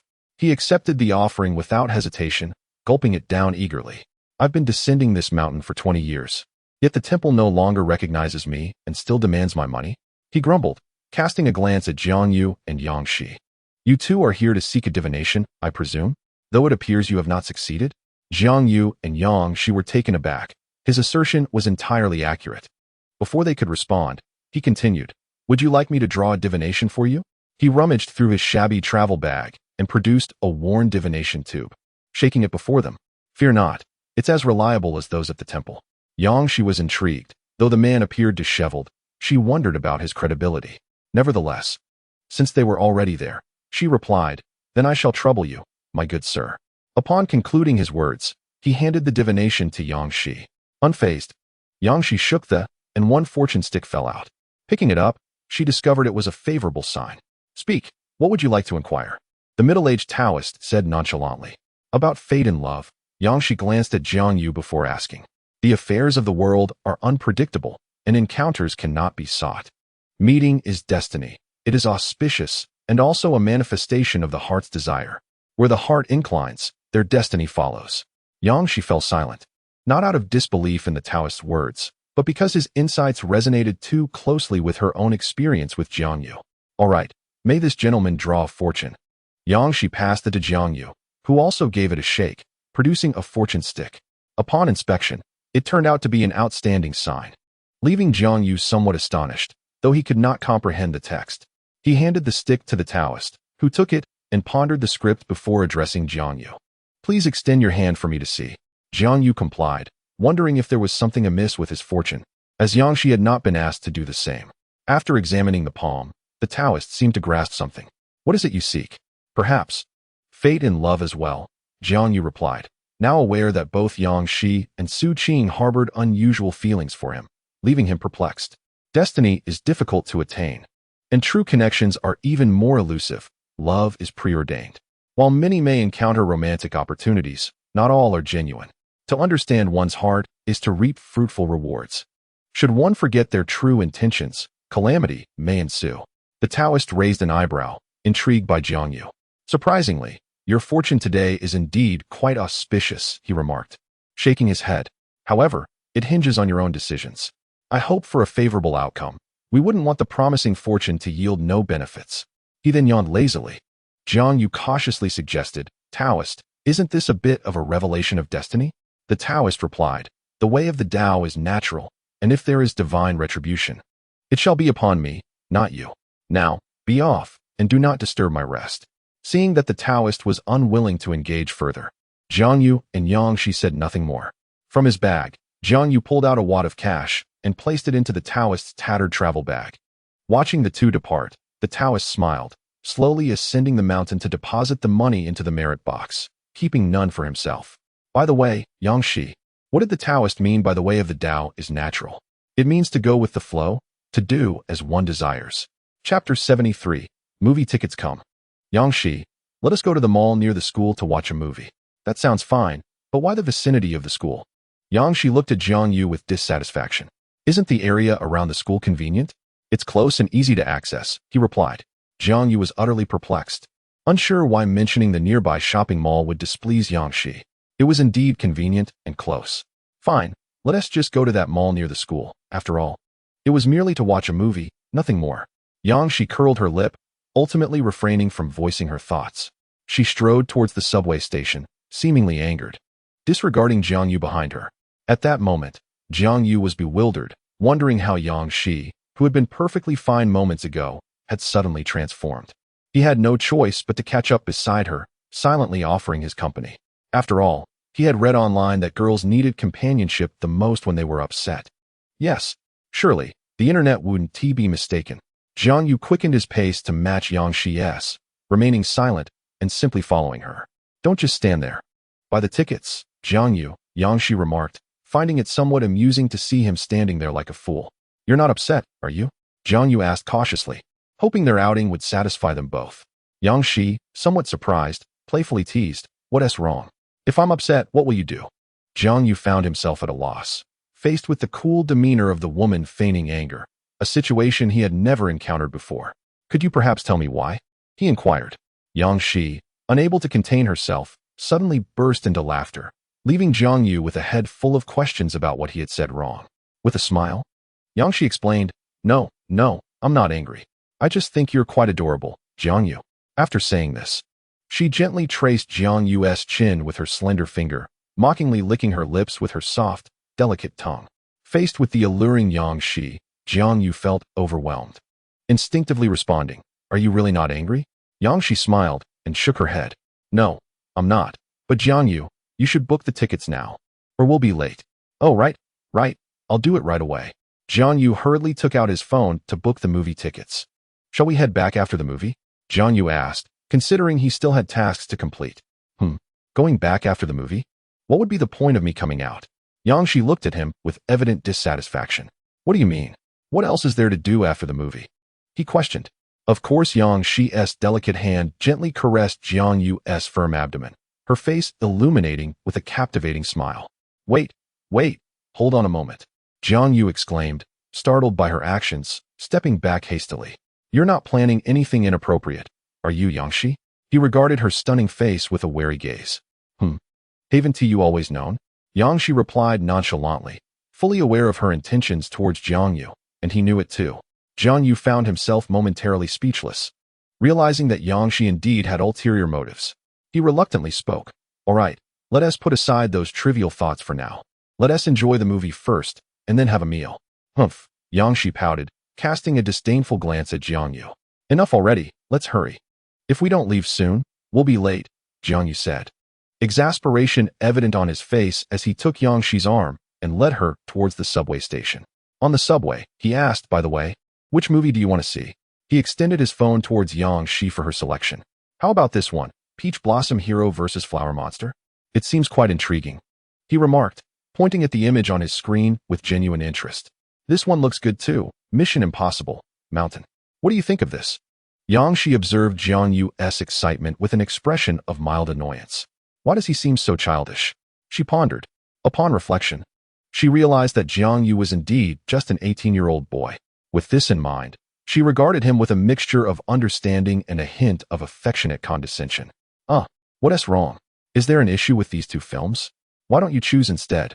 Yang Shi's sudden change in demeanor prompted Jiang Yu to recognize that he should perhaps heed the opinions of the girl. Yang Shi nodded in satisfaction. Good. It finally feels like a date. Just remember to consider my preferences more in the future. All right, let us go with this one. It seems quite appealing. She pointed to the title your name on the screen. Is this your preferred animation style? I hadn't realized you enjoyed such films, Jiang Yu remarked. Well, somewhat, Yang Shi replied.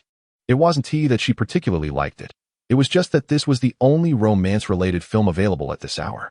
Okay, I'll book the tickets now, Jiang Yu said, proceeding to secure 2 tickets on his phone. Oh, and remember to order a bucket of popcorn on your phone as well. It's cheaper that way. The cinema charges more, he added. Jiang Yu was taken aback, as he had always perceived Yang Shi as someone who lacked financial concerns. Who would have thought? Even a wealthy lady like you is frugal, he teased. Yang Shi, however, was somewhat displeased with the label of wealthy lady. What wealthy lady? I'm just in my early 20s. If you must call me something, it should be wealthy sister, she huffed playfully, then shrugged. My money doesn't just fall from the sky, and neither does yours. Jiang Yu considered her words and realized that, while he might come from a privileged background, he had not fully embraced that identity. Therefore, I believe in saving where necessary and spending where it counts. I am willing to invest in things I deem worthy. But I won't be coerced into spending on things I do not wish to, Yangshi asserted, to which Jiang Yu nodded in agreement. Observing Jiang Yu's expression, Yangshi's playful nature surged forth once more. Isn't it delightful, sister, how admirable your values are? Are you starting to see me in a new light? Perhaps one should consider the prospect of being supported by a wealthy sister. Though I may not possess the vast fortunes of the Jiang family, I could certainly indulge you. The more Yangshi spoke, the more exhilarated she became, as if she could already envision a blissful future. Ah, those abdominal muscles, that waist, those shoulders, could I truly withstand such allure? Lost in thought, Yangshi's face took on a dreamy expression, her lips seemingly glistening. Jiang Yu, upon witnessing Yangshi's demeanor, felt a sense of incredulity. How had he ever perceived her as an aloof and sophisticated woman? She appeared nothing short of an infatuated girl. Wake up, wake up. Stop the fanciful thoughts. Jiang Yu gently shook Yangshi's shoulder. Yangshi, coming back to her senses, said, I am serious. I hope you will give it some thought. It can only be me. The latter part of her statement naturally did not reach Jiang Yu's ears. Chapter 74. An unexpected encounter. The subway gradually came to a halt at the station. Let us go. We're almost there, Yangshi. Yangshi's body seemed to collapse into the seat, exclaiming, help me up. Her languid voice, imbued with a soft and alluring quality, piqued Jiang Yu's interest, though slightly exasperated. He recognized that the train had arrived and paid no heed to his reservations. He grasped Yangshi's hand and led her out of the carriage. Once outside, Jiang Yu looked at Yangshi with a resigned expression. Are you satisfied now? Yangshi nodded, feigning reluctance as she replied, it's acceptable, I suppose. Let us continue to strive for better next time. Only after exiting the carriage did Yangshi slowly release Jiang Yu's hand. In truth, she was primarily concerned about startling him. Otherwise, true to her nature, she would have pursued him with relentless vigor. As Jiang Yu and Yangshi chatted amiably, they stepped onto the escalator heading towards the shopping mall. At that moment, a flash of light captured their silhouettes, presenting them as an exceptionally compatible pair. Though they did not hold hands, their proximity was such that their shoulders nearly brushed, exuding an air of intimacy that stirred the heart of the unseen observer. The one capturing this moment was Xiao Xiao, who, originally assigned by the Volunteer Association to serve at the subway station, had not anticipated witnessing such a scene. Previously, Ling Yi had confided in Xiao Xiao about her affection for Jiang Yu, and Xiao Xiao had promised to assist Ling Yi in her pursuit of him. Coupled with her own feelings, Xiao Xiao instinctively took a photograph. After sending the picture to Ling Yi, without waiting for a reply, perhaps fearing she might miss it, Xiao Xiao promptly placed a call. Hello, Yi. Take a look at the photo I just sent you from the subway station. Ling Yi was somewhat perplexed, pondering the connection between the photograph taken at the subway station and herself. Noticing the urgency in Xiao Xiao's tone, she offered reassurance, saying, Don't worry, Xiao Xiao. Take your time to explain. I'll take a look at the photo first. Ling Yi switched to the chat application and opened the conversation with Xiao Xiao, revealing images of Jiang Yu and Yangshi. She quickly inquired, Isn't that Jiang Yu? Who is the girl beside him? Xiao Xiao couldn't help but internally scoff, thinking, Just moments ago, she told me not to rush, and now she's the one in a frenzy. Nevertheless, she replied, Please don't panic. I don't know who that girl is either, but it seems they are heading towards the mall. Ling Yi pressed for details. The mall? Which one? The one near our school. Why don't you come over now? Xiao Xiao suggested, hearing rustling on the other end of the line. As Ling Yi hurriedly dressed, she exclaimed, All right. Xiao Xiao, I'm on my way. Can you keep an eye on Jiang Yu? Don't let him slip away. She added, Thank you, Xiao Xiao. I'll treat you to a meal later. Xiao Xiao, equally curious about the identity of the girl beside Jiang Yu, agreed, Okay, don't rush. I'll follow them. After hanging up, Xiao Xiao removed her volunteer vest and tossed it onto a bench before informing the supervising teacher and rushing in the direction of Jiang Yu. Meanwhile, Ling Yi, in a flurry, dashed down the stairs only to suddenly realize a troubling thought. That girl doesn't resemble Su Qing, and Jiang Yu has never mentioned any other close female friends. Could she be the elusive she that Su Qing struggles to deal with? Without hesitation, she decided to summon Su Qing for assistance. Resolutely, Ling Yi sprinted to Su Qing's dormitory. She knocked vigorously, and Su Qing opened the door, casually asking, "Who is it?" Breathing heavily, Ling Yi replied, "It's me, Su Qing." Confused, Su Qing ushered her inside and asked, "What's wrong, Ling Yi? Why are you in such a rush? Have some water and take a moment." Su Qing poured a glass of water for her, and Ling Yi, not one to be coy, gulped it down. After a sigh of relief, she presented her chat history with Xiao Xiao to Su Qing, saying, "Su Qing, look at this. Isn't that Jiang Yu?" Su Qing took a glance and affirmed, "Yes, that is Jiang Yu. But who is this girl beside him?" Before Su Qing could finish her thought, Ling Yi interjected, "Isn't that the girl you mentioned? The one named Shi?" Su Qing nodded, confirming, "Yes, that is Yang Shi, as I told you." Returning the phone to Ling Yi, she questioned with a puzzled expression, "Why are they together?" The matter at hand is not trivial. The crux of the situation lies in the fact that they are currently at the mall near the school. Pointing to the note from Xiao Xiao, she explained that this was just captured by my friend, who is engaged in volunteer services. This indicates that we still have time to make it to the mall. Su Qing was momentarily taken aback, as if the realization had just dawned on her. "Are you saying they are at the mall near the school?" "Indeed." "So, you mean they are on a date right now?" "Yes." "Should we rush over immediately?" "Absolutely." Ling Yi felt somewhat exasperated, pondering whether it was truly wise to have Su Qing as her ally, given her apparent days. Ling Yi seemed to glimpse a future where both she and Su Qing were belittled by Yang Shi. "Is this it? I expected more strength." Shaking her head, she attempted to dispel the chaotic thoughts swirling in her mind.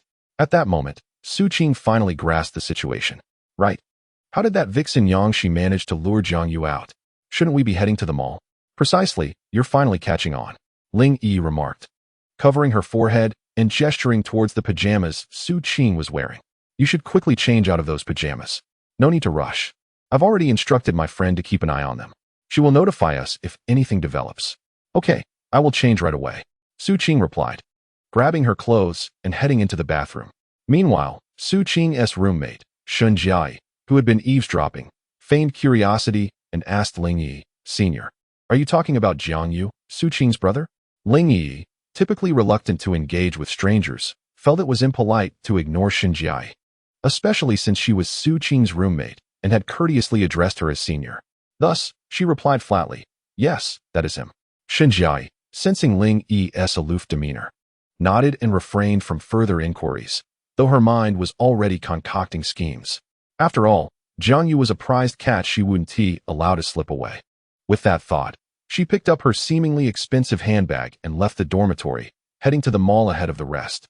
As for why she didn't change her clothes, as the proprietor of a high-quality fish pond, it was essential to maintain an elegant demeanor, ensuring the countless fish within were kept content.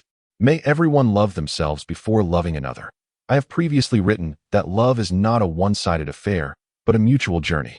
Borrowing from a reader's comment, love oneself first, and inquire within before choosing another. On this Youth Day of May 4th, I wish everyone finds someone worthy of their love. Chapter 75, The Vanguard, Shun Jiai. "Hello, Yi."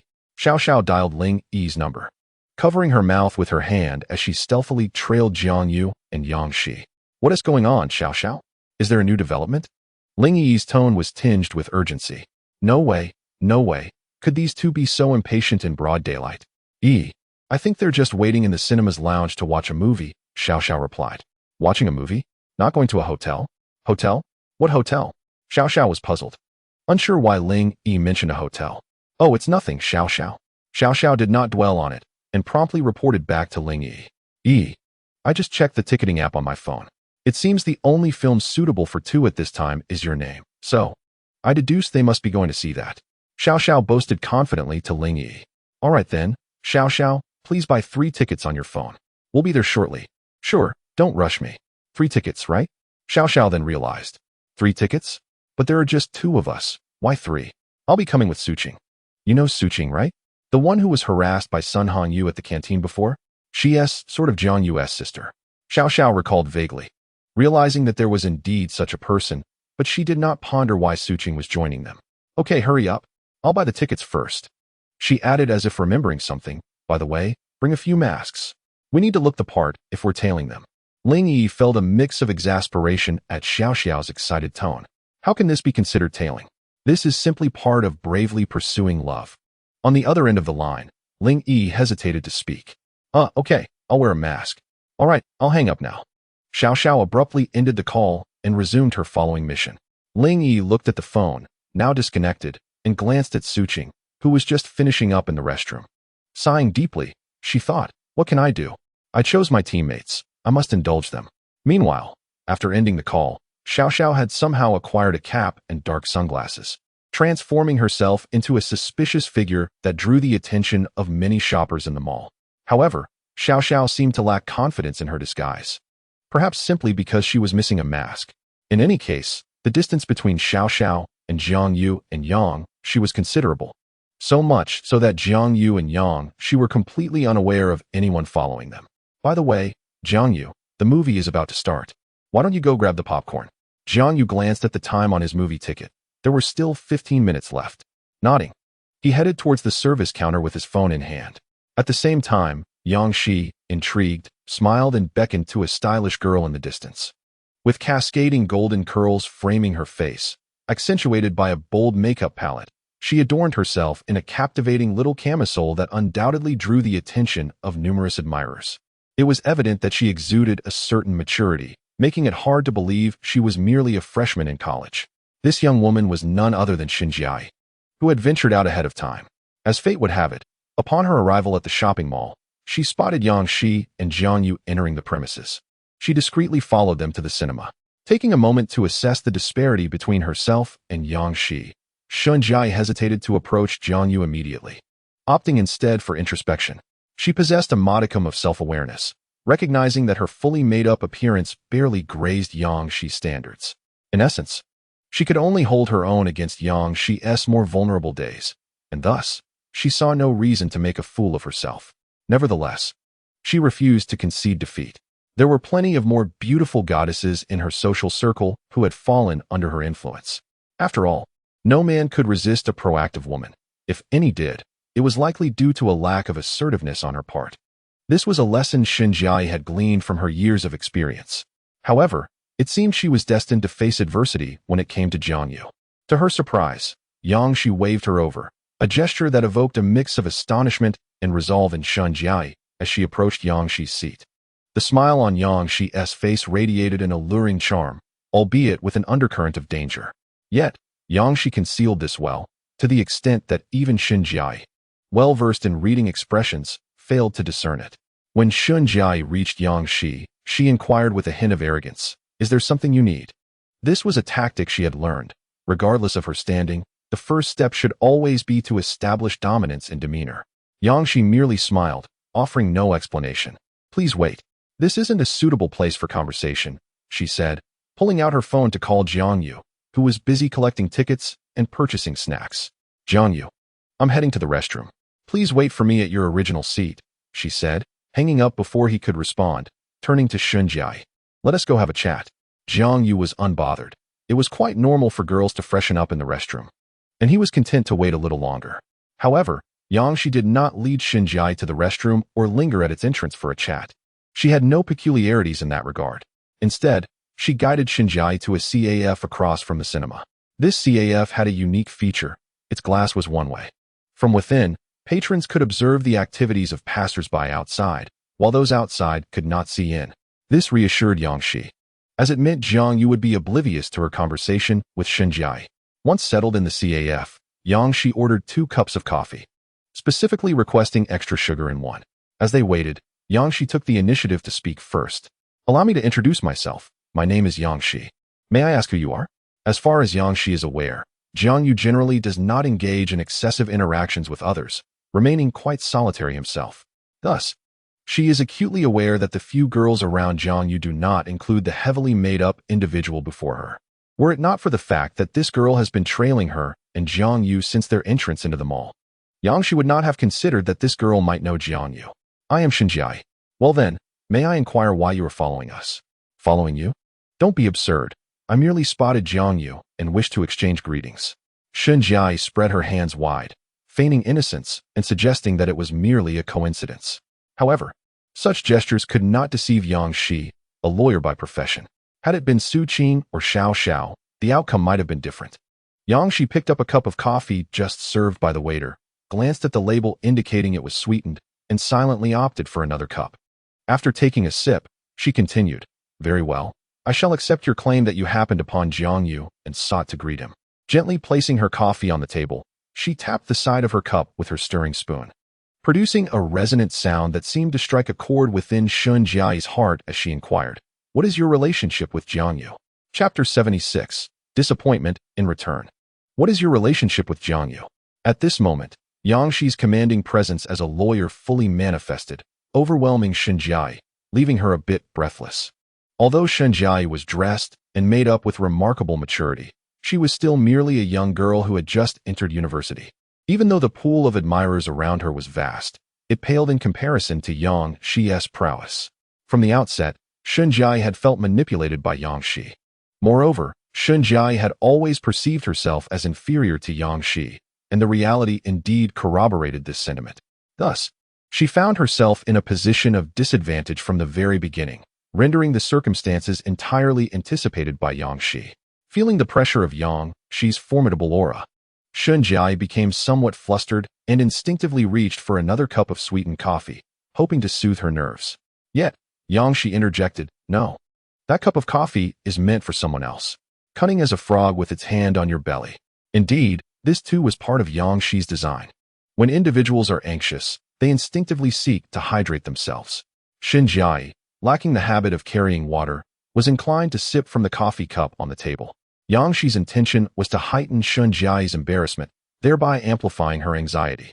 It is only in states of tension that one reveals more vulnerabilities. Of course, this cup of coffee was merely an incidental tool to unsettle Shun Jia's composure. Originally intended for consumption, it served the dual purpose of manipulating the situation, truly a case of killing two birds with one stone. It can only be said that a lawyer is indeed a lawyer. Such subtle maneuvers allowed Yang Shi to completely dictate the rhythm of the encounter. Shun Jia's hand, reaching for the coffee, awkwardly retreated. Yang Shi continued to press. "So, what is the nature of your relationship with Jiang Yu?" Shun Jia feigned composure, moistening her parched lips. "My relationship with Jiang Yu? You may perceive it however you wish." "Oh, not bad," Yang Shi mused silently, realizing that this young lady possessed far more cunning than Su Qing. By tossing the question back to Yang Shi, she invited her to conjure her own interpretations. Should Yang Shi entertain even a hint of an irregularity in the relationship between Shun Jia and Jiang Yu, it would plant a seed of doubt in her heart. Regardless of how Jiang Yu might elucidate the situation later on, if Yang Shi's trust in him wavered, her thoughts would inevitably lean in that direction. Even if Shun Jia bore no connection to Jiang Yu, the words she uttered today would foster a rift between Yang Shi and Jiang Yu. Impressive indeed, she was quite the strategist. To articulate such sentiments under Yang Shi's high-pressure approach was a rare display of skill.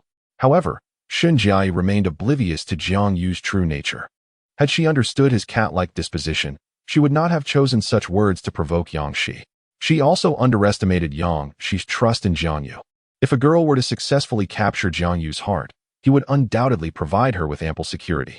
Yang Shi's confidence and comprehension of Jiang Yu allowed her to see through the traps embedded in Shun Jia's words.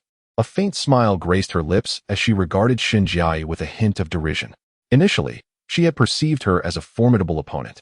Yet now it seemed she posed no threat, even a fraction of what Su Qing had.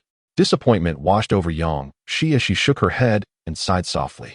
Noticing Yang Shi's silence, Shun Jia sighed as well, mistakenly believing her words had intimidated Yang Shi. With an air of arrogance, she declared, "It seems you've contemplated this thoroughly. What do you intend to do?" At that moment, Yang Shi found herself viewing Shun Jia as somewhat of a jester, losing any desire to continue their dialogue. An opponent devoid of any threat held no interest for her. If Jiang Yu were truly to take a liking to someone like this, she would no longer harbor affections for him. Having analyzed Shun Jia's entire thought process, Yang Shi found herself devoid of further inquiries. She preferred to trust her professional instincts over the spoken words of others. With her alabaster hand gently clenched into a fist, she tapped the table, producing a crisp sound. "All right, if you're familiar with Jiang Yu, then why not take him away?" Yang Shi regarded Shun Jia with an indifferent gaze.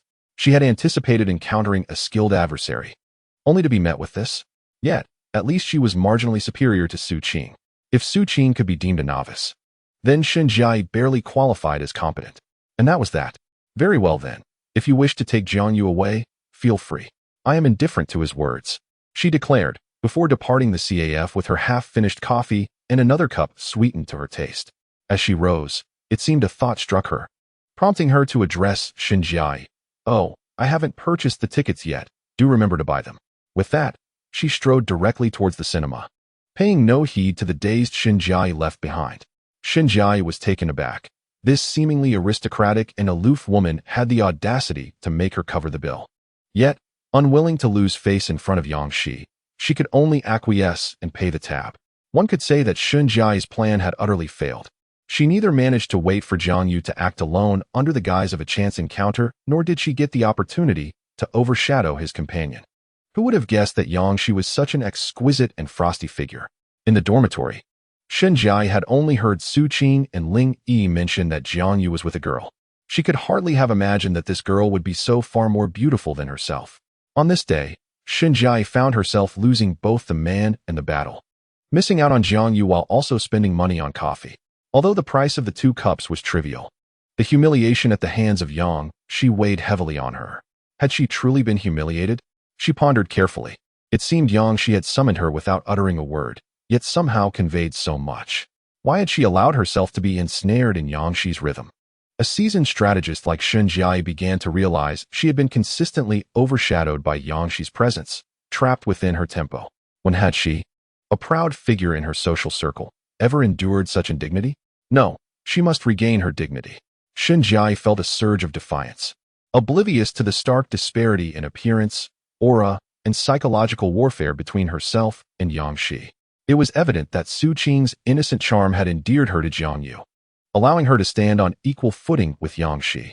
As for Xinjiai, perhaps it was time to refer to her as Xin the Clown. However, Xinjiai remained blissfully unaware of her inferiority to Yang Shi. She merely believed she was having an off day. Thus, she resolved to follow the two, hoping for an opportunity. Meanwhile, Yang Shi, with 2 cups of coffee in hand, approached Jiang Yu, who was waiting nearby.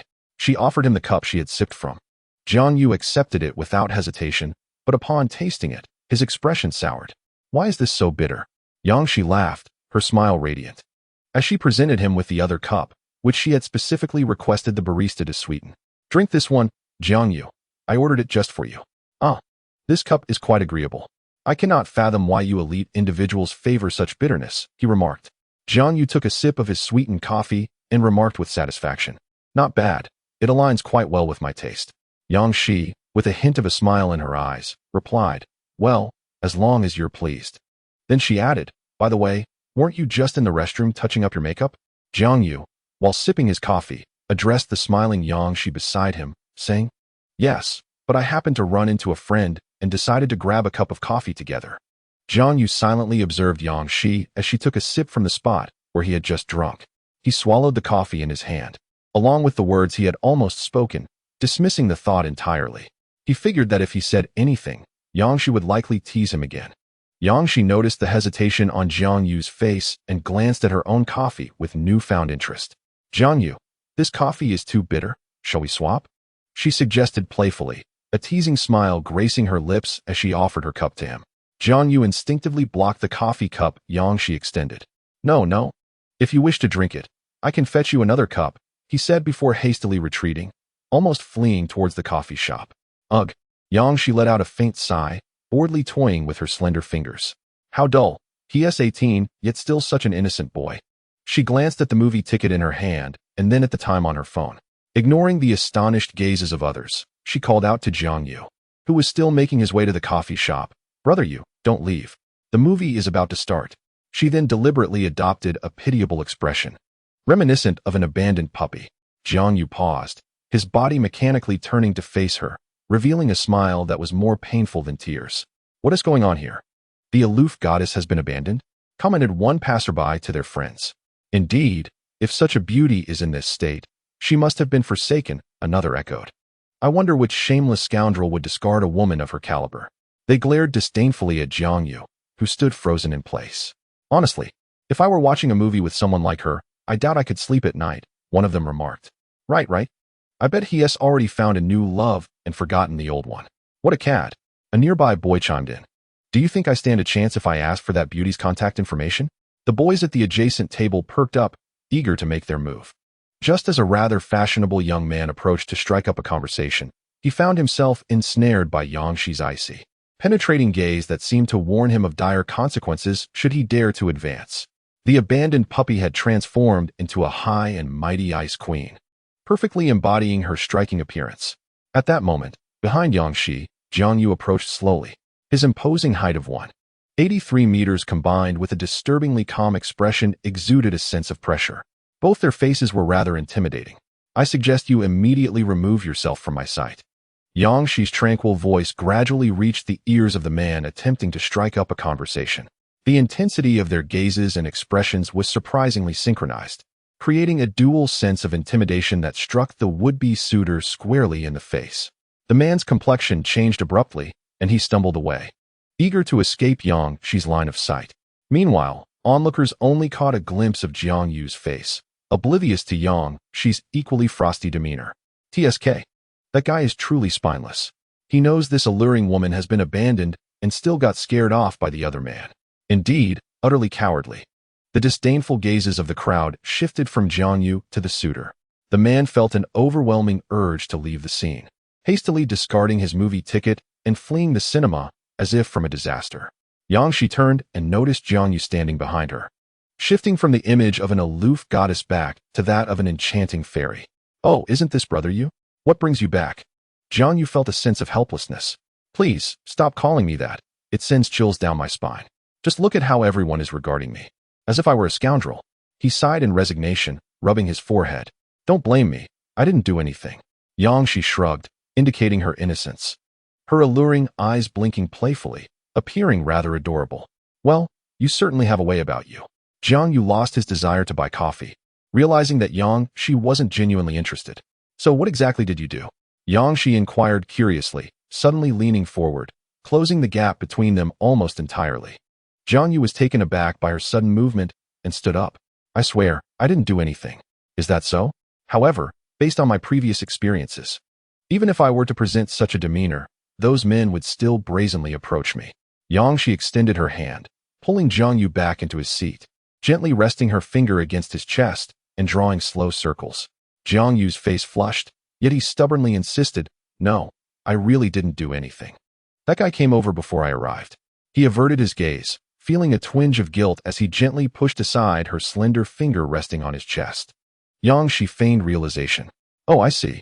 It seems my skill in changing expressions has improved.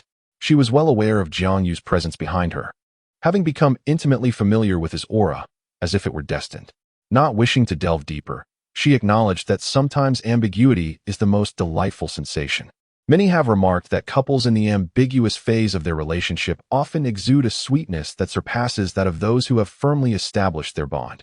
This could be considered a form of hazy beauty. However, given Jiang Yu's nature, it is likely that even after defining their relationship, he would still embody the innocence of a young boy.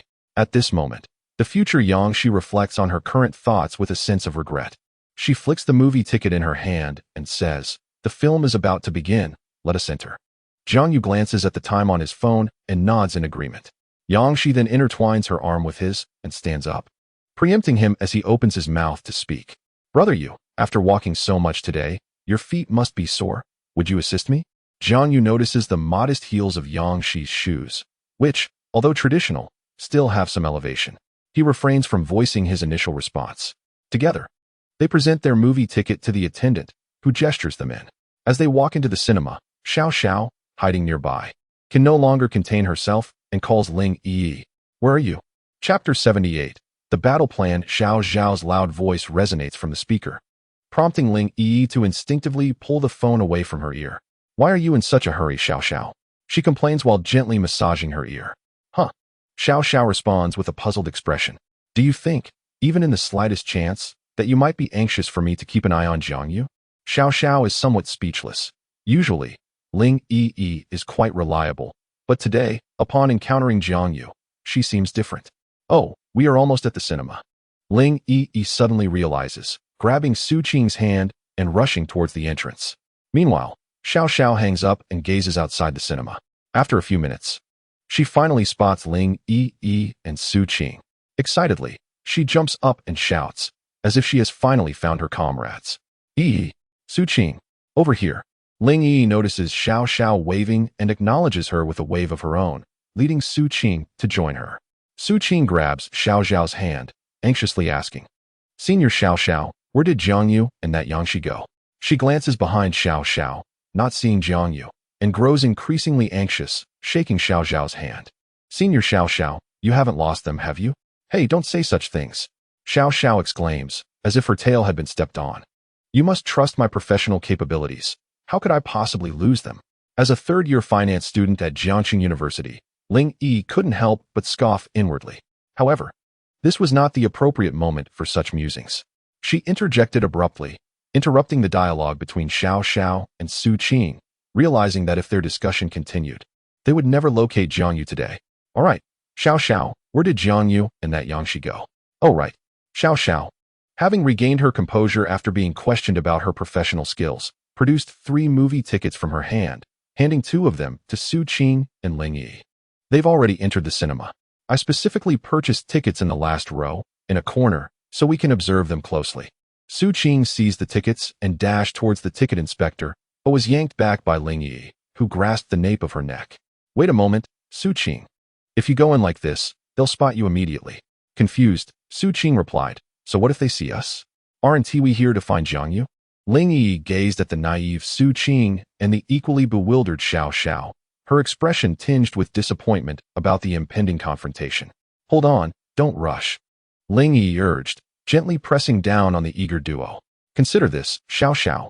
She patted Xiao Xiao's shoulder like an elder. "If we enter now, wouldn't your surveillance efforts be in vain?" Xiao Xiao nodded absently in agreement. "Precisely, and Jiangyu and Yangshi are already inside the cinema. Nothing alarming will occur. Thus, we must deliberate our approach carefully." She then turned to the compliant Su-Qing. "Su-Qing, if you rush in now, the most you'll see is Jiangyu and Yangshi watching the movie side by side. If you interrupt them, nothing will have transpired between them." However, Su-Qing countered, "But isn't it exactly what we wish to avoid, seeing them together?" Ling Yi fell into silence, pondering whether Su-Qing had a valid point. "All right then, let us don our masks, sunglasses, and hats, and hurry inside. We might be late." She handed her masks to Su-Qing and Xiao Xiao. "By the way, Xiao Xiao, where did you get your sunglasses and hat?" Xiao Xiao looked at Ling Yi with a calm demeanor. "Oh, these sunglasses and hat. I picked them up from the nearby shop. Would you like me to grab some for you?" Are things in this mall free for the taking?" Ling Yi asked. Perplexed, Xiao Xiao appeared astonished. "You didn't know? Our family has shares in this mall." "All right, Xiao Xiao, could you do me a favor and get a hat and sunglasses for Su-Qing and me? I'll transfer the money to you later." Xiao Xiao nonchalantly waved her hand and dashed into a nearby store, which exuded an aura of luxury, to procure sunglasses and hats. She handed the sunglasses and hats to Su-Qing and Ling Yi. The trio, now fully adorned, presented their movie tickets to the ticket inspector. The inspector stood in awe, gazing at the 3 girls, clad in sunglasses, masks, and dark hats. One might have mistaken them for 3 celebrity figures clandestinely stepping out. Had the inspector not previously witnessed the 3 girls deliberating at the cinema entrance, knowing they posed no threat, he might have promptly expelled them. At the entrance of the screening room, Su-Qing and Xiao Xiao were once again detained by Ling Yi. "Shouldn't we devise a battle plan?" Upon uttering such a juvenile phrase, both Su-Qing and Xiao Xiao's interest was piqued. Observing the intrigued expressions on their faces, Ling Yi felt a twinge of exasperation. Indeed, this was the only way to captivate these 2. She switched her phone screen to the ticket selection interface, exclusively for Su-Qing and Xiao Xiao's view, stating, "You see, the last 2 rows are completely empty, and we fortuitously purchased tickets for the last row. To observe them thoroughly, we shall position ourselves, one on the left, one on the right, and one in the middle. We will encircle them in the final row." Agreed. Both Su-Qing and Xiao Xiao concurred with Ling Yi's plan. Relieved that she had finally persuaded them, Ling Yi sighed. Playing the role of a whimsical girl was quite exhausting. The 3 stealthily entered the theater, gradually making their way from the first row to the last, dispersing as they went. With the movie about to commence, the theater lights had dimmed, leaving only the faint glow of stairway lights to guide patrons. In the murky ambience, Jiangyu and Yangshi could only discern 3 shadowy figures scurrying in. "Hey, Yangshi, look at those 3. Why are they all clad in black with masks and sunglasses?" Jiang Yu remarked, gesturing with his hand beside his head in a circular motion. Is there something amiss here? Yang Shi, initially focused on Jiang Yu and the film, turned her attention to the newcomers, intrigued by his observation. Perhaps. They entered together but are seated in 3 different locations. They haven't even removed their sunglasses and hats. It might be a bit suspicious. Jiang Yu nodded in agreement, redirecting his focus back to the film. Meanwhile, Yang Shi appeared lost in thought. The first of the shadowy figures to enter bore a striking resemblance to Su Qing. Chapter 79. Feeding Yang Shi cast a curious glance at the trio seated behind them, pondering their intentions, subtly shifting her body closer to Jiang Yu. Naturally, Jiang Yu, engrossed in the movie, remained oblivious to her movement.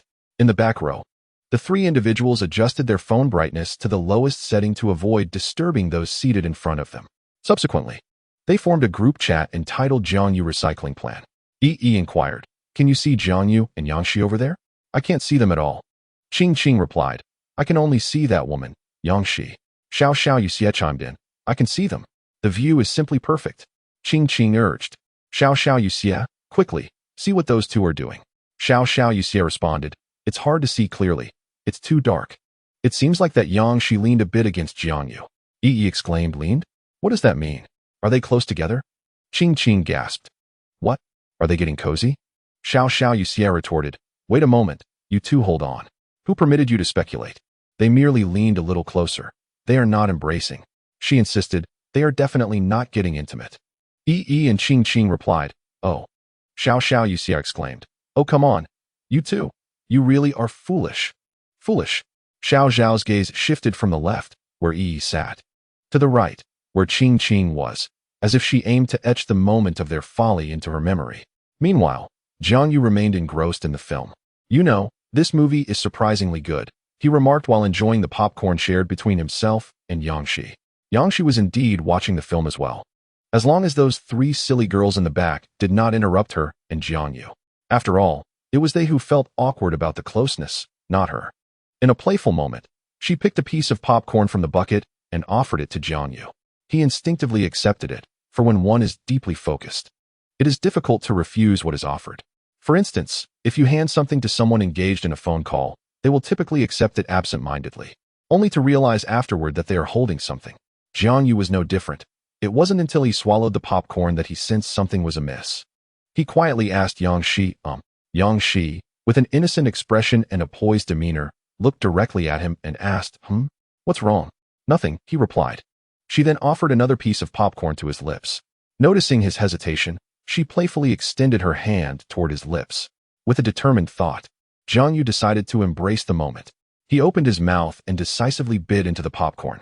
Yang Shi, growing more adept at this playful feeding, had nearly consumed none of the popcorn herself, choosing instead to feed it all to Jiang Yu. It seemed that feeding Jiang Yu brought her a sense of joy. Yang Shi gently touched the dwindling popcorn in the bucket, lost in thought. She then picked up the last piece of popcorn and, as before, offered it to Jiang Yu. He was ready to accept it as usual. Just as he opened his mouth to take a bite, Yang Shi suddenly extended her hand forward. Jiang Yu inadvertently bit her delicate, fair fingers instead. His tongue, which was meant to lick the popcorn, brushed against her fingers, imparting a faint sweetness.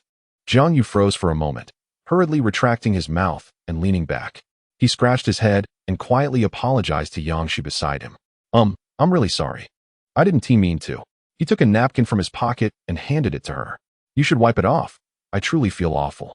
Yang Shi calmly shook her head and softly replied, no need. With her other hand, she gently pushed back the napkin he offered. The popcorn is oily. The napkin won't clean it. Water is needed. Jiang Yu promptly responded. Then shall I accompany you to the restroom to wash it? He began to rise. Yang Shi pressed down on his shoulder and softly said, no, I can go by myself. She then stood up slowly, smiling at the 3 people in the last row. Out of Jiang Yu's sight, the trio, already conspiring secretly, lowered their heads even further upon noticing Yang Shi's gaze. Yang Shi did not linger for long, seemingly satisfied with the answer she sought, and passed by Jiang Yu to exit the theater.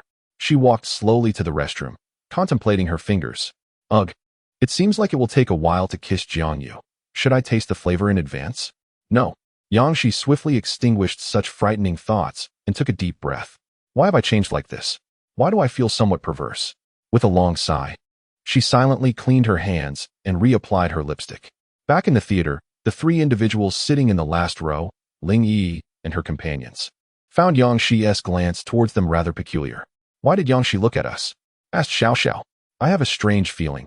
Did she discover us?" Yi inquired. "Impossible. We are so well disguised. There's no way she could recognize us," Qingqing interjected. Right. She probably just noticed we're all here alone for this kind of film. It's merely curiosity," Xiao Xiao affirmed. "Exactly," Qingqing agreed. "Yi, why do I feel like it's your Su Qing that might have exposed us? You and Xiao Xiao hardly know Yang Shi. Only you have met her." Seeing Yang Shi leave Jiang Yu's side, Xiao Xiao and Su Qing felt relieved, and the two happily resumed chatting in their group. Only Ling Yi sensed something was amiss. According to Su Qing, Yang Shi must be quite a shrewd woman. Just moments ago, she cast an inexplicable glance in our direction, undoubtedly having discerned something. Such coincidences are rare. When they accumulate, they transform into inevitabilities. Once all other possibilities are eliminated, the least likely answer emerges as the correct one. This realization caused Ling Yi to draw in a sharp breath.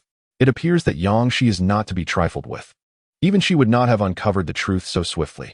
Truly, she is someone whom Su Qing would rather ally with, despite being her rival in love.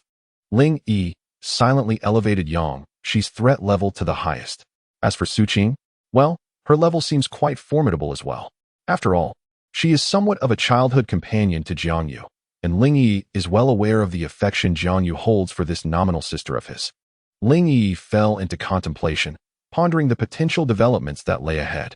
Should she feign ignorance after the movie, act as if it were a chance encounter, or confront Yang Shi directly?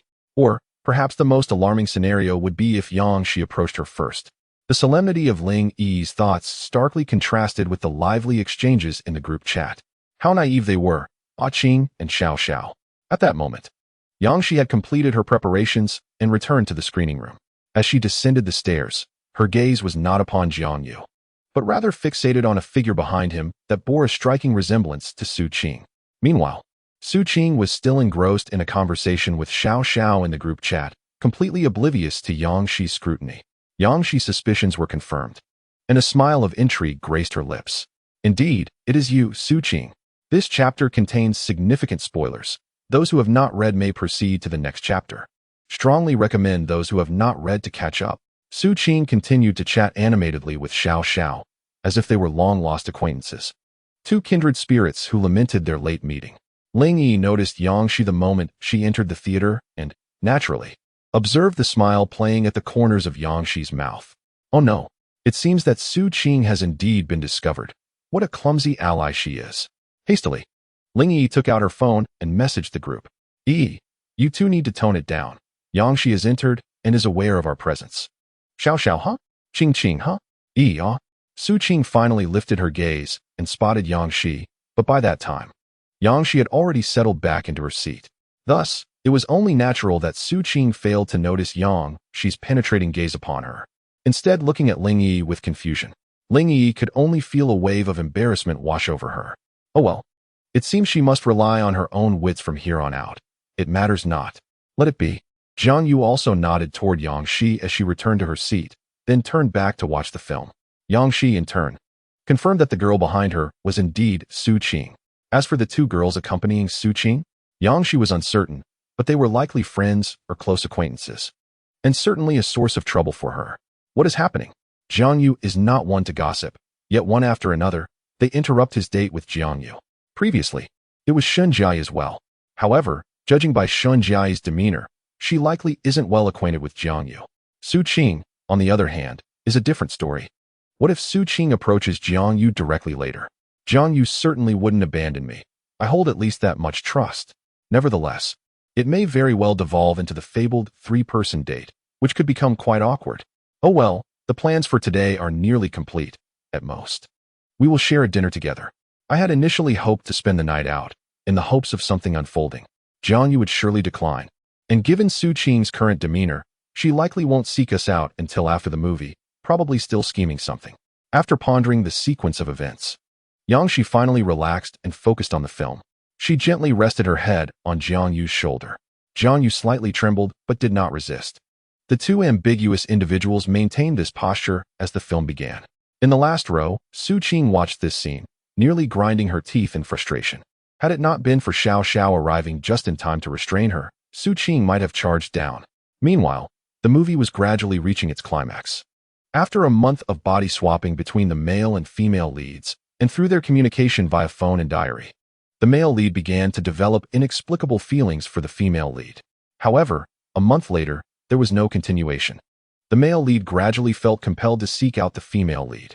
After visiting an art exhibition, he encountered a landscape reminiscent of his dreams. Using a paintbrush to depict the images in his mind, he set forth on a journey to find her. Ideals are beautiful, yet reality dealt the male lead a crushing blow. At this juncture, the film's atmosphere turned oppressive, leaving one with a sense of suffocation. Upon finding the place from his memories, he discovered it to be a desolate wasteland formed by the impact of a comet. The male lead's heart quivered as he pulled out his phone to check the messages left by the female lead. To his dismay, what was once tangible had transformed into a string of garbled text. He fell into deep confusion, and with the embellishments of those around him, he began to doubt whether he was dreaming. He also realized that his memories were gradually fading. At this moment, he unexpectedly discovered the name of the female lead on a list of victims. Increasingly suspicious, the male lead's mind echoed with a singular question: "Are you dreaming?" Yet, he refused to give up and continued searching for information. However, all evidence pointed to one conclusion: the male lead was indeed dreaming, and the name that had once been buried deep within his heart was becoming increasingly unfamiliar. Thus, the male lead's memories of the female lead completely vanished. Nevertheless, he still harbored profound sorrow and confusion within his heart. Once again, a fleeting recollection of a certain individual's words about time surged within the protagonist, leading him to contemplate the hidden world. Resolute in his decision, he set forth to explore this enigmatic realm. The protagonist ascended the mountain in the company of an elder. Arriving at the site of the hidden world, the surroundings grew increasingly familiar, evoking a sense of astonishment. At long last, he confirmed the existence of what he had sought all along. He finally unearthed the clues to the person who resided in his heart. This was no mere dream. Upon entering the hidden world, the protagonist grasped the ultimate truth of the narrative. He had exchanged bodies with the female lead from 3 years prior. He lifted a bottle of wine crafted by her hands from his memories and consumed it in one swift motion. This act rekindled the connection he shared with her, transporting him back to the fateful day of the comet's descent. The female lead's grandmother instantly recognized that the girl before her was not her true granddaughter. Nevertheless, she supported the female lead's body, now guided by the protagonist's soul, and recounted the tales of their family. She conveyed the sorrow of the female lead's father, who had been unable to save her mother. Determined to rescue the townsfolk, the protagonist yearned to save the female lead as well. However, her father, having detected her unusual behavior and disbelieving the impending disaster, rejected the protagonist's pleas. Meanwhile, the female lead found herself within the protagonist's body, witnessing the town reduced to ruins. The scene shifted, and time rewound to 3 years earlier, when the female lead was aware of the protagonist, yet he remained oblivious to her existence. Driven by the experience of their body swap, she developed feelings for him and ventured into his city. By chance, she encountered the protagonist and gifted him a knot, thereby establishing a connection between them. This moment served as a narrative closure, revealing the circumstances that led to their entwined fates, awakening simultaneously at the peak of the mountain. Despite their 3-year temporal disparity, the two rushed towards one another, only to miss each other in their haste. At that moment, the sound of wind chimes echoed, signaling the approach of twilight. The knot the female lead had bestowed upon him seemed to dissolve into nothingness, invisibly linking their souls. Bridging the gap of 3 years, the protagonists finally met at the mountain's summit. The protagonist returned the knot, which had been gifted to him by the female lead, who he had not yet recognized 3 years earlier. Under the fading light of dusk, they pledged never to forget one another. Yet, as the sun gradually descended, twilight was nearing its end, signaling the conclusion of their reunion. In a moment of desperation, the protagonist attempted to inscribe the female lead's name upon his hand, only to forget it in the instant the pen slipped from his grasp. Gradually succumbing to despair, tears streamed down his face, and he subsequently forgot everything. The female lead returned to her own body from 3 years prior, intent on saving the townspeople. Alone, neither she nor the protagonist could persuade her father, the town mayor. However, Their combined efforts ultimately succeeded in convincing him to save the town. Upon returning to his own timeline, the protagonist forgot the female lead. Yet he managed to save her. 5 years later, he and the female lead crossed paths on a bridge, only to reunite on the steps below. The male protagonist recalled that 5 years ago, he seemed to have sought something in that small town, a place where only the essence of the town could be discovered. Both he and the female protagonist shed tears, bewildered by the emotions flooding their hearts. One stood on the stairs, while the other lingered below, gazing at one another, uttering the words, "Your name is." As the music gently waned, the credits began to unfold, and the lights gradually illuminated the room. In the last row, Su Qing and Xiao Xiao felt tears welling in their eyes, their voices trembling with emotion. Ling Yi, though moved, did not reach the depths of Su Qing and Xiao Xiao's sentiment. Noticing their emotional turmoil, Ling Yi swiftly gathered Su Qing and Xiao Xiao together. How touching it is! A love that transcends 3 years.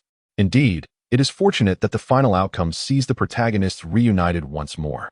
Su Qing and Xiao Xiao engaged in animated discussion about the film's narrative, while Ling Yi silently observed Jiang Yu and Yang Shi in front of her. Most viewers remained in the theater, anticipating an after-credits scene. At that moment, Yang Shi found herself deep in thought. Before meeting Jiang Yu, she had never believed in love. However, after their encounter, she gradually embraced the notion and began to yearn for a conclusion. Thus, Yang Shi turned to Jiang Yu and inquired, "What do you think of the film's ending?" Jiang Yu pondered briefly before responding. "Based on the film's final scenes, I believe the conclusion should be a beautiful one." He then added, with a hint of seriousness, "I have always held that the ending should be positive." Intrigued, Yang Shi pressed on, "But what about the middle of the film? Did you think it would also be beautiful?" At that juncture, I thought the conclusion would not be favorable. "So, have you always believed the ending would be happy?" Yang Shi asked, her curiosity piqued, her gaze fixed on Jiang Yu, eagerly awaiting his reply. Jiang Yu, sensing her inquisitiveness, shifted from his earlier solemnity to a more casual demeanor. "Yes, I have always thought so." "Why is that?" Jiang Yu was taken aback by Yang Shi's insistence. "Are you really that concerned about it?" Yang Shi replied matter-of-factly, "Of course I am. As a lawyer, pursuing the truth is my instinct." "So, can you enlighten me?" Jiang Yu nodded. "Well, there are 2 points to consider. Let me start with the first. I was raised to believe in hope and to chase dreams. I also think that artistic works are meant to instill passion for life or to serve as reminders and warnings for humanity. In essence, I believe that art should provide a positive impact and feedback." At this moment, Yang Shi, who had been patiently listening, interjected. "What about those so-called tormenting narratives and works that leave room for the audience's imagination? Do you consider them positive feedback?" Jiang Yu pondered carefully over the points raised by Yang Shi before responding. "I believe that tormenting narratives and those suspenseful works share a similar essence. They evoke a sense of tension and resonate with the audience's emotions. However, those stories that inflict suffering for the sake of it, neglecting the development of plot or character, are purely products of commercialization, aimed simply at profit. As for leaving space for audience interpretation, it could either be an open-ended conclusion, where the author is unable or unwilling to provide a resolution. They might believe that the progression of events should unfold organically rather than conform to a predetermined ending. Alternatively, it may stem from a desire for discussion, a mere ploy for monetary gain. If one cannot articulate a coherent thought, they should refrain from repulsing others." Jiang Yu expressed his disdain, finding such individuals particularly irksome. It is as if they wish to profit while also garnering acclaim, deliberately creating controversy while maintaining a faade of virtue. Yang Shi nodded in agreement. "Let's go. It appears there are no extra scenes." Jiang Yu indicated towards the movie screen and said to Yang Shi beside him, "All right, let's depart." Yang Shi and Jiang Yu rose together and made their way toward the exit of the cinema. In the last row, Ling Yi noticed that Jiang Yu and Yang Shi had stood up and were heading outside. She patted Xiao Xiao and Su Qing's shoulders, saying, "Stop talking. Look, they're leaving." Su Qing and Xiao Xiao glanced at the departing Jiang Yu and ceased their discussion, following closely behind him and Yang Shi as they exited the cinema. "What now?" Su Qing tugged at Ling Yi's hand, as if she considered Ling Yi her strategist. Xiao Xiao chimed in, "Yes, Yi, we can't just follow them indefinitely, right? Should we trail them if they go to a hotel?" Ling Yi and Su Qing turned their gazes toward Xiao Xiao. "What's wrong? Is there an issue with what I said?" Xiao Xiao pointed at herself, a look of confusion on her face. "No problem. came the simultaneous reply from Ling Yi and Suqing. Ling Yi then suggested, "Here's what we'll do. Suqing, you go ahead." "Me?" Suqing pointed at herself, mirroring Xiao Xiao's earlier reaction. Ling Yi nodded affirmatively. "Yes. Just say you arranged to dine with me and Xiao Xiao." Checking the time on her phone, Ling Yi noted they had 10 minutes until 6 o'clock. "Just mention that your meeting is at 6. Go greet them, and we will join you shortly." "All right." Without hesitation, Suqing prepared to approach Jiang Yu, only to be pulled back by Ling Yi. "Wait a moment. Take off your sunglasses." "Oh, right." Suqing tidied herself up and, under the watchful eyes of Ling Yi and Xiao Xiao, walked towards Jiang Yu. Approaching Jiang Yu, I gently patted him on the shoulder beneath Yang Shi's somewhat playful smile. Jiang Yu was engrossed in his phone, searching for nearby restaurants. He did not look up. "What is up, Yang Shi? Do you have something in mind to eat?" Suqing seemed to freeze in place. She certainly did not wish to be mistaken for Yang Shi. "Jiang Yu, take a good look at who I am." Jiang Yu, hearing a voice that vaguely resembled Suqing's, lifted his gaze to find her glaring at him with displeasure. "Oh, Qing? What brings you here? Is it a problem that I came? Did I interrupt your date with Yang Shi?" Suqing's irritation was palpable, completely disregarding Ling Yi's earlier words. No, Jiang Yu, well aware of Suqing's temperament, knew better than to argue with her at this moment. He swiftly redirected the conversation. "So, Suqing, have you eaten yet? How about joining us?" His eyes shifted to Yang Shi, revealing a hint of pleading. Yang Shi caught the glimmer of his desperation and found it amusing, subsequently nodding in agreement. There was no way to dissuade Suqing from staying. It was better to accept the situation. Just then, Suqing's phone rang. It was a call from Ling Yi. Remembering their plans, she addressed Jiang Yu. "Jiang Yu, I'm going to meet Senior Ling Yi and Senior Xiao Xiao for dinner. I'll be right back. Wait for me here." Jiang Yu and Yang Shi nodded, and Suqing dashed away. Yang Shi then inquired, "Jiang Yu, what about the second point you mentioned earlier?" "The second point?" Jiang Yu paused, recalling what he had just said, and responded with a smile. "Life is already quite bitter, isn't it?" Upon hearing this, Yang Shi felt an inexplicable flutter in her heart. Jiang Yu continued, "Thus, I hope for all endings to be positive. They should indeed be so. Good people may not always receive their due rewards in reality, but in art, I wish for that to be the case. That is my belief. I aspire to be someone worthy of a happy ending." After expressing these thoughts, Jiang Yu's demeanor changed back to his previous nonchalant self, and he turned to Yang Shi to apologize. "I'm sorry, Yang Shi. I had promised you a date, but I didn't expect to run into Suqing." "Indeed. You promised me." Yang Shi feigned disappointment. Jiang Yu, feeling somewhat flustered, quickly added, "Well, Suqing mentioned she is going to eat with Ling Yi and Xiao Xiao. Should I tell them we can each go our own way?"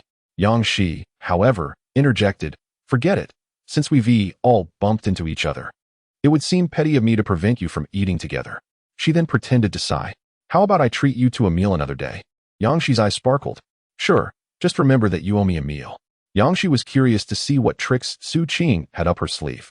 Initially, she had intended to dine together, but it turned out that Jiang Yu had offered to treat her to a meal alone, which was quite pleasant. "However, do you recall? You owe me a favor from our time in the mountain city." Jiang Yu nodded and replied, "I remember. So have you thought about it?" "Not yet. But as long as you remember, that's sufficient," Yang Shi responded. As they chatted, Suqing arrived with Ling Yi and Xiao Xiao. Jiang Yu introduced Yang Shi, gesturing towards Ling Yi. Yang Shi followed Jiang Yu's hand and was immediately captivated, as if encountering the fabled Ice Queen Senior. Yet, there was a hint of tenderness in Ling Yi's gaze directed at Jiang Yu. This ethereal beauty often holds significant sway over young men, Yang Shi mused. "Yang Shi, this is Ling Yi, my senior in the same major. Yi, this is Yang Shi, also from our school. She is my..." Jiang Yu seemed momentarily at a loss for how to introduce Yang Shi. It was Yang Shi who extended her hand to shake Ling Yi's. "Hello. I am Jiang Yu's advisor." "Advisor?" the three exclaimed in unison. Their eyes then shifted to Suqing, as if seeking clarification. Suqing, equally perplexed, inquired of Yang Shi, "Wait, when did you become an advisor at our school?" Yang Shi smiled and explained, "A friend of mine happens to be at your school and mentioned there was an opening for an advisor, so I came by. It was merely a coincidence." "Right. Who would believe that it's just a coincidence?" Suqing muttered under her breath. Jiang Yu continued with the introductions. "This is Xiao Xiao, a close friend of Yi's and also a direct senior in my major." Yang Shi shook hands with Xiao Xiao who was feeling a bit anxious. She had assumed Yang Shi was similar in status, only to discover that she was an advisor. "Hello, teacher," Xiao Xiao said shyly. Jiang Yu, noticing her timid demeanor, found it amusing and reassured. "You don't need to be like that. Yang Shi is only 24 this year. In fact, you're not that far apart in age." However, Ling Yi interjected, "That is not right, Jiang Yu. After all, a teacher is still a teacher and deserves respect." Jiang Yu, oblivious, regarded Ling Yi as the quintessential obedient and diligent student, so her concern seemed understandable. Yang Shi, however, sensed an underlying implication in Ling Yi's words, suggesting a distinction in age and status between herself and Jiang Yu. Intrigued, she observed Ling Yi, pondering whether the girl was aware of her insinuations. Yet, Ling Yi stood unfazed, silently enduring Yang Shi's scrutiny. "All right, enough chatting. Let us not linger here. Let us see what we'll eat later," Jiang Yu interjected, steering the conversation away. As he felt an unsettling tension, Yang Shi interjected, suggesting, "How about we dine at the restaurant we visited for lunch today? I found it rather delightful." She placed particular emphasis on the word we. Su Qing exclaimed in disbelief, turning her gaze towards Jiang Yu. "You both had lunch together? What's the matter?"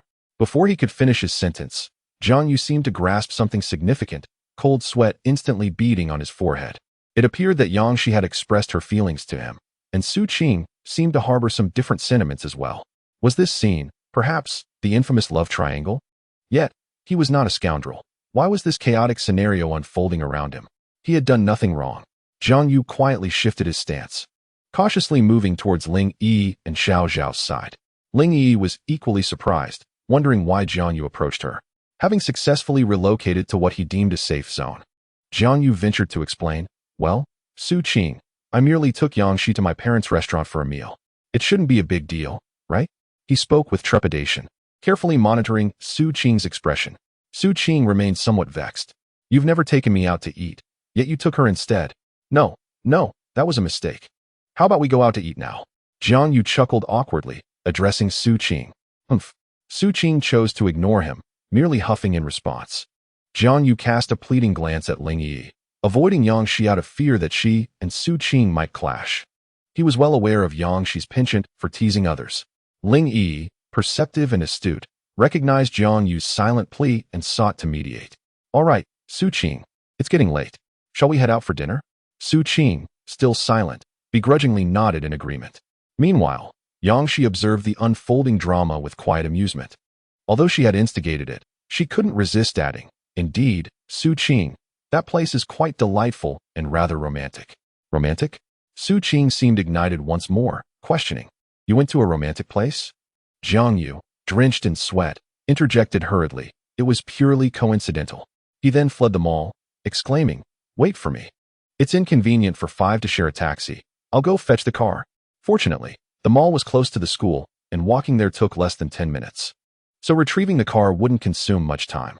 As Jiang Yu escaped the chaotic scene, only Yang Shi and Su Qing remained, locked in a silent standoff, with Ling Yi and Xiao Xiao observing the spectacle. In stark contrast to Su Qing's displeasure, Yang Shi wore a mocking smile. Jiang Yu sent a message to Lu Ruyin while in the car. "Charming you. There are 5 people who want to dine together tonight. May I inquire if there is a table available?" Lu Ruyin replied. Chapter 83. Like smoke, like memories upon reaching the front of the car. Jiang Yu noticed Lu Ruyin's response. What does that mean? Is there a reservation or not? However, judging by the lunch he had with Yang Shi, his mother's recommendation of Lu Ruyin seemed to be quite reliable. If she said it was fine, it should be, right? Yet, just to be cautious, he opened the chat window with Lu Ruyin. "Charming you. Excuse me, does that mean it's all right for me to go without worry?" Lu Ruyin replied, "Yes. You can go at any time." Jiang Yu was somewhat astonished. How could this seemingly aloof Lu Ruyin respond so swiftly? Hadn't his mother mentioned she was a person of responsibility? Did a responsible person have so much free time? Meanwhile, in another room, a group of esteemed professionals sat upright in the conference room, not daring to utter a word, beads of cold sweat seemingly trickling down their foreheads. The silence in the room was palpable, save for Lu Ruyin, who was quietly responding to messages. What to do? What if they saw their boss's private WeChat? Would they be dismissed upon stepping into the office tomorrow? The professionals pondered anxiously, fearing for their jobs. Once Lu Ruyin finished her messages, She simply closed the chat window. All right, let us continue. Seeing that their boss was not angered by the incident, the staff collectively exhaled in relief. Thank goodness. Their jobs were secure. Yet, they remained curious about who this Jiang Yu truly was. Their boss had always maintained a clear distinction between work and personal life. They had never witnessed her engaging in personal matters during work hours before. This was the first time they had seen her addressing private messages, especially concerning something as trivial as restaurant reservations. Thoughts swirling in their minds, the employees dared not reveal even a hint of emotion in Lu Ruyan's presence. They maintained a facade of diligent professionalism while silently contemplating the situation. Lu Ruyan also sensed the unease among the company executives, her beautiful brows knitting slightly in concern. Aware that her actions were the cause of their discomfort, she refrained from commenting and hurriedly concluded the meeting. Thus, the meeting adjourned. As Lu Ruyan's words echoed, the executives felt a wave of relief wash over them. Never had a meeting been so fraught with tension. Even the anger Lu Zong displayed previously over employee decision-making errors paled in comparison to today's anxiety. The discomfort they felt was ineffable, a constant state of apprehension. As the esteemed professionals heard Lu Ruyan's words, they filed out of the conference room in an orderly manner. Though they refrained from discussing the matter of her private WeChat during the meeting, individuals who have reached such a position are indeed astute. It is prudent to refrain from engaging in gossip about others, as being caught in a compromising situation could jeopardize one's standing. Lu Ruyan is well aware of these principles. Hence, she chose not to elaborate on such matters during the meeting or to advise others against sharing information. The office was now devoid of anyone but Lu Ruyan. She picked up her phone and opened the chat with Jiang Yu, her thoughts a mystery. Her expression, as always, betrayed no hint of her inner feelings, rendering her thoughts inscrutable. Suddenly, her phone rang, catching her off guard. However, upon glancing at the caller ID, she composed herself and answered, "Yes, I'm still in Kyoto." "All right. Understood." She concluded the call and reclined in her office chair to rest. It would be quite a scandal if anyone were to witness the usually diligent, ice-cold CEO display a more youthful demeanor while on the phone. Lu Ruyan gently massaged her forehead with her delicate hand, her long, graceful eyelashes casting soft shadows on her finely sculpted face. At that moment, the usually composed Lu Ruyan displayed a flicker of hesitation, a rarity for someone who handles even the most significant partnerships with poise. Gradually rising from her comfortable chair, she smoothed out her slightly wrinkled attire from reclining. Taking a deep breath, she steadied herself after the emotional turbulence of the call and walked through the office door. Upon arriving at the parking lot, she entered her exclusive vehicle, an Audi A6, which seemed at odds with her illustrious status. She sat alone in the driver's seat, eschewing the presence of a chauffeur. Given her status, hiring a driver would be customary, yet Lu Ruyan preferred solitude, believing that sharing space with a stranger would feel stifling. Oh, but she did have bodyguards, albeit discreetly positioned elsewhere for her protection, as per Lu Ruyan's unique request, for which she willingly paid extra. Lu Ruyan started the engine and drove back to an exquisitely luxurious residence. Upon exiting the car, she noticed her butler, Fu Bo, waiting at the door and offering a slight bow. "Thank you for your hard work, Fu Bo," he responded with a smile. "Not at all, Mississippi. I hope your day at work was not too taxing." After exchanging pleasantries, Lu Ruyan entered the house. It was not that she was cold toward Fu Bo. Rather, she had grown up under his care, and their relationship had developed a certain dynamic. Fu Bo, too, was busy, promptly following her into the grand residence. However, he soon parted ways with Lu Ruyan upon entering, as his duties as a butler kept him occupied. Once inside, Lu Ruyan shed all pretense, changing into comfortable home attire and approaching the dining table. She greeted the elderly gentleman seated there. "Good evening, grandfather." The elderly gentleman gazed kindly at Lu Ruyan. "Good evening, Ruyan." This gentleman was none other than Jiang Qing'an, who had made an appearance only in the first chapter, and he was indeed Jiang Yu's grandfather. Could it be that Lu Ruyan is either Jiang Yu's sister or younger sibling? But why does she bear the surname Lu instead of Jiang? As Lu Ruyan sat at the dining table, she seemed somewhat distracted, absent-mindedly prodding at the rice before her with her chopsticks. Jiang Qing'an noticed her unease and inquired gently, "What troubles you, Ruyan? Is there something on your mind?" After a moment of contemplation, Lu Ruyan replied, "Grandfather, must I truly go to Jiang City?" Jiang Qing'an smiled, realizing that it was this matter that weighed on her heart, and he sought to reassure her. There is no need for concern, Ruyan. I merely shared my thoughts with you. The ultimate decision lies in your hands. Lu Ruyan understood, for Jiang Qingyan had always respected her since childhood, and she held the same respect for him.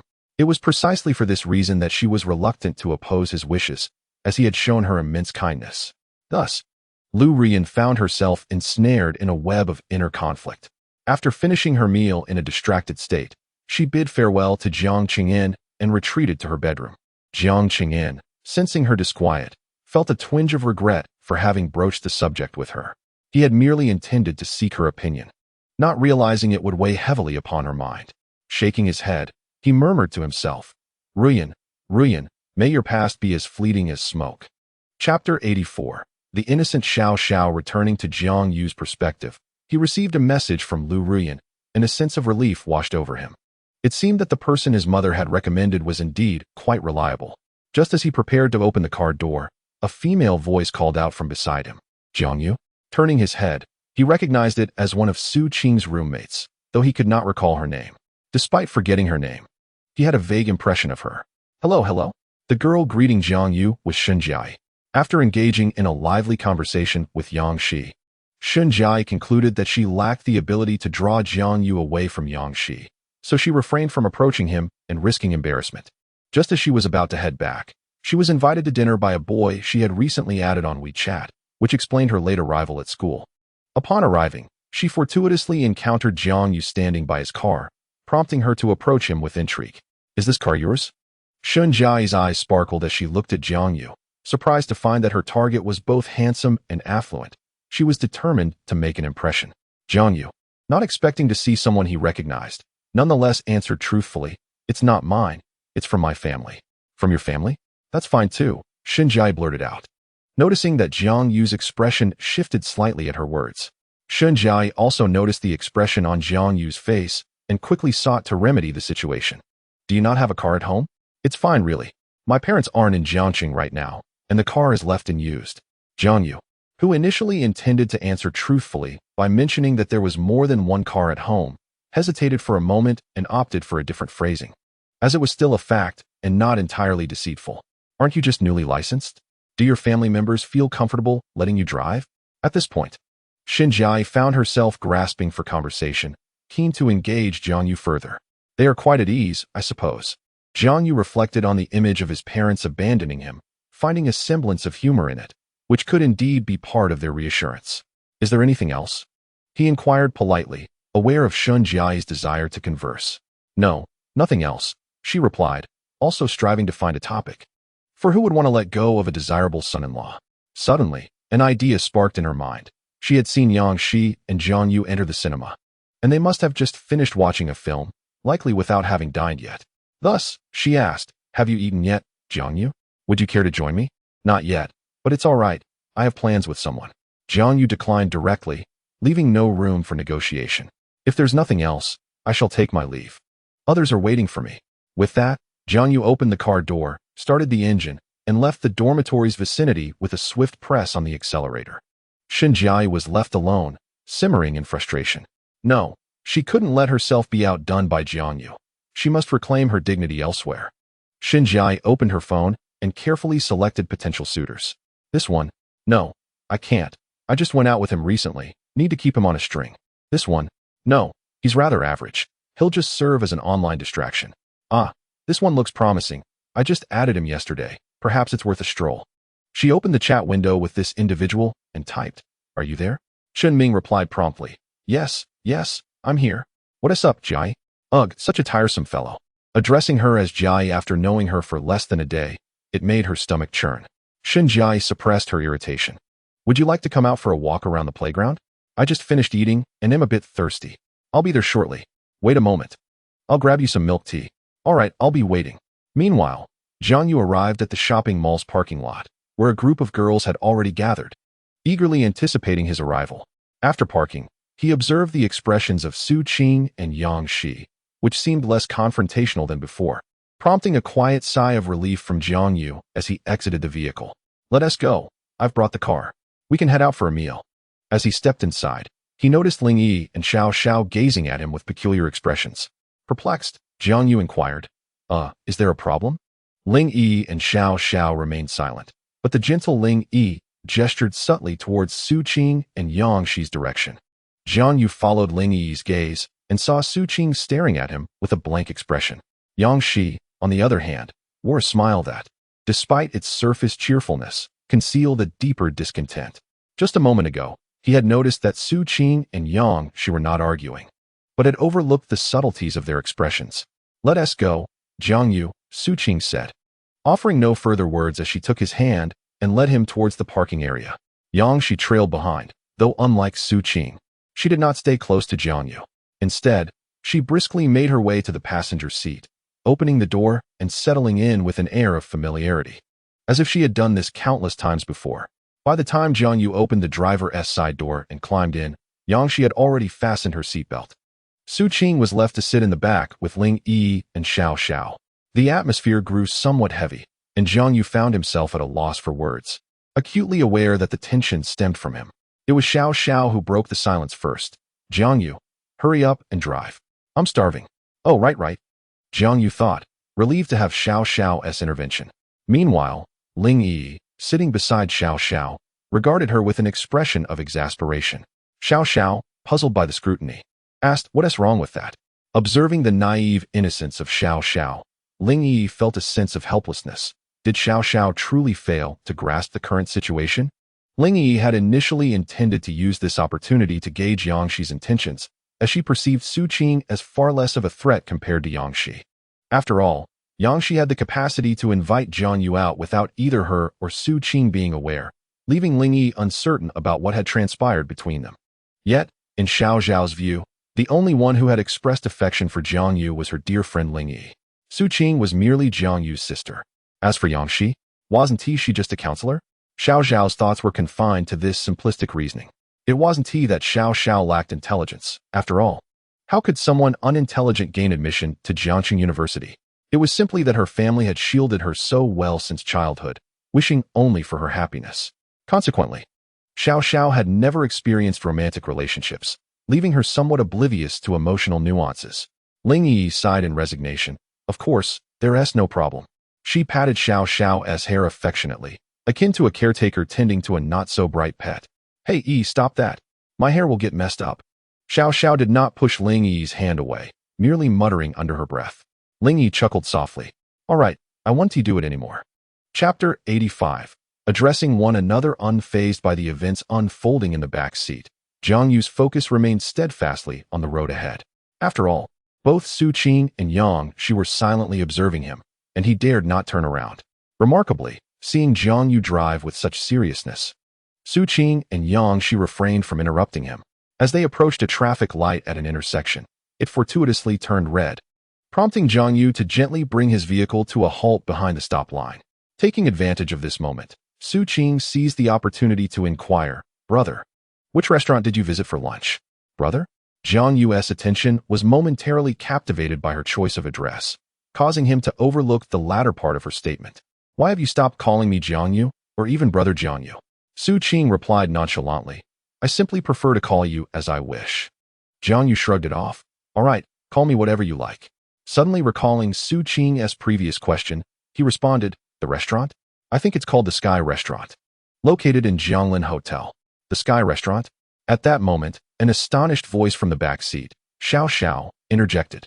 As the traffic light transitioned to green, Jiang Yu refocused on driving, casually replying, "Yes, the Sky Restaurant. What is wrong with that?" Ling Yi, also intrigued, pondered the matter, as she typically paid little attention to such details.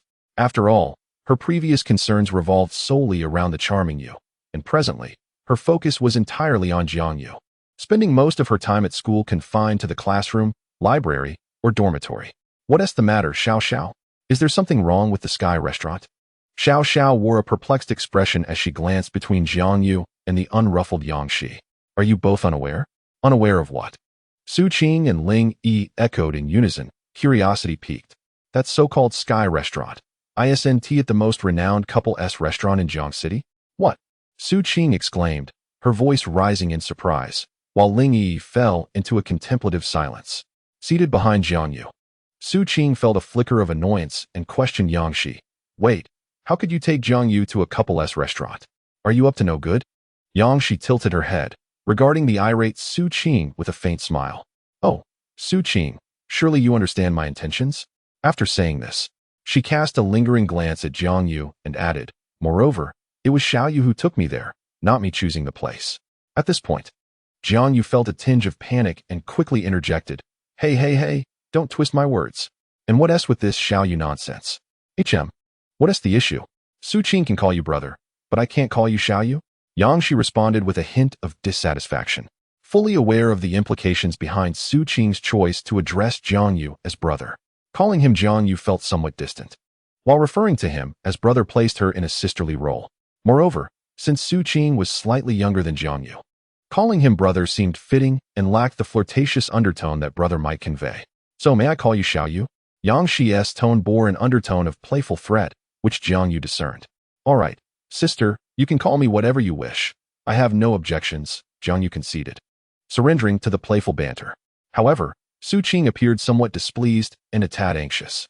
What does that mean? Are you changing the subject? Brother, please explain what she meant when she said it wasn't her who brought you here. Jiang Yu, upon hearing Su Qing's words filled with anger, hurried to clarify. No, you've misunderstood. Today, I was planning to go out for a meal with Yangshi. I checked my phone for the highest-rated restaurants nearby, and that is how I found the Sky restaurant. Moreover, the introduction page for this restaurant didn't mention that it was a couple's dining spot. How could I have known? Xiao sensed the situation was growing tense and quickly added, Yes, couple restaurants are usually promoted by bloggers, but the Sky restaurant has never used that gimmick. Seeing Xiao defending him, Jiang Yu felt a wave of relief. See, Qing, I told you, there's nothing on the internet about it. I had no idea.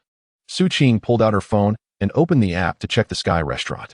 Indeed, it was ranked among the best in Jiang City, and the main page did not label it as a couple's restaurant. She had not seen any promotional videos from bloggers either, so it was impossible to deduce that it was a couple's dining place. She secretly breathed a sigh of relief. Thankfully, if Yangshi had succeeded, she would have been heartbroken. However, she maintained her aloof demeanor, saying haughtily, All right, I'll forgive you this time. Jiang Yu responded with a casual good. He then wiped the non-existent sweat from his forehead, feeling exhausted and pondering what to do in the future. What about the future? What future? At that moment, a strange thought about what lies ahead flashed in Jiang Yu's mind. The car slowly came to a stop in front of the Jianglin Hotel, and the ladies exited the vehicle in succession. As Jiang Yu stepped out, a server approached to offer assistance with parking. Jiang Yu was taken aback. This was the first time he had experienced someone else parking his car. He handed over the keys and led the ladies into the lobby. Bystanders watched in astonishment as Jiang Yu was accompanied by 4 stunning women, each with a distinct charm. Wow, how does this guy have 4 gorgeous girls with him? Indeed, each of these beauties is remarkable. He has practically gathered the school beauty, childhood friend, mature woman, and urban beauty all in one go. Isn't that so? Look at the ordinary clothes he is wearing. Who knows? Could it be that beautiful women are drawn to this type now? Right? Perhaps these 4 girls are supporting him? Yeah, maybe I should give it a try too. The bystanders displayed eager expressions. Jiang Yu had initially intended to ignore the onlookers, but he could not restrain himself upon hearing their comments. What is wrong with my type?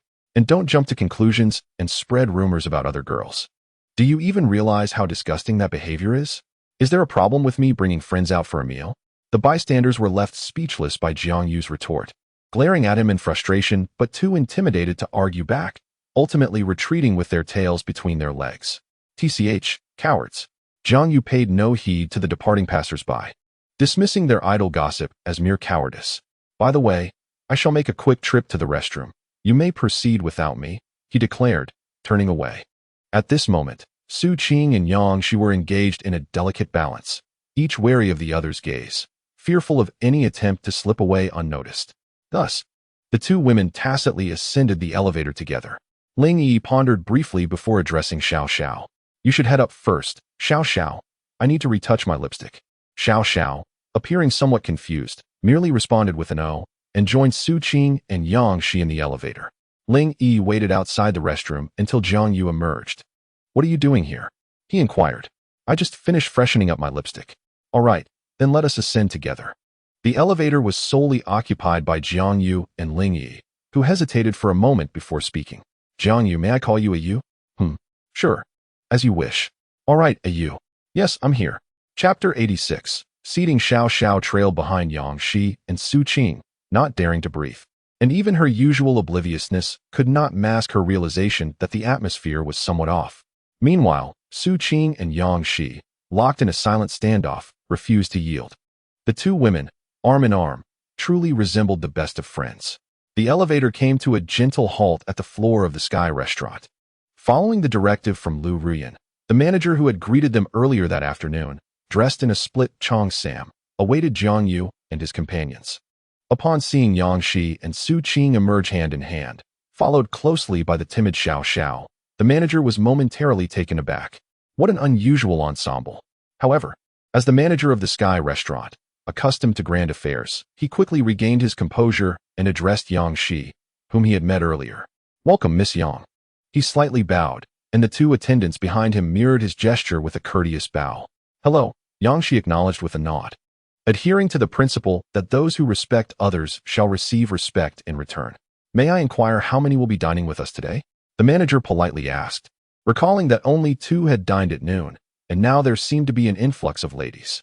To avoid any discrepancies, he sought confirmation from Yang Shi regarding the number of diners. Yang Shi extended her hand, her slender fingers forming a 5 gesture. "We have a total of 5, for women and 1 man. Thank you for your assistance." The manager promptly waved his hand, understanding the importance of accommodating the young man whom General Manager Lu Ruyan had personally instructed to treat with utmost care. His status was certainly beyond the manager's reach, as were the ladies accompanying him. "Not at all, Miss Yang. Please, do take your seats." With that, the manager gestured for them to enter and gracefully led the way. Once they reached the table and all the ladies were seated, the manager finally spoke. "Ladies and gentlemen, our restaurant allows the chef to exercise creative freedom. You may share your dietary restrictions and preferences with me." Su Qing and Xiao Xiao have already conveyed their likes and dislikes to the manager. However, Yang Shi's response was somewhat different. With a subtle, enigmatic smile gracing her lips, she cast a meaningful glance at Su Qing before turning to the manager and responding. "Just the same as lunch, thank you." A soft sound escaped Su Qing's lips, but she refrained from debating Yang Shi. After all, the ladies present were primarily from affluent families and adhered to basic etiquette, though they felt less constrained in the company of Jiang Yu. "Very well. I shall inform the chef," the manager replied, his tone laced with an air of curiosity that he chose not to reveal. After instructing the two waitstaff behind him to ensure the utmost care for the guests, he made his way to the kitchen. Yang Shi, resembling the matriarch of this gathering, waved to the nearby waitstaff. "Perhaps you two could attend to other matters. We prefer not to have anyone standing beside us while we dine." Her request was conveyed with delicacy, and the two waitstaff nodded in understanding, promptly informing the manager of her wishes. The manager acknowledged this and permitted them to clock out. As tonight, General Manager Lu Ruyan had reserved the entire venue, and they only needed to attend to Jiang Yu. Returning to the table occupied by Yang Shi and her companions, it appeared that both Yang Shi and Su Qing instinctively left the seats beside them vacant for Jiang Yu, resulting in an empty space at their sides. As for our dear Xiao Xiao, she seemed to relish the opportunity to distance herself from the peculiar tension between the two, positioning herself as far away as possible. Alone at the far end of the table, she sat trembling in anticipation. Why haven't Ling Yi and Jiang Yu arrived yet? Xiao Xiao silently lamented, feeling as though time crawled at a snail's pace. With a chime, the elevator doors opened, and Jiang Yu and Ling Yi emerged, engaged in cheerful conversation.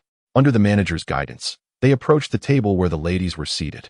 The attentive manager, upon spotting Ling Yi, promptly inquired about her dietary preferences. After escorting Jiang Yu and Ling Yi to their seats, he wisely chose to remain silent and discreetly withdrew. Yet, Jiang Yu couldn't shake the feeling that a pair of eyes was observing him from the shadows. He scanned the surroundings, noting only a camera positioned above the restaurant.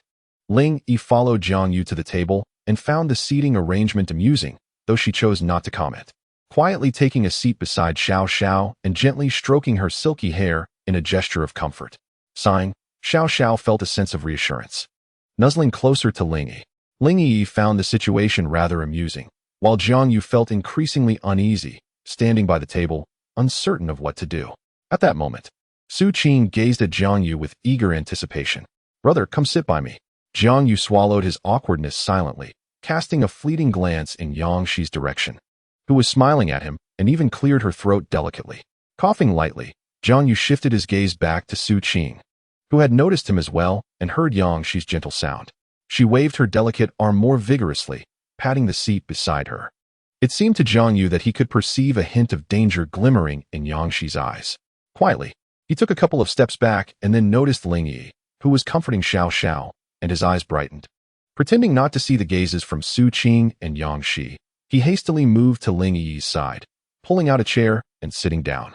After completing this series of actions, he exhaled a long breath, as if shedding a heavy burden. However, Jiang Yu did not sit directly next to Ling Yi or Xiao Xiao, but rather left one seat between them.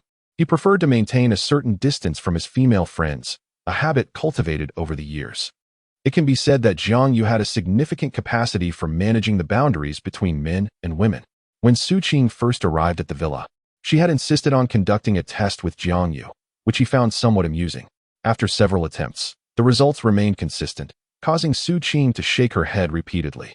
After all, it seemed quite challenging to express oneself to others, and this was particularly difficult for Su Qing. She had even been upset about it for several days. Until Jiang Yu managed to console her. Ling Yi was somewhat surprised but accepted it graciously, understanding Su Qing's sentiments. Meanwhile, Su Qing and Yang Shi observed Jiang Yu approaching Ling Yi and Xiao Xiao with dissatisfaction evident on their faces. Suddenly, two melodious voices from Yang Shi and Su Qing rang out, "TSK, TSK." Jiang Yu felt a slight tremor at the sound, sitting rigidly in his chair, afraid to move. He cast a pleading glance toward Xiao Xiao and Ling Yi. Xiao Xiao, oblivious to Jiang Yu's silent plea, tilted her head playfully at him. Ling Yi, however, recognized Jiang Yu's gaze but felt helpless, shrugging her shoulders to indicate her inability to assist. After all, her interactions with Jiang Yu were limited to practicing driving together, lacking the profound emotional bonds shared by Yang Shi and Su Qing. Seeing that Xiao Xiao and Ling Yi were not dependable, Jiang Yu was left in a state of confusion, sitting dazedly in his seat. Meanwhile, Yang Shi completely disregarded the watchful Su Qing on the other side, striding toward Jiang Yu with her long legs. Jiang Yu's heart raced in alarm. He dared not move, silently awaiting the impending judgment. Yang Shi, standing beside Jiang Yu, made no sudden movements. She merely smiled knowingly at the carefully cautious Jiang Yu, and then gracefully adjusted her long dress from behind, settling elegantly beside him. The seat Jiang Yu had left open to maintain a respectful distance from Ling Yi now became Yang Shi's. Quietly, she inched her chair closer to Jiang Yu, seeking proximity. Once seated, Yang Shi rested her arms on the table, propping her exquisite face with her hands, gazing at Jiang Yu with a smile that danced on the edge of teasing. Onlookers, including Xiao Xiao, were taken aback by the scene, and her words slipped out unfiltered. "Oh my!" Ling Yi, reacting with remarkable speed, swiftly covered Xiao Xiao's mouth with her hand. Both Su Qing and Yang Shi were drawn to the commotion, their attention fixated on Ling Yi's hand muffling Xiao Xiao's voice. Ling Yi offered an apologetic gesture, explaining that this girl had always been quick-witted since childhood and meant no harm. As she spoke, Ling Yi released her grip on Xiao Xiao's mouth, lightly tapping her head with a playful yet gentle reprimand. She continued to clarify to Su Qing and Yang Shi, insisting that Xiao Xiao was not foolish, merely innocent. Yes, innocent, not foolish. Su Qing and Yang Shi exchanged curious glances at Xiao Xiao, but chose not to comment. As for Jiang Yu, he dared not lift his head, uncertain of what to expect from the unfolding situation. Suddenly, Su Qing sprang into action, slamming her hand on the table before promptly moving to the chair opposite Jiang Yu, casting a defiant glare at Yang Shi. Yang Shi, unfazed, settled quietly in her seat, lost in her own thoughts. Just as Jiang Yu felt the atmosphere growing unbearably awkward, salvation arrived. The manager, accompanied by several waitstaff, brought forth the evening's dishes. Jiang Yu, too apprehensive to speak, conveyed his gratitude through a glance. The manager, perceptive yet perplexed by the unspoken tension at the table, introduced the dishes with a slight bow before hastily retreating with the staff. The interruption of the meal allowed Su Qing to regain her composure, her earlier confrontational tone dissipating. Noticing the easing of tension, Jiang Yu seized the moment to suggest, "Well, the food is served. Let us eat and converse, as time is not on our side." He cast an expectant glance towards Ling Yi. "Understood," Ling Yi silently affirmed. feeling as though she had become Jiang Yu's wingwoman. Pretending to check the time on her phone, she spoke softly. Indeed, everyone, it is getting late. Let us finish our meal promptly and return, lest we miss the curfew, interjected Xiao Xiao. Before she could complete her thought, she noticed Ling Yi gazing at her with a smile that was anything but warm. Xiao Xiao, feeling a twinge of apprehension, covered her mouth with her left hand while gesturing with her right. Observing Xiao Xiao's compliance, Ling Yi nodded in satisfaction. Su Qing and Yang, she also offered slight nods in agreement. Jiang Yu quietly exhaled, relieved. This was far more nerve-wracking than any examination. Yet he was grateful for Yi's presence. Thus, he resumed eating in silence, striving to diminish his presence. The ladies gradually began to eat as well, having grown somewhat hungry. However, before Jiang Yu could settle into his comfort, a fork laden with vegetables was thrust into his bowl. Damn it! Jiang Yu cursed inwardly, dreading the impending scenario. He slowly turned his head, moving as if programmed, to face the fork's direction. There stood Yang Shi, her expression serene, extending the fork towards him with a familiarity that suggested extensive practice.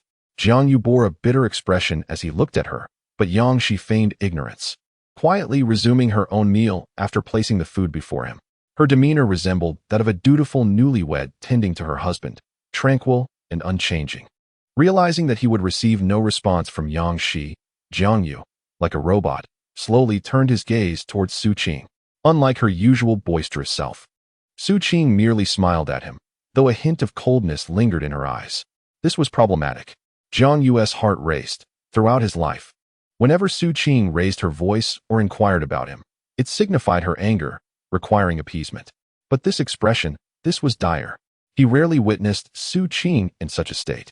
Hesitantly, he ventured, "Ah Qing." "Yes? What is it, brother?"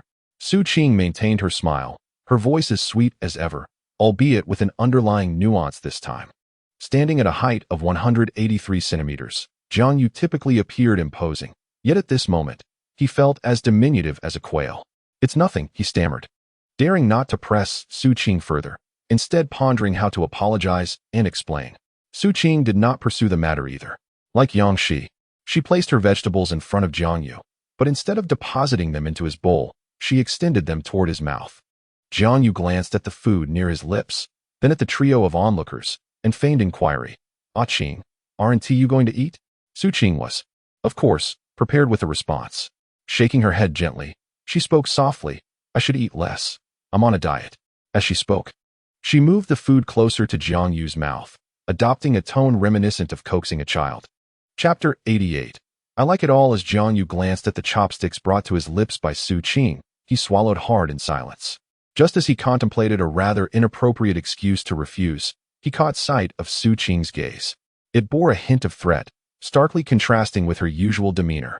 Typically, her eyes radiated warmth or vivacity when directed at him, but this was a look he had never encountered before. Trembling slightly, he gingerly bit down on the food from the chopsticks, deliberately avoiding contact with Su Qing's utensils. Observing him closely, both Su Qing and Yang Shi took note of Jiang Yu's cautious actions. However, Su Qing's expression remained inscrutable, while Yang Shi smirked subtly, suggesting that Su Qing's progress was rather modest. "Is it delicious?"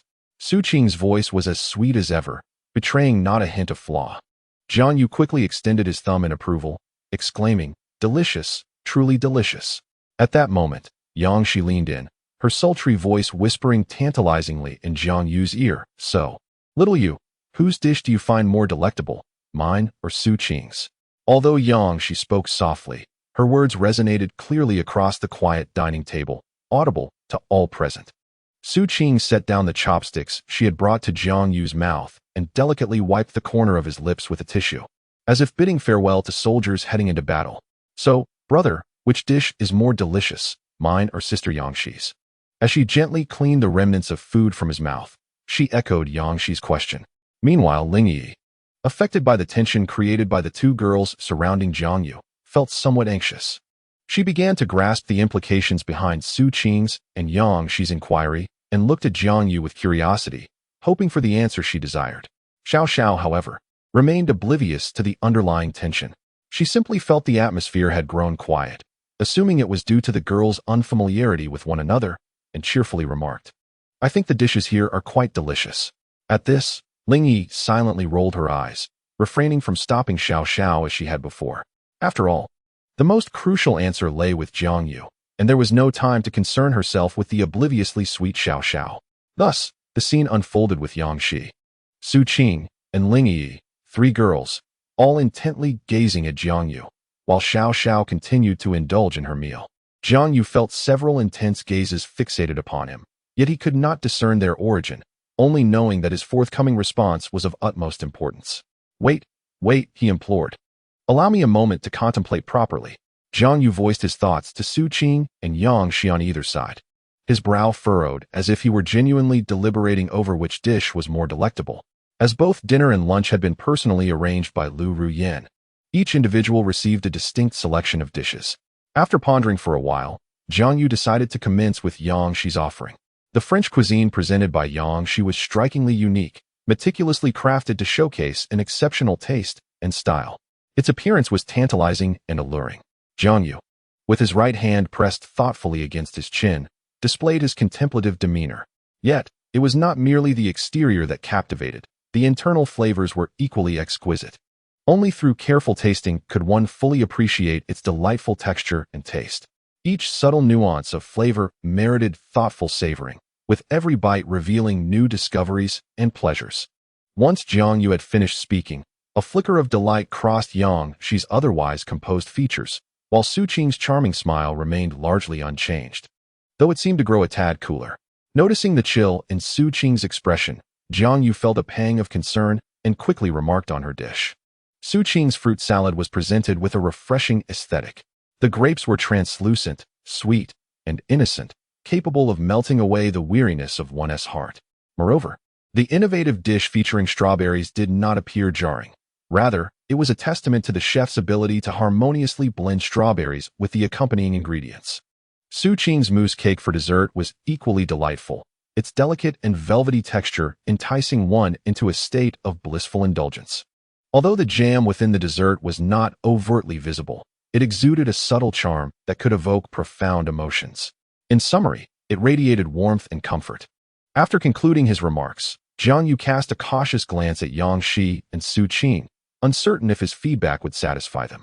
As Su Qing's icy demeanor gradually softened, returning to a more neutral state, it still did not improve significantly. Yang Shi mirrored Su Qing's sentiments, the two awaiting Jiang Yu's final verdict. Meanwhile, Xiao Xiao, seated nearby, nodded in a somewhat perplexed manner, gazing at Jiang Yu with surprise. Jiang Yu, I never imagined you possessed such culinary knowledge. I half suspect you are a gourmet connoisseur, she remarked. Jiang Yu could only respond with an awkward smile, silently critiquing the situation. It was evident that they were not merely interested in his opinions. They were engaged in a subtle competition. On the other hand, Ling Yi, impatient and eager, was unaffected by the outcome of the contest. Unlike the two who were in direct rivalry. Unlike the naive Xiao Xiao, Ling Yi was acutely aware of the underlying tension between Su Qing and Yang Shi. Just as she was about to speak, her phone chimed unexpectedly. Upon checking, she saw a message from Xiao Xiao. Ling Yi was left bewildered. Why would Xiao Xiao, sitting right next to her, choose to send a message? Upon opening the message, the reason for Xiao Xiao's inquiry became clear. Xiao Xiao wrote, Yi, do you not have feelings for Jiang Yu? Why the lack of action? Yi replied, It's all right, I am not in a hurry. Just as Xiao Xiao was about to press further, she noticed Yi silently shaking her head in disapproval. Although puzzled, Xiao Xiao refrained from asking more, trusting Yi's judgment, as she was undoubtedly more astute than herself. Having calmed Xiao Xiao's restless heart, Yi gradually turned to Jiang Yu and inquired, So, Jiang Yu, which dish do you prefer, Su Qing's or Yang Shi's? Upon hearing Yi's question, both Su Qing and Yang Shi exhibited expressions of eager anticipation, their gazes fixed upon Jiang Yu, awaiting his response. Jiang Yu initially opened his mouth, but uttered no sound. Then, with a wry smile, he shook his head and glanced at the expectant looks from Yang Shi and Su Qing. He was certainly aware of the implications. Yet he was reluctant to utter disingenuous words, even if the truth might paint him as a cad who desired everything. I cannot say which is better. Each has its unique style. I must admit, I like them both. A new computer has arrived.